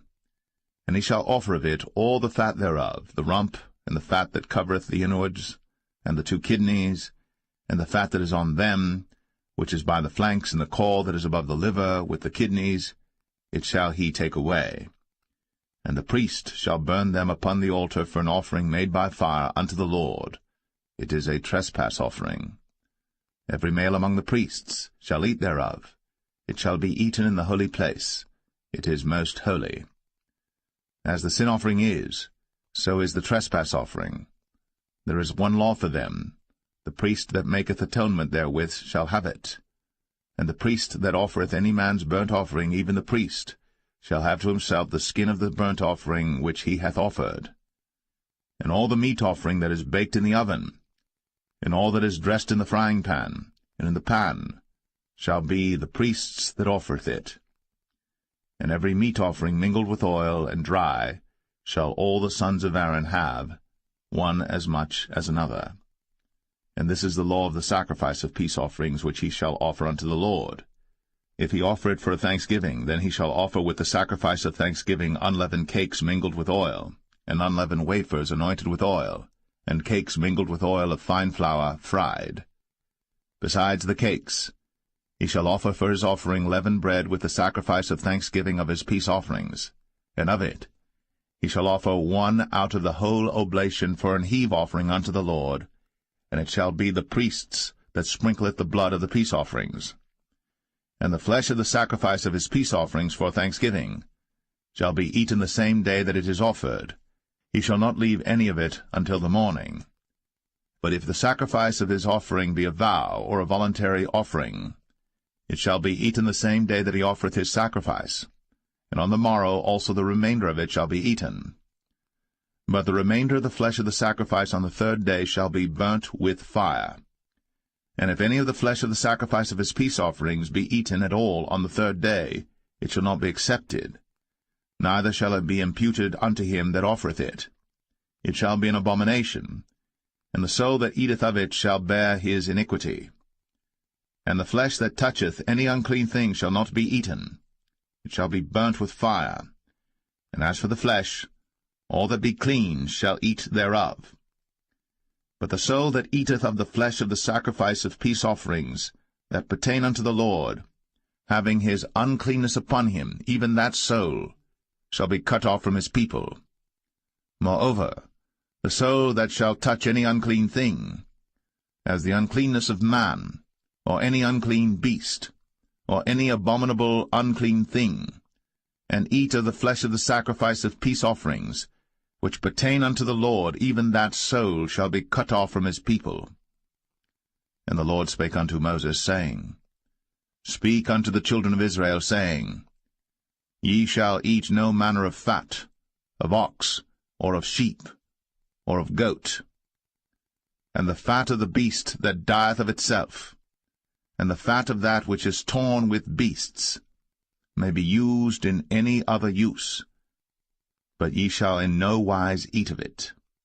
For whosoever eateth the fat of the beast, of which men offer an offering made by fire unto the Lord, even the soul that eateth it shall be cut off from his people.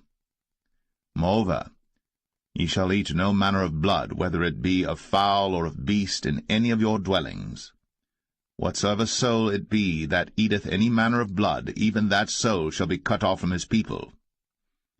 And the Lord spake unto Moses, saying, Speak unto the children of Israel, saying, He that offereth the sacrifice of his peace offerings unto the Lord shall bring his oblation unto the Lord the sacrifice of his peace offerings. His own hands shall bring the offerings of the Lord made by fire, the fat with the breast. It shall he bring, that the breast may be waved for a wave offering before the Lord. And the priest shall burn the fat upon the altar, but the breast shall be Aaron's and his sons'. And the right shoulder shall ye give unto the priest for an heave offering of the sacrifices of your peace offerings. He among the sons of Aaron, that offereth the blood of the peace offerings, and the fat, shall have the right shoulder for his part. For the wave breast and the heave shoulder have I taken of the children of Israel, from off the sacrifices of their peace offerings, and have given them unto Aaron the priest, and unto his sons by a statute for ever from among the children of Israel. This is the portion of the anointing of Aaron, and of the anointing of his sons, out of the offerings of the Lord made by fire, in the day when he presented them to minister unto the Lord in the priest's office, which the Lord commanded to be given them of the children of Israel, in the day that he anointed them, by a statute for ever throughout their generations. This is the law of the burnt offering, of the meat offering, and of the sin offering, and of the trespass offering, and of the consecrations, and of the sacrifice of the peace offerings, which the Lord commanded Moses in Mount Sinai, in the day that he commanded the children of Israel to offer their oblations unto the Lord, in the wilderness of Sinai.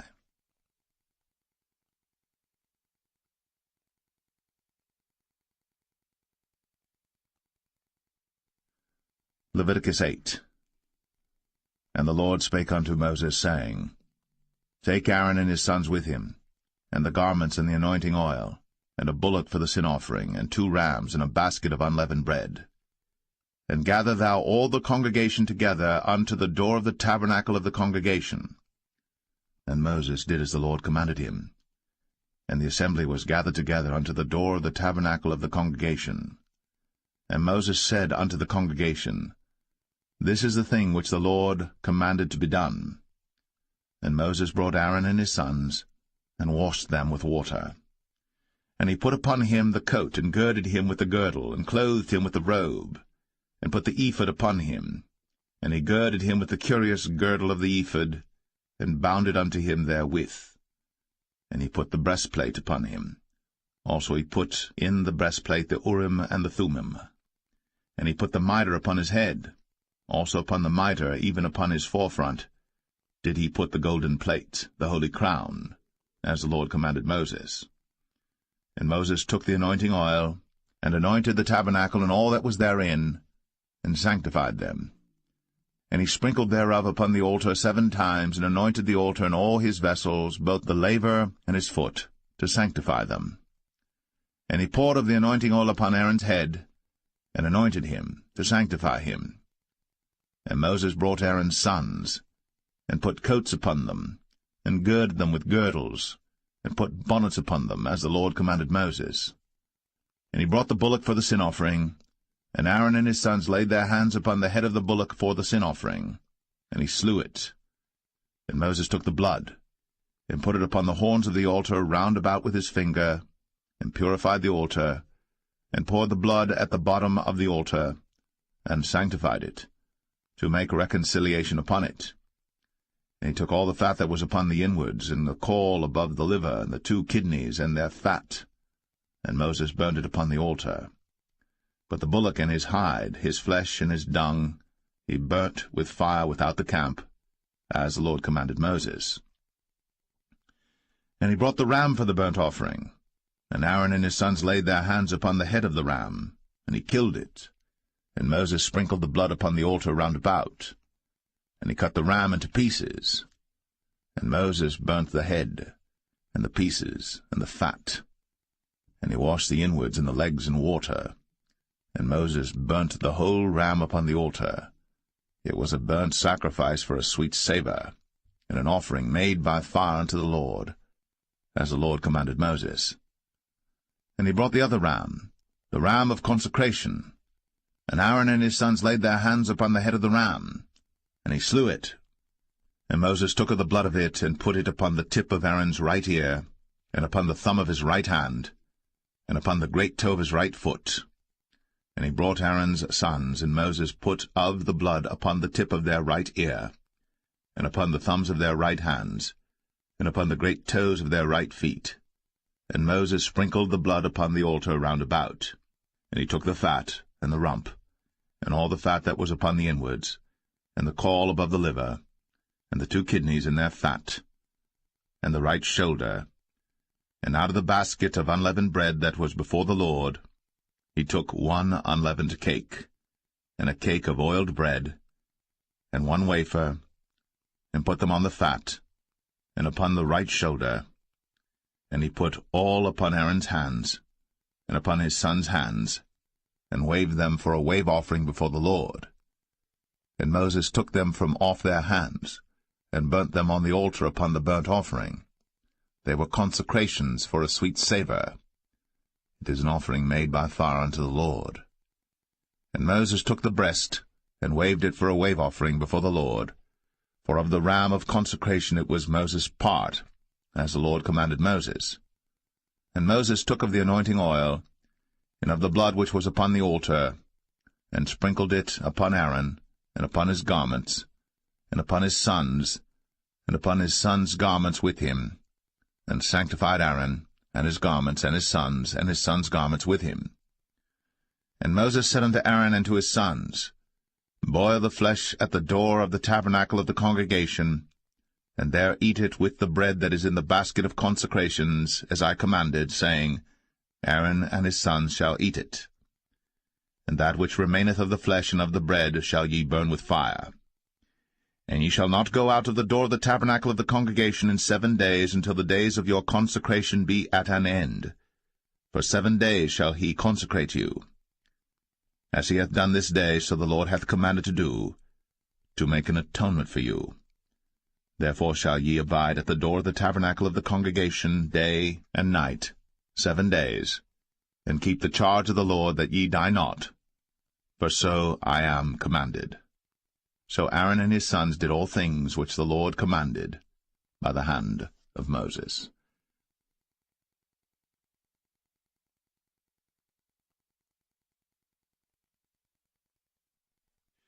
Leviticus 9. And it came to pass on the 8th day that Moses called Aaron and his sons and the elders of Israel. And he said unto Aaron, Take thee a young calf for a sin offering, and a ram for a burnt offering without blemish, and offer them before the Lord. And unto the children of Israel thou shalt speak, saying, Take ye a kid of the goats for a sin offering, and a calf and a lamb, both of the first year, without blemish, for a burnt offering. Also a bullock and a ram for peace offerings to sacrifice before the Lord, and a meat offering mingled with oil. For today the Lord will appear unto you.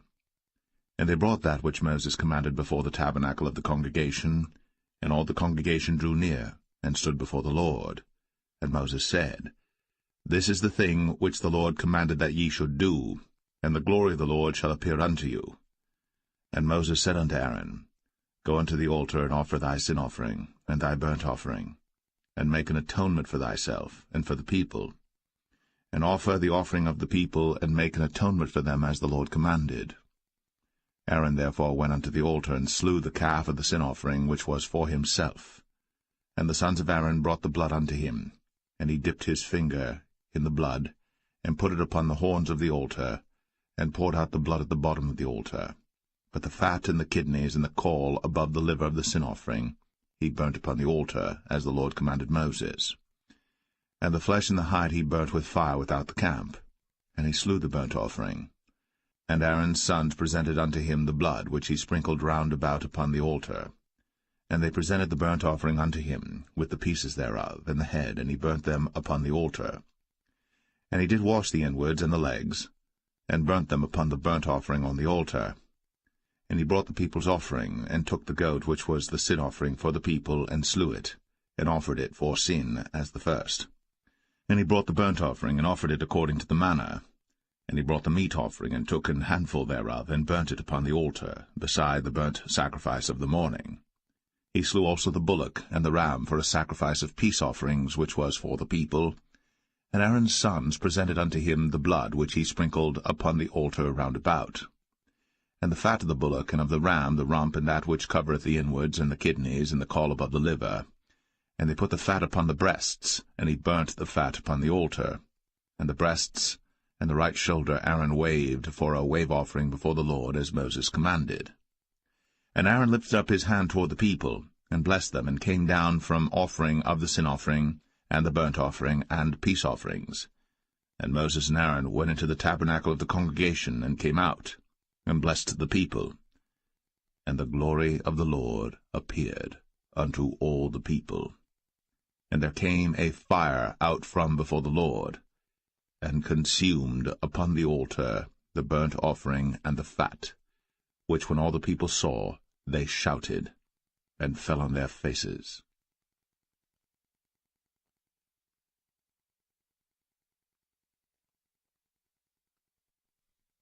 Leviticus 10. And Nadab and Abihu, the sons of Aaron, took either of them his censer, and put fire therein, and put incense thereon, and offered strange fire before the Lord, which he commanded them not. And there went out fire from the Lord, and devoured them, and they died before the Lord. Then Moses said unto Aaron, This is it that the Lord spake, saying, I will be sanctified in them that come nigh me, and before all the people I will be glorified. And Aaron held his peace. And Moses called Mishael and Elzaphan, the sons of Uzziel, the uncle of Aaron, and said unto them, Come near, carry your brethren from before the sanctuary out of the camp. So they went near, and carried them in their coats out of the camp, as Moses had said. And Moses said unto Aaron, and unto Eleazar, and unto Ithamar his sons, Uncover not your heads, neither rend your clothes, lest ye die, and lest wrath come upon all the people. But let your brethren, the whole house of Israel, bewail the burning which the Lord hath kindled. And ye shall not go out from the door of the tabernacle of the congregation, lest ye die, for the anointing oil of the Lord is upon you. And they did according to the word of Moses.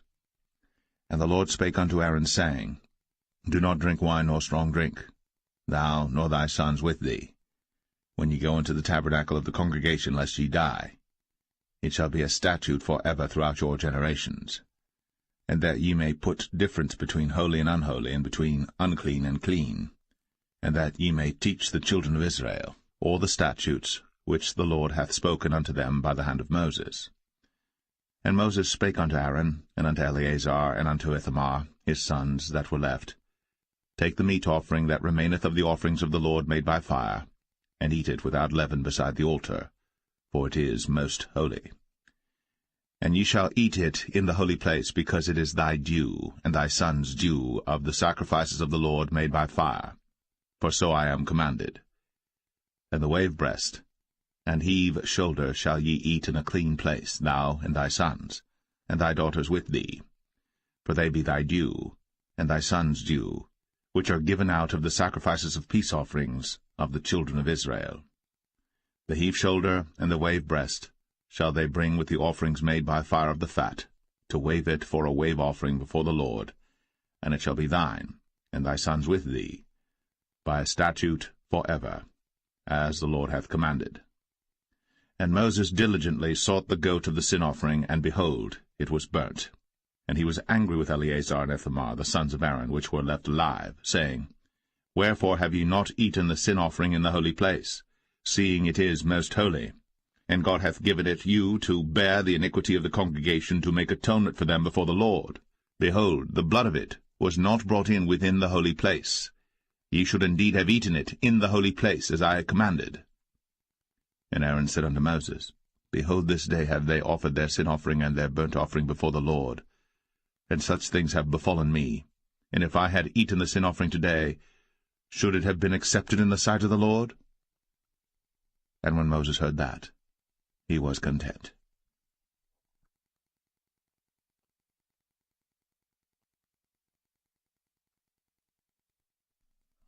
Leviticus 11.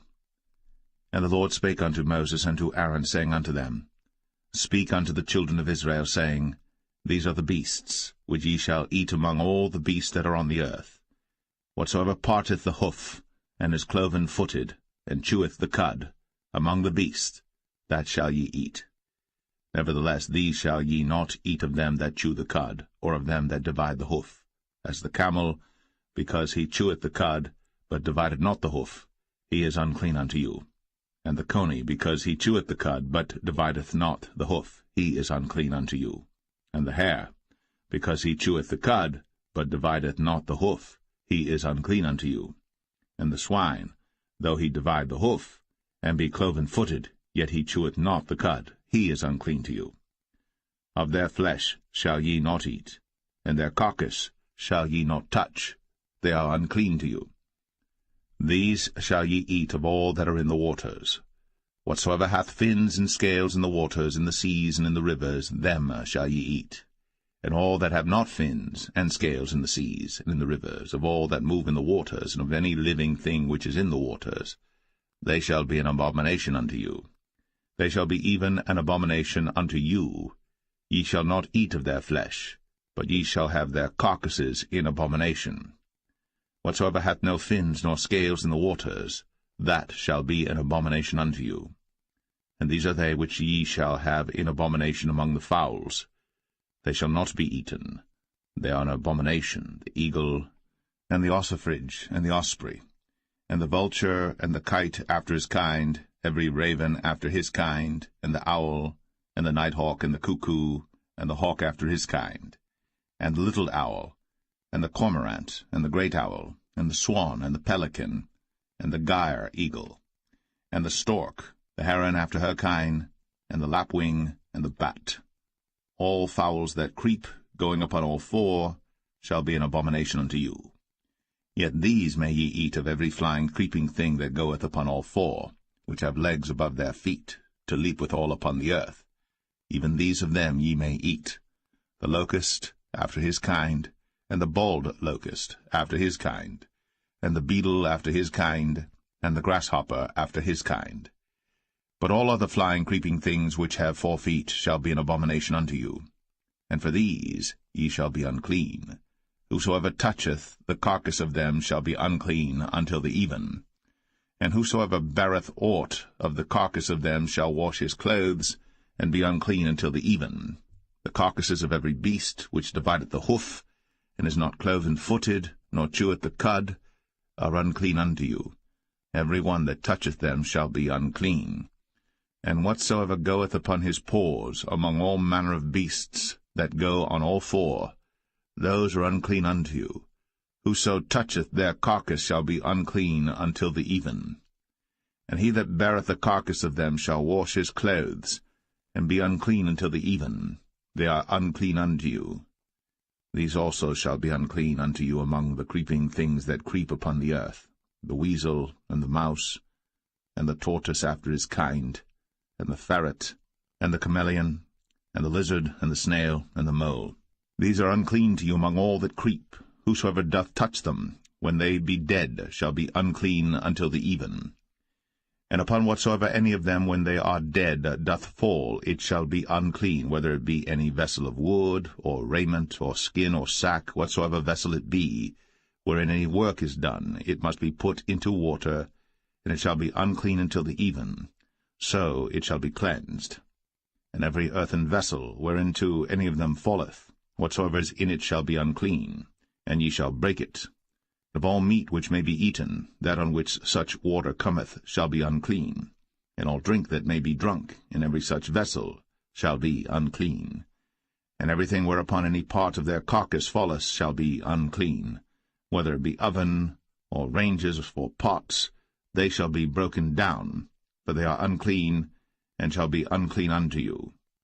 Nevertheless a fountain or pit wherein there is plenty of water shall be clean, but that which toucheth their carcass shall be unclean. And if any part of their carcass fall upon any sowing seed which is to be sown, it shall be clean. But if any water be put upon the seed, and any part of their carcass fall thereon, it shall be unclean unto you. And if any beast of which ye may eat die, he that toucheth the carcass thereof shall be unclean until the even. And he that eateth of the carcass of it shall wash his clothes, and be unclean until the even. He also that beareth the carcass of it shall wash his clothes, and be unclean until the even. And every creeping thing that creepeth upon the earth shall be an abomination, it shall not be eaten. Whatsoever goeth upon the belly, and whatsoever goeth upon all four, or whatsoever hath more feet among all creeping things that creep upon the earth, them ye shall not eat, for they are an abomination. Ye shall not make yourselves abominable with any creeping thing that creepeth, neither shall ye make yourselves unclean with them, that ye should be defiled thereby. For I am the Lord your God. Ye shall therefore sanctify yourselves, and ye shall be holy, for I am holy. Neither shall ye defile yourselves with any manner of creeping thing that creepeth upon the earth. For I am the Lord that bringeth you up out of the land of Egypt, to be your God. Ye shall therefore be holy, for I am holy. This is the law of the beasts, and of the fowl, and of every living creature that moveth in the waters, and of every creature that creepeth upon the earth, to make a difference between the unclean and the clean, and between the beast that may be eaten, and the beast that may not be eaten.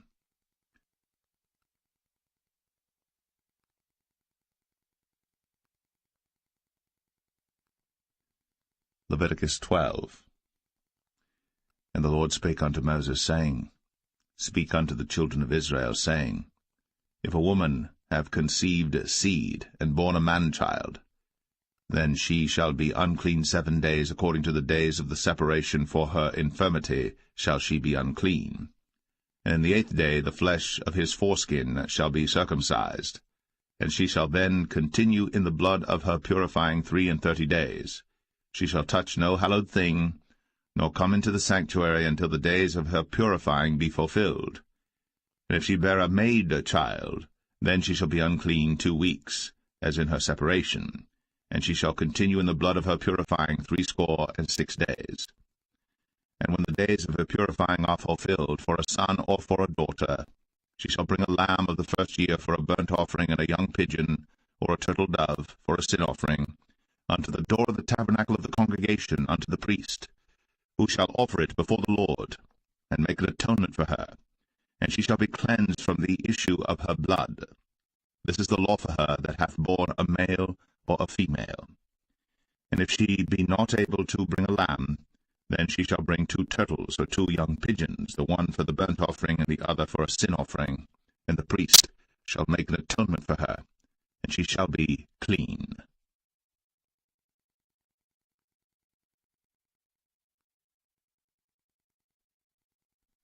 Leviticus 13.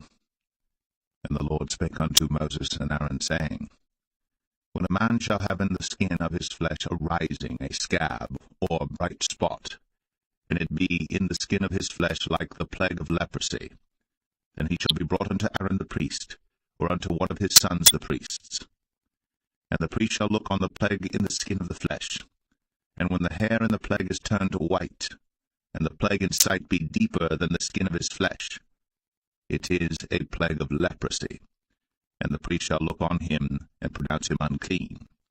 If the bright spot be white in the skin of his flesh, and in sight be not deeper than the skin, and the hair thereof be not turned white, then the priest shall shut up him that hath the plague 7 days.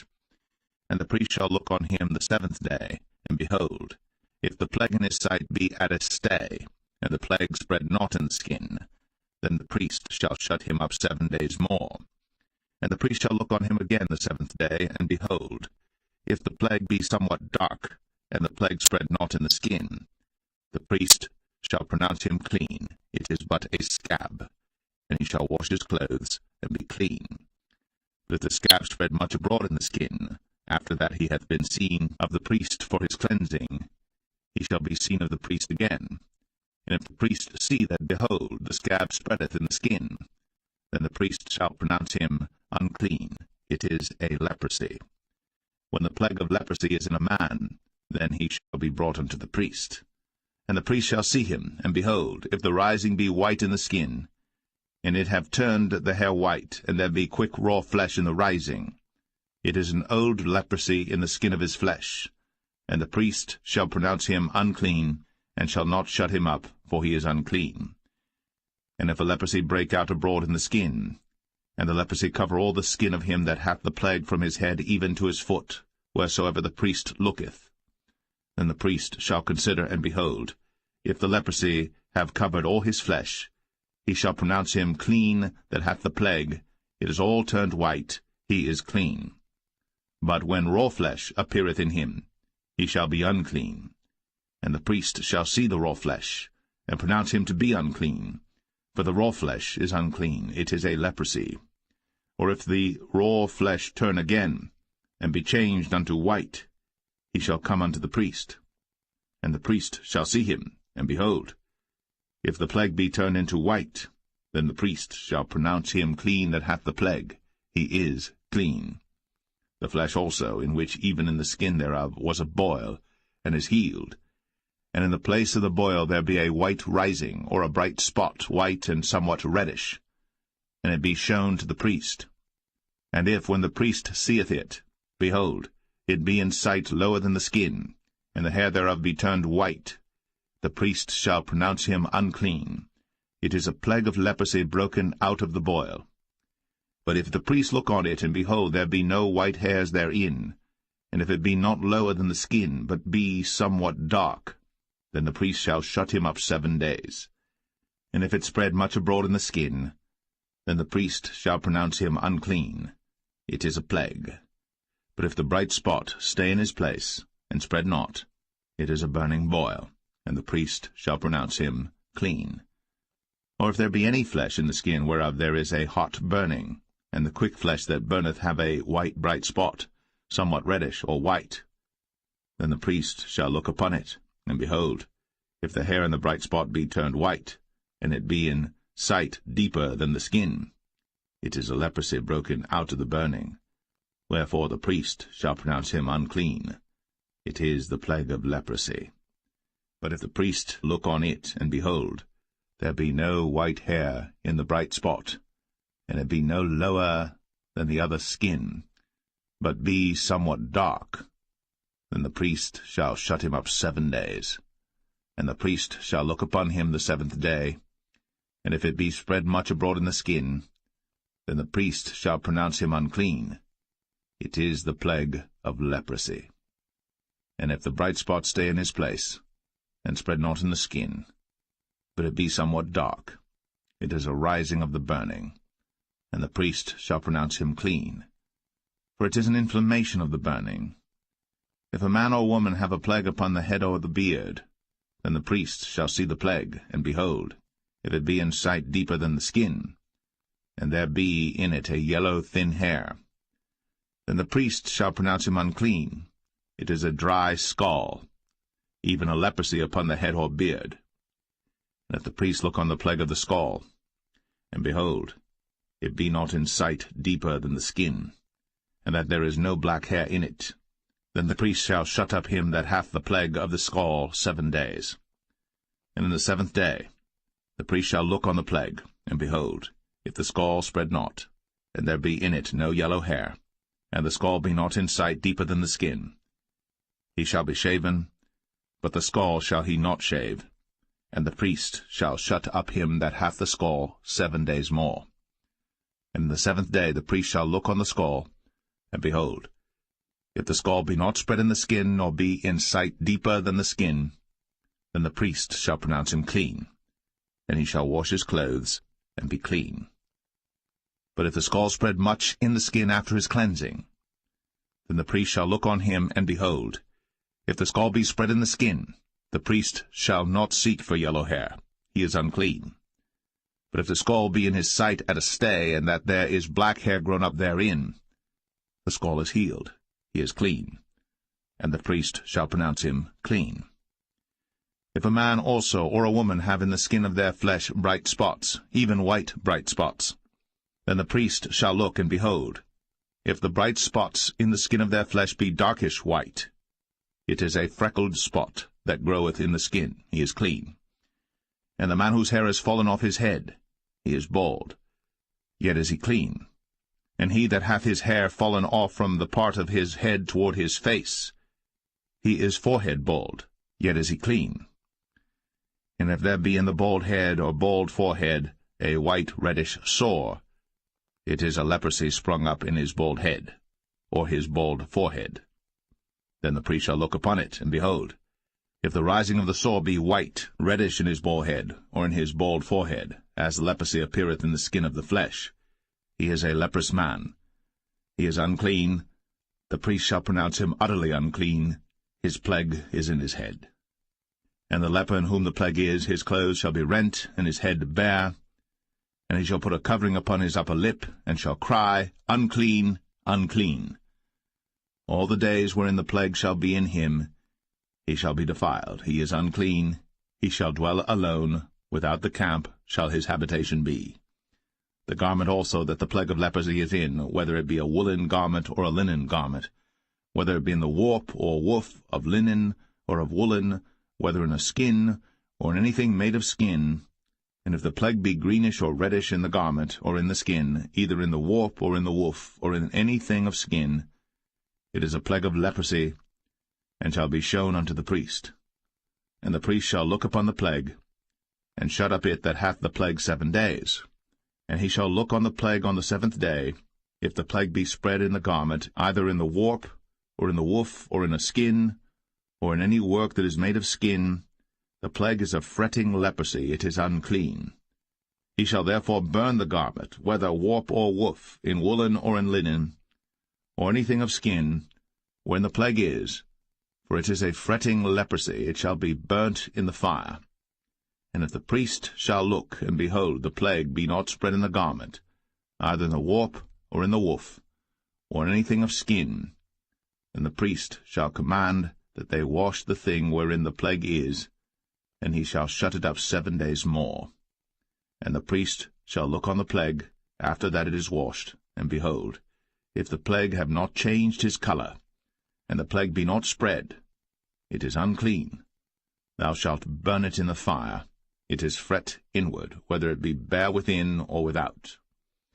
And if the priest look, and behold, the plague be somewhat dark after the washing of it, then he shall rend it out of the garment, or out of the skin, or out of the warp, or out of the woof. And if it appear still in the garment, either in the warp or in the woof, or in anything of skin, it is a spreading plague. Thou shalt burn that wherein the plague is, with fire. And the garment, either warp or woof, or whatsoever thing of skin it be, which thou shalt wash, if the plague be departed from them, then it shall be washed the 2nd time, and shall be clean. This is the law of the plague of leprosy in a garment of woolen or linen, either in the warp or woof, or anything of skins, to pronounce it clean, or to pronounce it unclean.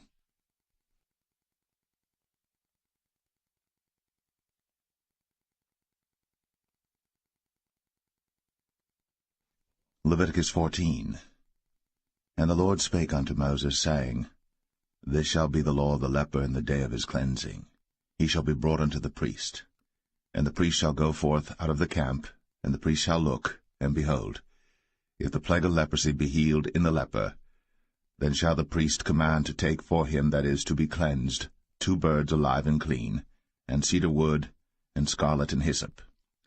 And the priest shall command that one of the birds be killed in an earthen vessel over running water. As for the living bird, he shall take it, and the cedar wood, and the scarlet, and the hyssop, and shall dip them and the living bird in the blood of the bird that was killed over the running water. And he shall sprinkle upon him that is to be cleansed from the leprosy 7 times, and shall pronounce him clean, and shall let the living bird loose into the open field. And he that is to be cleansed shall wash his clothes, and shave off all his hair, and wash himself in water, that he may be clean. And after that he shall come into the camp, and shall tarry abroad out of his tent 7 days. But it shall be on the 7th day that he shall shave all his hair off his head, and his beard, and his eyebrows. Even all his hair he shall shave off. And he shall wash his clothes. Also he shall wash his flesh in water, and he shall be clean. And on the 8th day he shall take 2 he-lambs without blemish, and 1 ewe-lamb of the 1st year without blemish, and 3/10 deals of fine flour for a meat offering, mingled with oil, and 1 log of oil.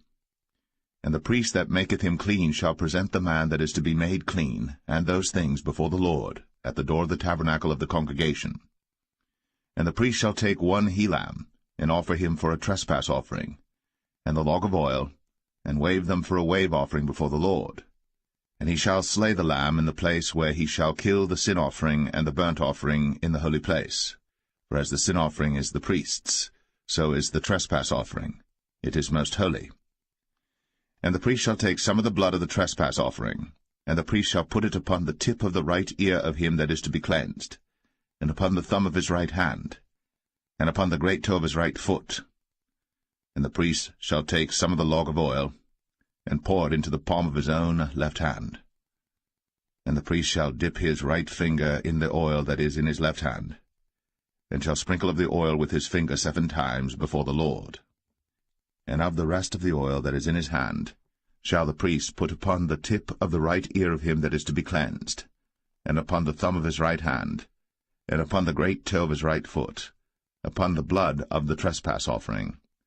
And the remnant of the oil that is in the priest's hand he shall pour upon the head of him that is to be cleansed, and the priest shall make an atonement for him before the Lord.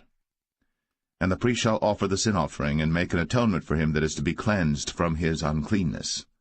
And afterward he shall kill the burnt offering. And the priest shall offer the burnt offering and the meat offering upon the altar. And the priest shall make an atonement for him, and he shall be clean. And if he be poor, and cannot get so much, then he shall take 1 lamb for a trespass offering to be waved, to make an atonement for him, and 1/10 deal of fine flour mingled with oil for a meat offering, and a log of oil, and 2 turtle doves, or 2 young pigeons, such as he is able to get, and the one shall be a sin offering, and the other a burnt offering.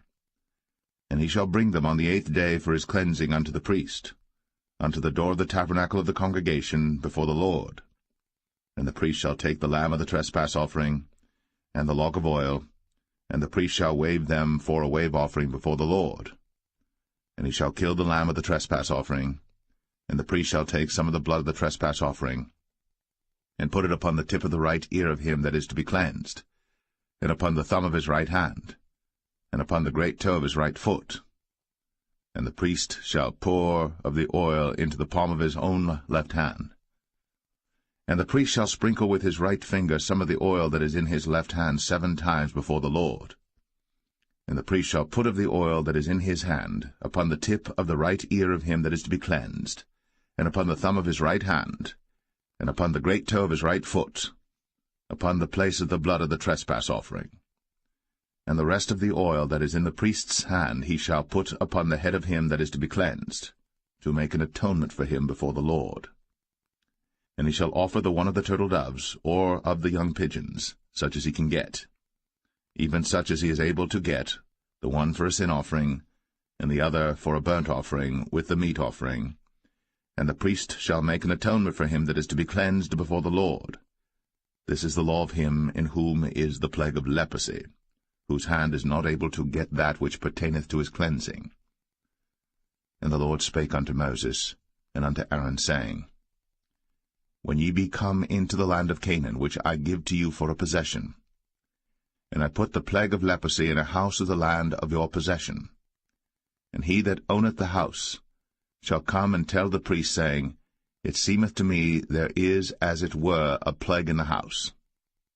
Then the priest shall command that they empty the house, before the priest go into it to see the plague, that all that is in the house be not made unclean.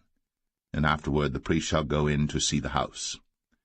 And he shall look on the plague, and behold, if the plague be in the walls of the house with hollow strakes, greenish or reddish, which in sight are lower than the wall, then the priest shall go out of the house to the door of the house, and shut up the house 7 days. And the priest shall come again the 7th day, and shall look, and behold, if the plague be spread in the walls of the house, then the priest shall command that they take away the stones in which the plague is, and they shall cast them into an unclean place without the city. And he shall cause the house to be scraped within round about, and they shall pour out the dust that they scrape off without the city into an unclean place. And they shall take other stones, and put them in the place of those stones. And he shall take other mortar, and shall plaster the house.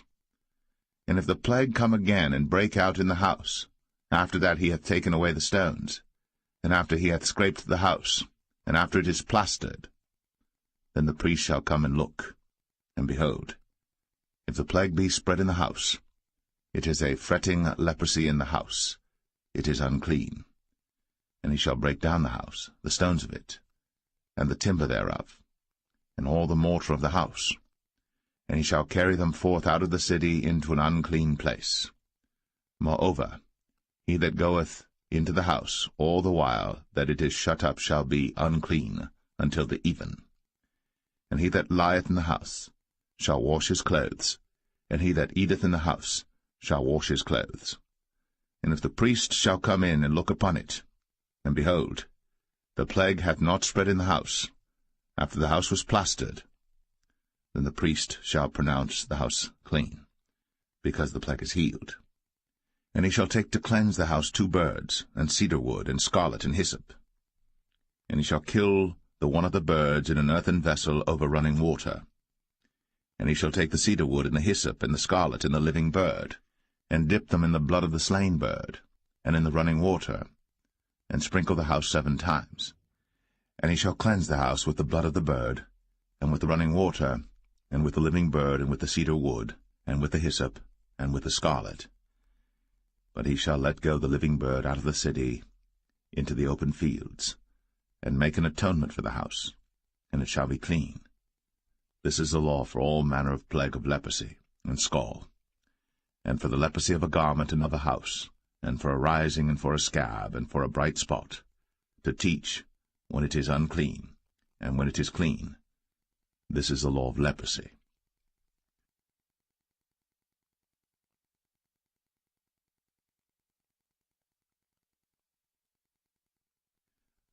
Leviticus 15.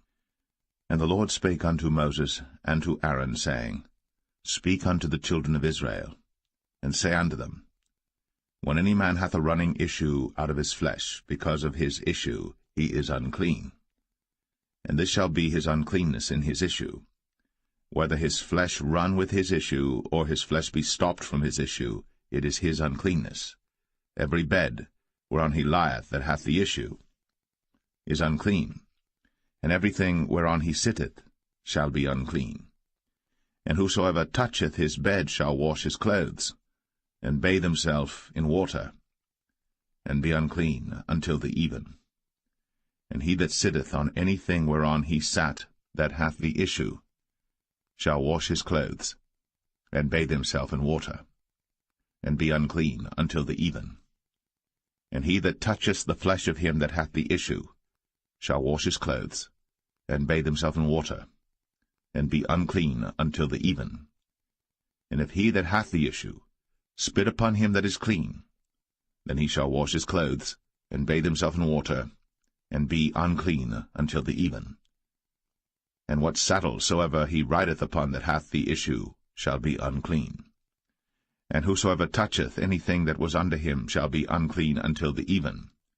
And he that beareth any of those things shall wash his clothes, and bathe himself in water, and be unclean until the even.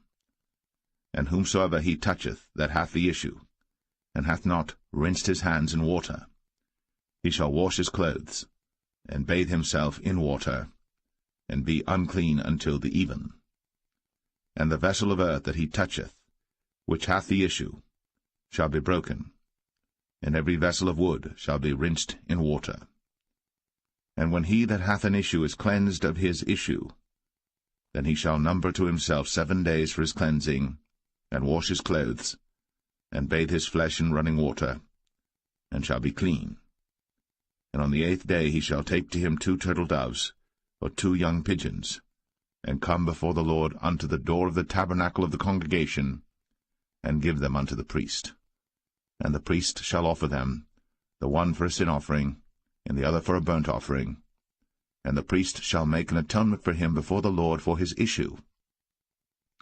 And if any man's seed of copulation go out from him, then he shall wash all his flesh in water, and be unclean until the even. And every garment and every skin whereon is the seed of copulation shall be washed with water, and be unclean until the even. The woman also with whom man shall lie with seed of copulation, they shall both bathe themselves in water, and be unclean until the even. And if a woman have an issue, and her issue in her flesh be blood, she shall be put apart 7 days, and whosoever toucheth her shall be unclean until the even. And everything that she lieth upon in her separation shall be unclean. Everything also that she sitteth upon shall be unclean. And whosoever toucheth her bed shall wash his clothes, and bathe himself in water, and be unclean until the even. And whosoever toucheth anything that she sat upon shall wash his clothes, and bathe himself in water, and be unclean until the even. And if it be on her bed, or on any thing whereon she sitteth, when he toucheth it, he shall be unclean until the even. And if any man lie with her at all, and her flowers be upon him, he shall be unclean 7 days, and all the bed whereon he lieth shall be unclean. And if a woman have an issue of her blood many days out of the time of her separation, or if it run beyond the time of her separation, all the days of the issue of her uncleanness shall be as the days of her separation. She shall be unclean. Every bed whereon she lieth all the days of her issue shall be unto her as the bed of her separation. And whatsoever she sitteth upon shall be unclean, as the uncleanness of her separation. And whosoever toucheth those things shall be unclean, and shall wash his clothes, and bathe himself in water, and be unclean until the even. But if she be cleansed of her issue, then she shall number to herself 7 days, and after that she shall be clean. And on the 8th day she shall take unto her 2 turtles, or 2 young pigeons, and bring them unto the priest, to the door of the tabernacle of the congregation. And the priest shall offer the one for a sin offering, and the other for a burnt offering, and the priest shall make an atonement for her before the Lord for the issue of her uncleanness. Thus shall ye separate the children of Israel from their uncleanness, that they die not in their uncleanness, when they defile my tabernacle that is among them. This is the law of him that hath an issue, and of him whose seed goeth from him, and is defiled therewith, and of her that is sick of her flowers, and of him that hath an issue, of the man, and of the woman, and of him that lieth with her, that is unclean.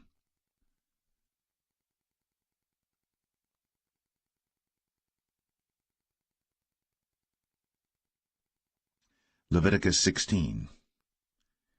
And the Lord spake unto Moses after the death of the 2 sons of Aaron, when they offered before the Lord and died. And the Lord said unto Moses, Speak unto Aaron thy brother, that he come not at all times into the holy place within the veil before the mercy seat, which is upon the ark, that he die not. For I will appear in the cloud upon the mercy seat. Thus shall Aaron come into the holy place with a young bullock for a sin offering, and a ram for a burnt offering. He shall put on the holy linen coat, and he shall have the linen breeches upon his flesh, and shall be girded with a linen girdle, and with the linen mitre shall he be attired. These are holy garments. Therefore shall he wash his flesh in water, and so put them on. And he shall take of the congregation of the children of Israel 2 kids of the goats for a sin offering, and 1 ram for a burnt offering. And Aaron shall offer his bullock of the sin offering which is for himself, and make an atonement for himself, and for his house. And he shall take the 2 goats and present them before the Lord at the door of the tabernacle of the congregation. And Aaron shall cast lots upon the 2 goats, 1 lot for the Lord, and the other lot for the scapegoat. And Aaron shall bring the goat upon which the Lord's lot fell, and offer him for a sin offering. But the goat on which the lot fell to be the scapegoat shall be presented alive before the Lord, to make an atonement with him, and to let him go for a scapegoat into the wilderness. And Aaron shall bring the bullock of the sin offering which is for himself, and shall make an atonement for himself, and for his house, and shall kill the bullock of the sin offering which is for himself. And he shall take a censer full of burning coals of fire from off the altar before the Lord, and his hands full of sweet incense beaten small, and bring it within the veil. And he shall put the incense upon the fire before the Lord, that the cloud of the incense may cover the mercy seat that is upon the testimony, that he die not. And he shall take of the blood of the bullock, and sprinkle it with his finger upon the mercy seat eastward, and before the mercy seat shall he sprinkle of the blood with his finger 7 times. Then shall he kill the goat of the sin offering that is for the people, and bring his blood within the veil, and do with that blood as he did with the blood of the bullock, and sprinkle it upon the mercy seat, and before the mercy seat. And he shall make an atonement for the holy place, because of the uncleanness of the children of Israel, and because of their transgressions and all their sins. And so shall he do for the tabernacle of the congregation that remaineth among them in the midst of their uncleanness. And there shall be no man in the tabernacle of the congregation when he goeth in to make an atonement in the holy place, until he come out, and have made an atonement for himself, and for his household, and for all the congregation of Israel. And he shall go out unto the altar that is before the Lord, and make an atonement for it, and shall take of the blood of the bullock, and of the blood of the goat, and put it upon the horns of the altar round about. And he shall sprinkle of the blood upon it with his finger 7 times, and cleanse it, and hallow it from the uncleanness of the children of Israel. And when he hath made an end of reconciling the holy place, and the tabernacle of the congregation, and the altar, he shall bring the live goat. And Aaron shall lay both his hands upon the head of the live goat, and confess over him all the iniquities of the children of Israel, and all their transgressions and all their sins, putting them upon the head of the goat, and shall send him away by the hand of a fit man into the wilderness. And the goat shall bear upon him all their iniquities unto a land not inhabited. And he shall let go the goat in the wilderness. And Aaron shall come into the tabernacle of the congregation, and shall put off the linen garments, which he put on when he went into the holy place, and shall leave them there. And he shall wash his flesh with water in the holy place, and put on his garments, and come forth, and offer his burnt offering, and the burnt offering of the people, and make an atonement for himself and for the people. And the fat of the sin offering shall he burn upon the altar. And he that let go the goat for the scapegoat shall wash his clothes, and bathe his flesh in water, and afterward come into the camp. And the bullock for the sin offering, and the goat for the sin offering, whose blood was brought in to make atonement in the holy place, shall one carry forth without the camp, and they shall burn in the fire their skins, and their flesh, and their dung. And he that burneth them shall wash his clothes, and bathe his flesh in water, and afterward he shall come into the camp. And this shall be a statute for ever unto you, that in the 7th month, on the 10th day of the month, ye shall afflict your souls, and do no work at all, whether it be one of your own country or a stranger that sojourneth among you. For on that day shall the priest make an atonement for you, to cleanse you, that ye may be clean from all your sins before the Lord. It shall be a Sabbath of rest unto you, and ye shall afflict your souls, by a statute for ever. And the priest, whom he shall anoint, and whom he shall consecrate to minister in the priest's office in his father's stead, shall make the atonement, and shall put on the linen clothes, even the holy garments. And he shall make an atonement for the holy sanctuary, and he shall make an atonement for the tabernacle of the congregation, and for the altar, and he shall make an atonement for the priests, and for all the people of the congregation. And this shall be an everlasting statute unto you, to make an atonement for the children of Israel, for all their sins, once a year. And he did, as the Lord commanded Moses.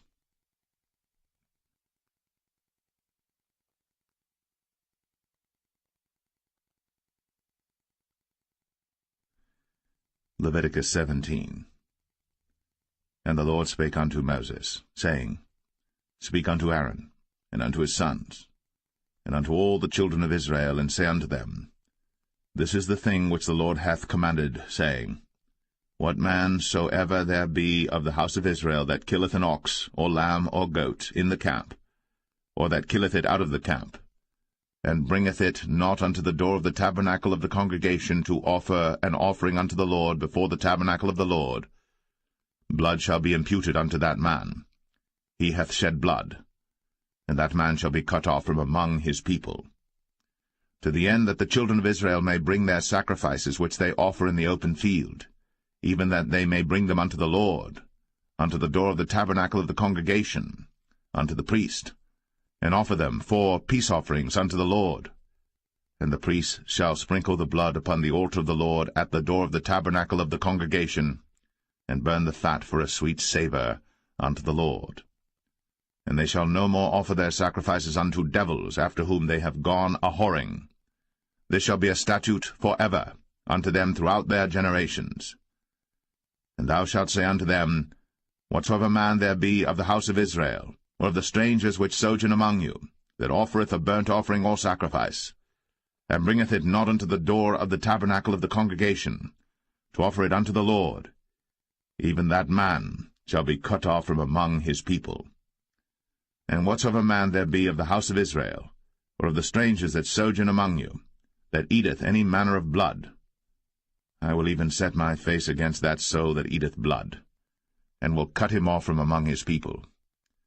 For the life of the flesh is in the blood, and I have given it to you upon the altar to make an atonement for your souls. For it is the blood that maketh an atonement for the soul. Therefore I said unto the children of Israel, No soul of you shall eat blood, neither shall any stranger that sojourneth among you eat blood. And whatsoever man there be of the children of Israel, or of the strangers that sojourn among you, which hunteth and catcheth any beast or fowl that may be eaten, he shall even pour out the blood thereof, and cover it with dust. For it is the life of all flesh, the blood of it is for the life thereof. Therefore I said unto the children of Israel, Ye shall eat the blood of no manner of flesh, for the life of all flesh is the blood thereof. Whosoever eateth it shall be cut off. And every soul that eateth that which died of itself, or that which was torn with beasts, whether it be one of your own country or a stranger, he shall both wash his clothes, and bathe himself in water, and be unclean until the even. Then shall he be clean. But if he wash them not, nor bathe his flesh, then he shall bear his iniquity.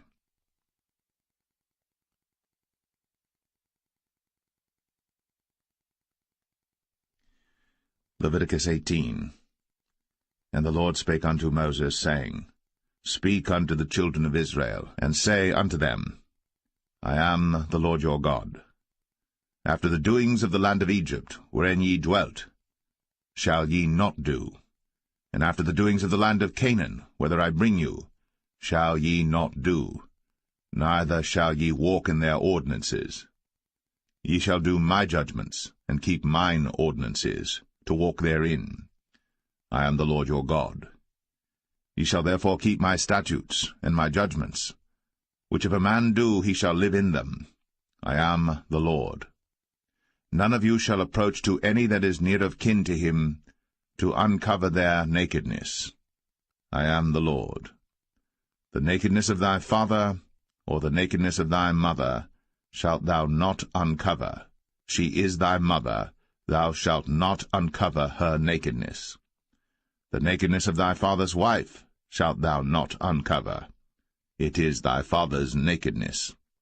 The nakedness of thy sister, the daughter of thy father, or daughter of thy mother, whether she be born at home, or born abroad, even their nakedness thou shalt not uncover.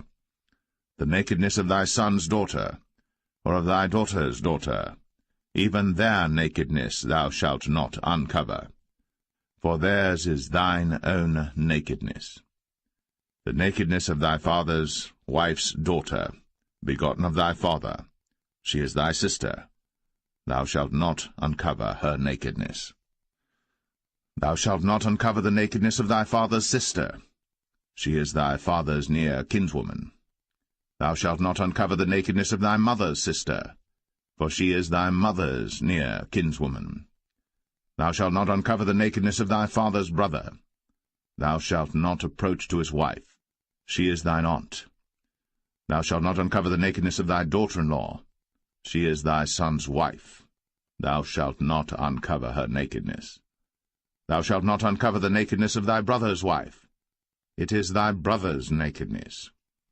Thou shalt not uncover the nakedness of a woman and her daughter, neither shalt thou take her son's daughter, or her daughter's daughter, to uncover her nakedness, for they are her near kinswoman.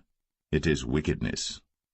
Neither shalt thou take a wife to her sister, to vex her, to uncover her nakedness, beside the other in her lifetime. Also thou shalt not approach unto a woman to uncover her nakedness, as long as she is put apart for her uncleanness. Moreover, thou shalt not lie carnally with thy neighbor's wife, to defile thyself with her. And thou shalt not let any of thy seed pass through the fire to Moloch, neither shalt thou profane the name of thy God. I am the Lord. Thou shalt not lie with mankind, as with womankind. It is abomination. Neither shalt thou lie with any beast, to defile thyself therewith. Neither shall any woman stand before a beast to lie down thereto. It is confusion. Defile not ye yourselves in any of these things. For in all these the nations are defiled which I cast out before you, and the land is defiled. Therefore I do visit the iniquity thereof upon it, and the land itself vomiteth out her inhabitants. Ye shall therefore keep my statutes and my judgments, and shall not commit any of these abominations, neither any of your own nation, nor any stranger that sojourneth among you. For all these abominations have the men of the land done, which were before you, and the land is defiled, that the land spew not you out also, when ye defile it, as it spewed out the nations that were before you. For whosoever shall commit any of these abominations, even the souls that commit them, shall be cut off from among their people. Therefore shall ye keep mine ordinance, that ye commit not any one of these abominable customs, which were committed before you, and that ye defile not yourselves therein. I am the Lord your God.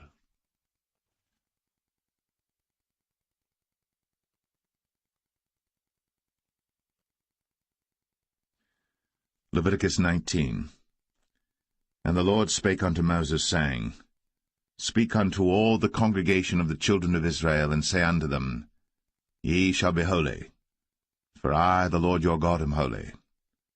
Ye shall fear every man his mother, and his father, and keep my Sabbaths. I am the Lord your God. Turn ye not unto idols, nor make to yourselves molten gods.